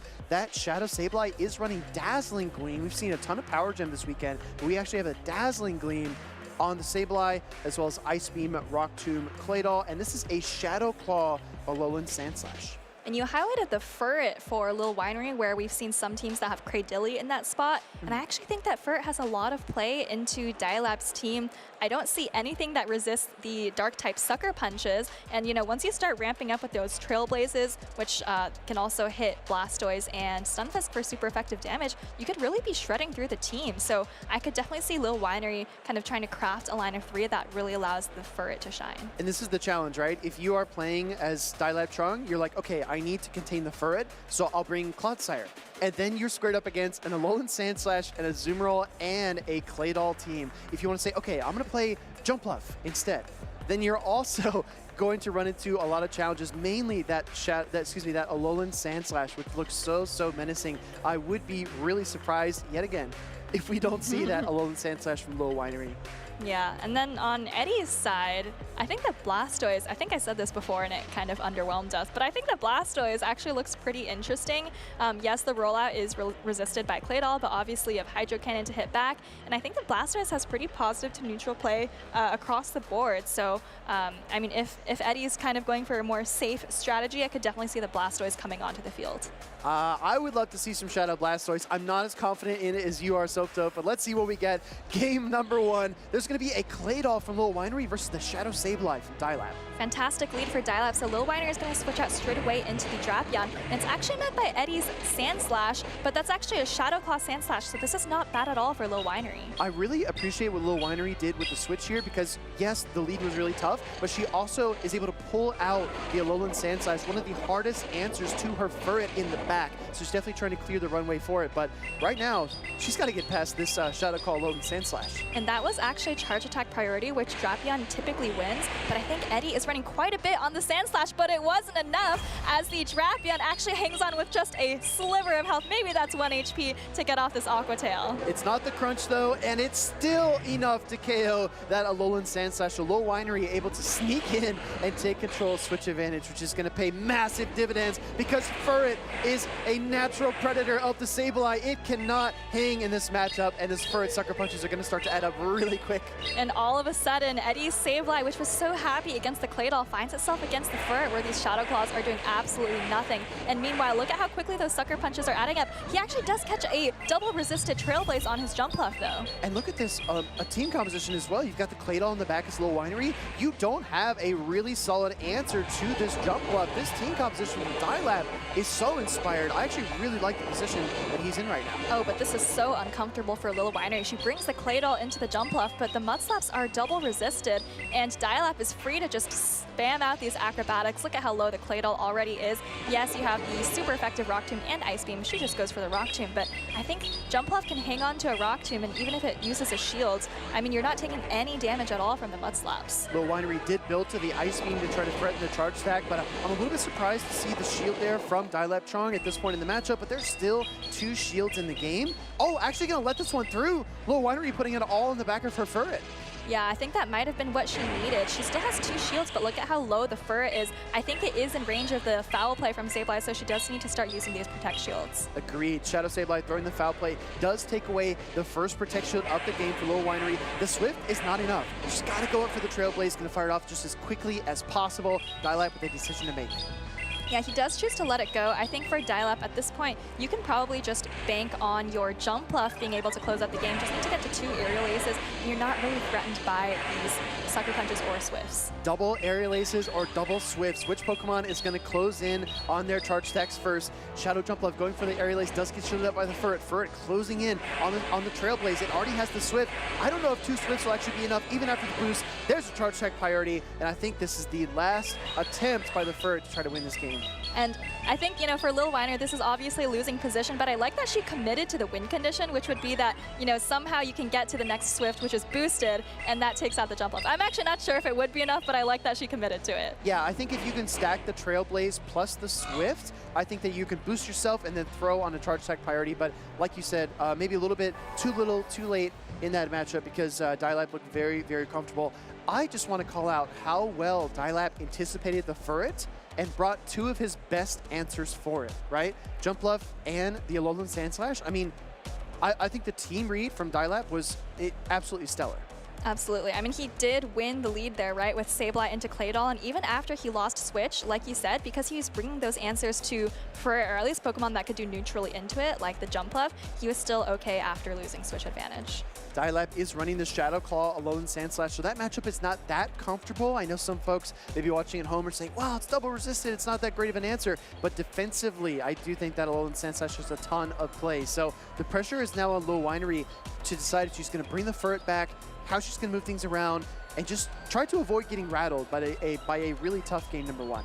Yeah, and actually, let's not forget that Dialab made that great catch of Trailblaze onto the Jump Love, right? We saw at the end of the game that Lil Winery, maybe with just a little bit more energy, could have had some more counterplay, but Eddie, of course, absorbing 45 energy from that Trailblaze onto the Jump Love like it was nothing. Exactly right. We're going to see these trainers lock in at any moment, but taking their time because this is the winners Group G semifinals. The winner of this series will go on to the Group G finals, and then from there, you advance into day number 2. So definitely high stakes. Lil Winery locked in, ready to go. Dialab waiting for her on the field. Let's see what they bring out. Dialab has the Jump Love in the lead, and it's actually met by Lil Winery's Shadow Drapion. Not the best lead for the Jump Love. All right, looks like Dialab is going to stay in this matchup for a little while. Acrobatics is very threatening. The poison stings are dealing super effective damage, and the crunch is definitely what the Jump Love looks out for, but a charge attack priority, but Shadow Drapion wins. It does win, and I think I saw Eddie go straight for the acrobatics, and this is really interesting because I see a lot of trainers just going straight for the double aerial ace, which does threaten to knock out the Drapion, but Lil Winery is going to respect the acrobatics and correctly shields it up. Lil Winery, great call on an early shield in this game. Number 2, Blastoise rolls in with the rollouts, and it's already got 3 rollouts worth of energy, so Lil Winery needs to fight back. Gonna throw the crunch here into the water type. And this is actually going to do quite a bit of damage. It's just neutral, and Blastoise is relatively bulky, but this is a Shadow variant, not able to take it quite as well, and Lil Winery with a quick swap into her own Furret, but Eddie already almost at double Hydro Cannon. That was such an interesting decision point for Lil Winery because she could have gone Azumarill. We talk about sponging water type damage. Azumarill's great at that. Hydro Cannon makes a massive impact on that Furret, and she's saving that Azumarill. She thinks she has the right Pokemon in the back to win this game. All right, well, it is Alolan Sandslash in the back for Eddie, so we're going to have to see how this ends up playing out. Eddie is up a shield, but his jump off has been severely weakened. He does choose to come in with a Sandslash, and this is very awkward because you definitely can't farm down. You're going to have to throw some energy, but at least you resist the Furret's charge attacks. Exactly. Going to come through here with the Swift. This is going to be resisted by the Steel typing on the Alolan Sandslash. The Lil Winery trying to chip it down and make it palatable for other Pokemon in the back. Meanwhile, Eddie's built up to 2 Ice Punches, throws on the charge attack priority. Pristine timing, hot, crispy, out of the oven. This is going to be able to KO that Furret. And I think this is a very attack-weighted Alolan Sandslash, if I'm allowed to speculate on that. We saw it win the charge attack priority against the Drapion, and now the Furret as well. Here comes the Azumarill, though, and I think for Lil Winery at this point, maybe you're thinking that fast attacking down both of these Pokemon could be your key to success. The Alolan Sandslash is getting relatively low, and you still have a very healthy Drapion to potentially deal with this Jump Love, but she's actually going to stay in for a little bit and go for an Ice Beam. I really like the adjustment to bring Azumarill here in game number 2 because recognizing that Jump Left does not have the Energy Ball, double flying type charge attacks, Azumarill's Ice Beam, double super effective, applies a ton of pressure, swapping now into the Drapion. What do you think, Soph? I think the shield here, and then what, double Aqua Tails? I think it's a little bit late though, because Dialab already has so much energy on the jump left. That also was just an aerial ace. He's very close to, I think he maybe just got to the acrobatics if he wants to shield up this Aqua Tail. And meanwhile, Little Winery not quite at the second Aqua Tail, but Dialab actually chooses to let it go. Chooses to let that jump left go, comes in with the Alolan Sandslash. This Pokemon a little bit more aggressive than your everyday Alolan Sandslash, but can it close out this game against Little Winery here in the Group G semifinals? Oh, I'm not sure. It's very, very low, and the Azumarill is very, very healthy, and actually does get the charge attack priority win over the Drapion here, but I think he still needs to reach 2 drill runs against the Azumarill, and I'm just not sure you have the HP to do that. Wow, Ice Punch is enough to KO. I was a little bit questionable there, but now, like you said, Sandslash has a tall task. It's got to get to, what, 2 drill runs before this Azumarill gets a single Ice Beam? Exactly, and not just the Ice Beam, but look at how much damage those bubbles are doing. Drill Run comes through, actually does almost half of what's left, but the Alolan Sandslash does faint with just all of that energy, so Little Winery is going to be able to take this second game as of right now. You know, that's very, very impressive. To take a win off of Dialab Chong, a former regional champion, one of the best Go Battle League trainers in the world as well. Definitely very, very impressive. Little Winery trying to fight her way back into this series, but it's going to come down to a decisive game number 3. Honestly, Soph, I'm a huge Blastoise fan. I really love that Pokemon, but I don't know if it was the right answer in that game number 2. Yeah, it's just a little bit, I don't know why, but it felt a little bit underwhelming there. We saw the Hydro Cannon land on the fur, and I feel like after we've seen so many Shadow for Alligators just shredding through teams with the Shadow Claw and Hydro Cannon combination, I feel like the rollout plus Hydro Cannon combination is a little bit underwhelming. So I'm also not sure if Blastoise was quite the right answer. I do still think on paper, it's very flexible into Little Winery's team. It's one of those things where, you know, you're driving around in the car and you're like, Mom, I want a Hydro Cannon user. And you're looking at the for Alligator. She says, no, we've got Hydro Cannon users at home, and it's a Blastoise. And you're like, well, it kind of does the same thing, but I don't know. We're going to take a look back at this game, though, because the match is currently under review. I'm not entirely clear as to what is being looked at, but I'm sure our judging staff will inform us whenever they're ready. I do need to look back at that game, because I think I saw a moment where Dialab lost a fast attack, and we are getting some notes here from production that Dialab lost I think it's a Shadow Claw on his Sandslash when he came into the Furret at the, I don't know if it's quite at the end of the game. I think it's a little bit earlier. It's like two-thirds of the way through, I think. So something really interesting about those 2 Pokemon is that you've got a 2-turn fast attack in Sucker Punch Furret and a 2-turn Shadow Claw in Alolan Sandslash. And I actually, like, when that came up, I was looking at the screen very intently because it almost sounded like the attacks were staggered. You'd hear the Sucker Punch, then you'd hear the Shadow Claw, back and forth like a seesaw. But if those 2 fast attacks are the same turn duration and they come in at the same time, we should be hearing them simultaneously, right? But hearing them staggered, maybe there's some credence to what Eddie is talking to the judges about. Right, so if he loses a Shadow Claw there, and then things play out exactly as they did, it is possible he reaches that last drill run at the end of the game against the Azumarill, which looks like it was very close to knocking out. I'm not sure exactly whether it would have been close enough to knock out, but I think they're probably trying to do the downstream calculations. You could also argue that if he gets that Shadow Claw, maybe he doesn't take an additional Sucker Punch, and he has enough HP to withstand the bubbles so that he can get to the final drill run to win. Oh, that's actually a great point. Yeah, maybe. I don't know. We're just kind of speculating. I don't know. We're just speculating. We haven't even looked at the footage, so you know, we're just talking, and hopefully we get to take a look at that footage soon, and you know, maybe kind of try and recall what happened in the rest of the battle after that. Because I did see during the game, I think you're right, it's about 2/3 into the game where Eddie kind of like looked a little bit frustrated. Maybe I saw a little bit of back and forth, but again, we'll have to take a look at when that happened. Absolutely. Full faith, of course, in our judging team. We are going to get the clip here for you, so look with us, chat. We're going to see the Sucker Punch and the Shadow Claw. You can see the Sucker Punch land and then the Shadow Claw land right afterwards. So it's kind of like back and forth, back and forth. I think that's what Eddie is talking about right here. Yeah, and it's really hard to tell actually, because one way that I like to identify this is by looking at the HP bars, right? Are they decreasing at the same time? But I cannot see it moving on the Ferret because of the double resisted Shadow Claws. So, but I think you're right that just looking at the Pokemon animations, it does look a little bit desynchronized. And then when Lil Winery throws the charge attack, that means that Eddie loses the fast attack. Yeah, of course. I mean, every fast attack in Pokemon Go is time-based as well as turn-based. And you're right. Being double resisted, all right, so already our screen's a little bit small, but being double resisted, these Shadow Claws are barely scratching this Ferret at all. So it's definitely hard to tell. Yeah, I think I can see just based on the energy levels on the charge attack buttons kind of moving up and down at different, well, not down, but they're moving up at different times. It's gaining health? It's doing so little that it's gaining health? No, yeah, so I definitely see the desynchronization, and I definitely think the one-turn lag probably happened when he brought the Ferret in. It's just going to be a question, sorry, when he brought the Sand Slash in. It's just going to be a question of whether it actually mattered. Yeah, a question of, like you said, downstream, which I think is a great analogy. Downstream, did it affect the outcome? And it looks like we might have a ruling decided. I still see the points on the board. I still see 1 point for Lil Winery and 1 point for Dialap. So maybe the judges ruled that it did not affect the outcome, or maybe the match review was, concluded and there was no rematch warranted. Okay, so what I'm hearing is that the stage judges have ruled no rematch, but I think that Dial-Up might be appealing that, so we might see the head judge coming on stage in just a little bit to also take a look at the footage. Yeah, we will have to wait and see what happens. Or they're just locking in. All right.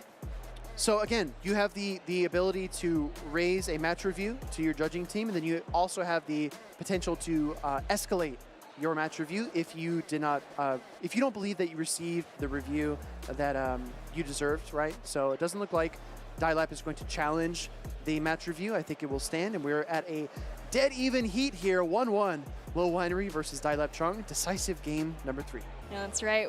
Winner of this next game takes the entire series, so we're going to have to see how these trainers adjust to what they've seen in those first 2 games. Does Dialap continue to bring that Blastoise, or does he drop it? We're going to find out. Blastoise didn't look very effective in game number 2. I would be a little bit surprised to see it return here. I do think he had a great formula in game 1, bringing the Alolan Sandslash and the Jump Bluff, but after you show it once, it arguably becomes predictable, and I don't think that Dialap wants to fall into any traps that Lil Winery is putting down for him. All right, well, I think the Sand Slash is still going to be key for Dialap. We've seen it in both games. We've seen it win several charge attack priorities as well, so I wouldn't be surprised to see Dialap bring that Sand Slash again. But we're already getting into the game number 3 here. We actually do see the Blastoise on the field for Dialap, and it's into the Claydol for Lil Winery. Yeah, this is actually a very solid position for Blastoise to be in. It is a Shadow form, so it is going to deal a lot of damage with the Hydro Cannon. Likely won't KO because Claydol is just that bulky, but Lil Winery does not want to find out. She uses the shield. Yeah, and I think after a Rock Tomb, you might be able to hang on to a Hydro Cannon. So she is going to just throw the Rock Tomb right away, and you see how quickly these Mud Slaps are adding up. Yeah, exactly right. I do like that Dialap doubled down on the Blastoise and found an opening for it. Sometimes you just need to push upstream and go against the tide. Looks like it might pay off for him here, but like you said, Rock Tomb connected, lowered this Blastoise's attack, and now, as Dialap, if you stay in this matchup, you might risk getting farmed down, so he's forced to switch into the Sand Slash. And he is taking super effective Mud Slaps here, but he's also dealing super effective damage with those Shadow Claws. Lil Winery is going to throw Rock Tomb here. Maybe that gives her an extra kind of 10 seconds to decide what she wants to do, and she does come into the Azumarill. Now that the Sand Slash is incredibly weak, yes, your charge attacks are all resisted, but maybe you don't need them in order to bubble down this Sand Slash. We are picking up basically where we ended in that previous matchup. Sand Slash versus the Azumarill. Shadow Claws slowly tearing through that Azumarill's HP, but I do think that the health advantage is going to pay major dividends here for Lil Winery as the bubble connects and the drill run gets fired off. Yeah, second drill run coming through, and you can kind of see how much that first drill run did, and then approximate how much this next one is going to be. Remember that the Sand Slash is actually debuffed, so Lil Winery is going to go for that full bubble down, but not before Dialap reaches a final drill run. Thanks, Soph. I actually did forget that for a moment, so I appreciate that you called it out. Drill run getting fired off here from the Azumarill does weaken it down into the yellow, but that Blastoise is also on its last leg, and a healthy Clodsire is forced to take the shield. doesn't get its Poison Sting through, which is a lot of super effective damage that Dialep is going to miss out on, and now the Ice Beam connects. And tons of energy on this Azumarill. It's just one bubble away from an Ice Beam, so let's not forget that. Lil Winery does save it for later, though, and bring in the Drapion, and this is actually kind of scary because you are down a Protect Shield, and Dialep actually makes the catch there, also gets the rollout through, so this Blastoise is going to have just a little bit more use in this game. I would love to talk about the catch later. We still see 2 shields for Dialep, and I think it's so telling that he chose to swap now, because for whatever reason, if this Drapion decides to throw a crunch or something like that and debuff the Clodsire, it is stuck, it is pinned, it cannot swap out. All right, well, if you're Dialep, what's the recipe for success here? He does just go a little bit over 100 energy, and Lil Winery is just going to let the Drapion go. She knows she still has the Claydol, she has the energy on the Azumarill in the back, so maybe hoping that she can just kind of muscle her way through the rest of this Clodsire. It's going to be near impossible to Poison Sting through the Claydol, and Dialep recognizes that, throwing a resisted Sludge, and the shield from Lil Winery, she puts her foot firmly on the pedal and is trying to Mud Slap through this Clodsire, or at least get to a charge attack, and actually it backfires. Oh no, she committed to the Ice Beam, but she had the Rock Tomb ready. I don't know if her only hope was to maybe throw the Rock Tomb, hope to get a shield and land the Ice Beam, but doesn't matter. Dialep is going to throw the Sludge Bomb right here and knock out the Azumarill. Oh my goodness. If Claydol is a pedal, right, pressing the Mud Slaps onto the Clodsire, then that Clodsire is like a tanker truck. It's so huge, so massive, and just ran through that back line there for Lil Winery. So players are talking it out. Maybe a little bit of inconsistency happened in that game, but we'll get to the bottom of it, chat. Don't worry. Yeah, I think typically Claydol into Clodsire is such a dominant matchup, but at the end of that game, the Claydol actually did end up getting Poison Stung down, not something you see every day, so it was just a little bit too low there. And actually, so in terms of what they could be discussing, I think I saw Lil Winery not get a Mud Slap somewhere in the middle of the game. I don't think it was a one-turn bring-in, so that could be what they're discussing, but I'm just speculating, so we'll have to see what we hear about the match on stage right now. It's so tough in my mind to play a Pokemon like Clodsire. I know it was on my caster predictions because I do think it's powerful. I do think it's versatile. I do think it's bulky enough to power through some really difficult situations. But when there's so much water, there's so much ground, lining up against a Mud Slap user for a Clodsire, like you said, is almost always a disaster. But it looked like Dialep was able to find the light at the end of the tunnel there. But it looks like both trainers are talking it out. Maybe a situation, Soph, where both players felt like they should have got a fast attack here or there and did not.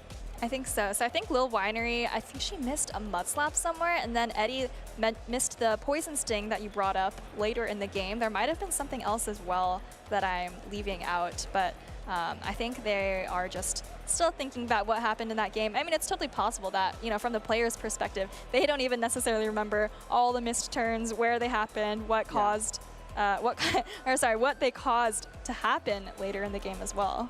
This is one of those things, right? I don't know if you compete in any other games or any other sports, but I feel like once you go up against an opponent and then you have to wait like a long time until you face off in your next match or go up for your next round, personally, I feel like I kind of get cold and I don't feel as warmed up. I don't feel as confident. Maybe like I'm not in the rhythm, and it's definitely tough when these trainers have to go up on stage, do their battles, and then defer to the judges to review the outcome of the game, and then come back to it 5 or 10 minutes later, some cases 15 minutes or longer. It feels like, I don't know, personally I feel like I cool off. I don't know how you respond to those situations, but it's I totally agree. It's not just the cool off within a match between the games, but it's also, sometimes there's extremely long wait times between the matches, right? If you're watching the stream at home, you just see matches happening back to back to back. That is not how it is if you're playing here in real life, right? Yeah. Let's say you see someone on stream, they're playing their winners semis. It might be quite a while before you see them in the winners finals. So, I definitely think that the cooldown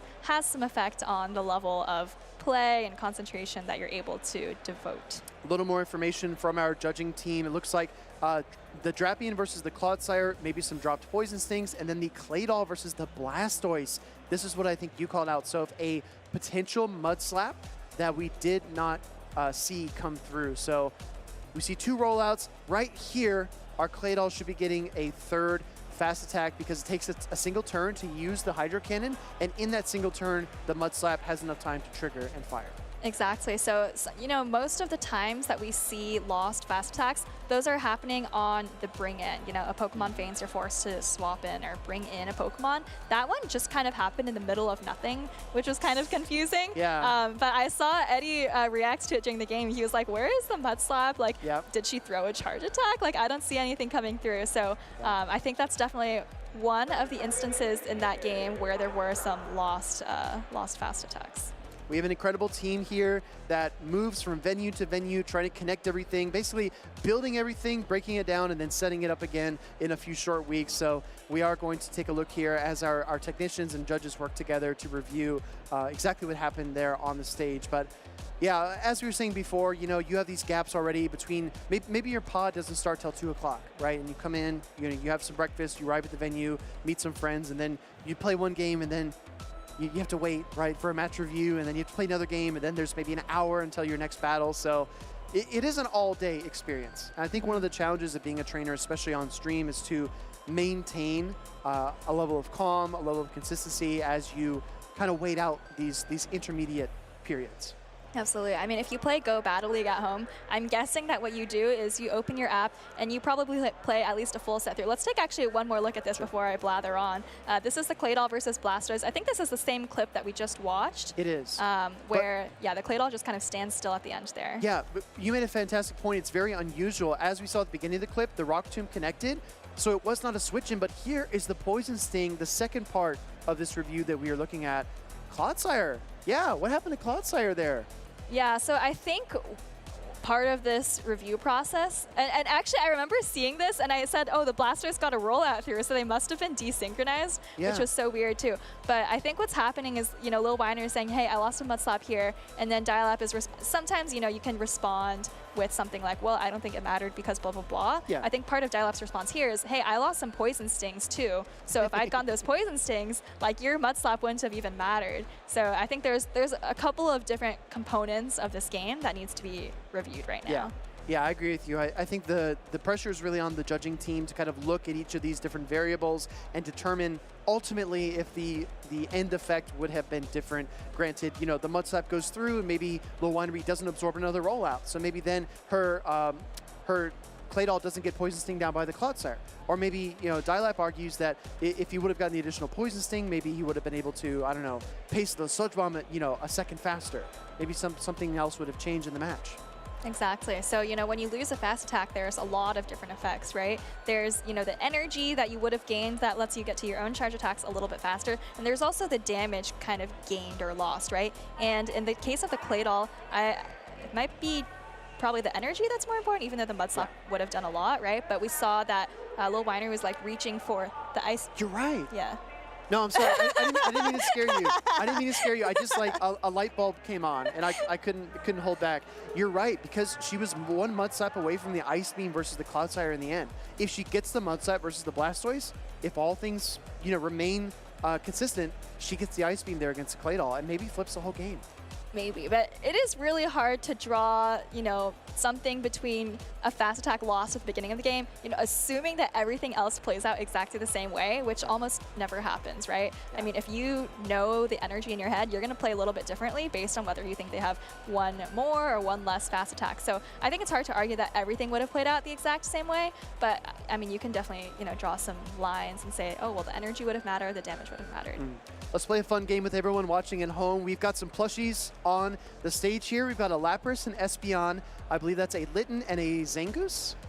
The Zangoose is a little bit behind the Espeon and Lapras, but yes, I think zooming in with my eyeballs there, I think that is a Zangoose. What's the game you want to play? The game I want to play is I need everyone watching at home to type the Pokemon plushie that they would bring on stage if they appeared at a Championship Series event and were on stream. Which Pokemon is going to give you the most strength? Which one's your buddy that's going to help you beat someone like Dial-Up, someone like Lil Winery, maybe make it to day number 2? What gives you the strength? Soph, would you bring... Oh, let me guess. Oh, yeah, why don't you bring. guess? Okay, no, yeah, just guess. I'd love to hear your guess. You'd bring Mudkip. So I actually have several Mudkip plushies at home, and I've brought one of them before to, I think, the stage of San Diego. I lost that match, so I'm like, maybe I should not bring Mudkip anymore. But I actually have... Mudkip, you're bad luck. I don't want to spoil anything, but I think I'm going to a regional soon, and I am going to bring a different Mudkip plushie. And that Mudkip plushie was actually brought to me by a trainer who went to the Yokohama World Championships and has won a couple of regional championships in their career here. So I'm thinking if I bring that Mudkip on stage, maybe it'll give me a little bit more luck. So basically, at home, you're looking at your Mudkips, they're all lined up, and you're like, you're out. You're in rotation. Let's go. Yeah, that's pretty much how it's going. I guess for you could bring the Fortress. It's kind of a meta Pokemon now, so you can actually bring it in the battles as well as in plushie form. Hey, okay, kinda. It's relevant. All right, I'd say it's a relevant Pokemon. I don't know if meta is the word I would use, but I definitely wouldn't use kinda. I would just say it's relevant. All right, I see Dial-Up standing up. I see Lil Winery standing up. I see them shaking hands. I think we have a ruling here, and I think that this match is going to be over. A very long match, actually. Yeah. But, you know, congratulations to Dial-Up there. I think he is going to be able to take that series 2-1 and move on to the winners finals. Absolutely. Dial-Up Chung moving on to the winners finals, and hopefully today, number 2, Lil Winery fall into that loser side bracket, going to try to fight her way through and make it to day 2 as well. I'm sure she wants a rematch. I'm sure she feels like, I was so close with the clay doll, could have taken that game, but we're going to see what happens in day number 2 and how the tournament continues for both of them. But we're going to have our next group on stage here pretty shortly. This is Winners F Finals. It's going to be Tomahawk UK versus Mountain Dugong. I think we've seen Tomahawk on stage already today from the winners semifinals. And remember, he has those 2 kind of unconventional ice types. He has the Shadow Lapras, which actually we haven't seen all that much regular Lapras either today, as I would have expected. But then he also has the Alolan Ninetales with Powder Snow and Dazzling Gleam. That's such a curious pick, right? I mean, okay, so Alcal bringing Typhlosion in a Hydro Cannon user, Rock Tomb, Mud Slap, Clodsire meta. Wild stuff. Seeing a Alolan Ninetales, Ice and Fairy in this meta with so much Rock Tomb, I guess Ironhead Corviknight, you know, if you're looking out for that. So many obstacles. Fascinating to see that Pokemon, and I wonder, like, what role it actually serves on the team and how it actually benefits it. So I think offensively, Ice-type damage is very much valued because we see a lot of trainers bringing Alolan Sandslash. We even saw, you know, Wadage bringing the Dugong, even though a lot of people thought that Lapras was going to be the dominant water and Ice-type Pokemon. So I think some trainers are still looking for the very reliable Ice-type fast attacks, and that's why we see some people bring Powder Snow, Alolan Sandslash. I think I was talking to Tomahawk, and he said that he still wanted the Ice-type damage, but since he already has Lapras, he doesn't want to be like double weak to fighting. So, you know, the fairy subtyping there really helps out. Of course. I mean, Alolan Ninetales is so flexible. You could have gone either way, Charm or Powdered Snow, depending on your strategy. But let's relive a glorious winners semis Group G series between Lil Winery and Dial-Up Chung. Again, Dial-Up Chung is a competitor who has succeeded at a high level before. I think a lot of people have expectations for Dial-Up. A lot of people look for him to succeed. But seeing Lil Winery come on stage and take a game off of the Vancouver champion from, I believe, 2023, definitely an impressive feat. Lil Winery, again, her story is not over. Make sure to follow along as she moves through that loser side bracket. And Blastoise, I want it to be good Soph, but I'm still not totally convinced, if I'm being honest. I think it's interesting where it's never going to be like super dominant in the meta, but I could see a couple people bringing it here and there, and you know, Dial-Up is kind of one of those people. So he found some play for the Blastoise. It was able to absorb some energy, deal some neutral Hydro Cannons, which were very, very helpful for him. So yeah, I think the jury's still out on Blastoise. Yeah, I think so as well. Well, rollout was a huge improvement. It's not going to pace to those Hydro Cannons so much faster. 4 to the first Hydro Cannon, only 3 to the second one. But in the meanwhile, you've got Pokemon like Shadow for Alligator. There are only 10 turns to the Hydro Cannon. So it's just a battle of bulk versus efficiency, offensive output versus defensive prowess. And we're going to see how the meta continues to develop because we are still relatively new in this season.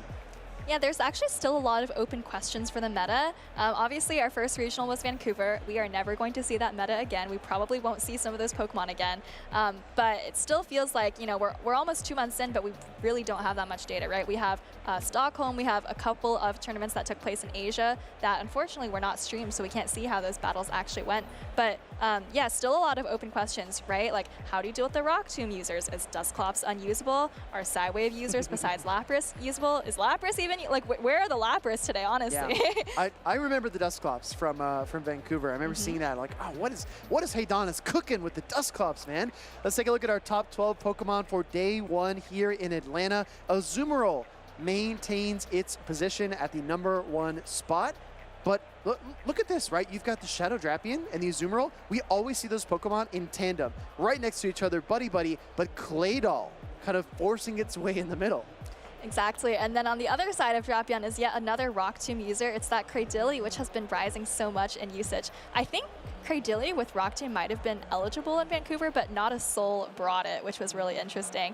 And then Alolan Sandslash definitely on the rise. We've seen with both Powder Snow and Shadow Claw. We've also seen both Shadow and regular variants. And then kind of rounding out the rest of the top 6 is a little bit more variety. These are kind of Pokemon that you might not be seeing on every single team, but you expect to see, some of these picks kind of scattered about. Exactly right. Let's take a deeper dive into these squads of 6 from each trainer, though. We've got Tomahawk UK versus Mountain Dugong. Mountain Dugong known for literally the Pokemon that is his namesake, Dugong, but he's got a different ice type. He's going to have a Alolan Sandslash this time, and it is going to be running Powder Snow. He's also got Claydol, Shadow, Sableye, and this is very important with Power Gem. And he also has Azumarill, Galarian Weezing, and Furret. I say Power Gem is important, Soph, because look at the ice targets on Tomahawk UK's side. Exactly right. We talked about the double ice strategy from Tomahawk, the Lapras, and the Alolan Ninetales. And the Power Gem does a ton of damage, especially because that Lapras is the Shadow variant. Remember, it's going to take 20% more damage. Exactly. I think the Shadow Sableye is a must-bring for Mountain Dugong here. He can position it basically anywhere on this team, maybe just wanting to avoid the Shadow Drapion, but I gotta say 5 out of 6 ain't bad. Let's go ahead and jump into game number 1. Tomahawk UK on the left side of your screen, Mountain Dugong on the right.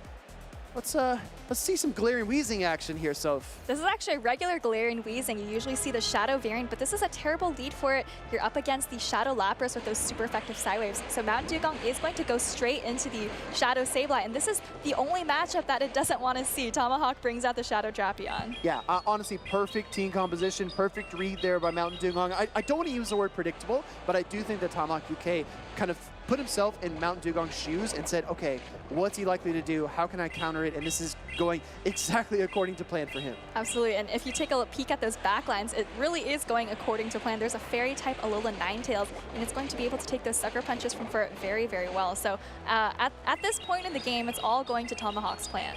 Aqua Tail coming through here from Tomahawk UK. This will be enough to knock out, so it looks like Mountain Dugong is going to use his first Protect Shield of the game. He wants that second Power Gem, and that he will get. Will it connect? Tomahawk UK's Shadow Drapion only has 1 Protect Shield remaining, and the double shield here, fighting hard to maintain switch advantage, the pivot into the Galarian Weezing.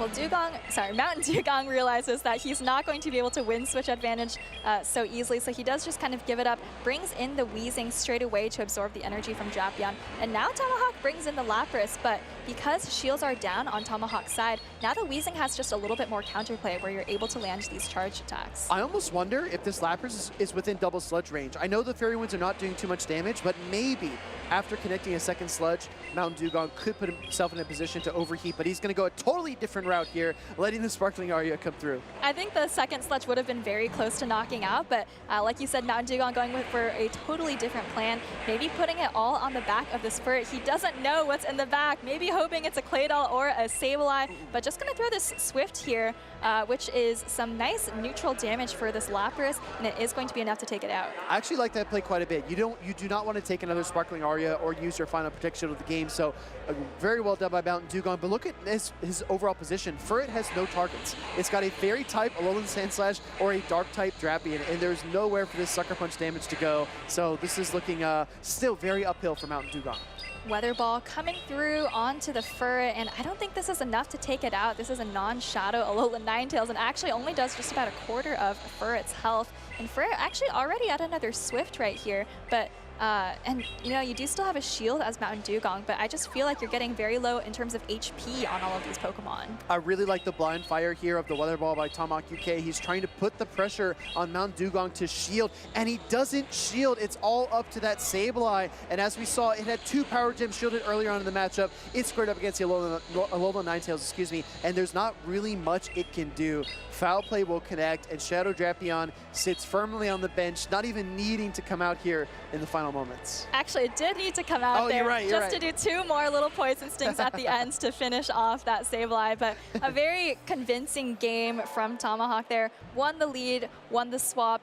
Maybe things got a little bit uncomfortable when he had to go down a shield, but he really had all the answers prepared for Mountain Dugong's line. For Mountain Dugong to get back into this series, he needs to switch things up.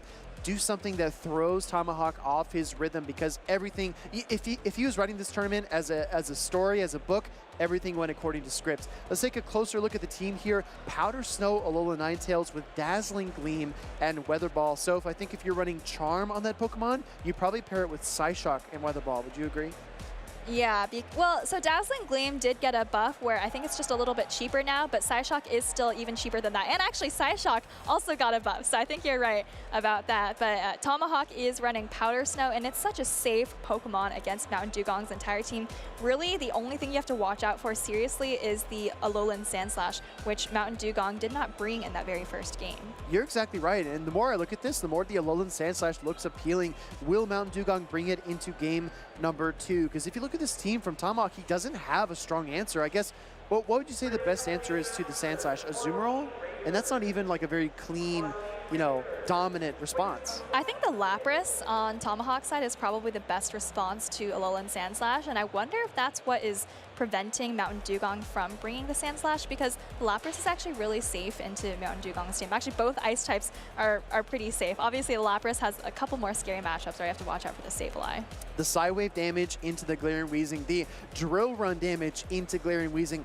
The reason I mention that is because the Galarian Weezing Overheat is the Control-Alt-Delete button that is going to get rid of that Ninetales, and there's no way to get past the ice types unless you do something really creative. Let's go right into game number 2, though. Azumarill lead into the Shadow Sableye. And this is not the worst matchup for Sableye. I think it wins some of the higher shielding scenarios, and another option for Mountain Dugong could be to just bank up a ton of energy and go into go into his own Azumarill. But Tomahawk doesn't want that to happen, and he fires off this Ice Beam very quickly. Ice Beam going to pull that first Protect Shield away from Mountain Dugong. Shadow Sableye's got a ton of energy. Going to look for probably 4 more Shadow Claws, I gander, and then make the swap. Actually, no. 4 more Shadow Claws into the Power Gem.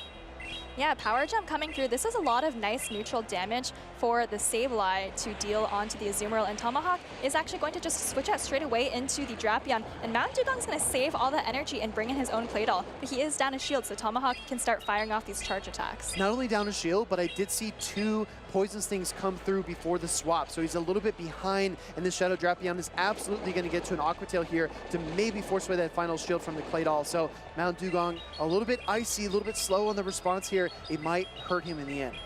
All right, Aqua Tail coming through, and we do see Drapion taking out the Clay Doll. Not the first time we've seen that today, but still not really what you want as the Clay Doll user. And now if you're a Mountain Dugong, you have a lot of energy on the Sableye, but maybe what you want to do is absorb it onto the Azumarill and start going for a Bubble Down. I agree with you. I think Azumarill, time and time again, proves itself as a valuable damage sponge. Bubbles connecting, Drapion Poison Stinging, Crunch coming through. If a debuff occurs here, this could actually get really, really tough for Mountain Dugong. Yeah, I would get very uncomfortable, but he could just pivot out into the Sableye. And there is the defense fall, like you said. Feels like it's more than 30% sometimes. And Tomahawk actually, with a quick swap into his own Azumarill, Mountain Dugong is going to fire off this Play Rough. I don't think this Azumarill is quite in Play Rough range.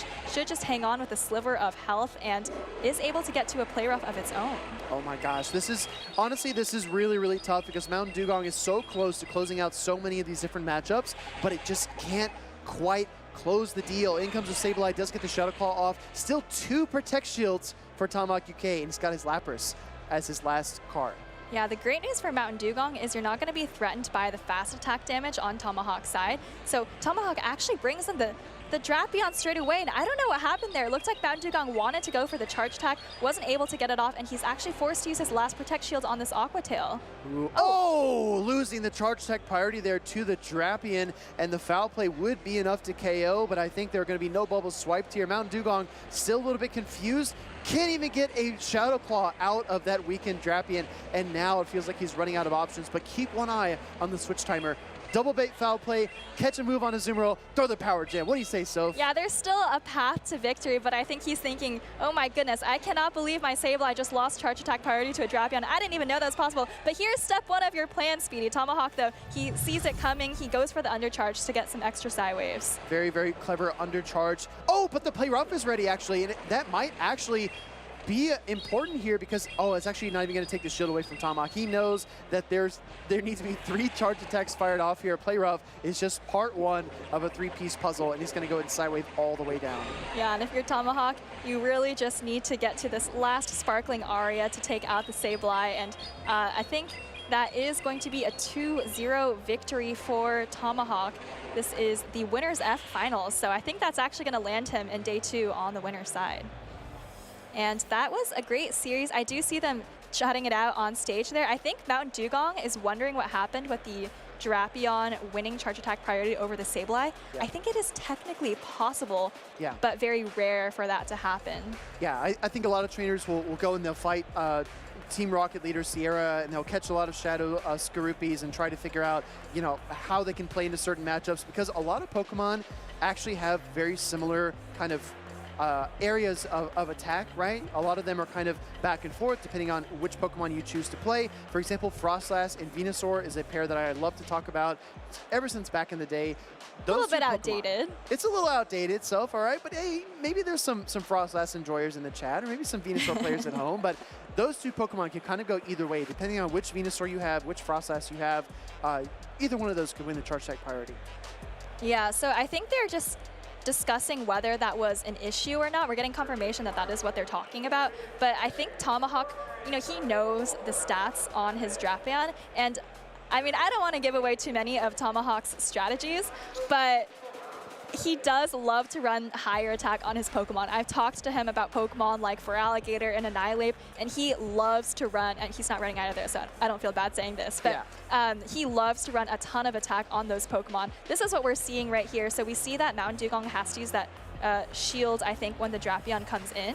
Let's take a look. Yeah, let's take a look right here. So you see Drapion comes in, Mountain Dugong taps the foul play, and what you would expect is for the foul play to come off first, right? And I think that's what Mountain Dugong is expecting, and that's why he thinks there's an issue. But it is technically possible. And you see Tomahawk doesn't look confused at all, right? Yeah. He might know that he wins charge attack priority there. On the other side of the coin, this Shadow Sableye for Mountain Dugong, maybe that Pokemon is a bit more attack weighted. Yeah. And maybe Mountain Dugong has won plenty of these charge attack parties in the past, so he's really confused that all of a sudden, in this matchup, for the first time, he loses that charge attack priority, right? Right. Well, it's actually a really interesting question. How much attack do you like to run on your Pokemon, right? We've seen Alolan Sandslash winning charge attack priority over Drapion. That doesn't happen a lot. And now we see a Drapion maybe winning charge attack priority over Sableye. So again, you know, both of these trainers know the stats on their own Pokemon. They do not know what the other trainer has. So it is totally possible for Mountain Dugong to be like, hey, I have a ton of attack on my Sableye. I don't care about your Drapion. I should have won that. But, you know, from Tomahawk's side, no one's going to reveal what they have, right? But Tomahawk might be thinking, hey, I am supposed to win this. So I think there's just so much room in terms of the Pokemon you decide to bring. Like, everyone's trying to find a competitive advantage. In the video game series, it might come down to your held item or how you train your Pokemon, or what, you know, even what moveset you decide to run, maybe doing something unconventional that your opponent doesn't expect. Well, in Pokemon Go, we also innovate. We also innovate by bringing certain Pokemon that might have a slight edge in matchups that otherwise, you know, they would struggle in. So I'm interested to see what the ultimate decision is with this, but yeah, Mountain Dugong, you can see the look on his face. I'm not a professional lip reader, so, but he said, what? Yeah, I think it's a tricky situation because technically the right answer is easily solved, right? You could, as the judge, as an impartial third party, you could be like, hey, Tomahawk, show me your Drapion. Hey, Mountain Dugong, show me your Sableye. But I think they don't want to be disclosing kind of what should be confidential information to the opponent if they don't actually need to. So I'm guessing that that is kind of what they're discussing, even though what we saw on the screen, it looked pretty clear cut. There's kind of some weird ways that you need to dance around this situation. Importantly as well, these trainers have competed at multiple events. They will likely continue to compete at other events. And it's not just showing it to your opponent, this is a stream match. So literally everyone in the venue, everyone watching at home is going to get an idea of what these trainers are deciding to bring. So that slight edge that they worked so hard for in order to kind of get, you know, a little leg up against their opponents might kind of be spoiled, right, if that information is revealed. So our judging team looking things over, talking with the players, and trying to come to a ruling here expeditiously. It's a good word, right? Exactly, expeditiously, quickly, and efficiently. Looks like they are chatting. I see Tomahawk nodding and listening. I see Mountain Dugong listening as well, nodding a little bit. So it's important to be a good listener. it is, yeah. You want to show the speaker that you're listening, nodding, repeating things back to them. It's all part of active listening, guys. But I'm expecting that we'll get some words soon about what they've decided and are discussing. Judges explaining things to Mountain Dugong there. This is like commentating another game within a game, right? Like, let's commentate what the trainers are saying to each other. All right, it looks like we're gonna, you know. But either way. And we're just totally guessing what they're saying, by the way. This is not on the record quite yet. We can't hear the players. We can't hear the judges. So whatever they're discussing is confidential, even from us, everyone. Exactly. So don't worry. But I don't know. Tomahawk looks pretty confident in his Pokemon, pretty confident that things went the way that they should have. Mountain Dugong, within his own rights, right, is raising the question, like, was that accurate? Is everything functioning correctly? Is that how things should have gone? And I think that's always important because, you know, you want to get the most out of your regionals experience. Yeah, I do see them reaching for their headsets, so I think that match is going to stand there with Tomahawk again emerging as the victor. 2-0 in that series, moving on to day 2. And as for Mountain Dugong, again, dropping to the loser side of the bracket, so still going to have a couple of matches to kind of end up where Tomahawk is, but by no means is he out of it. I just want to spotlight one more thing about the players that's not gameplay related, but I want everyone to take a special note of how Mountain Dugong asked for the review of the matchup. It didn't go his way. Instead of like getting up and walking up the stage, he still made it a point to shake hands, hug it out, you know, good luck in your future rounds, say some words to his competitor. That's so, so important, right? Like, even if your match reviews don't go the way that you hoped or that you wished, it's still important to maintain sportsmanship. And it was honestly really nice to see that from Mountain Dugong and Tomahawk as well. So I've heard rumors, Soph, that Pokemon Go players hug it out more than any of the other titles, all right? I'm not trying to start a competition here, but I do feel like Pokemon Go players are always very warm to each other. Interesting. I mean, we do have a relatively smaller community where it feels like a lot of people kind of know each other. You're playing a lot of the same people again and again at these events. I will shout out Mountain Dugong, though, and say that in past tournaments, he has shown sportsmanship that is just above and beyond, right? That's you know, he sees his opponent experience an issue. He knows I did not have a single win condition that game and is willing to give it up, doesn't even need to, you know, go through the rematch process. So I think for Mountain Dugong to kind of be on the other side, you know, he understands how hard it is to be on both sides of these issues. Yeah. So, you know, definitely want to give a big shout out to Mountain Dugong. Yeah, I don't know, maybe one day we could have like a highlight reel of hugs on stage. That'd be like really, really, you know, cathartic and very community oriented, but only time will tell. Production, take notes, so write that down, write that down. All right, well, we're getting a little bit more explanation. So they actually wrote that Mountain Dugong tapped a tiny bit after he saw the Drapion, so that maybe could have contributed, but we don't know the confidential attack stats of both Pokemon, so they don't want to say anything too concretely about that. It looked like a charge stack parity to me, so I'm just gonna say my eyes, right?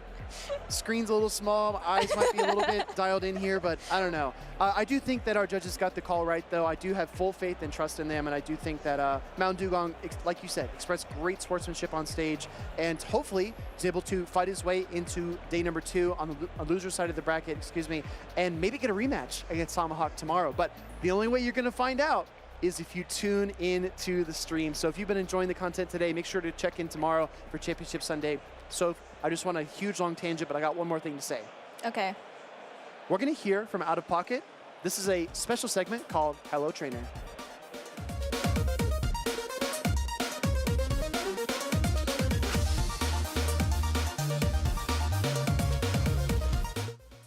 And I got hooked immediately. Through grassroots tournaments in my area, I was immediately presented with a lot of other extremely interested people that were willing to practice, play games anytime, really.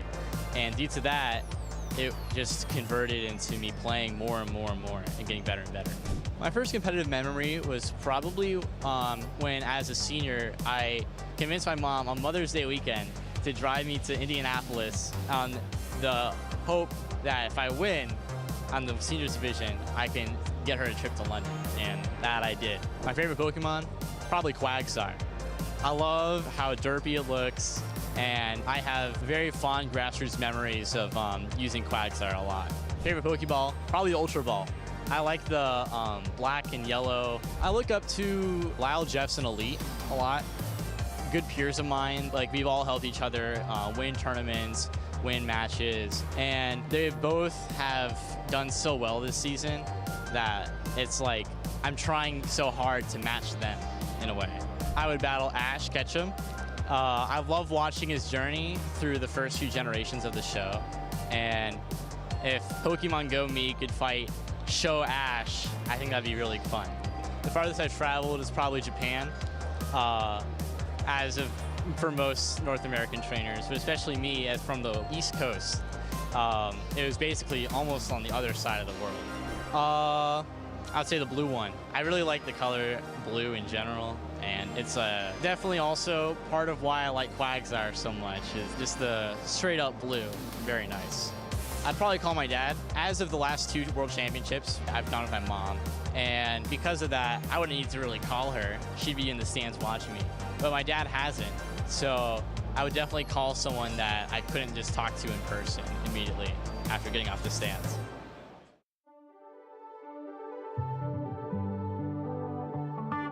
How did we get here? So far from home, on the untread path. But we're not alone, we got each other. So we got a lot, and now the moment's come to finally take our shot. Oh, look how far we've come, look how far we've come. We're so much closer now, through the battles we've won. Oh, look how far we've come, look how far we've come. There's still a ways to go, but look how far we've come.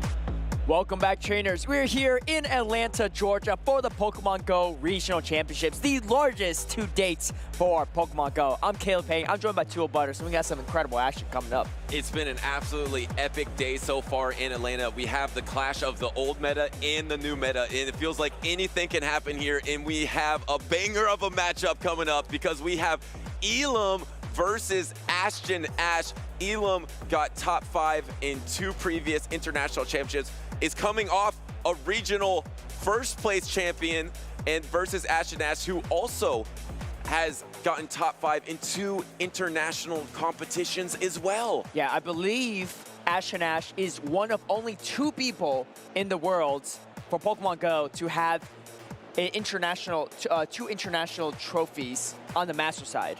It's him, and then you know the other one, right? I mean, wait, I was gonna say it could be Elam as well, because Elam, but technically he was 5th. He was top 5. Yeah. Oh yes, he was the 5th, so he didn't quite get that medal. Who is the other one? Let's ask chat. Who do you think that other trainer is that has gotten 2 medals at 2 international championship competitions? Well, either way, this is going to be a star-studded matchup as well. Ashton Ash hasn't won a tournament yet, but he performs so well, especially against the best players in the world. Every time, even the first time I watched him, right? But not the first time, but his breakout performance was North America International Championships last season, and he was just winning games that I just didn't see the win cons for, you know? And he just, like, I think a lot of great players even describe his playstyle is really unpredictable because he just pulls out these crazy win conditions that people don't see coming. He'll double shield things that he shouldn't shield, right? Shouldn't shield, quote unquote, and then all of a sudden he's in a winning position. Yeah, and he would put on a show while doing so. He has great stage presence. He's really entertaining to watch. And of course, versus Elam. Elam was your Toronto regional champion. He was 5th place at the Latin American International Championships this season, 5th place Louisville, 3rd place Baltimore. That is 4 straight competitions in the top 5. Almost 5 straight, but he got 65th at Worlds. But right before that, he got 4th at the North American International Championship. So what an incredible run this trainer has been on. But a lot of things have changed. This is now the Might and Mastery update meta. A lot of things have changed, but these two trainers are still at the top of their game as they're in the winners finals for Group H. Here we go, Elam versus Ash. A fantastic lead for Elam. Shadow jump bluff into the Shadow Primate, but you're running the Ice Punch. Yeah, you have the double super effective Ice Punch here, and Elam knows it. Open team sheets. You are also running the double flying type attacks for the Shadow jump bluff of Elam, a combination that we've seen most commonly with the aerial ace and the acrobatics. And at this point, you could just go straight aerial ace because this Primate is already dangerously low just from fairy wind damage. Yeah, but Ash is at the next Ice Punch. Does he throw it? Is there going to be a catch? It is. It's going to be caught on a Lapras. Double resisted Ice Punch catch from Elam. Fantastic catch from him. And let's see how Ash pivots around this, because he doesn't have a great answer for Lapras in the back either. It looks like he's going to bank his energy back up, but you have to take so much side wave damage, but you did bank that Ice Punch. That could be really impactful down the stretch of the game if you can land it into the jump bluff, then swap in your Sableye. Wait a second, this is a purified Sableye. We're almost seeing every Sableye be the Shadow variant. I don't think it's going to have return, though. No, it has Power Gem for this super effective matchup versus the Lapras. And Elam's going to reach the second Sparkling Aria before the move is thrown. Can you hang on here? You do. The non-Shadow Sableye does hang on, gets the Power Gem off as well. Elam is going to let this Lapras go. This is huge for Ash because now he gets the Corviknight on top of the jump bluff. He keeps the alignment here, and here comes the jump bluff. It's going to get 2 fairy winds off. It does have an acrobatics banked, but now you don't have to come in with your Primate like you mentioned. You come in with the Corviknight. It's going to wall all of this energy from the jump bluff, but you also have no fast attack pressure because your fast attacks are going to be triple resisted from the jump bluff. So it's actually not terrible for the jump bluff. And jump bluff with the acrobatics, even resisted, is still going to do a decent amount of damage. This is pretty sizable. And here's the thing. The Primate doesn't have a lot of health left, so even if you could get an Ice Punch or a Rage Fist off, you're still not going to be able to take out this Claydol. Yeah, how do you get the Protect Shield? I feel like Elam's not going to use this Protect Shield on anything but for that Ice Punch in the back. And now suddenly you're in a position where you have to Protect Shield a Rock Tomb because you're not going to save the Protect. Actually, he does. He knows Protect Shield's there. Is he going to be able to get the next charge attack in time? But the thing is, it's not going to be enough. Now that you're debuffed, I don't think this Skytech or Iron Head is going to force a knockout on this Claydol. Yeah, and I think Ash knows it as well. Do you see him wincing a bit here? I mean, the thing is, Jump Bluff could easily handle Corviknight at this point in time. Iron Head's not going to be enough here. Is going to be hit with a Rock Tomb right after, and Ash knows he's in a tough position. And finally does have to give up that Protect Shield with Rock Tomb. He has the Ice Punch banked, but it's just going to be tough. He is going to swap and able to land that. It's the last Protect Shield remaining for Elam, though, and Elam's going to easily be able to Fairy Wind down this Primate because it's energy dry now. Yeah, that was a fantastic catch from him on that Lapras to absorb a lot of that energy from the Primate, and Primate, it's just so frail, right? I mean, Shadow Primate into Shadow Jump Bluff, that's super effective Fairy Wind damage. And there it is. Elam's going to comfortably take that game number 1 on the back of that awesome double resisted catch like you mentioned. And the thing is, sometimes you see those awesome catches, but then the trainer will stay in and regain that energy like you saw in that matchup. But because you take so much pressure from Psywave, yes, he regained that Ice Punch, but it pretty much knocked out the entire Primate, so it wasn't a factor other than getting the last Protect Shield of the battle.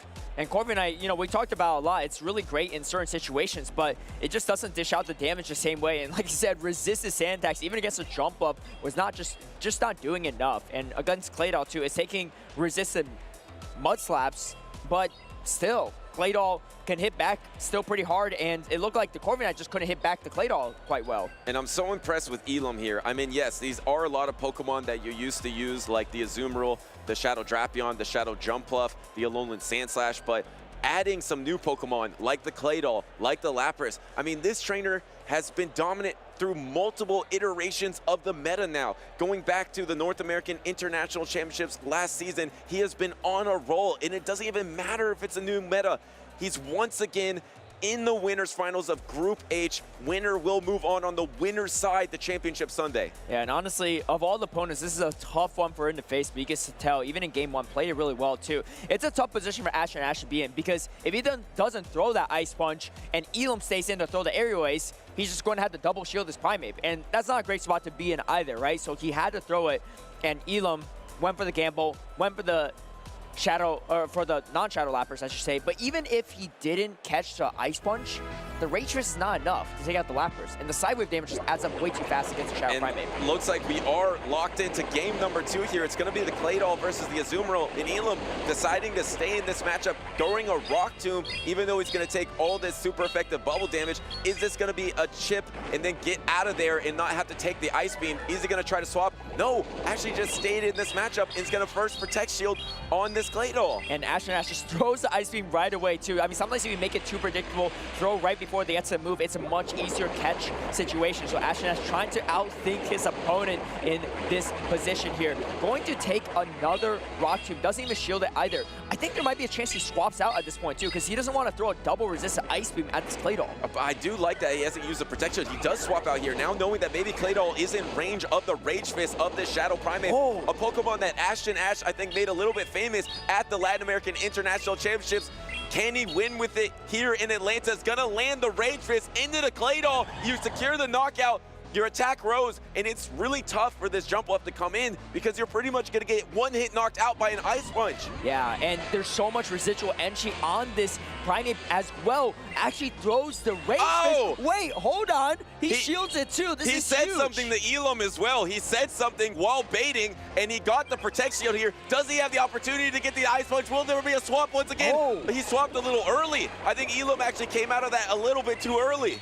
I think he might get this next Rage Fist off too. That's going to be a triple boosted Rage Fist if he could get this off. That's going to do a ton of damage into Azumarill. Actually, doesn't think he'll hang on. I like that play too. Swaps out and now comes to the Kpine. And Kpine, like we said, super bulky. There's just no easy way to take this thing out. I mean, you're probably going to shield here because you know it's just jump up in the back. So you might as well Protect Shield the neutral Ice Beam, even though an Acrobatics, same type attack bonus, will probably do almost as much damage as an Ice Beam. Ice Beam will definitely do more. So going to go ahead and use that first Protect Shield. And now you would love to get this knockout onto this Azumarill before having to use your last Protect Shield. But at this point, Ash is pretty far ahead.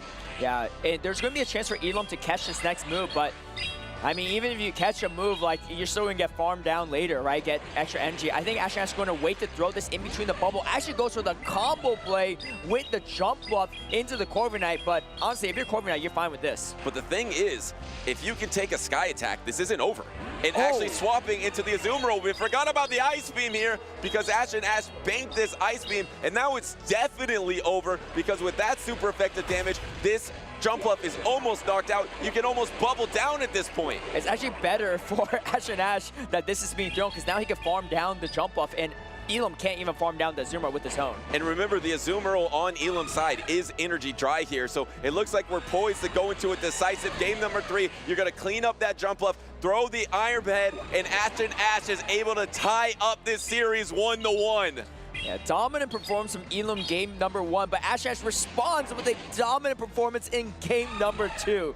Man, this is a very exciting battle back and forth too. Ash also bring back pretty much the same 3 Pokemon in the first game, right? I thought that he was going to shy away from the Shadow Primate because it looked like it was hard to use, but he said, you know what, I'm going to double down and make it look even better. Yeah, because Elam's not giving it a lot of targets, right? Bringing the jump buff, yes, you do have that double super effective Ice Punch, and also bringing the Azumarill a lot. Yep. I'm actually... he swapped out the Sableye for the Azumarill in game 2. That's what he did. Yeah. I'm actually surprised, though, that Elam didn't swap out of that Claydol versus Azumarill matchup into his own Azumarill, because Say Swap Azumarill against Ash team is incredibly safe against everything that's not Clodsire, and even if it is Clodsire, it's not the end of the world, but it probably does have the Sludge Bomb on that Clodsire. Yes, it does have Sludge Bomb, so it would be a fine counter for Ash, but if you're counting on Clodsire not being in that battle, Azumarill Say Swap for Elam is just so safe. That's right, that's right. So Oh, going to be interesting how these players adjust to it. I mean, we haven't seen any Guzzlord, to my knowledge, on broadcast today. It does have some solid matchups too, but it's not ideal into jump up. The pacing is a little bit slow for my own liking, but in the right situations, it could be strong, especially into Shadow Drapion. But I think it's a little bit too risky to bring into Elam's team. Both Azumarill, you got the Jump Love, you got the Alolan Sand Slash, just not a lot of targets. I mean, even the Claydol has play into it. Yeah, Pokemon that nickname won a regional championship in Stockholm with. Guzzlord had been pretty high usage in some of these tournaments, but like you mentioned, it's been a non-factor here in Atlanta. We pretty much haven't seen it on any of these winning teams. It probably has to do with the fact that Azumarill continues to be one of the best Pokemon in the meta, and maybe less Lapras than we expected. I haven't seen much Lapras this tournament, but lately, Tomahawk, Elam, now that we're getting to the end of this day number 1, we are seeing some Lapras play pop up. That's right. Well, we can see Ash is locked in. Elam going to try to make a decision here too. This is still the winner's side, so there's a chance that both trainers can still make it into day number 2, but you want to come in on this winner's side for day number 2, have that advantage going into the largest tournaments, day 2 that we had, right? Same top 16, I guess, but still. Stacked field of competitors. And for 2 trainers that definitely have a chance of winning it all, it's even more important to get on that winner side. And there it is. It is the Lapras into the Clodsire lead, instant Say Swap into the Primeape. And now there is no swap here from Elam, knowing the fact that you don't necessarily always want to instantly bring in the Jump Up. Does he have Jump Up in the back, by the way? I think he does. He does, yeah. But the Jump Up will have to potentially shield, so that does make things a little bit trickier for Elam. Elam's going to go for a chip and maybe a dip here. The sideway damage is adding up. But Shadow Primeape is not something to mess with, especially up 2 shields. Needs to strip away at least one of those shields, and in comes the Jump Up. Do you call potential bait here? Because this is a boosted Ice Punch if you don't shield it, and he does have to shield just in case, right? Because this match might be over right after if he doesn't shield the Ice Punch. Just the threat of being one hit knocked out is just so dangerous. You can't let it go. You get the bait there, and it's not a huge difference in energy anyway, so you might as well throw up the Protect Shield. Another Protect Shield there from Ash, and he's going to try to reach for the Ice Punch here. No bait incoming this time. There is one Protect Shield remaining. Double Protect Shield here from Elam. But the thing is, you're going to get this farm down. But once again, Ash has that Corviknight in the back, but decides to pivot instead to its Clodsire. I like this. I mean, Corviknight looks really safe into the entire team, right? If you get energy advantage on this Clodsire, that Lapras already took a Rage Fist and some Cross Chop damage, or Cry Chop damage. It's much easier to deal with, and forcing Elam to actually swap in the Azumarill into the Clodsire instead, which is much more favorable for Ash. That's a huge advantage for Ash here. Now, I feel like we're in the mid-game. It could be any trainer's battle here. We are tied 1-1. You're almost at the next Sludge Bomb. You're already at it, throwing on actually Charge Attack priority. What a call, because you would have given up an extra bubble there, and this Sludge Bomb is not going to knock out. So what a call by Ash. Yeah, really great read there too. I mean, sometimes it's better to go for optimized timing, but he knew that Azumarill was going to be at the Ice Beam, so doesn't want to mess around. And you see Elam actually charging it all the way, and now swapping back over to the Corviknight. Doesn't want to give an inch of extra farm to Elam. Is able to sand attack all the way down. That is brutal. Massive. For Ash. That Azumarill, which is a sitting duck, you couldn't do anything against this Corviknight. You couldn't swap out. All you could do is put a little bubble damage in, but now suddenly Corviknight has energy. All it needs to do is be able to knock out this Jump Up. Are you going to try to swap on a Sky Attack if you are Elam?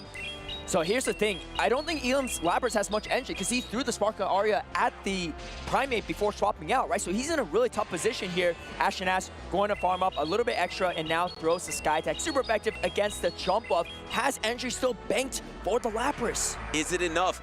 Yes, it's enough for the knockout, and you're right. It's energy dry. Going for the next Sky Attack, knowing that this is going to do more damage. Corviknight!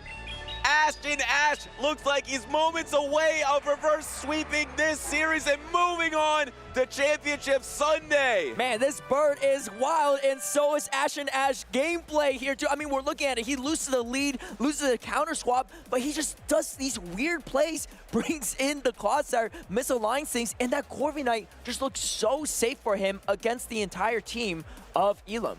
That's crazy. I mean, literally anything feels like it can happen in this meta. The core between Shadow Primeape and Corviknight. No one was expecting that core, and now Ash able to take out one of the best Pokemon Go trainers on the planet by maneuvering around with a Shadow Primeape and a Corviknight.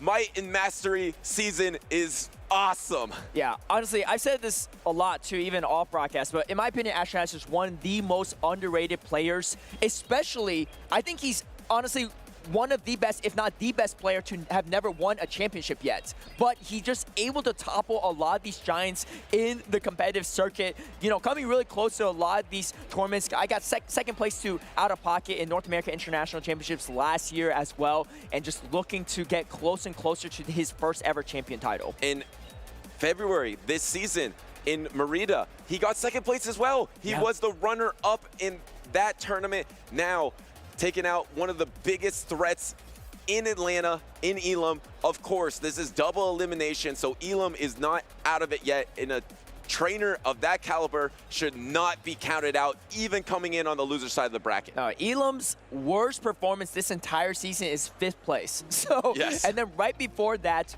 you know, he didn't do as well at Worlds, but Worlds is a whole different story. He got, what, 4th place at North America International Championships last year, right before that too. So that's a pretty, I mean, if your worst tournament is a 5th place, I mean, I'll take that on a good day, right? Yeah. But yeah, so I think he's going to definitely have a good shot at still making day number 2. He has to win that losers finals to be able to do it. But stay tuned, follow the bracket, and we'll see if he can pull it off. And it looks like we have some more winners finals coming up to end the stream today. We're either going to do this one or possibly 2 more winners finals. We want to be able to show as many battles as we can here in Atlanta. Obviously, there's so many trainers here. This is a record-setting amount of trainers for a championship series, so we're doing the best we can. Up next, we have Dre Flames versus Dilap. We saw Dilap out there earlier on with that Shadow Blastoise, a really interesting team again. That's right. I think as these players are getting set up, let's take a look at some upcoming events. If you are a fan of Pokemon Go, Vanillites, Community Day, Butters, tell me all about it for anyone that missed out on your first spiel. Hey, you know, Ice type coverage is really strong in Go Battle League and in the championship series right now. As you can see, Jumpluff double weak to it. Just in general, it's a fantastic typing. So whenever there is a Pokemon with Ice type, you want to play that Community Day. So make sure and try to play this upcoming April Community Day. I believe there's bonuses, not only every Community Day, but some catching bonuses as well in this one. Does it beat Corviknight is my question. I would guess no, because nothing beats Corviknight. I think Dynamax Entei might be able to, but who knows? Sand Attack might add up. Yeah, you know, you can't deal with the bulk of Corviknight, so no, but probably Dynamax Entei would have a favorable position here. But remember, Shadow Registeel will appear in Shadow Raids during the weekends from April 4th to May 4th. That is a Pokemon that can be viable in Great League and the Ultra League. And like you mentioned before, you're going to need those XL candies if you want to power it up to the Ultra League. That's right. And, you know, of course, we got the debut of Dynamax Entei and Dynamax Persimmon. Both can be shiny. Kupfu was new this season, Might Mastery. And, hey, shout out to our co-caster and day number 2 player, Tomahawk UK. He got a perfect Kupfu in his encounter. Oh, that is lucky right there. That's a good sign. That's a good luck charm coming into a tournament as well. Oh, Tomahawk UK, max out that Kupfu. I would love to see that on stage. Yeah, exactly. Yeah, but let's do it. Next time you're on the stage, Tomahawk, max that thing out. All right, we got something that is also max. We got a Gigantamax. Snorlax, one of my favorite Pokemon. I know, you're wearing the pin. I'm wearing the opposite of a Gigantamax Snorlax. It's very tiny, my pin, but it's not Gigantamax Snorlax Max Bow Day yet. Yeah. When that day comes, I expect the big giant pin for you to be wearing. Exactly. I'll have to hold it with one arm while we're casting. I do believe they do sell that, actually. Yeah, so no, actually, there is. I think it had leftovers or something, which is an item in the main series game. I think it was a giant Snorlax with leftovers, if I remember correctly. Yeah. But anyway, fantastic stuff. Great events coming up. So mark your calendars for that because there's so much action beyond just the PvP stuff. But like I said, we have some more action coming up. It's Dre Flames versus Dilap Churn. Both really been around the circuit for quite a while too, right? Dilap has a number of trophies, titles under his own belt as well. Dre Flames has been around the scene for quite a while, grassroots as well, and in the official circuit, and has always been a really solid competitor, but hasn't maybe had the breakthrough performance he's wanted in these top performances. He's made at least 1 or 2 top cuts in the past, but he's looking for some more, and I feel like he's been really in fighting form as of late. You know why? He's one of my locals, and he's winning these local cups that I'm trying to win. But you know what? Props to him. He brought the Shadow Type Lotion. That thing is so annoying to deal with. However, I do think Dialab has the solution there with both the Blastoise and the Unova Stunfisk. Hey, when your name is Dre Flames, you got to bring the fire in that right. Shadow Typhlosion and the 4 Shadows on his team as well. Of course, he does have the Lapras, I believe, another Lapras user with the Skull Bash, which is quite interesting. You saw almost every trainer adopt the Ice Beam strategy, but now actually that Skull Bash is going to be better against this opposing team in Dialab because it's stronger against that Shadow Blastoise matchup. And it feels like Shadow Blastoise, if it is going to have any moment to shine, it might be in this matchup. You have to worry about the Shadow Annihilate for sure, but otherwise, you're looking kind of strong against everything but Jumpluff as well. So Jumpluff, Shadow Annihilate, everything else, Blastoise has a lot of play against.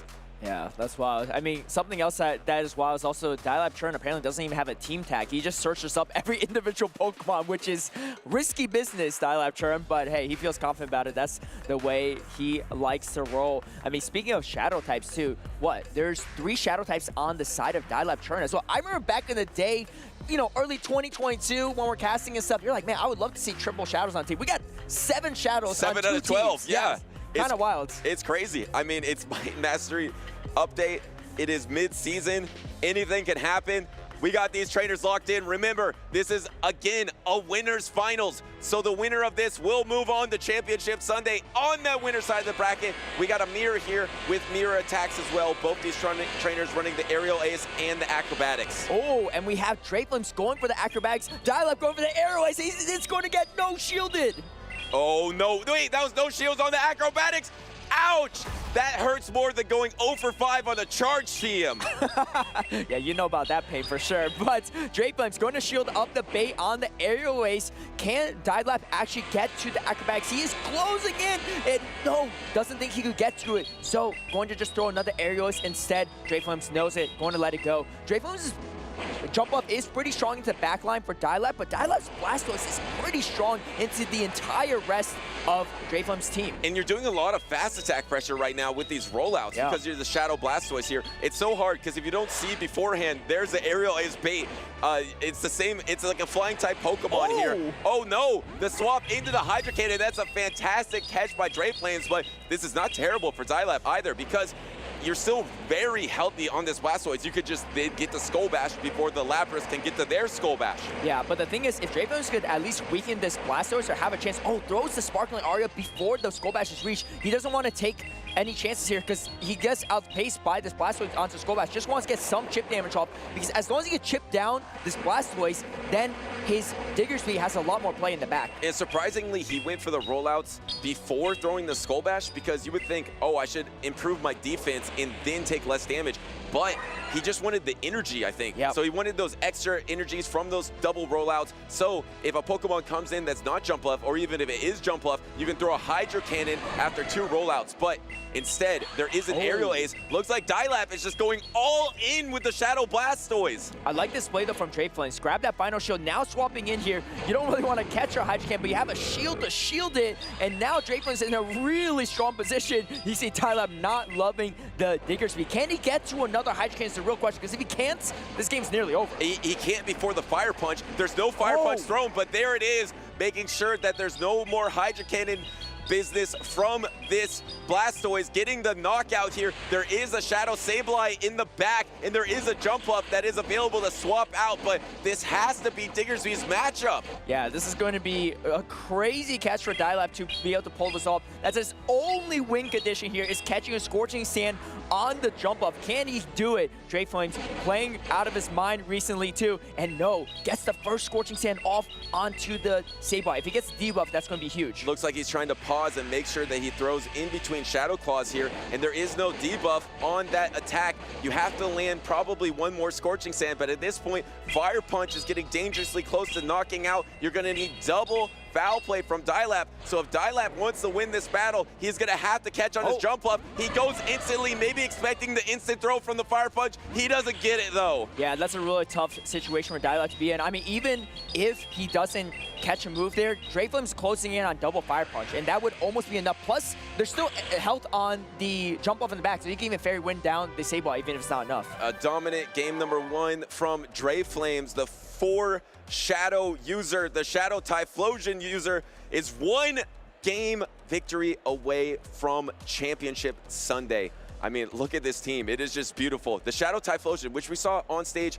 earlier as well, it's a Pokemon that has always been spiced, but it's a Pokemon that I feel like has been neglected recently. No one's really talking about Shadow Typhlosion.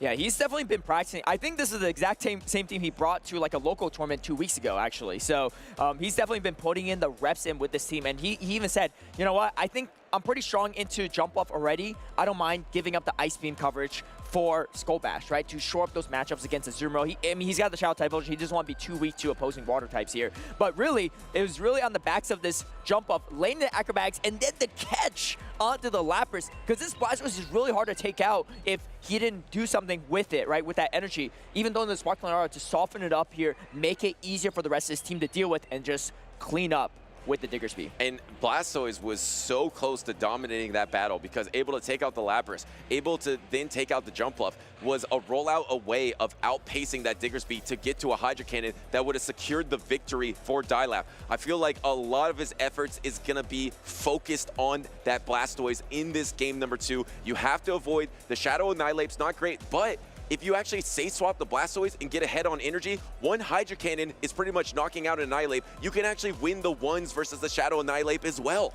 Yeah, that's true. I don't know if he's going to bring the Annihilate or not, because you got the Sableye to deal with, you got the Jumpluff, and this is not like a Shadow Primate, right? You don't pace through the Ice Punch nearly as fast with the Annihilate, but I think he's pretty okay with that. You know, he's been playing great without the Annihilate. I think he might not even bring it for game number 2. Yeah, and if you don't bring the Annihilate, then the only threat is the Jumpluff. So do bring a Shadow Blastoise and 2 things that can deal with that Jumpluff. We saw in that game number 1, there was that Mirror Jumpluff, which is a great answer to Jumpluff if you land that Acrobatics. Here we are, game number 2, and that's a great lead for Dialab, having the Alolan Sandslash into the Shadow Drapion. And it's a Shadow Claw variant as well. Oh, just brings in the Typhlosion right away. Not messing around at all, but these rollouts are starting to add up for Drayflames' Typhlosion. Can you get the triple Thunder Punch, though? That is the question there for Drayflames. Like you mentioned, this rollout has put this Shadow Typhlosion almost at half health already. It's under half health as the first Hydro Cannon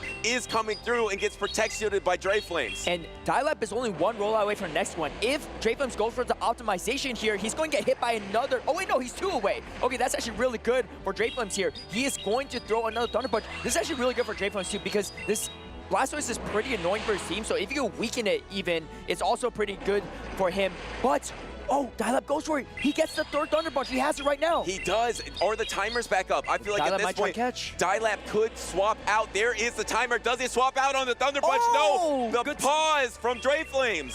Yeah, even Dialab throwing off a bit here too. Didn't see it coming. But Drayflames flipping switch advantage here is crucial. Now he has the Shadow Drapion. Oh, going for the Shadow Claw down, but he takes a full Incinerate. That's almost half his health bar. That chunks there, and this is terrible because this is a fantastic matchup for Lapras. Lapras, even though you're facing a Pokemon that you would think would beat Lapras, Lapras dominates this matchup versus the Alolan Sandslash. Yeah, Dialab has to try to catch a Sparkling Aria on the jump up. Oh, he does! He pulls it off. That's a huge catch for him, but it's going to be met with the Shadow Drapion, which all in all is still a counter to jump up even with Acrobatics. But the thing is, between Fairy Wind damage and Acrobatics, that almost knocks out a Shadow Drapion here. So you're going to take this first crunch. Can you knock out this Shadow Drapion and Fairy Wind down to get some energy onto the Lapras? That is Dialab's last hope here. He's hoping for no debuff. He gets no debuff. It all comes down to the damage of this Acrobatics. It does a huge chunk in the Shadow Drapion. I think he hangs on. He will get to the Aqua Tail. The question is, does he throw it or not?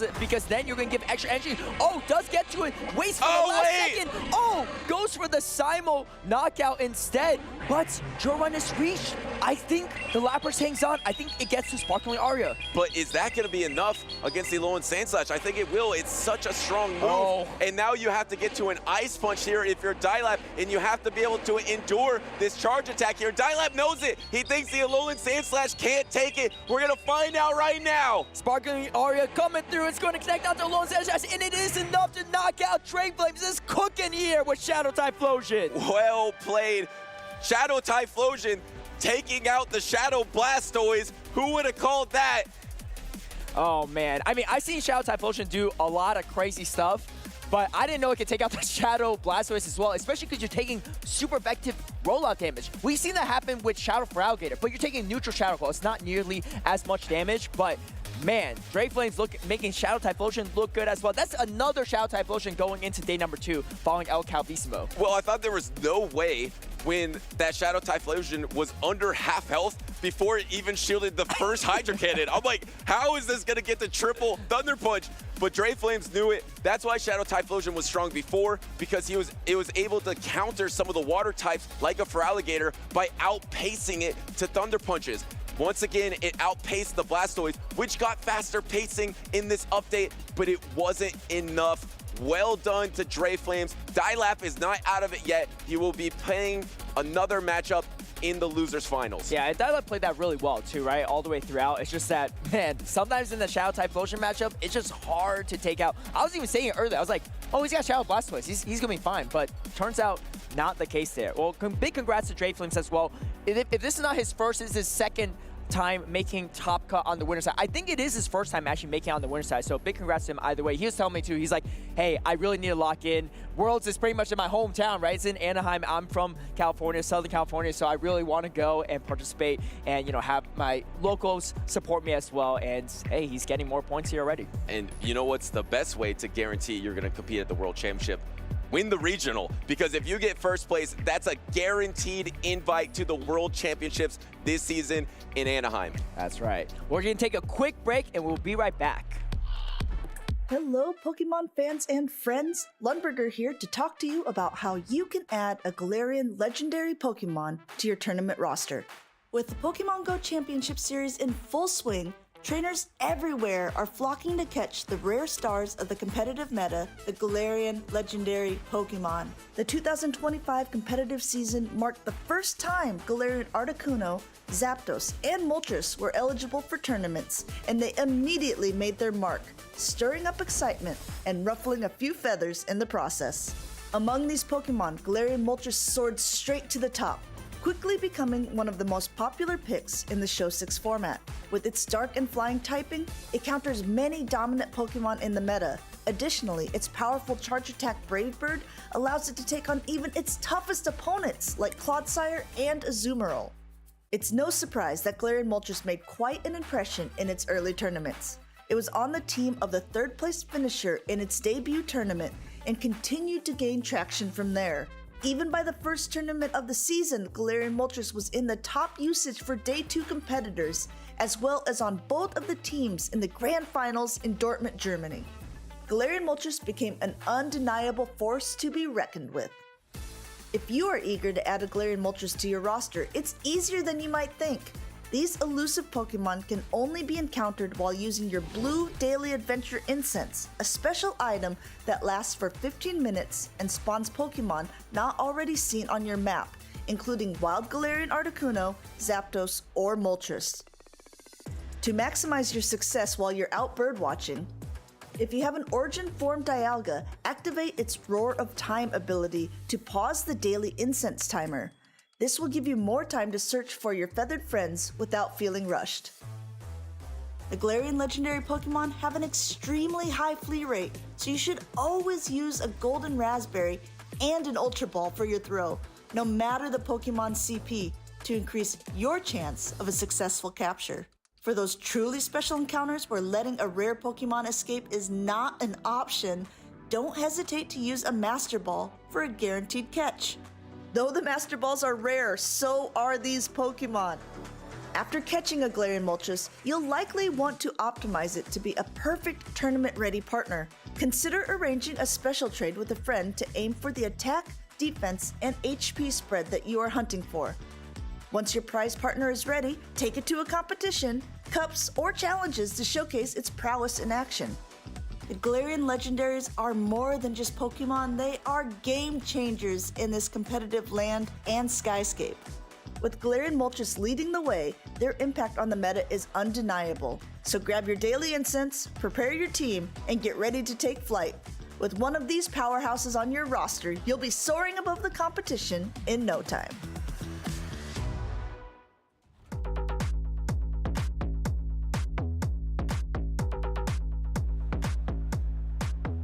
It It's been an incredible day one of action here at the Atlanta Regional Championships. 220 trainers made up our largest North America regional to date, and it's been full of thrills, twists, and turns. So many upsets, so many remarkable outcomes. I mean, these battles have been insane to watch, and we are only halfway through our tournament, so definitely make sure to tune in tomorrow for Championship Sunday. But I wanted to gather all of our casters here to kind of talk about the most important points, recollect a little bit of our thoughts. Caleb, we'll start with you. Just one thing that stands out to you from the day one of competition. Dude, I don't know what the meta is at this point, right? Sometimes you're like, oh, it's Credilli, and you got Clay Doll, you got Zero, but then we're just pulling out Shadow Typhlosion, Shadow Primate, Corviknight everywhere. It's wild, but super fun to watch. So? I was actually going to say the opposite, which is that I feel like the meta is kind of starting to centralize, whereas before, a lot of people were questioning, like, is Claydol really a thing? But I think it definitely is, based on what we've seen today. So I think we're starting to get some of these open questions about the meta solved. I'm going to say the opposite of your opposite. I don't know. I mean, we've been here for so many regionals. You feel like after you watch a full day, you have a sense of what's strong, what's doing well, which trainer has momentum. We just watch a Corviknight Shadow Primate win a series, then we watch a Shadow Typhlosion beat a Shadow Blastoise. I don't know what's going to happen. Feels like anything can happen in this meta. There's so many question marks about the meta, but let's start with what we do know, and that is our winner's side bracket for tomorrow. We've got OutOfPoket taking on Dre Flames as the first pair of the day, Semi versus Elcal, Sceptile Ice versus Ashton, Nighttime Clasher, and Tomahawk UK. Butters, I'm gonna send the rebound down to you. Which of these pairs are you most excited for? I think it might have to be a rematch between Nighttime Clasher and Tomahawk UK. I know this happened on European soil, but now it's happening in Atlanta. I can't wait to see that one, but how many stack trainers we had there? We had OutOfPoket, we had Sceptile Ice, who had just won a travel award for a North American International Championship. We have a super stacked winner side of the bracket. That was only our winner's side. Keep in mind, a lot of trainers are battling their way through the loser's side bracket. We will have an additional 8 trainers joining the names that you just saw on the board, but you're not going to know it until you tune in to Championship Sunday. So we have an awesome start time for Championship Sunday. It looks like 6:45 a.m. Pacific time, 9:45 a.m. Eastern time. I mean, it's a little bit early, but I think we can wake up in time, right? Of course, yeah, there's still tons of action. There's actually still a ton of action today that we're unfortunately not going to be able to see. But remember, this is the biggest North America regional that we've ever had for Pokemon Go, so you definitely don't want to miss how it turns out. We're about 2/3 of the way through the competitive season, but I've got my buddy Caleb here who's going to guide us through the rest of the regional schedule. We talked about Portland as being one of the last opportunities, but don't forget the big tournaments like NAIC, right? That's right. We also have Milwaukee right before Portland and then NAIC, which I'm very excited to see how many people outside of North America will travel to this final tournament, as many will probably be on that cusp for qualification or for that travel award. The North America International Championships are always so fascinating, because we only get a glimpse of the meta heading into Worlds, and I feel like our entire meta discussion is really pertinent here because there's so many question marks about what we're going to get. I cannot wait to see what happens at NAIC, but a lot of trainers should definitely keep track of those upcoming tournaments and mark their calendars and sign up. I mean, we had 220 competitors register here for the Atlanta Regionals, and it was such a thrill to get started, but I just want to ask each of you for maybe some final closing thoughts. Give us 1 or 2 sentences. Butters, what do you think? I'll try to keep it short, but there's so many things happening right now. There's the old meta of the Azumarill Shadow Drapion that's now clashing with the new meta that's forming, that if you add on top of that, you have the Shadow Sableye, you have the Shadow Jumpluff, you have an Alolan Sandslash too that has kind of become meta here, and then you clash that with the wildness of this meta, with the Corviknight, with the Shadow Primate, the Typhlosion. All of these are going to be crashing in one place, and that's tomorrow on Championship Sunday. Sophia? Yeah, I'll go ahead and talk about the players. I feel like when I looked at the roster for this tournament, I was like, oh, we're going to see the Dune, the Rise, the Elite. We're probably going to get a repeat winner. But most likely, we're not going to get a repeat winner this season for North America. So I'm really excited to see who gets to add their name to the list of regional champions. Caleb? I gotta say, shout out to my locals in SoCal, Kpine and Dre Flames, who've been cooking me in locals. But hey, I'm glad to see that they've made day number 2, and you know, I lost to some pretty good players, and a great reason to attend your locals for practice. Very well said, everybody. Sprigatito, any final thoughts? Couldn't have said it better. All right, everybody. See you tomorrow morning for Championship Sunday. Have a great night.